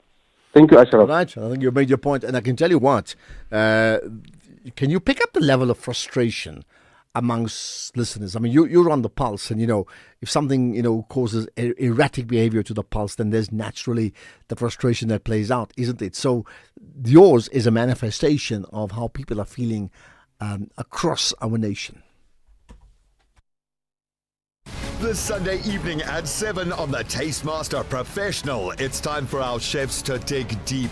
Tasked with creating a dish inspired by their own journey, they'll need to balance emotion with exceptional cooking. Featuring guest judge Chef Peter Duncan from the renowned La Petite Colombe, who will tell a story worth remembering. Find out on the Tastemaster Professional. Sunday at 7, repeat Saturday at 4:30 and Sunday at 3:30, only on SABC2.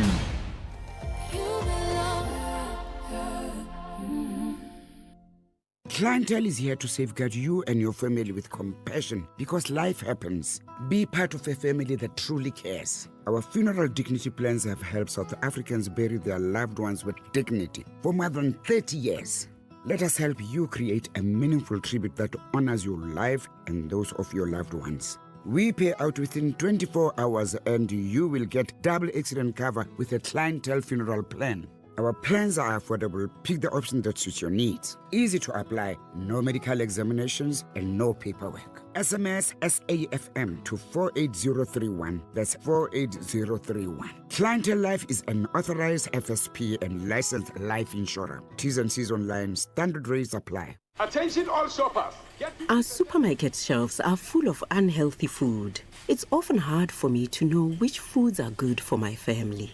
The information on packaged food is complicated and hard to understand. I wish we had easy-to-understand warning labels on foods high in salt, sugar, and saturated fat. We have the right to know what's in our food. Support front-of-package warning labels on unhealthy packaged foods. Sign the petition on healer.org. That's HEALA.org.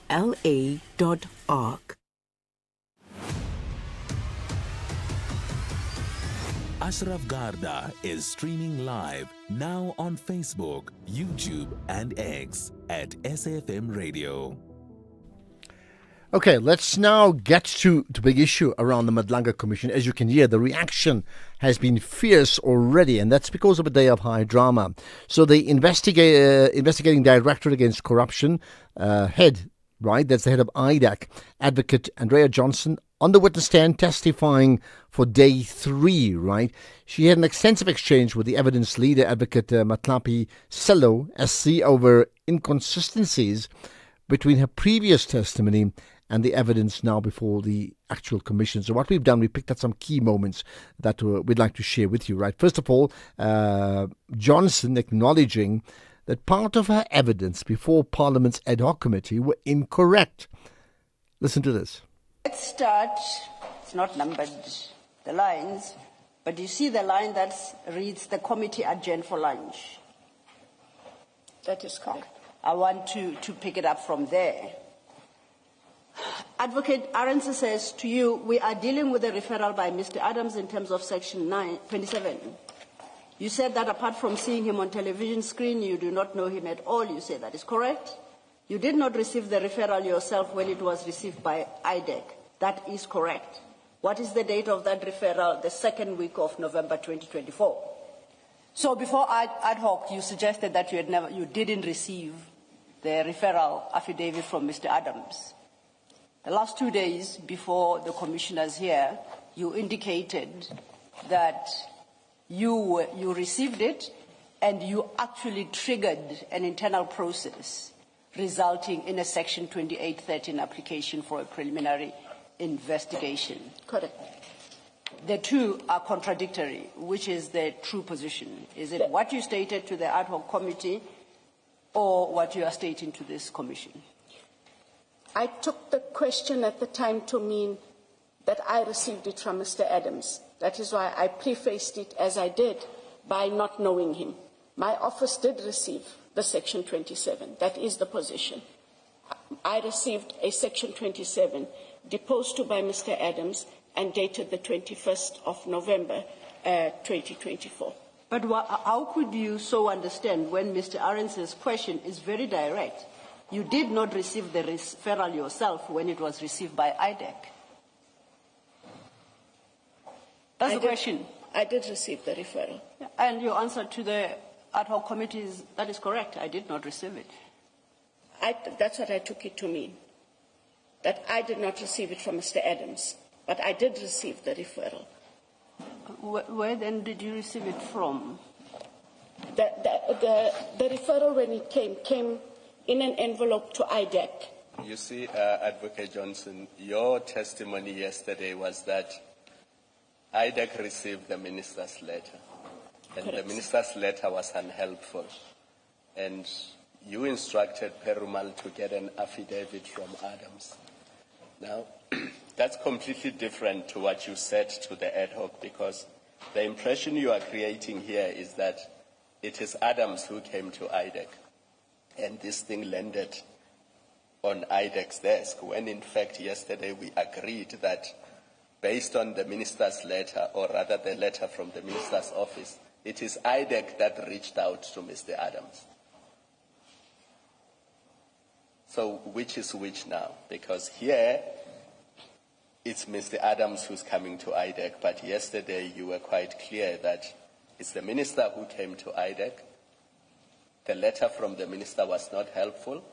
You then instructed Perumal to reach out to Adams, and that's how the Section 27 affidavit came about. That is the correct position, Commissioner Khumalo. When I say that Mr. Adams came to IDEC, it is Mr. Adams who wanted IDEC to deal with his matter. But the position, as I indicated yesterday, is the position of having first received a letter from the minister. I did indicate that there were no attachments. I therefore asked Mr. Perumal to please engage Mr. Adams, as Mr. Adams wanted IDEC to deal with his matter. Okay. So, and then the last engagement on that page, your response to the ad hoc gives the impression that Mr. Adams's referral landed on your desk in the middle of December 2024. Now, that cannot be correct, because on the 6th of December, you gave the authorization, the Section 28 sub-13 authorization. So it cannot be correct that the referral landed on your desk in the middle of December 2024.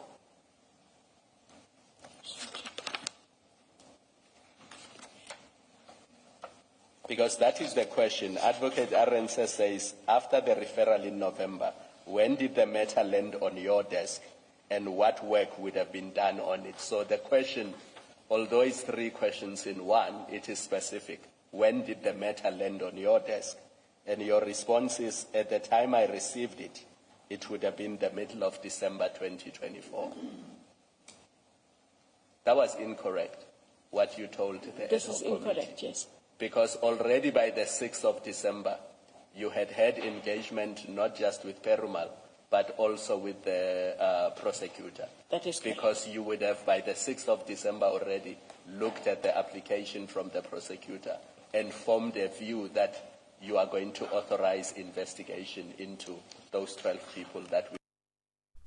And that's where we're going to leave it. But I'll tell you what, we're going to get reaction from you because we understand that there are so many people listening in on the show who has a view on Advocate Johnson's testimony. And quite honestly, you don't want to wait. You don't want to wait for later. You want to get it off your chest now. So let's do that. There's some voice notes we can... In fact, here's one. Ashraf, Advocate Johnson is feeling the heat, really. She must be released from her position and be removed as an advocate. Unfit, unfit, unfit. Hugely. Thanks from Mzo Shezi in Pinetown. Here's another. Ashraf,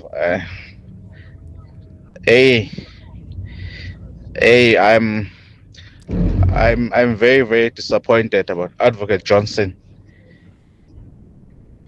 That she would allow herself to be misused in this fashion. Look at what is happening there now in the Madlaga Commission. Her empire of lies is collapsing quickly, and there's no one, not even the EFF, going to be able to save her. Very disappointing, Advocate Johnson.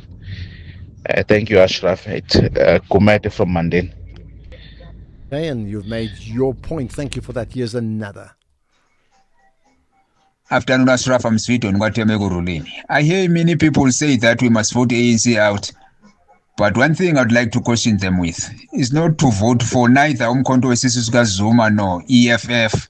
Otherwise, that would be like killing the bigger snake but leaving its offspring behind, which could be more dangerous.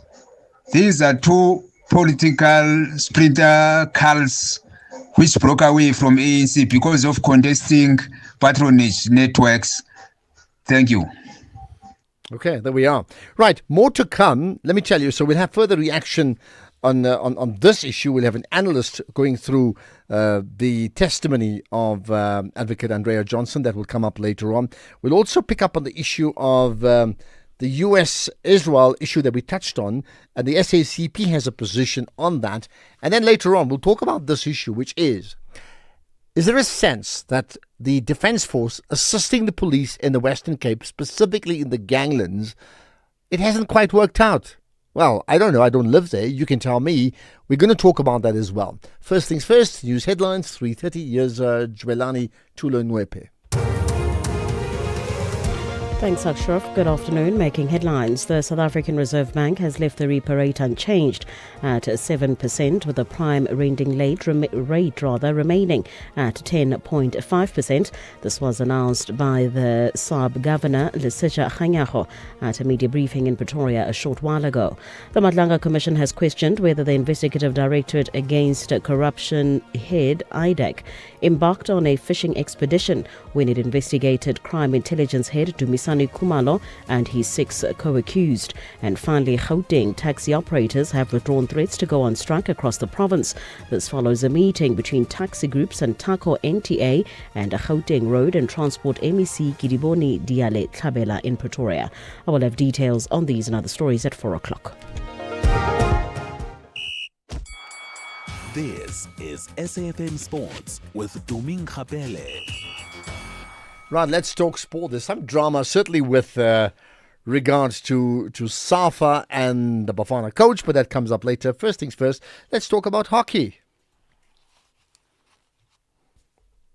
Well, a very good afternoon to you, Ashraf, and our listeners. We start things off with hockey this hour, where the Department of Sports, Arts and Culture has pledged 3 million rand to ensure South Africa's men's and women's hockey teams can compete at the Hockey World Cup in August. The announcement comes after players revealed they were expected to pay almost 70,000 rands each to represent the country. And the South African Hockey Association had also launched a crowdfunding campaign to help cover the costs. Now, the funding funding follows public criticism after government spent nearly 31 million rand on South Africa's FIFA World Cup campaign, including sending fans to Mexico to support Bafana Bafana. Meanwhile, the Confederation of African Football President Patrice Motsepe has confirmed that they have received a proposal from the Egyptian Football Association proposing the expansion of the CAF interclub competitions, and that matter will be tabled before the next CAF Executive Committee meeting. Now, this has been a dominant story in North Africa for the past few weeks, following the non-qualification of record 12-time African champions Al Ahly for the continent's premium club competition, the African Champions League. With the CAF club calendar already released for the season, it's highly unlikely that the implementation of this proposal, if approved, will be for the season. We have to follow the rules. We've got to follow the regulations, and I can assure you that the decisions that have been taken at the interclub level, that's focusing on those issues that you've raised. Club football is the backbone of African football, and good progress is being made. And I think, announcements will be made in due course. Then moving on to rugby, the Stormers 23 have made a captaincy change and reshuffled their playmaking roles ahead of Sunday's Currie Cup derby in Wellington. Stefan Ungerera will lead the side against the Boland Cavaliers with just one change to the starting 15. Dominique Mulgers replaces injured fly half Jean-Luc Duplessis after impressing off the bench in last week's win over the Griquas. Amongst the replacements, Gary Potter returns from international duty with Zimbabwe, while Kian Davis is set for his Currie Cup debut. Head coach Tom Dawson-Squibb says that the team is focused on building continuity and stepping up in Wellington, a venue renowned as a tough place to play, and he praised the squad's character and fight, insisting they'll show it for the full 80 minutes. In swimming, South Africa's swimming coach Rocco Mering has called for calm ahead of the Commonwealth Games in Glasgow, saying there's no need to place unnecessary pressure on star swimmer Peter Coetzee.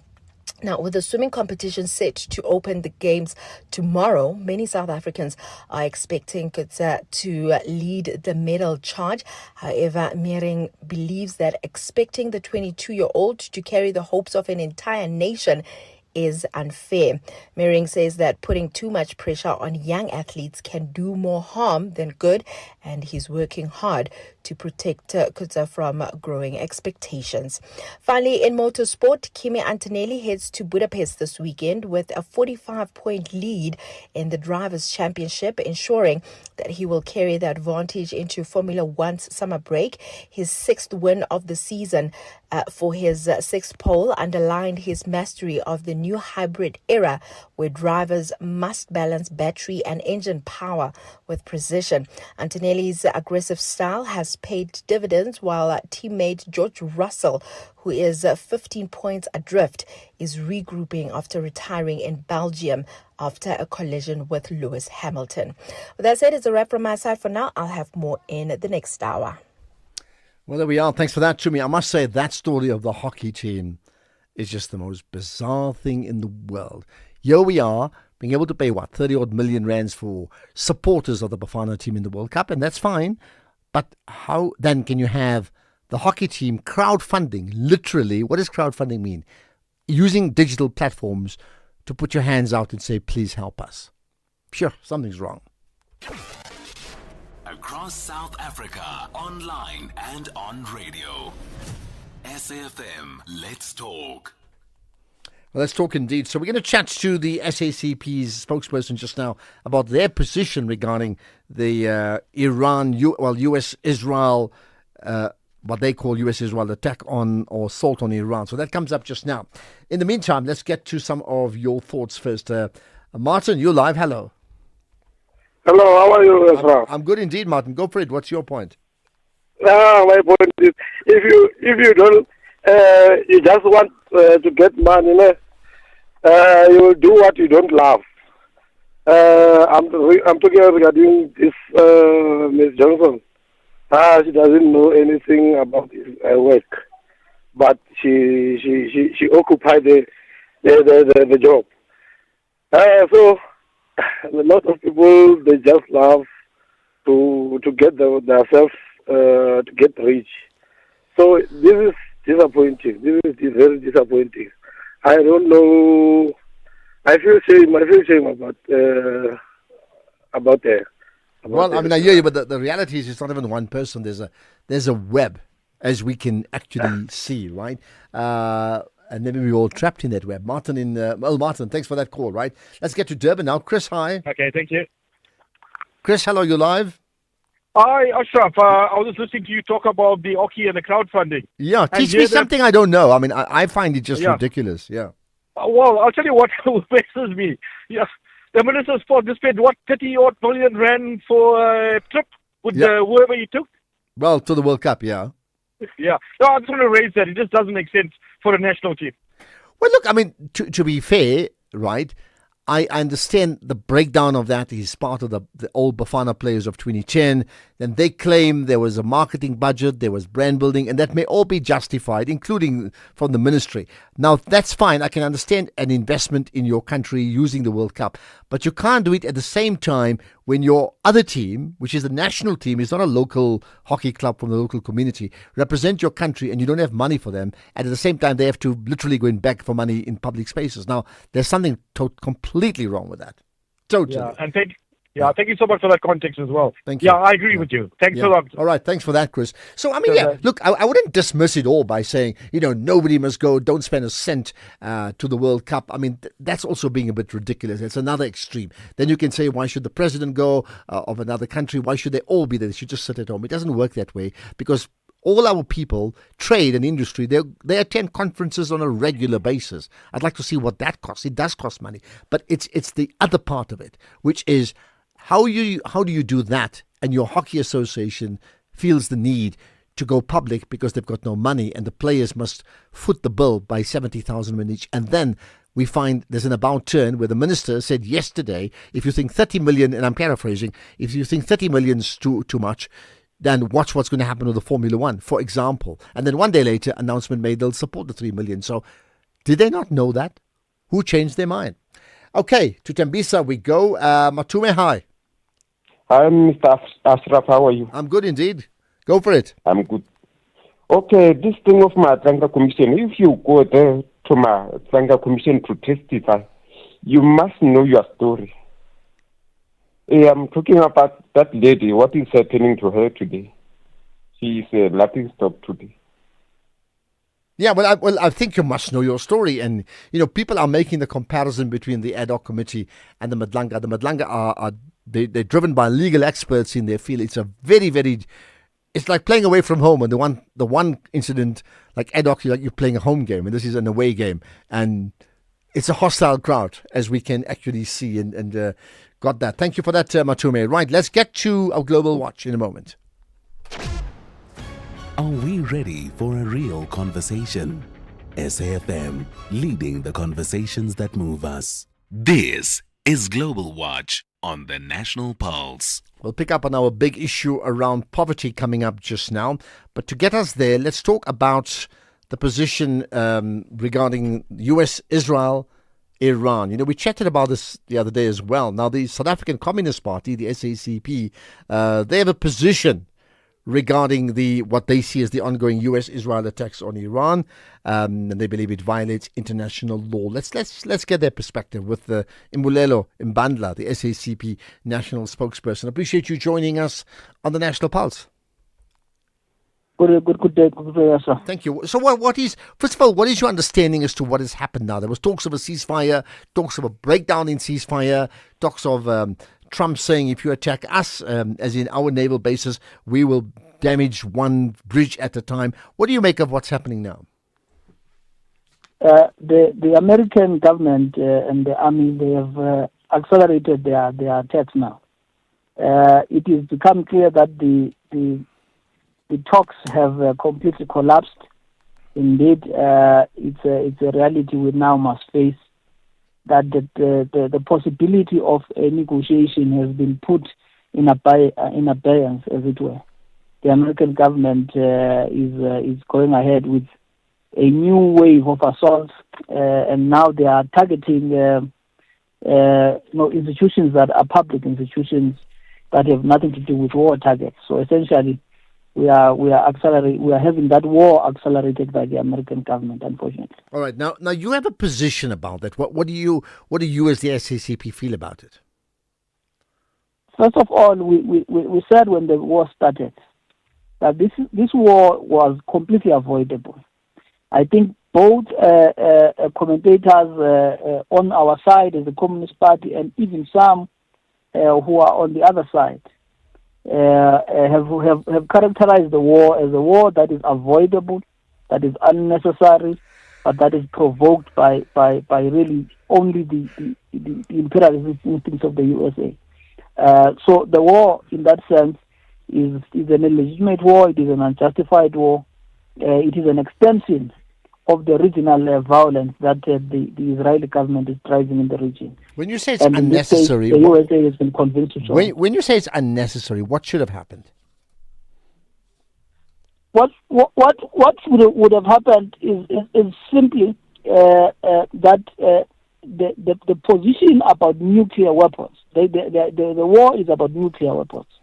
For starters, every other expert in the world who knows anything about the nuclear, including the International Institute that deals with nuclear armaments, have said it is untrue that Iran has nuclear armaments. It is impossible objectively for them to build that capacity, and there is no evidence that has ever been provided since the war started that Iran has arms.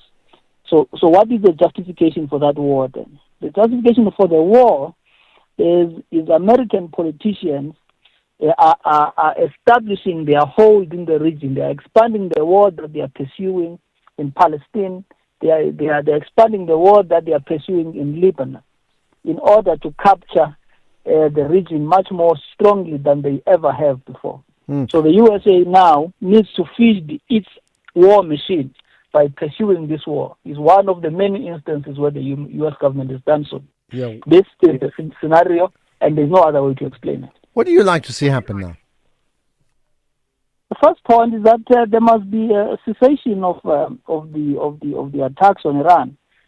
That's the first point, because this sort of mass killing between the American soldiers and the Iranian civilians, as it were, is completely unacceptable. And number two, going so, it means that the international system must find ways and means to create a mediation. The mediation that was done through Pakistan must be reinstated, and new methods of resolving the regional conflict must be found. Otherwise, we are dragging the world into a world war, and we don't think that there's anybody who wants that. And just from where you sit, I mean, you are the spokesperson for the SACP, and you've been in alliance with the ANC. A lot has been spoken about what's going to happen in the upcoming election. Is this the position of the SACP specifically, or is it aligned to the ANC? Well, this is a position of the SACP. We are not speaking for the ANC in this regard. Okay, let's leave it at that. Mabandla, SACP national spokesperson, although in many ways their views of the two different parties, I think, mirror one another on this issue. In fact, the SACP making the point, they're condemning the US-Israel attack on Iran and saying it's a violation of international law. Either way, whichever way you look at it, how is this going to end? What would it take? Think about it. Stay on top of all meaningful, top trending stories right here on SAFM. Leading the conversation. Right, let's get to further comments. In fact, there's lots of people want to talk about the hockey story. Rian in Pietermaritzburg. Hello, Rian. Hello, Ashraf. Yeah.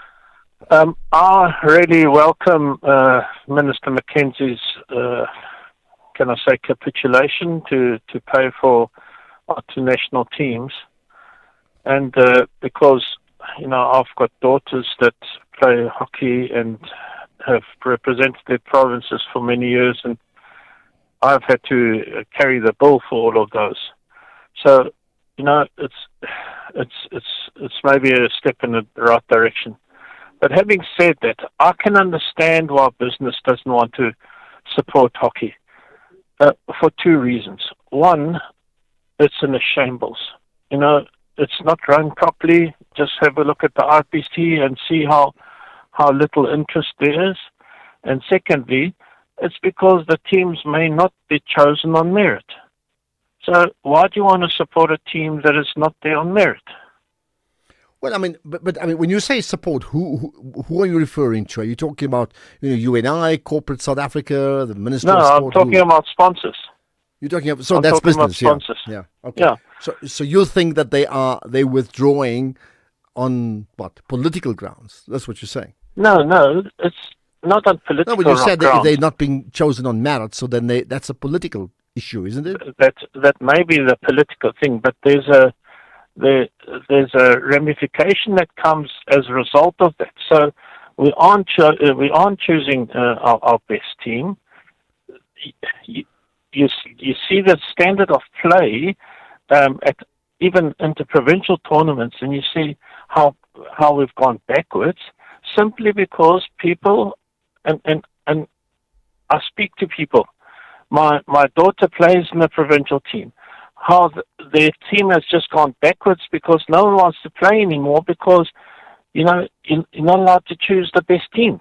Okay, let's leave it at that because I think there's bound to be further reaction on that. And linked to that is South Africa's position regarding affirmative action and how that plays out in the sports fields, and does it work or does it not work? My one quick take on that, once a team represents, I'm not talking of business sponsorship, government, once a team represents the country, if they've got the name South Africa attached to their name, then I think the country through its ministry is bound to support them. Yes, I don't expect them to get the big monies like maybe football or rugby, but there must be something to fund their trip. Fana in Dennilton, go for it, Fana.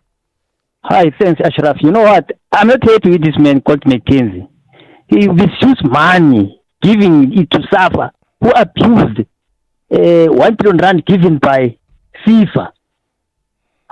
But he can't give other people the same amount of money.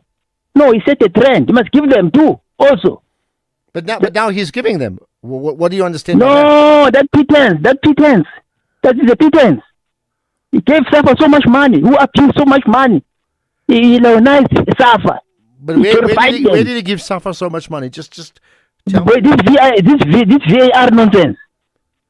He was not supposed to give SAFA that money. He gave them. It's written. It's on record.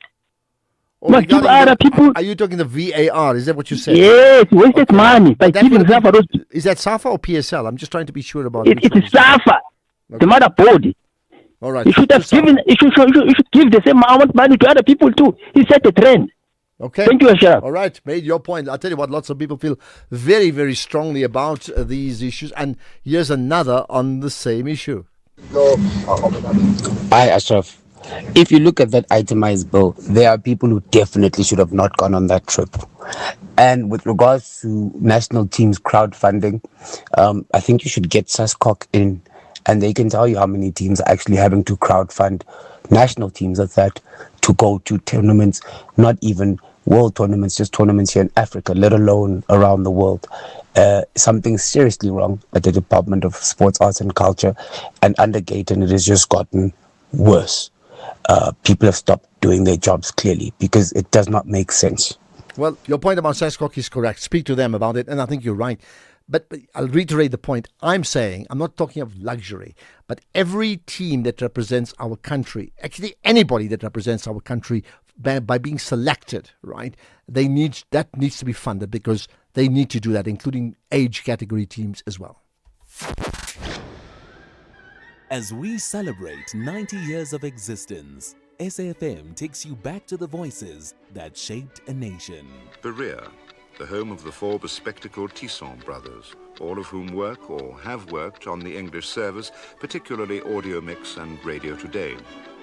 Watch how the night proceeds towards dawn. And I need a lot of consoling when I started the early program. People couldn't believe that John O'Donnell and B. Reid were chosen for the early morning program, because if ever two announcers used to want to swap a morning shift for an afternoon shift, John and I would do it. 90 years of trusted voices. This is SAFM. History is never silent. The day Nelson gave evidence, it was so terrible to watch.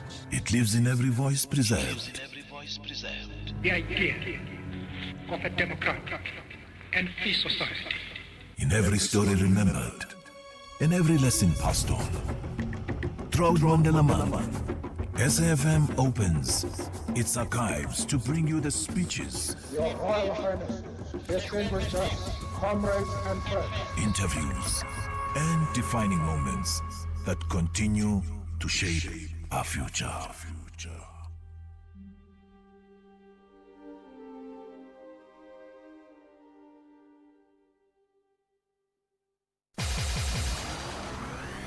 The big issue on the National Pulse. Right, let's get to the big issue around poverty that we've been talking about, poverty and food security over the last few days. With me is Dr. David Harrison, who's the CEO of the DG Murray Trust. Dr. Harrison, as always, thanks for connecting with us on the National Pulse. Thanks, Ashraf. Always a pleasure to be with you. Much appreciated. First of all, let's talk about, one thing is when we talk about poverty, we tend to speak about it at a macro level. So we get stats from Stats SA and we talk about what does it mean in terms of the poverty line and below. But the other reality is what impact does it have on people or families who live a life of poverty? So let's talk about issues like malnutrition and stunting. Tell me about that. Yeah, so about 1,000 children die a year of severe acute malnutrition. So they haven't got enough energy, they haven't got enough protein, they end up in hospital and they die as a result. But that's just the tip of the iceberg. Below that is a much larger problem we have in South Africa, and that is chronic food insecurity. Just people living on the edge all the time, and the moment there's a family crisis, like somebody gets sick and has to go to hospital, and you got to rent the car next door for 700 rand to take you to hospital, it means there's no food in the family, and this plays out in just chronic undernutrition of children, and so they don't grow well. They become short for age. We can see that, but what we can't see is that also has significant impact on their brains. Their brains don't develop well, and so we sort of end up with this sort of vicious domino effect where children who don't get enough to eat then enter school and they just keep falling behind. They can't learn as well. They're more likely to drop out. They're less likely to get employment, and this is a vicious cycle that affects roughly 1 in 4 of our children are stunted in the country, and that's what we've got to break. Well, I was just going to ask you what percentage. So you're saying 25% of our children that is a huge number, isn't it? It's massive. It's massive for, and we're a way outlier for a country of our GDP. Most countries are sitting at about 6 or 7% of children being nutritionally stunted, short for age. We're sitting at 25. So we've got this incredibly polarized society, incredibly divided society, lots of people that are doing fine, but half who not. And here what we have is a situation where people are often able to afford pop, but they can't afford protein. So pop is good for energy, but it's not good for just laying down the muscles, the bones, the brain matter, and so what happens is that we see children actually becoming sometimes obese, overweight as a result of all the carbohydrates, the pop they're eating, but still short for age. So this is this strange phenomenon in South Africa as a result of our incredibly unequal society that we've got to break. Yeah, I mean, that talks of if we didn't call it a crisis, it absolutely is. So, insofar as the impact it has on education, I mean, we always say, if you're living a life of poverty, the way to get out of it is to be educated, to upskill yourself.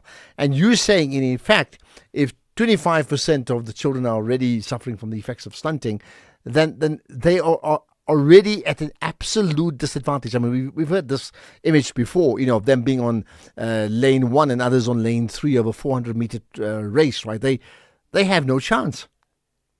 And it starts so early, and I spoke about the sort of domino effect, and it starts early in pregnancy. It starts where moms don't have enough to eat, which is why we're pushing for things like a maternal support grant. It starts by moms who are in environments where they drink too much alcohol before birth, higher rates of HIV infection, less likely to breastfeed because they haven't got enough food for themselves. So the children are drinking bottles that are washed in dirty water. So the children get infections. So it's just like this. It's like this vicious domino effect that we need to break.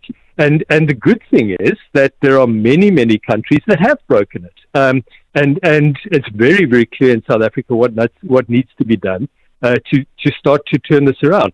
If we're going to address poverty in South Africa, we have to start with our children. We've got to start ensuring that every child born today, tomorrow, the next day, and the next has enough food to be able to fundamentally change their life trajectory. How does this change then for learners at university level? If we talk about stunting at an early age, then really the numbers would mitigate against even those children even getting to universities. Having said that, by some miracle, South Africans impoverished get to varsity. So what happens then? Yeah, but I mean, only 15% of children do get to university, and most likely they're not the ones who are chronically malnourished. But there are children who, even if they are stunted, I mean, it's not a death sentence. Even if they are stunted, if we start to put in place remedial processes as early on as possible, start to feed them, identify them, start to feed them, support them, often require additional educational remediation. If we do all of those, their prospects are good. Young people, even if they have had a bad start in life, can thrive. But the earlier we start with remediation, the better. Right. So how then do we get out of it? I mean, if you're giving the case for how damaging it is, and you've got like maybe just 20 seconds to make one final point, how do we get out of it? Well, the president's announced the mission to end stunting. A starting point is to make proteins more affordable in South Africa, stop our babies from being born small by reducing alcohol and by feeding mothers before birth, and help communities to be able to grow their own food. All of these things are within our power. We can do it. Okay, Dr. David Harrison, we have the power, he says, but are we going to really pick up the cudgels, carry the baton, and do things for our children? The CEO of the DG Murray Trust. Appreciate your time here on the National Pulse. Right, 4 o'clock. Let's get the news. It's here's Jwelani Tulo Nwepe.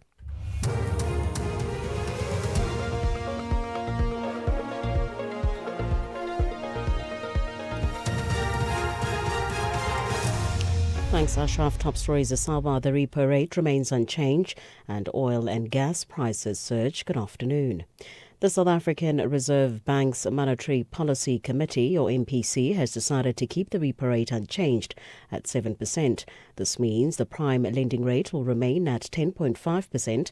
The rate announcement comes a day after Stats SA data showed the annual headline consumer price inflation accelerated faster than expected to 5% year-on-year in June, up from 4.5% in May. Reserve Bank Governor Lesetja Kganyago made the announcement earlier today in Pretoria. The committee decided to keep the policy rate unchanged at 7%. 4 members preferred a hold, while 2 favored an increase of 25 basis points. The committee agreed that the outlook is uncertain, and with the rate increase at our previous meeting, the policy stance is appropriate for now, with rates somewhat restrictive. Gauteng taxi operators have withdrawn threats to go on strike across the province. This follows a meeting between taxi groups and TACO NTA and Gauteng Road and Transport MEC Gidiboni Diale-Tlhabela in Pretoria. The meeting followed concerns raised by the taxi industry that their working relationship with the MEC had broken down. The main issue related to the issuing of operating licenses. Diale-Tlhabela has reaffirmed the provincial government's commitment to work with the taxi industry. We are saying to the commuters in Gauteng, please note that there will not be a shutdown, so there's no need to take leave. We have found each other. We are back to our table of discussing all our issues, both as government and the taxi industry in our province. The Madlanga Commission has questioned whether the Investigative Directorate Against Corruption, IDAC, embarked on a fishing expedition when it investigated crime intelligence head Dumisani Khumalo and his 6 co-accused. Commissioner Sesi Baloyi put it to IDAC head Advocate Andrea Johnson that the IDAC investigated a deficient Section 27 referral that contains suspicions but no factual grounds. Baloyi further argued that instead of first establishing whether the matter fell within IDAC's mandate, investigators went looking for evidence in the hope of finding incriminating material. So you went in either because you had been told, which is not in the Section 27 affidavit, you had been told there is something to find, it's just not contained in the affidavit, and you went looking for that, or you went not knowing at all that you'll find something, which is a typical fishing exercise. Your mandate and your powers don't contemplate you doing that. That's why there's that trigger provision.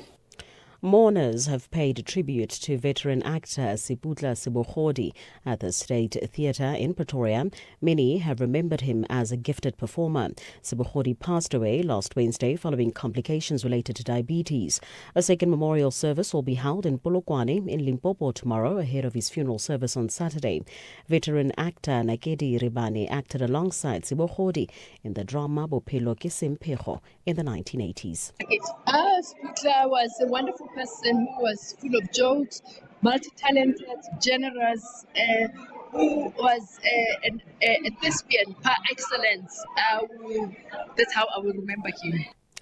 Oil and gas prices have increased sharply after the Iranian-backed Houthi movement in Yemen attacked shipping in the Red Sea. Saudi state media have confirmed one tanker was hit, resulting in a fire on board. It called the Houthi threat to block the Bab al-Mandeb Strait a violation of international law.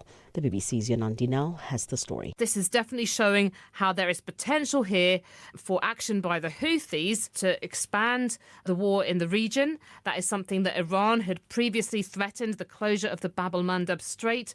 This can also, of course, now be even more disruption to commercial shipping and to global oil supplies, which have been under so much strain because of the near closure of the Strait of Hormuz. Recapping the top story this hour, the South African Reserve Bank's Monetary Policy Committee has decided to keep the repo rate unchanged at 7%. This means the prime lending rate will remain at 10.5%. For SAFM News, I'm Jolani Tulo Mwepe. And in your headlines this hour, Sunrisers and Capitals to kick off new SA20 season in Gqeberha in January, and Djokovic eyeing out several more records during 2026 US Open campaign. More details at 4:30. SAFM, guiding you through the rush hour traffic. Ravonia down to Willie Mandela on the M1 South. Willie Mandela is so congested over the M1 highway. You've got real problems getting off and turning in, and that's why you've got that queue approaching the four ways off ramp. Ravonia Road north to Witkoppen and Witkoppen and Acta all very slow because of the roadworks that continue there. Durban, the Umbilo, Rochborough, Bayhead area jam-packed with trucks. It has been since before 6 o'clock this morning, and it is still very heavy. Try to avoid the M7 both ways to South Coast Road. South Coast Road between Clarewood and Bayhead Road, and Bayhead Road going in from Umbilo. Also, Umbilo Road jam-packed as well. There's a lot of truck traffic, probably the worst actually that we've seen for some time. N2 South is under pressure through Mhlanga down towards Gateway. Looks like there's a new layout in the roadworks layout that way this afternoon, which has been causing delays all day. And now we've got peak hour volumes in. It is very slow. Heading out of Cape Town, the N2 under pressure through Hospital Bend as far as Bunga Avenue. The M5 today slow from Kuba, going to change all the way down to Ottery, and a lot of pressure around Rondebosch and Newlands. Routes like Campground Road and Palmyra full of traffic. Also, just up the road, a crash on Main Road at Belmont in the heart of Rondebosch. With your traffic updates, I'm Rob Byrne. SAFM 105.7 FM in Cape Town. The National Pulse with Ashraf Garda on SAFM. You're listening to the National Pulse, weekdays 3 to 6 p.m. Right. Well, I mean, there's a few things that are very pressing, like burning issues. The issue of at the Madlanga Commission with Advocate Johnson, certainly not going to go away, and we'll get further reaction on that from you because, well, your pulse rate is racing, I'm sure of that. But we'll also get analytical response from that too. Later on, we'll chat about news, the ongoing speculation that Frank Chikane may well be the man to head up the ANC's race to the mayorship for the city of Joburg. Now, that would be something. Chikane versus, Herman Mashaba versus Helen Zille. That could be something nostalgic as well for those that understand his role in South African society too. So we'll talk about that too. And then the hockey story. I mean, really, my point is, should we be in a position that no matter what, when it comes to our national teams, they must be funded. It may not be lavish if they earn less revenue, and I get that. You will not get a hockey stadium filled with 80,000 people, but you'll get a rugby stadium filled with 80,000 when they play a test match. I get that. But at least they need to be paid. Or do you think we should be seeing it completely differently? Well, what about the issue of Ghanaian nationals petitioning the ICC to probe xenophobic violence in South Africa? We'll find out about that after this. Quantum on SAFM. Step into the future with Quantum. The radio show that goes beyond the headlines to explore how you can evolve, adapt, and thrive in times of rapid change. We will explore cutting-edge thinking coupled with practical life design applications. I'm Angela Ludek, and I invite you to join this community where real progress begins with human capital development. Quantum, Monday to Friday, 3 to 5 a.m. on SAFM. Looking for exclusive content, live events, and special broadcasts like the Madlanga Commission? Then connect to the all-new SAFM Connect stream. The Madlanga Commission, live and uninterrupted from 9:30 Monday to Friday. SAFM Connect brings you more of the conversations that matter. Listen anytime, anywhere by visiting connect.safm.co.za or stream directly on SABC Plus at sabc-plus.com. SAFM Connect, more conversations, more access. There's much more coming. With the ever-changing financial landscape, it can be difficult to make sense of all the moves at times. Join me, Jimmy Moyaha, on the SAFM Market Update with MoneyWeb, Mondays to Thursdays, 6 to 7 p.m, as we break down the key market trends, top financial stories, and smart investment insights, all in one place. It's everything you need to stay financially informed and ahead of the curve.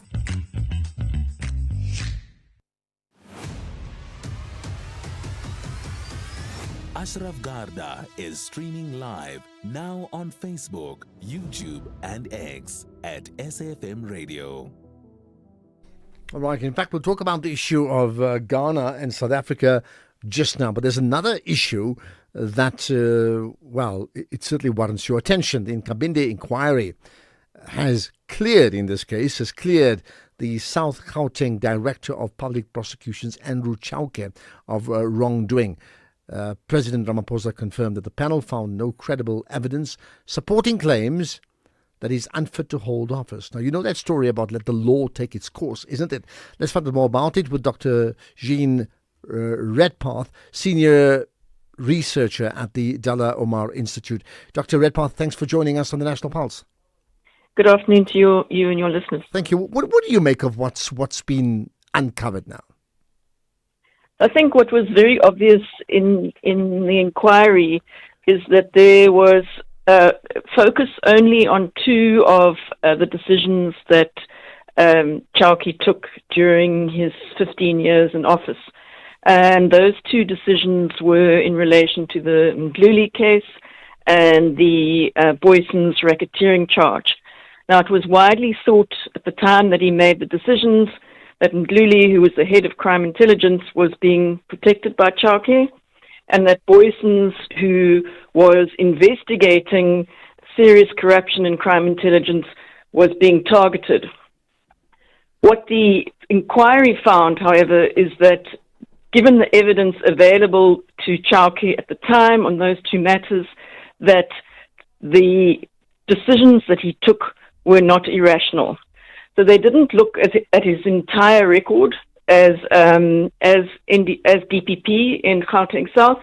Although the terms of reference did leave the door open to do that, the NPA didn't bring evidence on matters other than those two cases.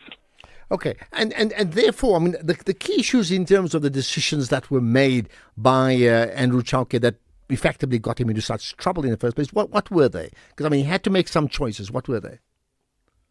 Well, so Richard Mdluli was charged with murder and kidnapping and a range of other issues. He provisionally withdrew those charges at a crucial time and referred the entire matter to inquest.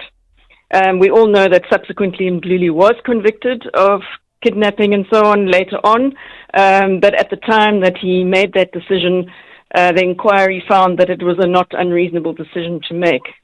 In relation to Boyson's, it was alleged that Boyson's and his team were involved in a range of issues around people being killed during police action, and he constructed a racketeering charge around that, which is rather unusual. Racketeering involves a number of different offences committed in concert with other people, and he framed a charge around that. And the inquiry decided that that also was not irrational, and therefore he had not committed misconduct in that regard. Okay. Where does this leave then Andrew Chauke? Because, I mean, in terms of literal position, he's cleared now of wrongdoing. So where does this leave him? Oh, he returns to his job and he continues being DPP for Gauteng South. Yeah. And I mean, in terms of public perception, because I mean, that's been the other issue. You know, people who are suspended often enough or have to face a trial of sorts are by and large condemned by the public gallery long before we get resolution for it, isn't it? Yeah, so I mean, I think what we have to bear in mind here that it isn't just these two matters that people are concerned about.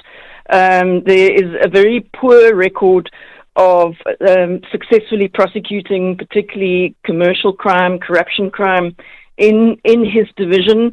There's quite a high rate of withdrawal of serious matters. And there is, of course, the famous phone call that was recorded by Angela Grizzy, where Gavin Watson urged President Zuma to appoint Chauke as NDPP as he would protect the people, you know, that were involved in their criminal activities. Now, of course, that's not evidence that Chauke is compromised, but it does indicate what Watson said and what he thought.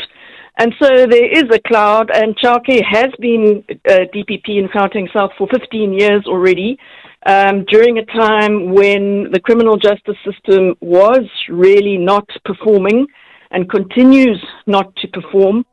And so, you know, one would hope that there would be some new blood, but unfortunately the National Prosecuting Authority Act does not put a term of office on DPPs. They serve until age 65. So if you arrive there in the office at age 40, you will serve for 25 years. And it also doesn't have very stringent requirements for appointment. It's just the president who appoints. Mm-hmm. And so, I mean, as we've seen, quite a lot of people in the prosecuting authority not performing particularly well. And it's partly related to how the prosecuting authority is set up in the legislation. So let's just end with this. What about those, first of all, I mean, you touched on it already, the role of Shamila Batohi, and then the broader question amongst skeptics, you see, this whole investigation was just a waste of time. This whole inquiry was a waste of time. Well, no, not at all. If one looks at the history, when Batohi came in, almost immediately, people started saying, what are we going to do about childcare? Civil society, a lot of people were very concerned about childcare's continued presence. It took Batohi 2 years for her internal investigation to take place, and then another 2 years for the president to respond to that internal investigation. And now it's taken another year for this inquiry to go ahead. So it's not a waste of time because these are extremely important issues. But what is of concern is that we have this imbalance where it is very easy for someone to be appointed and very difficult to get rid of them. There are very few grounds on which to get rid of a DPP or an NDPP. And that is appropriate when you have stringent requirements for getting them into office because you want to protect their independence and not have them easily removed on a whim. However, what we're seeing in the South African context is not the best people being appointed, and then it's becoming very difficult to remove them. Point made. Let's leave it at that. Dr. Jean Redpath, Senior Researcher at the Dalla Omar Institute, reflecting on the Nkabinde inquiry, now clearing the South Gauteng Director of Public Prosecutions, Andrew Chauke, of wrongdoing. You may want to just add your thoughts to that, because reaction we must have. Cape Verde, West Africa. An island nation in the Atlantic Ocean, located off the western coast of Africa near Senegal and Mauritania. A country shaped by the sea, volcanic islands, ocean winds, and a culture carried through music. Portuguese is the official language. Cape Verdean Creole gives rhythm to everyday life. More than likely, Tsetse, that you're being described up and down the country at the moment as a communist. There is no truth in that as far as I'm concerned. It is just that in South Africa, if you're not doing what the government expects you to do, then you are a communist, of course. This is what we are becoming. SAfm, leading the conversations that move us. Some voices fill a room, others echo across generations. We as South Africans, we need to thank God for Madiba's life, for his love, for his compassion, and for teaching us to work and live together. This Mandela Month, SAfm honors the life, the leadership, and the enduring legacy of Nelson Mandela. SAfm. Prime time all day long. Ashraf Garda on SAfm. Well, there you are. You may think in the context of some of the biggest issues, that moves the pulse of a nation on a daily basis, hockey may not be top of the agenda. I can tell you now, it is top of the agenda. There's so many people talking about hockey today. Lolly in Durban, hi. Hi, Ashraf. Thanks for an absolute brilliant show. Hockey is a very big passion of mine. My daughter plays hockey, and we know quite a few people in the national side, and it was very, very sad that these guys in the past had to spend their own money. There was no funding. There was nothing. They're not professional players. They weren't paid to play. So I am so excited that this new generation of hockey is going to be played. It's going to be paid for. Mm-hmm. My other daughter represented South Africa in the Karate Federation. Not 1 cent was given to us to travel to Canada, Australia, Greece, Japan, and Croatia. And it was a double whammy for us because obviously I wasn't going to let my daughter go and travel on her own. But not 1 cent was given by government to any of the national team, and that is from karate and from hockey. Okay, and to be clear, they are representing their country. This is not like a private club. No, they were representing South Africa. My daughter in karate. Oh. Okay, in fact, yeah. Lolly, do call back. We've just lost you, and I really want to know what you have to say. We'll get to you in just a moment, right? Okay, there's more regarding the other serious issue of the Madlanga Commission. Good stuff. Right, let me just sort that out as we get Lolly back on the line. Okay, there we are. Younger in the van. You know, Ashraf, what's said about Advocate Johnson? She's one of the top, senior female prosecutors that the country has.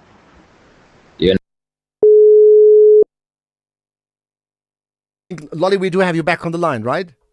Yes, I'm back on the line. All right, so we stopped when I asked you, are they representing South Africa? And you said yes, so continue. So yes, what I'm saying is my daughter for karate represented South Africa 5 or 6 times for the national team. We went over, approved the colours, but there was no funding. So as a parent, getting funding from SAFMRadio for the hockey, I think is a step in the right direction because these children, they actually represent their country. They don't represent their province or whatever. They go waving the South African flag, and there is nothing, not even a T-shirt, not even anything. Okay. All right. Paid for. I hear that. I'm just going to move quickly because this money that now they will be paid and the flights will be paid for will come from SASCOC. Now, if I understand that correctly, which is the controlling body for sport in the country, right, as opposed to the Ministry of Sport. Now, what about the counter argument to say we have finite amount of money, and in the allocation of money, some sports are able to garner sponsorship because they are so popular, so they themselves, sponsors, put monies into the sport and the sport pays for it for himself. Some sports are unable to get that, and therefore we at SASCOC, we just don't have the money as much as we'd love to. Is that not a reasonable argument? It is a reasonable argument, and I understand that, but they could at least, not that I'm saying that they've got to sponsor everything, but a flight or kit or something would be, because there's a lot of kids that can't afford. So, yes, number one in the country, but they don't go because they don't have the money. So sometimes you are dealing with the third, fourth, fifth, sixth person on the waiting list because they can pay. But I think people who are, I wouldn't say disadvantaged, but if they are disadvantaged and they're really, really good at what they do, I think that's what all the sponsors need to come in and go, you know what, we'll sponsor flights. Yeah. Or we'll sponsor this or whatever. Okay, I'm gonna let you go only because your line's becoming progressively worse. Okay. Okay. But I think you've made your point, Lolly. Thank you for that, and I welcome others as well. Thank you so much, and appreciate the feedback about the show too. But I mean, so is that an argument as well? That listen, as they've said, like whether it's rugby or cricket or soccer, the 3 major sports, right? That in fact they do raise sponsorship, which is very much on the basis of spectators that attend, and then they sell off their TV rights, which brings them huge money, and that allows monies to go in so they can pay them big monies to play and then allow them to travel. So certain sports are unable to do so because they're just less appealing. Now, if that's the case, how would that be the fault, for example, of SASCOC? I'm looking at the other way around. The flip side of that is that within the budgets, anybody that represents the country, so they may not have to stay in the 5-star hotel, give them a 4-star or 3-star hotel, but if they represent the country, somehow or the other, SASCOC or the ministry has got to find a way to fund them. You cannot have a situation where you are representing your country, in this case, and you are actually trying to crowdfund, literally using a digital platform to say, please help us. I mean, it literally is a cap in hand, isn't it? Right, Mike in Middleburg, go for it. Thank you for taking my call, Ashraf. Pleasure. Good. Go for it, Mike.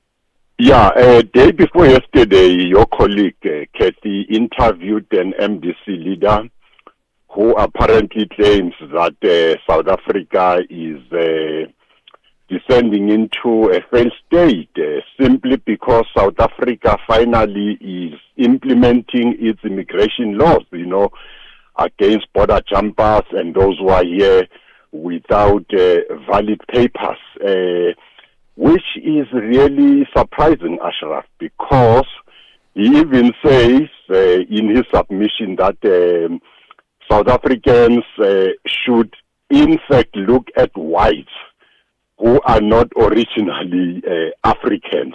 Instead, blacks are being targeted. He is making the narrative that doesn't make sense. You cannot say white people and other races that are here should not be regarded as South Africans, simply because you do not want South Africa to implement its immigration laws. Well, I agree with you. If we follow that line, you can go back to the claims of the Koi and the Sun and say, who was here first? And, we could have that chat for the whole day. I mean, absolutely, at some stage you have to draw a line. Yeah, what they should do, they must just fight for their rights. In Zimbabwe, I think other callers have rightfully indicated that Mnangagwa has extended this term of office until 2030, and they are there watching instead of being there and fight for their rights. I don't know about their watching. I don't know about their watching. I mean, Mike, you know where you are in terms of your role in South African politics, but in other countries, it's not that obvious to go out and be critical of the president. There are too many examples that you actually can't protest publicly. So when we say they cop out, as they say, they mukhus, really. We don't know what we've got here. We have the freedom to say, Mr. President, you're running a disaster, and we can say that if we want to. Yeah. Okay, Mike. Okay. Yeah. All right, Mike. Got that. Thank you so much. We can't do. There's so many countries you can't say that. You really can't. I mean, I even went to the UAE once, and it's a brilliant place. I mean, Dubai, fantastically run general. It's but don't be critical of the Emir or whatever. The guy in charge. You'll be in trouble. And that's not the only one. Many others do that too. SAFM. I have never seen a bully kind type of government like Ghanaians. Those people think that South Africa is not a sovereign state. They are deporting their illegal immigrants. Every time we are seeing them in the social media, in the YouTube, you can see how they do things in Ghana. So just because it's South Africa, we should just keep quiet because of what's happening here. South Africa is a sovereign state. It's not going to be run over by the Ghanaians. Ghana is disrespectful and is unthankful and is ungrateful. So we need to keep on march and march. This is our country and we will fight for it, and then we'll make sure that illegal immigrants, they go home to go and sort out their papers and come here lawfully. Thank you very much. All right. Well, you've certainly put your position there very, very clearly. Here's another before we get to the news headlines. Hi, Ashraf. It's so disappointing that South African leaders, those that have been deployed into certain positions, have absolutely no shame that when their integrity is brought into question, they don't hang their head in shame and then step back from their positions. They just carry on as if nothing is wrong. So I'm just so disappointed in Adria Johnson. I mean, even when she testified at the ad hoc committee, it was pretty clear that she was questionable, both her and Shamila Batoy, but they still continued in their positions. The president said nothing. There is no sense of accountability at all. Well, I think things are changing. Some are now questioning exactly that. The validity of IDEC itself in terms of, can that office actually continue? It seems so compromised. Well, that's what many see anyway. We'll talk about that, by the way, in about 10, 15 minutes' time, maybe slightly longer. 4:30, not 3:30, 4:30. Here's the news headlines. Good afternoon. Making headlines, IDEC head advocate Andrea Johnson has apologized to former BMW engineer Dineo Mukwele and withdrawn her earlier description of Mukwele's appointment as a crime intelligence brigadier as a token appointment. Johnson, who has been testifying before the Madlanga Commission since Tuesday, had previously claimed that Mukwele was inadequately qualified for the post. The South African Reserve Bank's Monetary Policy Committee has decided to keep the repo rate unchanged at 7%, This means the prime lending rate will remain at 10.5%, and India's Prime Minister Narendra Modi has attempted to quell what a BBC reporter describes as unprecedented youth protests by promising swift and stringent punishment to those responsible for exam paper leaks. Greg House has the details at 5 o'clock. For SAFM News, I'm Jonani Tulo Mwepe. SAFM, guiding you through the rush hour traffic. Good afternoon. We start with a check on the M1 through Midrand, and it's fairly busy today between Buccleuch and New Road. Get past New Road, and it's not a bad run up through Centurion and into Pretoria. M1 south down to Willie Mandela, that's heavy again. Some problems getting off the highway there onto Willie Mandela. And Rivonia, Witkoppen, and that whole junction snarled up as the roadworks continue on Witkoppen at Acta. Malabongwe Drive heading out towards Kaya Sand, looking reasonably busy. And a busy Thursday as well, coming out of Sandton, Catherine Street to Greyston, Rivonia up to Morningside, and Sandton Drive out through the Benmore area. That's all really busy. Durban's N2 southbound. I think something's changed in the roadworks today between Gateway and Kwamashu. It has been super solid as you arrive into that. Just after Sabaya, you'll hit queues. You're out of it about halfway towards the Kwamashu exit. A lot of truck congestion, be like this all day today. Umbilo, Bayhead, Rossborough, particularly bad. Routes like South Coast Road, the M7 both ways today, and of course the Bayhead and Umbilo Road as well. Cape Town, day 4, deep into day 4 of no traffic lights. Marine Drive at Dolphin Beach looking quite heavy this afternoon. Sometimes you get points, and the look at the flow today looks like there are none at this stage. It's heavy, lighting up from Milnerton to get out that way. And the M5 under quite a bit of pressure from the Kuberg interchange all the way down to about Ottery Road this afternoon, and a crash coming out of Stellenbosch on the R44 just at Paradise Kloof, causing delays if you're heading towards Somerset West. With your traffic update, I'm Rob Byrne. This is SAFM Sports with Doming Khapele. Well, there's sport politics, there's sport as in, who wins and who loses. With all of that, here's to me. Starting off with cricket this hour, well, the 5th season of the SA20 will begin on the 17th of January with a repeat of last season's final between the Sunrisers Eastern Cape and Pretoria Capitals. The tournament will run over 36 days, ending with the final at Newlands on the 21st of February. It has been scheduled between South Africa's international commitments, starting just after the Proteas ODI series against England and ending before the Test team travels to Sri Lanka. Last season's SA20 attracted record crowds and ended with the Sunrisers Eastern Cape beating the Pretoria Capitals by 6 wickets in the final. Meanwhile, the England-Wales Cricket Board has confirmed the fixture list for the 2027 Ashes, with all 5 tests to be staged in the Midlands and south of England, meaning no matches in the north.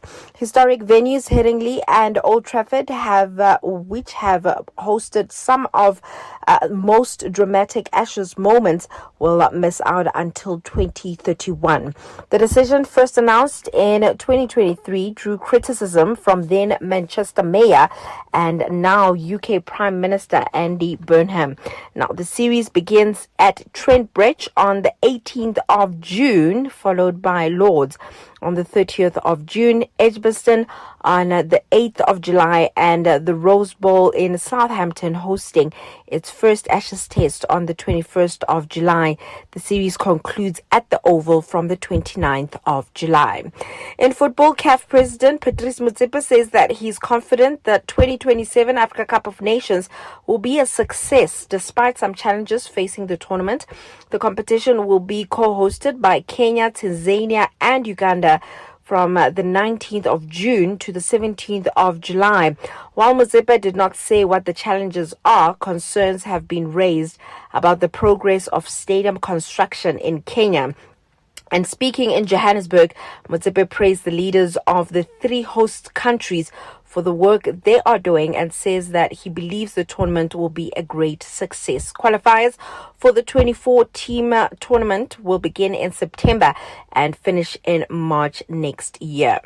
Meanwhile, Kaizer Chiefs midfielder Matobane Mashuhi says that the team is looking forward to a competitive encounter against Mamelodi Sundowns ladies in their SAFA Women's Provincial League clash at Groenkloof on Sunday. The Glamour Girls head into the second round of the league, having suffered just 2 defeats in 14 matches, and will be aiming to maintain their impressive form away from home. And Mashuhe has acknowledged that the match will be decided by fine margins, but also believes that Chiefs have the hunger to secure all 3 points.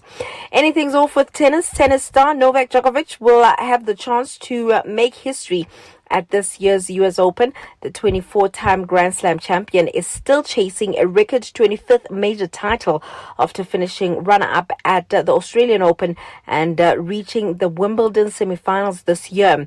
If Djokovic wins the US Open, he'll become the oldest men's singles champion in the tournament's history. And even if he does not win the title, the Serbian could still set more records. He's just 1 match away from becoming the player with the most US Open matches played, adding another milestone to his remarkable career. I'll have more on other sports in the next hour. Thanks for that, Chimia. Lots to reflect on there in terms of that. Yeah, I must say that SA 20 has really cemented its position in South African sport. No question about that. If you think you cannot afford a lawyer, think again. Clientele Legal provides tough professional lawyers for an affordable monthly premium. Our range of plans include cover for you, your spouse, children, and extended family. Plans include cover for civil, criminal, and labor-related matters. Whether it's protection orders, gender-based violence, uncontested divorce, or poor service, your Clientele Legal lawyer will be there to assist you. Our services are convenient. Simply pick up the phone and call your lawyer or send us an email and we'll get back to you.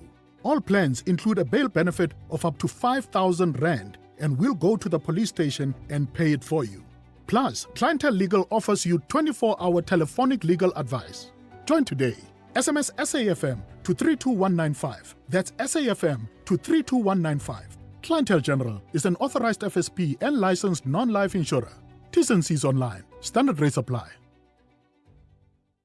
This Sunday evening at 7 on the Tastemaster Professional, it's time for our chefs to dig deep.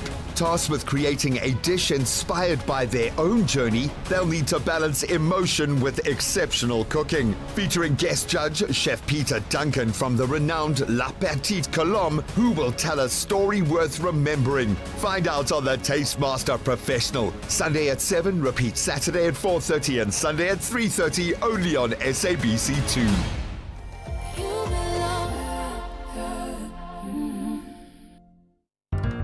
Do good while having fun at Jazz for Young People, brought to you by the Standard Bank Joy of Jazz. Bring your family and friends to this exciting family-friendly concert curated by the young for the young. Enjoy live performances curated by Msaki, the NSA band featuring Msaki. Join us on the 25th of July 2026 at the National School of the Arts in Braamfontein. Tickets are selling fast on Quicket with prices starting from just 50 Rand for children. Standard Bank Joy of Jazz. Jazz for young people. Be there.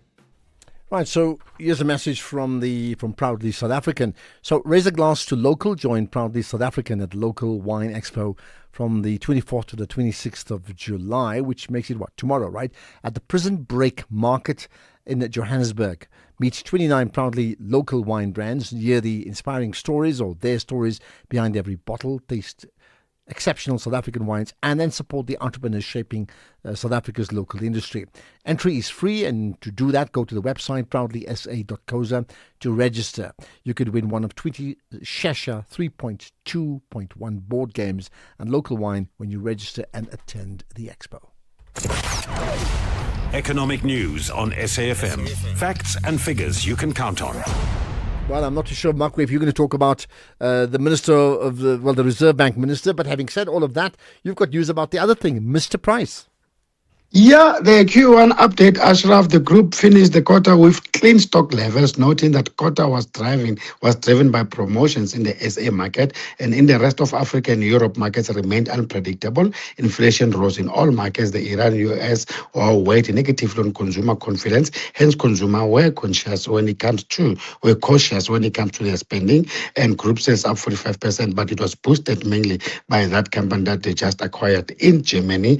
And yes, our markets, we've seen that caution over the US and Iran war remained in play after Trump threatened to attack civilian infrastructure in Iran, and the Iran-backed group began striking ships in the Red Sea. Market participants are forced to reassess inflation outlook, and that was ahead of interest rate decisions. And the worsening when it comes to that conflict, we see that boosting the dollar because they see the dollar as a preferred safe haven asset. And our central bank, Ashraf, left rates unchanged, just like the European Central Bank, surprising most market participants. And our central bank left the door open for a rate cut as it raised economic growth risk. And we saw the knee-jerk reaction was the rand and the euro adding to their earlier losses.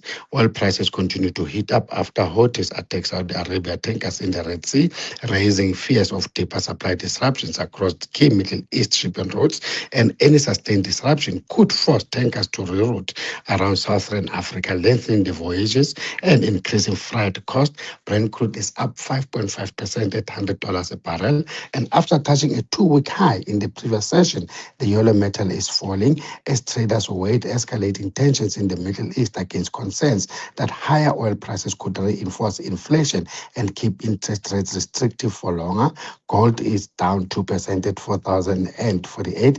Platinum is down 2.5% at 1,602. Global markets are sliding at the back of high oil prices and concerns over AI spending, with the JSE down 1%. Rand fell 2% against the dollar, 16.70, 22.30 against the pound, and 19.02 against the euro. Right, and you got all those numbers. Thanks for that, Mark. We'll do it again tomorrow. But an hour of the markets coming up in detail, 6 to 7 this evening. Call SAFM now on 086 000 2032. Right, let's talk about the World Cup. Which World Cup, Kwezi? Is it like long gone? Hello. Good afternoon, Ashraf. Yeah, good talking to you. Go for it.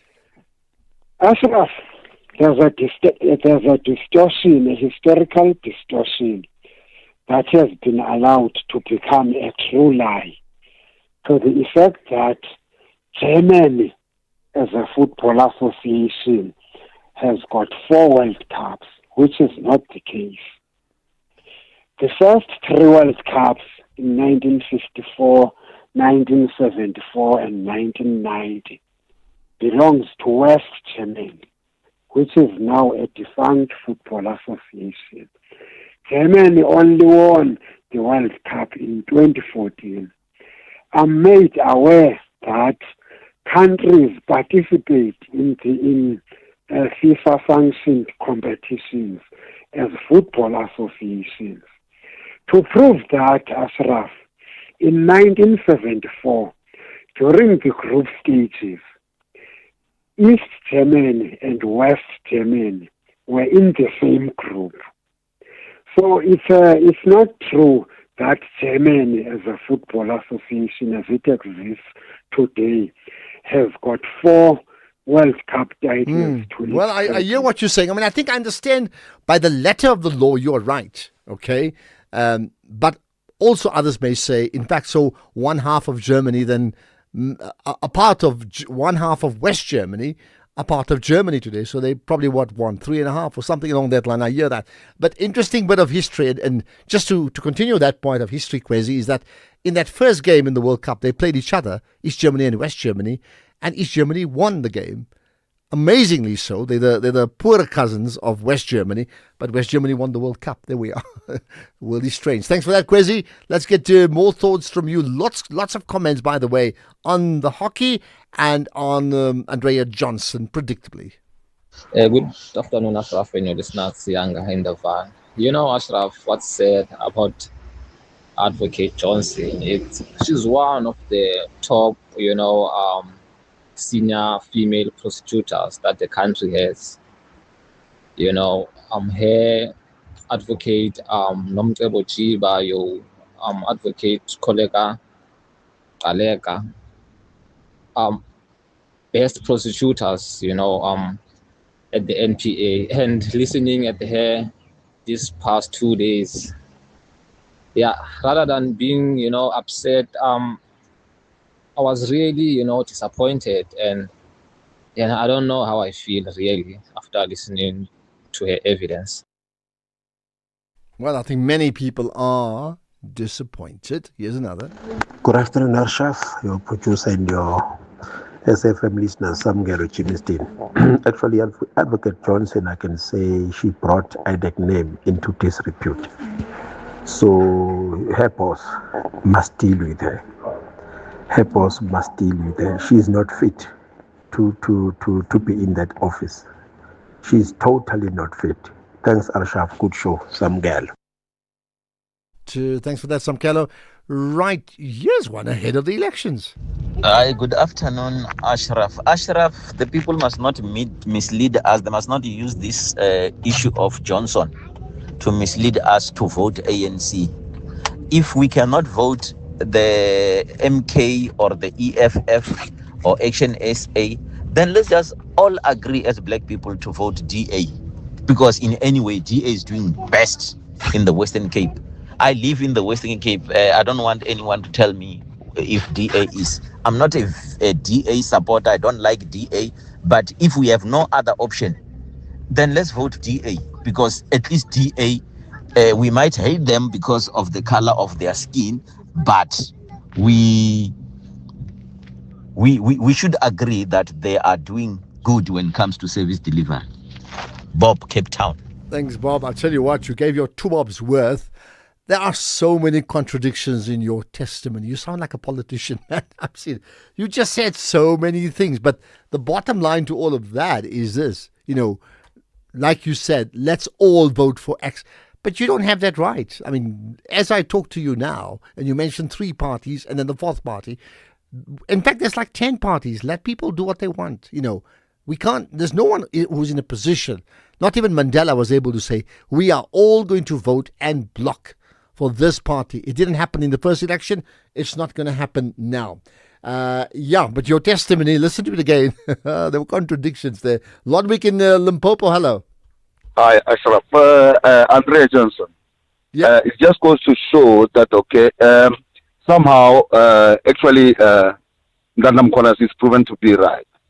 IDEC is captured, and then it's not only IDEC, also the courts, as you can see, as you can hear, as we were listening to the evidence. So now in this country, our country needs to be overhauled. Corruption is everywhere. You can see that, the appointment of this Suela lady, that these people were saying she might be corrupt in future. In my view, she was there to come and disrupt. They deemed her as a threat to come and disrupt the looting that they were doing, because we understand that the funds in the intelligence, they were not accounting to anyone but to themselves. So it was a clique of a group of people that were looting the funds and knowingly very well that, now there's no one that they're accounting to. I thank you. All right, got that. And I tell you what, I mean, what you're saying is true, that we may look at one person now. At the moment, lots of fingers pointed to Andrea Johnson. But what's very clear in all the testimonies of the Madlanga Commission, let me use that image of a spider's web and the level of interconnectivity that takes place, whether you're doing good or, in fact, whether there are evidence of corruption. That means, what I am saying is, there are groups of people. This is not a one man or one woman show. There are groups of people engaged at multiple levels, like a multi-tier system, right?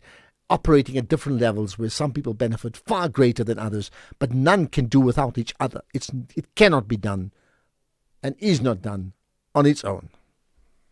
The soundtrack of your life with Ernest Pillay. Some songs take you back instantly to your first love, a road trip, or just simpler times. The soundtrack of your life with me, Ernest Pillay, is where timeless hits and forgotten favorites come together to tell your story. It's not just music, it's memories, moments, and the meaning behind this jam. Don't you change someone by night. Rediscover the songs that shaped your journey. Tune in to The Soundtrack of Your Life with me, Ernest Pillay, Saturdays and Sundays, 1 to 4 p.m., only on SAFM 104 to 107 nationwide. Standing on his own. In case you missed it, how much of the panel's recommendations have been implemented, and is South Africa better equipped today to prevent the repeat of the July 2021 unrest? We cannot forget what happened there. We also cannot forget that there was a report that made certain recommendations that highlighted certain issues that we have in the country. And so then the question is, what has been done about it? We used to have the Pick and Pay outlet here by Brampija Phase 4. The people looked at that outlet. It used to help us a lot because if you need some money, you could withdraw, and there were 2 ATMs. Now, whenever you need something, just for a normal price, you must get a local by 15 rand, or just to get a local price, because you don't have that Pick and Pay anymore. That was The Meeting Point with Koketso Sachane. In case you missed it, Douglas, I still don't see clearly the aspects that would lead you to characterize South Africa as a failed state. A state that does not control violence, meted by a section of its people, is a failed state. In what ways is the violence not being controlled? Because it is going on unabated. People are being harassed, shops are being closed, some people are being killed. These groups must be kept. We know, of course. Douglas Monzora, he is the MDC president. That was National Briefing this morning with Kathy Mutlatlana. Ashraf Garda is streaming live now on Facebook, YouTube, and X at SAFM Radio. Right, let's get further reaction in terms of understanding what was said today at the Madlanka Commission, and based upon Andrea Johnson's testimony, what for you are the big takeouts, right? So we'll chat in a moment, Dr. Shadi Mahanwe. But before that, the ANC MP Kola Ngola told the ad hoc committee that the IDEC head, Advocate Andrea Johnson, admitted to lying to the committee during this morning's Madlanka Commission proceedings. Just listen to this. Roger, can I make an announcement? It's a legacy hand. Thank you, sir. Okay, thank you so much. Honorable Ngwala. I just want to make an announcement that as we speak here in the ad hoc, the head of IDEC is giving testimony on the statement she delivered in the ad hoc committee. And she has just considered that she misled that committee. Evan. Hence, I said I'm going to open a case tomorrow. As we speak Thank now. you.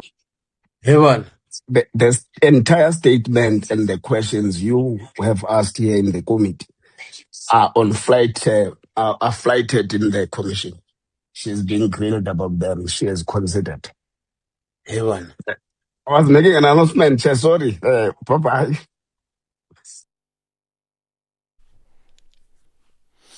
Okay, let's get reaction then. So with me, Dr.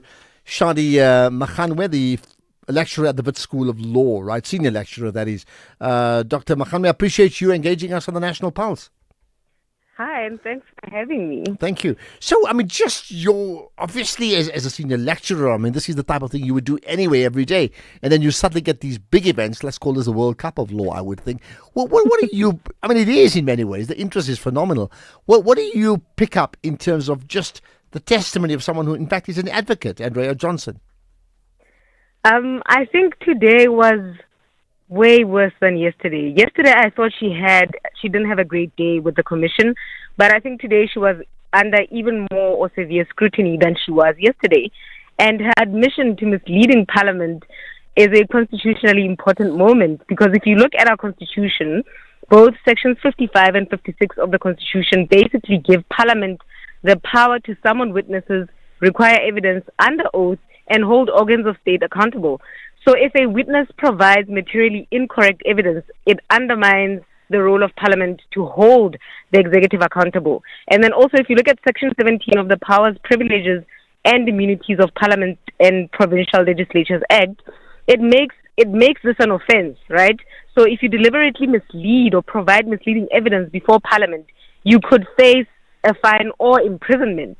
So I think today was an even much worse day for her than yesterday was. All right. And in terms of much worse day for her, where does this leave her then?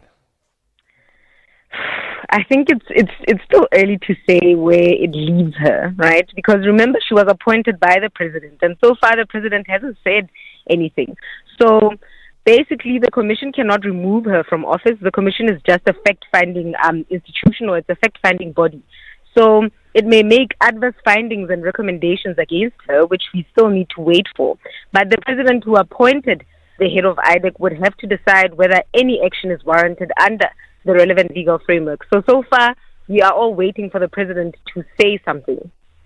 And he's not bound to say so now. The other part is not so much Andrea Johnson, but let's call it the office of IDEC. I mean, we've had person after person saying effectively that office, and because of, let's call it contamination, right, it's almost rendered worthless. There's just no credibility there.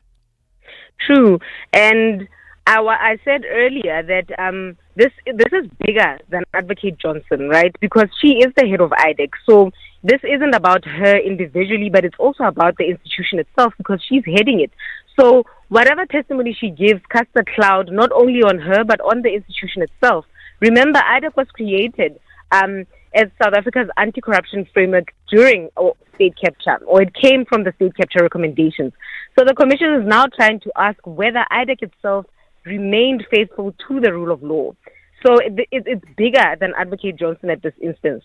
So if an anti-corruption body cannot clearly explain the legal basis upon which it exercised its own powers, that inevitably affects public confidence in the institution. So we're not only looking at one person here, but we're looking at the institution itself. Now, as I talk to you, I think public interest SA, they pursuing whether it's legal charges or an actual case against Andrea Johnson as of just about an hour ago. You know much about it and what that means? So I saw certain institutions are now saying that they are going to instigate, they are going to report her for the perjury that she committed, right?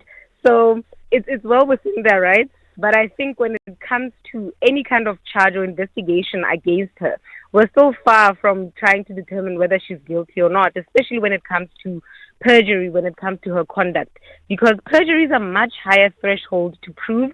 If she is charged with perjury, the investigating body or the NPA in that instance would have to prove that she intentionally misled Parliament, or she even abused her powers in that sense. So if it's perjury, it's going to be quite difficult to prove that she intentionally misled Parliament, because if we can't prove intention, then we can't necessarily say she perjured herself, because she in the commission also said it was an honest mistake. So basically the NPA would have to prove that it wasn't an honest mistake. And when it comes to intention, I think we go back to what Justice Madlanga said yesterday when it comes to the objective and the subjective test. We can't necessarily try and understand what somebody was thinking at the time when they made a specific decision.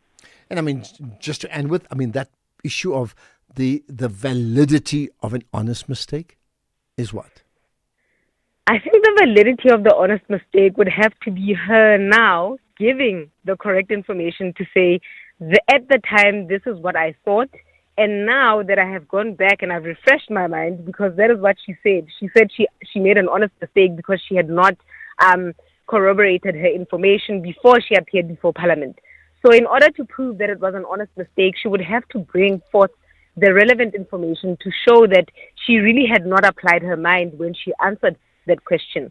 Then I think we could accept that it was an honest mistake. But if she's not forthcoming with the relevant, correct information, I think then it speaks to whether it really was an honest mistake or whether it was intentionally misleading in that sense. And that's where we shall leave it, from leading for misleading to leaving. Thank you for your time. And that's Dr. Shadi Makhanwe, the senior lecturer at the Wits School of Law. Thanks for your insights here on the National Pulse. I expect further reaction from you. I mean, really, there's no way you can ignore the story of Andrea Johnson. Let's get the news. It's 5 o'clock. Here's Greg House.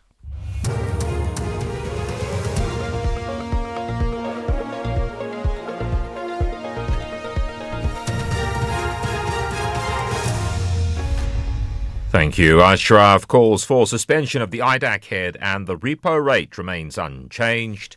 Good day to you. Public Interest Essays called for the immediate suspension of the head of the Investigating Directorate Against Corruption, or IDAC, Andrea Johnson, saying her continued leadership of the unit poses a risk to the integrity of the criminal justice system. The organisation has also lodged a formal complaint with the Legal Practice Council seeking a disciplinary investigation into Johnson's conduct following her testimony at the Matlanga Commission.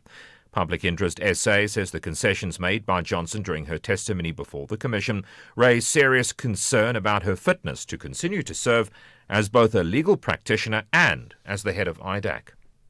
Meanwhile, at the Matlanga Commission today, Johnson apologised to former BMW engineer Dineo Mokwele and withdrew her earlier description of Mokwele's appointment as a crime intelligence officer as a token appointment.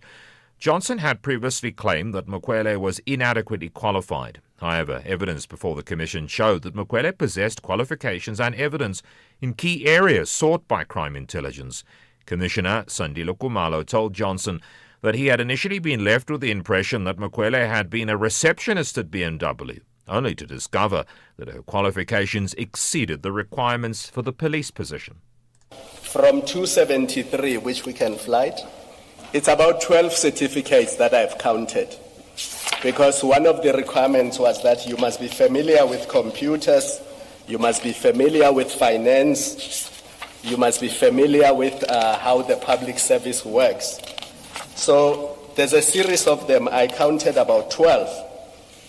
Cyber security being one of them on page 281. There's about 12.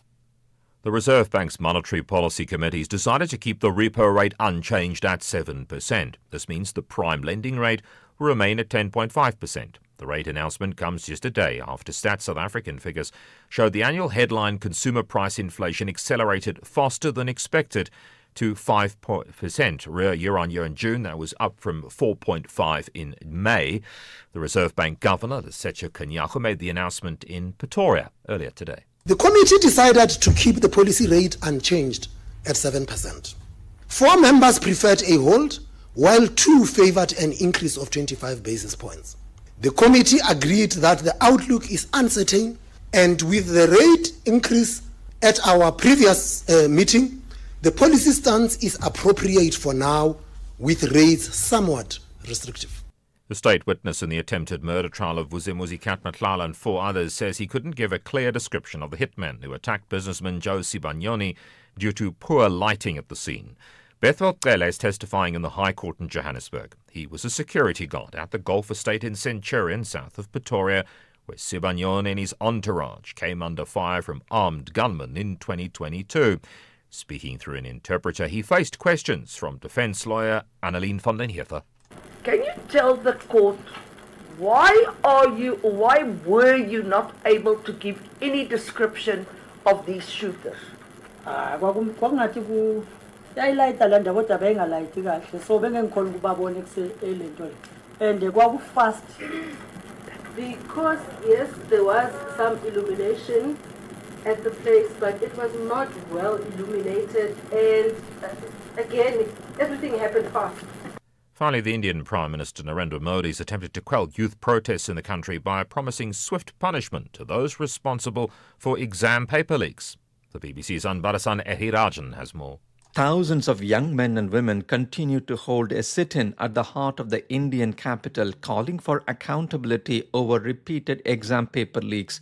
The simmering anger and disillusionment goes beyond question paper leaks. It's also over lack of jobs, cost of living, and the new generation that wants to hold the government to account. That's why the appeal by the Cockroach Janata Party has found resonance in other parts of the country. Protests and candlelit vigils have been held in several cities, including Mumbai, Goa, Bengaluru, Chennai, and in the northeast. The top story, public interest essays called for the immediate suspension of the head of IDAC. That's SAfm News. I'm Greg Khus. And in your headlines this hour, Sports Department to ensure SA hockey teams participate in upcoming FIH Hockey World Cup, and Sunrisers and Capitals to kick off new SA20 season in Gqeberha in January. More details at 5:30. SAfm, guiding you through the rush hour traffic. A couple of hold-ups around Joburg today. Bay is Nordir out from Cresta across the highway out to Rampart Ridge. That's heavy. And Malabongwe Drive through North Riding towards Kaya Sang. Quite a big backlog there as well. N3, busy but normal. Limbro Park down to Germiston. N1, busy but normal again. Buccleuch down to that problematic Winnie Mandela off-ramp. N1 through Midrand, not looking too bad. And the run through Pretoria on that section of the N1, moving quite nicely as well today.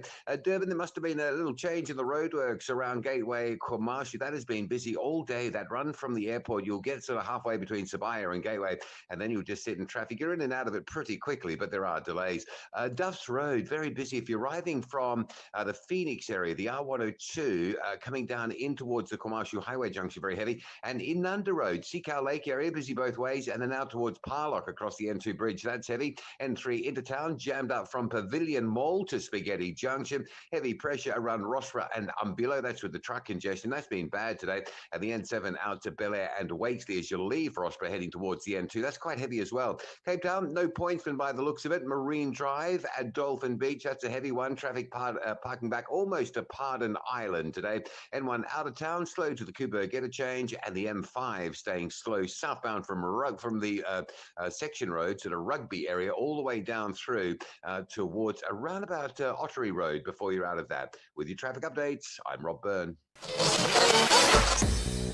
SAfm 104.3 FM in Rustenburg.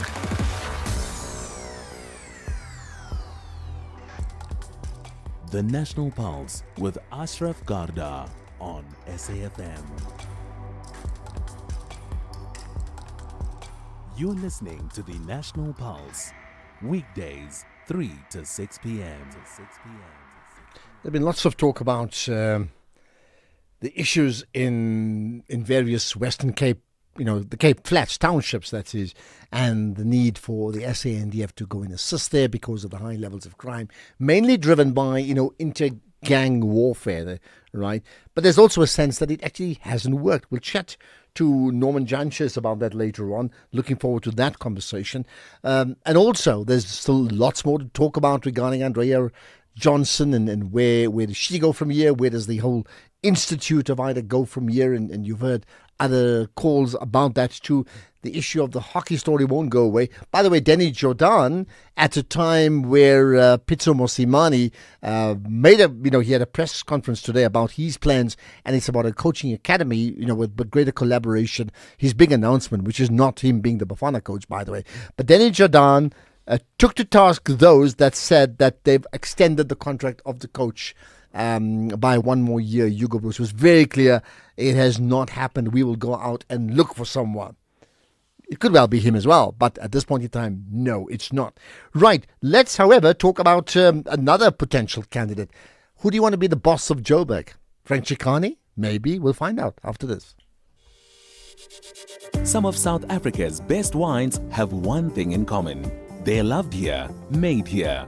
Join SAfm and Proudly South African at the local Wine Expo, taking place from the 24th to the 26th of July at Prison Break Market in Johannesburg. Taste your way through 29 proudly local wine brands, meet the makers, and celebrate the people behind South African wine.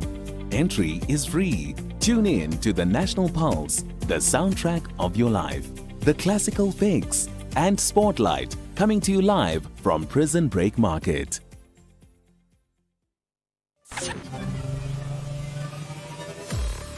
Hi, I'm Zycard. Catch me every Saturday from 7 to 9 p.m. on Spotlight as we bring you blow-by-blow sporting action, news. That's Spotlight every Saturday. You don't want to miss it. In case you missed it, employers are empowered to challenge medical activities. If they suspect that there's something wrong, The onus lie on the person who's producing it and the doctor who holds it to come and prove that is authentic. It doesn't mean that if you are an employer, not even just a judge like Judge Matanga, that you can just accept a medical certificate willy-nilly. The employer or the person who receives it can reject it if they believe that it does not meet statutory requirements, or even if they just have reasonable suspicion. That was the Daily Discourse with Joanne Joseph. Ashraf Garda is streaming live now on Facebook, YouTube, and X at SAfmRadio. Okay, let's talk about Frank Chikane. So you know that the race for Joburg, for the heart and soul of Johannesburg, is hotting up for two reasons. Because it's A, the economic heartland of South Africa, number one. B, it's the city with the biggest mass. It's broken. And three, therefore, the political parties are putting their heavyweights up front. So I'm trying to think who's been committed so far to it. Helen Zille has really migrated back from the Western Cape to Joburg to try and fight the case for herself and her party. Herman Mashaba, former mayor, is back in the running. And there are others, but now it's not confirmed, but there's been lots of talk around that in fact the ANC, realizing what they're up against, has had to bring in a heavyweight, someone with huge, symbolism and with the clout, and that would go to the Reverend Frank Chikane. So let's find out more about it with Professor Andre Dubenacher, who's a political analyst at the Northwest University. Prof. Dubenacher, good to connect with you on the National Pulse. Good afternoon. Nice talking again. Thank you. Let's get it right first. I mean, so it is still rumors, right? It's not confirmed at all. Well, yes, it's not confirmed yet, but I think if we look at the type of challenge the ANC is facing, given their set of circumstances and the particular circumstances in Johannesburg, the party on its own won't be able to deal with the situation if you go on surveys. They need to get someone that has a lot of clout, that can bring in more support. And we have already seen, and you mentioned the names, Herman Mashaba, Helen Zille. So it's already a contest between names. And therefore, I believe it is highly likely that they may go the way of Frank Chikane to get a person that has a strong image within the public and within the general political environment. And I think Frank Chikane fits that situation to a certain extent. Now, I mean, for many people, I certainly recollect Frank Chikane being at the front line of what was called the UDF, or the Mass Democratic Movement, in their attempts to topple the apartheid South African government. Then he was, of course, part of Thabo Mbeki's government and played a strategic role there. I mean, why would he be an asset? When I say an asset, a vote-collecting asset for the ANC? Well, I think a number of ways. First, he has a public image. He's a well-known person throughout South Africa. He has the necessary struggle credentials, as you have mentioned, MDM, UDF, within cabinet. At the time, he was very close to the presidency itself. So that image is there. Also the image within the ANC. But then there's something else. He kept a very low profile during the period of state capture, as well as the challenges faced by Cyril Ramaphosa. So in a way, he's on the inside, but he's on the outside of the inside. He's not implicated by all these things that are going around in recent times, the Mashanga Commission and the Zondo Commission and the Pala and state capture and whatever is coming around. So he's seen as an independent person, and I believe that will be to his benefit. But this is not automatically going to make him the front candidate. I believe his party is facing major challenges within the Gauteng province. The resistance against the ANC is very strong, also against the Panyasa Lesotho lines. So I think he is a type of a figure that can try and reorganize the support base within the structures of the ANC. If not, they will likely look for someone similar with a public profile who are not implicated to play that role and who can be competitive against the likes of Herman Mashaba and Helen Zille, who are both two influential politicians within the South African context. We also get a relatively young Lukhona Mnguni, who's, I've interviewed him very often as an analyst, but now he's part of Rise Mzansi and their candidate. So let me stay with this. You're saying they have to look for someone else. So who would be that somebody else, if not Frank Chikane? Well, I haven't got a name. You know, the structures within the ANC is very complicated. There's a lot of factions going on. We also know there's a conflict between the national level and the provincial level. I do not think that Panjasa Lesufi on the one side and on the other side, Cyril Ramaphosa and the Secretary General, Fikile Mbalula, is around one fire. I think they are in opposing camps. So I'm rather seeing a person coming from the national structures, but it need to be a high-profile person and it need to be a clean person. Now, you will find them somewhere, somehow, but I think in Frank Chikane, they probably as one of the better choices they can make under circumstances. Let's consider this point. I mean, for all the reasons that you've mentioned, right?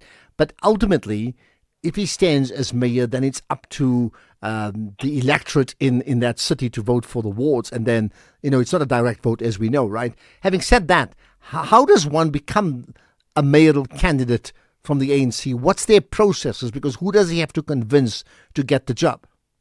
Well, in terms of other parties, I've also seen exceptions to the rule. It's very interesting that I have seen mayoral candidates that was appointed that was according to my info, not according to process and protocol.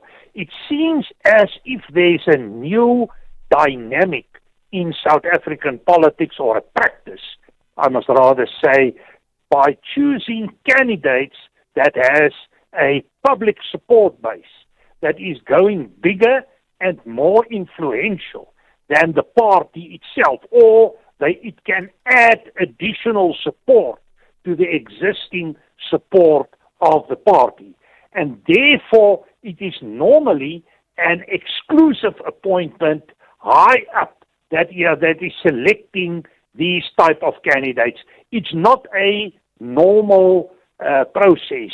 If you look at people, and maybe we can use the example here in Potchefstroom, J.B. Marx of Tieu Venter, who is a political commentator. He's well known, and he was never prominent in the Democratic Alliance, but he was appointed as the mayoral candidate of the Democratic Alliance. So it seems as if they are choosing people with a profile that may add to the support base, and to me this is indicating that the parties are not sure about the outcome. They know that there is a dynamic that is playing itself out. We have seen surveys where the ANC is underperforming. We have even seen that the DA may have more support in parts of Gauteng than is the case with the ANC. So it's a very dynamic situation, and the belief is that strong public candidates, some of them popular, can make the difference. Well, let's end with this then. Do you think it's the right strategy, not just for the ANC, whether it's the ANC or the DA and the other parties, and of course Action SA, and I mentioned Rise Mzansi too. The right strategy would be find the person with the highest profile in the region to be able to garner votes. Is it the right strategy? Well, a yes and no. It is a right strategy because an election is a popular contest. The most popular candidate is getting the vote. But it's not necessary to say that that candidate is going to be the best candidate for the job. Secondly, it's also an open question if that candidate will have the support of the existing structures of that party, because there may be disgruntled members who believe they have fight campaigns for this party for many years, and now an outsider is taking over the party and the party structures. So it may be a recipe for conflict, and therefore I think it is a balance. It can work, but it can also be a huge failure. Well, for now, the ANC, and it's all speculation, they may think about it, but how does this sound? Joburg Mayor Frank Chikane, can you just imagine if that happens? Or you can try Joburg Mayor Helen Zille, Joburg Mayor Herman Mashaba. That's happened already. Joburg Mayor, I can go on and on with all the others too and see whether that works out. It just has got a good ring to it. Joburg Mayor Lukhona Nguni.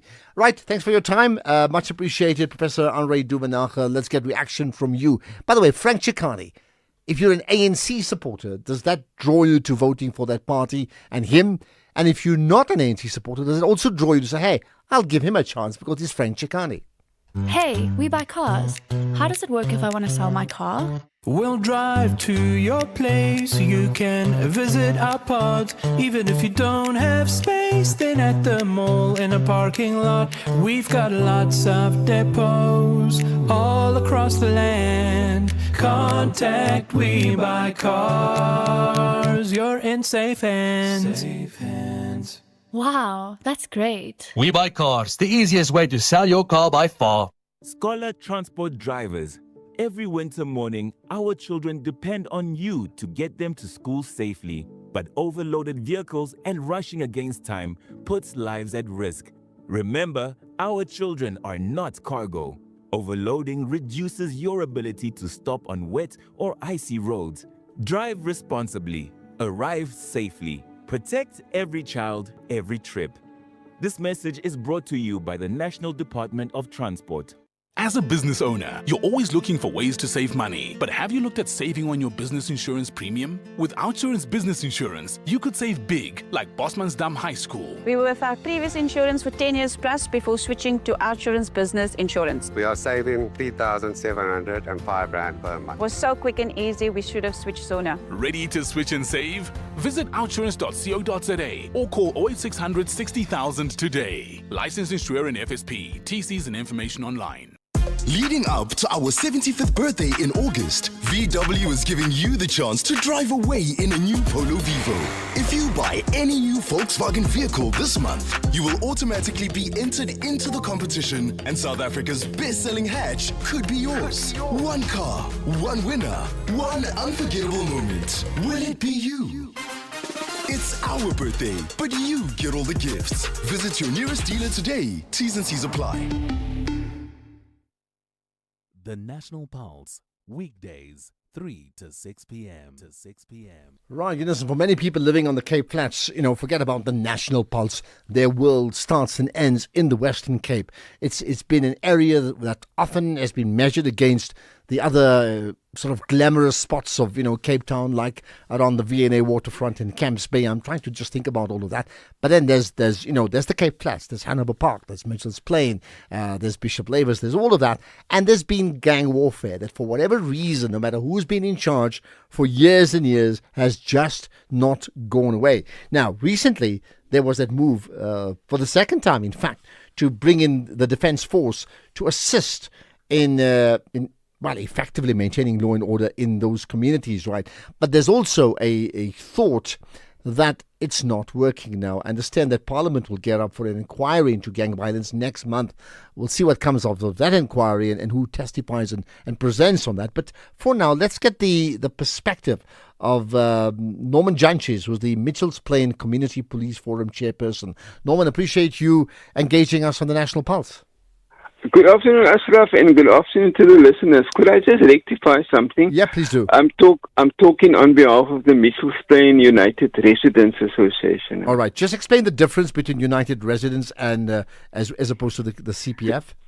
The CPF is the Community Police Forum with a very narrow kind of mandate, And whereas the Residents Association is an umbrella body of various types of organizations mainly civic type of organizations, but also sports, religious, and other business organizations. All right. So So on it's a their little bit behalf, different, yeah. right? So on their behalf, and I take it. I mean, Mitchell's Plain then will be your beat, right? Sure. On their behalf, what then is the position regarding the oft-repeated higher levels of crime in those areas compared to many other parts of the country, and often enough it's linked to issues of gang warfare and drug trade. So what's your state of Mitchell's Plain? Right now, there's a feeling of hopelessness and distrust when it comes to the community, because this Monday past, 3 teenagers, they about 18 years old, all 3 of them, they were brutally murdered. The youngest was 16 years old. So gang warfare is still a daily occurrence. There's a massive fights between gangs. They're on a massive recruitment drive. And that recruitment drive is unabated now, despite the presence of the army. It is continuing, and according to the community, they've moved to another level. Where gang members are actually getting paid to be a member. So we're talking on a different level. We've never seen this before, and so the army, the presence of the army, they didn't really make a dent, because, like I said, on one day, we've had just in Mitchell's Plain alone, we had 3 murders, and over the past few days in on the Cape Flats, we've had 18 murders. So there is still this feeling of hopelessness, and I think the level of the distrust between the community and the police is even worse than it was before. So the broader question is, the SANDF comes in to bolster the police because the police can't do it by itself. It's an act of desperation that any society would do to say, we'll take whatever help we can get. Are you saying that, in fact, it's not working? Yes, I think that the feeling that you expressed here was the initial feeling. There was a feeling of apprehension. There was a feeling of hope. But that hope dissipated very soon after that, because we've seen the continuation. We appreciate any intervention, but clearly this intervention, and it appears to be a very expensive intervention, hasn't really produced the results. And it is partly due to the lack of trust between the community and the police, but it's also the some shortcomings within SAPS itself. There's widespread talk of corruption amongst the police. There is widespread news of police on a daily basis visiting certain drug houses. There's also speculation in the community talk. They're beginning to name the gangs that is not receiving any resistance from SAPS. So we find ourselves in this situation. So I'm quite pleased to hear of the inquiry that's going to be undertaken, because the Madlanga Commission is focusing on some of the aspects, but it didn't touch the Western Cape at all. So this will now present us with an opportunity, ordinary community members, to go and talk about their experiences and what they perceive to be shortcomings in policing on the Cape Flats in particular. Okay. Now, I mean, lastly, we know the DA, which runs or governs the Western Cape, has often spoken about the fact that, unlike what many people may think, that policing is actually coordinated by national government as opposed to provincial government, and therefore they've called for greater powers, right, on the one hand. And the same with the SANDF too, right? So they come across as saying, we can only do so much. Now, in the midst of all of that, right, if you're saying that there's a level of distrust, then what's next? What can be done? You've got 30 seconds. This distrust comes from the politicians. This distrust because they're politicizing crime prevention. So you blame the others instead of having one comprehensive gang strategy that everybody buys into. they politicize it and they want to score points, especially in light of the elections coming up. So it is a very sad situation where we actually exploit people's murders on a daily basis to score some points. Okay, let's leave it at that, and that big parliamentary meetup coming up where there'll be testimony from different interest groups on that issue. I appreciate your time, and I think for all of us, hey, my first visit to Mitchell's Plain was Westridge a long time ago, but I think for all of us generally, we want to be in a situation where all these communities are free from drugs, free from gang warfare, free from crime, no matter where they are. You know, that old phrase, living happily ever after, why can't it happen? Norman Janchis, thanks for your time. Let's get the news headlines. It's just gone 5:30. Quick look at the headlines. President Ramaphosa's unveiled a national water action plan. Public Interest SA has called for the immediate suspension of the head of IDAC. And 2 Ghana nationals have petitioned the International Criminal Court to open an investigation into attacks against foreign nationals in South Africa. A full update at the top of the hour.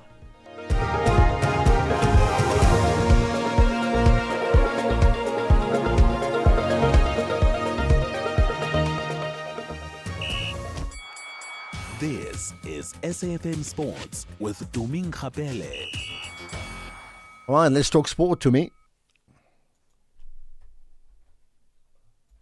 In sports this hour, the Department of Sports, Arts and Culture has pledged 3 million rand to ensure South Africa's men's and women's hockey teams can compete at the Hockey World Cup in August. The announcement comes after players revealed they were expected to pay almost 70,000 rands each to represent the country. The South African Hockey Association had also launched a crowdfunding campaign to help cover the cost. The funding follows public criticism after government spent nearly 31 million rand on South Africa's FIFA World Cup campaign, including sending fans to Mexico to support Bafana Bafana. Meanwhile, in cricket, the 5th season of the SA20 will begin on the 17th of January with a repeat of last season's final between the Sunrisers Eastern Cape and the Pretoria Capitals. The tournament will run over 36 days, ending with the final at Newlands on the 21st of February, and it has been scheduled between South Africa's international commitments, starting just after the Proteas ODI series against England and ending before the test team travels to Sri Lanka. Last season's SA20 attracted record crowds and ended with the Sunrisers Eastern Cape beating the Pretoria Capitals by 6 wickets in the final. In swimming, South Africa's swimming coach Rocco Meering has called for calm ahead of the Commonwealth Games in Glasgow, saying there's no need to place unnecessary pressure on star swimmer Peter Kutzer. With the swimming competition set to open the Games on Friday, many South Africans are expecting Kutzer to lead the medal charge. However, Meering believes expecting the 22-year-old to carry the hopes of an entire nation is unfair. Speaking to SABC Sport, Meering says putting too much pressure on young athletes can do more harm than good, and he is working hard to protect Kutzer from growing expectations. Yeah, we'll have to see whether Peter is ready. It's impossible for every athlete for an athlete to fire every single competition. Peter has had a good run at World Championships last year. Since then, he's had some bumps and bruises, and we'll have to see whether he's ready. But I don't like to put undue pressure on any athlete, including Peter. Because if we want a recipe to destroy an athlete, then we start putting too many expectations and undue pressure on them. Meanwhile, in tennis star Novak Djokovic will have the chance to make history at this year's US Open. The 24-time Grand Slam champion is still chasing a record 25th major title after finishing runners-up at the Australian Open and also reaching the Wimbledon semi-finals this year. Now, if Djokovic wins the US Open, he will become the oldest men's singles champion in the tournament's history. Even if he does not win the title, the Serbian could still set more records. He's just one match away from becoming the player with the most US Open matches played adding another milestone to his remarkable career. And finally, in motorsport, Kimi Antonelli heads to Budapest this weekend with a 45-point lead in the Drivers' Championship, ensuring that he will carry the advantage into Formula One summer break. His sixth win of the season from his sixth pole underlined his mastery of the new hybrid era, where drivers must balance battery and engine power with precision. Antonelli's aggressive style has paid dividends, while teammate George Russell's 50 points adrift is regrouping after retiring in Belgium following a collision with Lewis Hamilton. But that said, it is a wrap from my side. Well, thanks for that, Tamia. So much to consider about some of the big sporting issues, and not just the games of sport, but the politics behind sport too. SAfm, guiding you through the rush hour traffic. Talking about traffic pattern around Joburg today, everything sort of where it should be, including a busy N3, Limbo Park to Germiston, Mike 1, from Parktown through to Boyson's, N1, Buccleuch down to William Mandela. The rest of it, a little bit easier, perhaps, than what you might be used to. Roadworks between Zanspruit and Mouldersdrift on Bayers Nordia, so quite a bit of a clog up out that way. Pretoria, the M1 North, looking slow now as you head through the N4 towards Stormville. You'll pick up those queues around about Linwood Road, and Eskia and Pathelli is heavy. Marubberstad right through to about the Putco depot. Durban's N2 South has been queuing all day today, halfway between Sabaya and Gateways where you'll pick it up, and then you'll sit at about halfway down towards the Komarshu Highway off-ramp. Something changed in the roadworks there.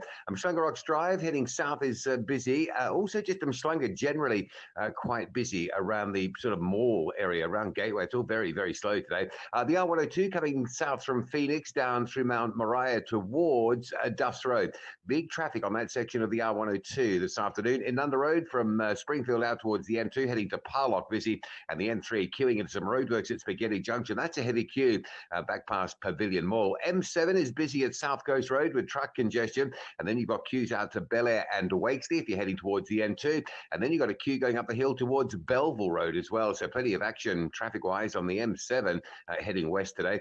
Cape Town side, Marine Drive, traffic lights still a problem at Dolphin Beach. It's heavy all the way from Pardon Island through Milnerton towards Tableview. A lot of traffic bypassing that, jamming up the Kuberg Road through Milnerton, and again on that run through to Bloberg Road. And Albert Road, Voortrekker Road, a lot of traffic this afternoon out through Woodstock, Salt River Circle, and then through the Maitland area. With your traffic updates, I'm Rob Byrne. Unleash your inner chef with Spar. Get up to 80% off on NutriFresh kitchen essentials when you buy products like 2-liter Coca-Cola regular only. Buy 2 for 45, save 15 Rand. Or 80-gram Cadbury chocolate slabs, excluding bubbly. Any 2 for 36, save 14 Rand. Price is valid from 22 July till 10 August, while stocks last. Only at Spar. T's and C's apply. Enough space to get it up and over and get the tips. The countdown is on. On Sunday, 26 July, Kaizer Chiefs take on Zimbabwe's champions, Scotland FC. It's just wide. At the Royal Bafokeng Sports Palace in the 2026 Toyota Cup. Don't miss a single second of the action when the two giants of African football lock horns. Kaizer Chiefs versus Scotland FC, live on SABC 1, SABC Plus, and SABC radio stations on Sunday, 26 July at 2:30 p.m. Rest drives for Kaizer Chiefs. Grab your tickets now at CompuTicket for only 100 Rand. SABC Sport is the official broadcaster of the 2026 Toyota Cup. For the love of the game. The pain of losing a loved one is never easy. At Clientele, we understand that burying loved ones with dignity truly matters. Our funeral plans pay out cash within just 24 hours, and you receive 200 Rand airtime when you claim. Plus, we cover up to 13 people on one plan. SMS SAFM to 48031. That's 48031. Clientele Life is an authorized FSP and licensed life insurer. T's and C's online. Standard rates apply. Outsurance is in the business of saving you money on your car insurance premium. If they can't, ask for 500 Rand. SMS out to 30754. That's out to 30754. Economic news on SAFM. Facts and figures you can count on. So, Jimmy, of course, your show comes up 6 to 7. So, no change. Is that news? Good afternoon, Ashraf. Good afternoon to the listeners. It certainly is news because for once we were anticipating a rate hike given the inflation print that came through yesterday. We know that, of course, from a South African perspective, as confirmed by the Minister in National Treasury, that we've revised our inflation targeting to target 3% as our ideal inflation point. So yesterday when the inflation print came in at 5%, we thought perhaps almost certainly that we would get a 25 basis point rate hike. We were all surprised when the Reserve Bank governor today delivered a rate hold. And we're going to be looking into that because that has some very interesting implications for not only the South African debt conversations, but also for things like the South African rand and the performance of the rand. We know that the markets typically look at how it is that we're maintaining some of these decisions from a national level. The rand is back at 16 rand and 78 cents at the moment. It has lost almost 2% against the US dollar just following that interest rate decision. So the market clearly also pricing in a rate hike, not getting a rate hike. We're back above 22 rand against the British pound. We're back above 19 rand against the euro and at 11 rand 70 against the Australian dollar. So the rand definitely weakening off those announcements that we didn't get that rate hike we had hoped for. The Brent crude price not adding to that. We're back at around $100 a barrel. Definitely not where we want to be. I thought we'd be having a very different conversation at this time, but we obviously know with everything unfolding in the Middle East that it is out of our control as to whether or not that oil price will come down anytime soon. On the equities front, while we are looking at markets, Asian markets were in the green today, but of course they traded into the early parts of the morning, didn't have the full information for today. European markets, they're in the red. US markets, they're in the red. The Nasdaq is down 2.7%. Local markets weren't spared. It is a sea of red there as well. 1.2% losses in the case of the All Share and the top 40. The resource stocks as well, industrial stocks 1.19%, almost 1.2% there as well. Financial stocks 1.56% to the red. So lots to unpack from a markets perspective when we come back around that. But in terms of what else we've got on the show, we're going to be unpacking that interest rate decision in a bit more detail and trying to understand what could have happened and what should have likely happened. Was this the right call? We're going to see if we can make sense of that. We've also got a conversation with the team at Standard Bank taking a look at how it is that they're unlocking LNG opportunities in South Africa and potentially on the African continent. Then we have a conversation with the Director for Centre for Public Policy and African Studies at the University of Johannesburg, taking a look at the PIC debacles that continue to unfold. We know that we've seen increased number of resignations. I touched on that earlier this week to say that we've seen even more resignations. We know that we've got a meeting coming up next week that's been called by the Minister of Finance to address the PIC concerns. We don't know if it means we're going to have the board reconstituted. We're going to have the board completely done away with. We don't know what's happening there. We're going to try and see if we can make sense of that because the Public Investment Corporation does hold the pension or the assets of the civil servants of South Africa. And so it is an important conversation that we keep an eye on. We've also got a conversation taking a look at how it is that we're balancing our grid stability requirements with our coal plan retirements. We know that the team at Eskom, particularly the Chief Executive Officer at Eskom, Dan Marokane, recently spoke about the need for not decommissioning coal-fired power stations without having a backup plan in place and without having a concrete plan around how it is that we sustainably ensure that we don't go back to things like load shedding. So we're going to look into that as well, and we're going to wrap up the show as we do every Thursday with a small business conversation. We're going to speak to the founder and CEO of a company called Bro Cabs, taking on the e-hailing landscape, a youth-owned business, a proudly South African business, quite an interesting SME to get into. I'm excited for that conversation as well. But of course, all of these conversations come up after the 6 p.m. news. Lots to look ahead to, especially from a market movement perspective. We'll do exactly that with Nick Kunz. I've got Nick Kunz of Sanlam Private Wealth joining me on markets a little later on to take a look at that. So I've got lots to dig into with Nick. Before we go though, a quick look at the Bitcoin price. That's the one price we haven't looked at. Pretty much the same as where it was yesterday. Only about 6,000 rand more at 1,087,000 rands for a single Bitcoin. So we'll be back just after the 6 p.m. news with more of these updates and trying to make sense of what's been happening in the markets. For now, Ashraf, back to you. Thanks for that. And of course, looking forward to that 6 to 7 on the SAfm Markets Update.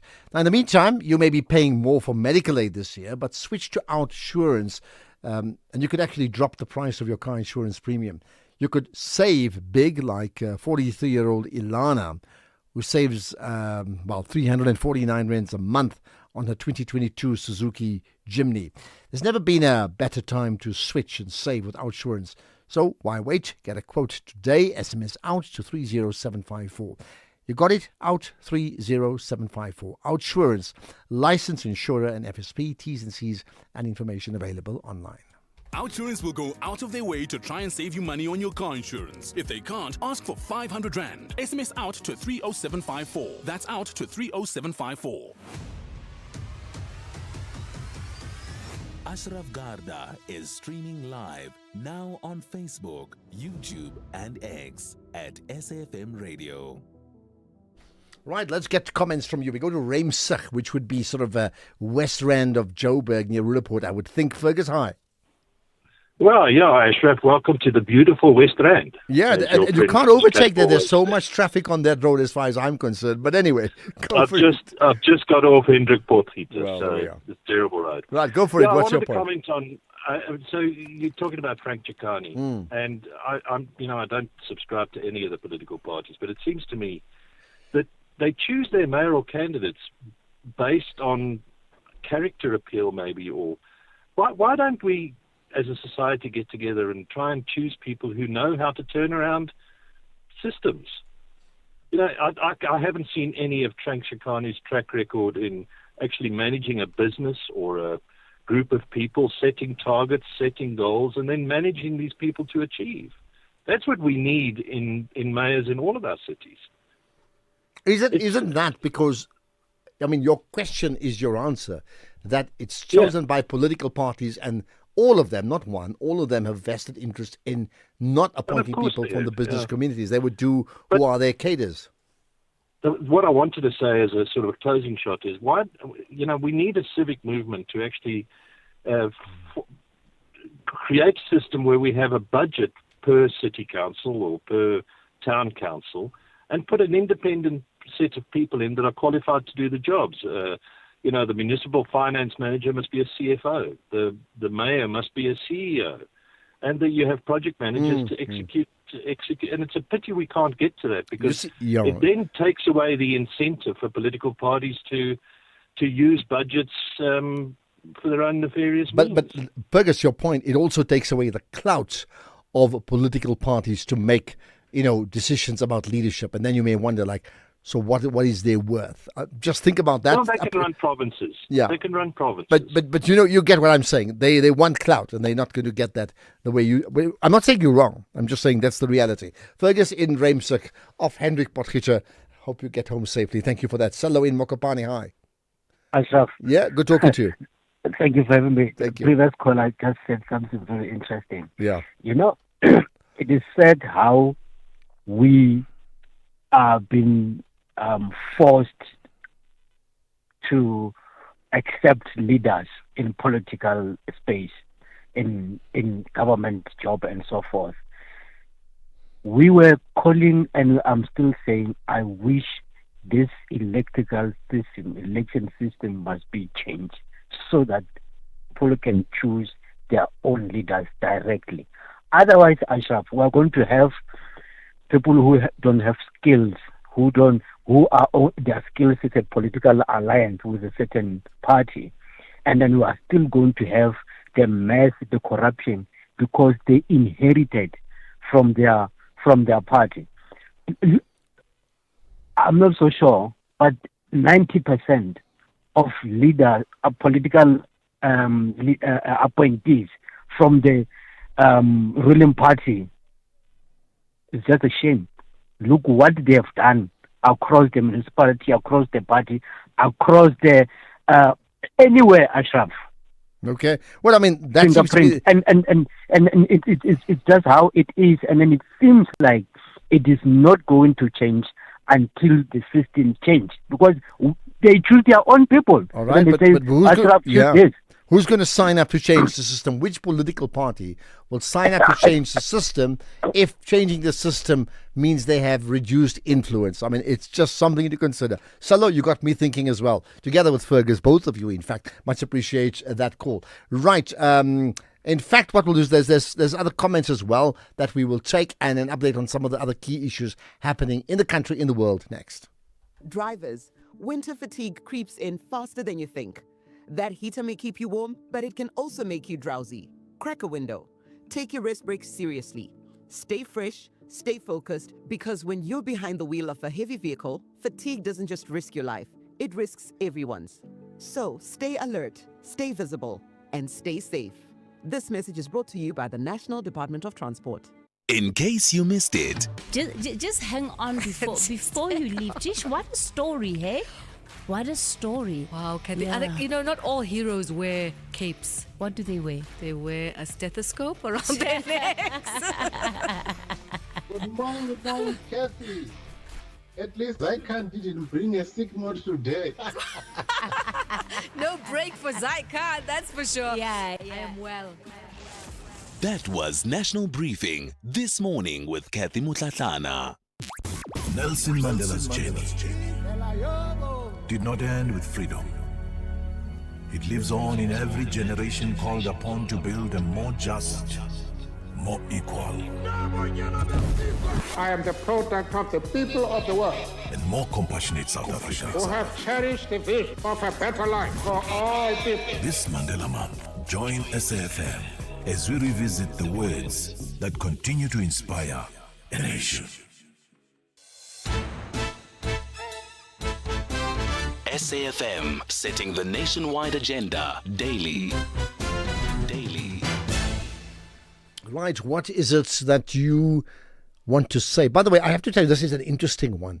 We spoke about the Financial Mail story yesterday. Remember that all-white new leadership as per their merger, right?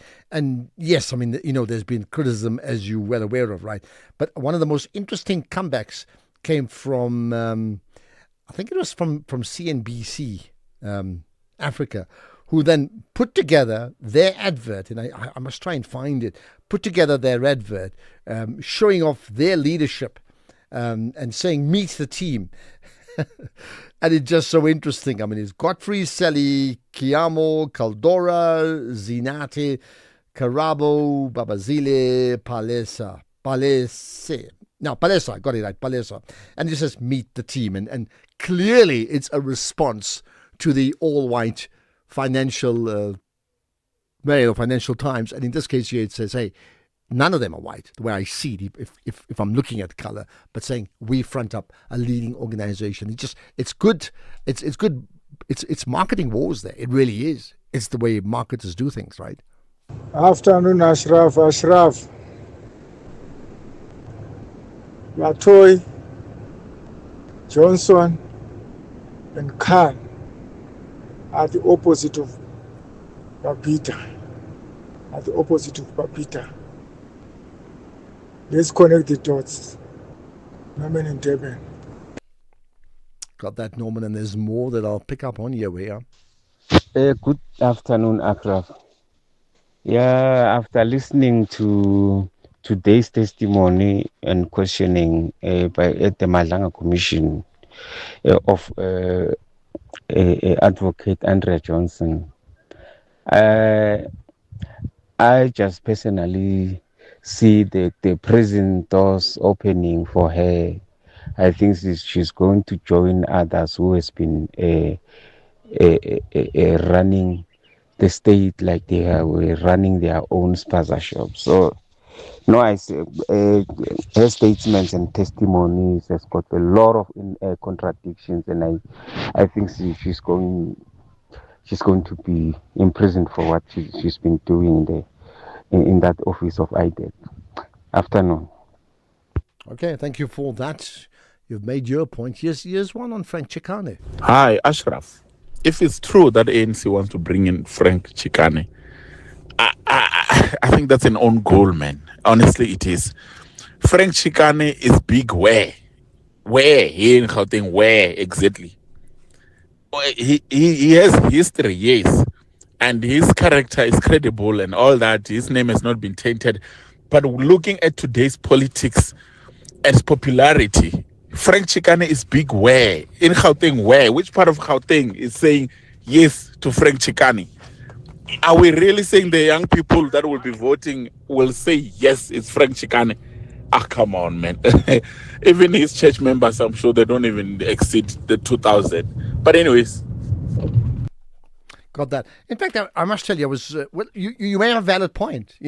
Tremendous credibility. I think certainly an outstanding leader, and I've had the privilege of engaging him not just here, but certainly on other platforms too. But how does that translate into being able to speak to the masses? By the way, talking about translate, you may have seen the story of the Avatar agency issuing a statement. So they one of the leading advertising agencies in the country, marketing agency, and they've issued a statement in response to a person who's a co-owner of the company, right? And this is what it said, because there's a lot to talk about on that one there. Avatar today confirmed that Veli Ngubane has stepped down from his role as co-chief creative officer, effective immediately. The Avatar leadership, led by founder and group CEO Zibuziso Mkwanazi, will continue to lead the business, with Phil Island appointed as its sole chief creative officer on an interim basis, ensuring uninterrupted service, creative excellence, and continuity for our clients, our people, and our partners. Avatar holds all of its people to the highest standards of professional conduct. We do not tolerate behavior that falls short of those standards, and we act when it does.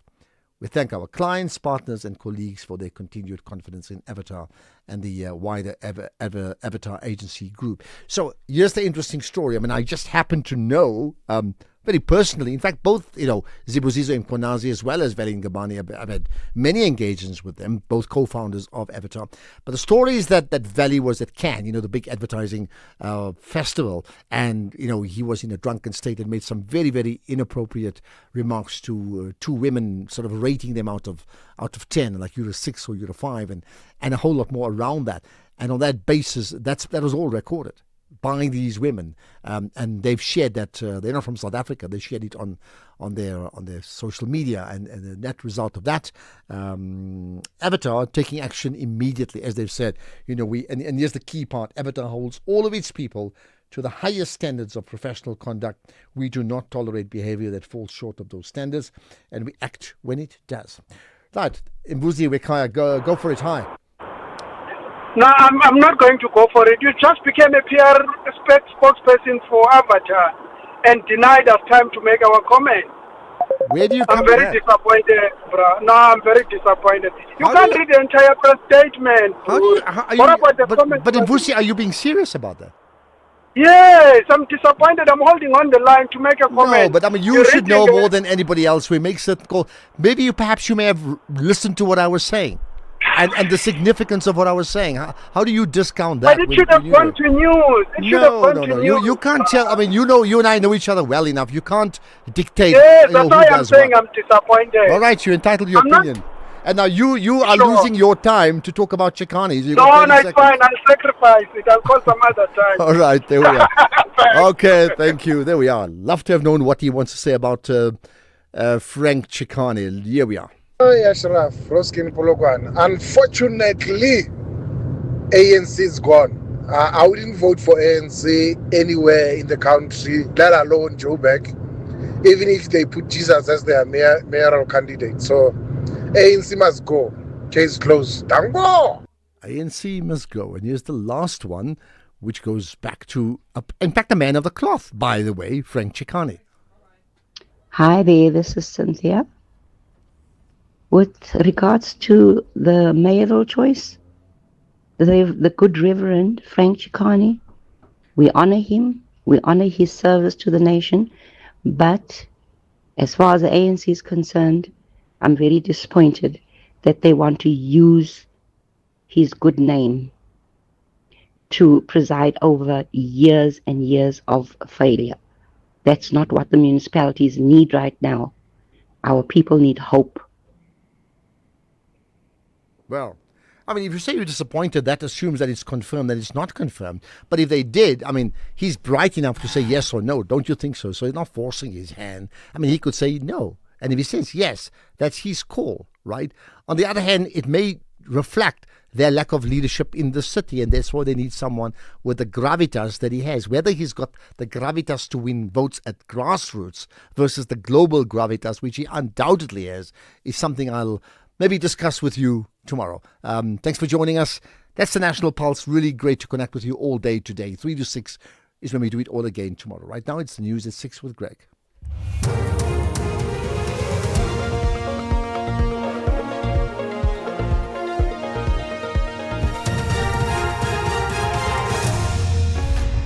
Thank you again. Ashra from Aposa unveils a national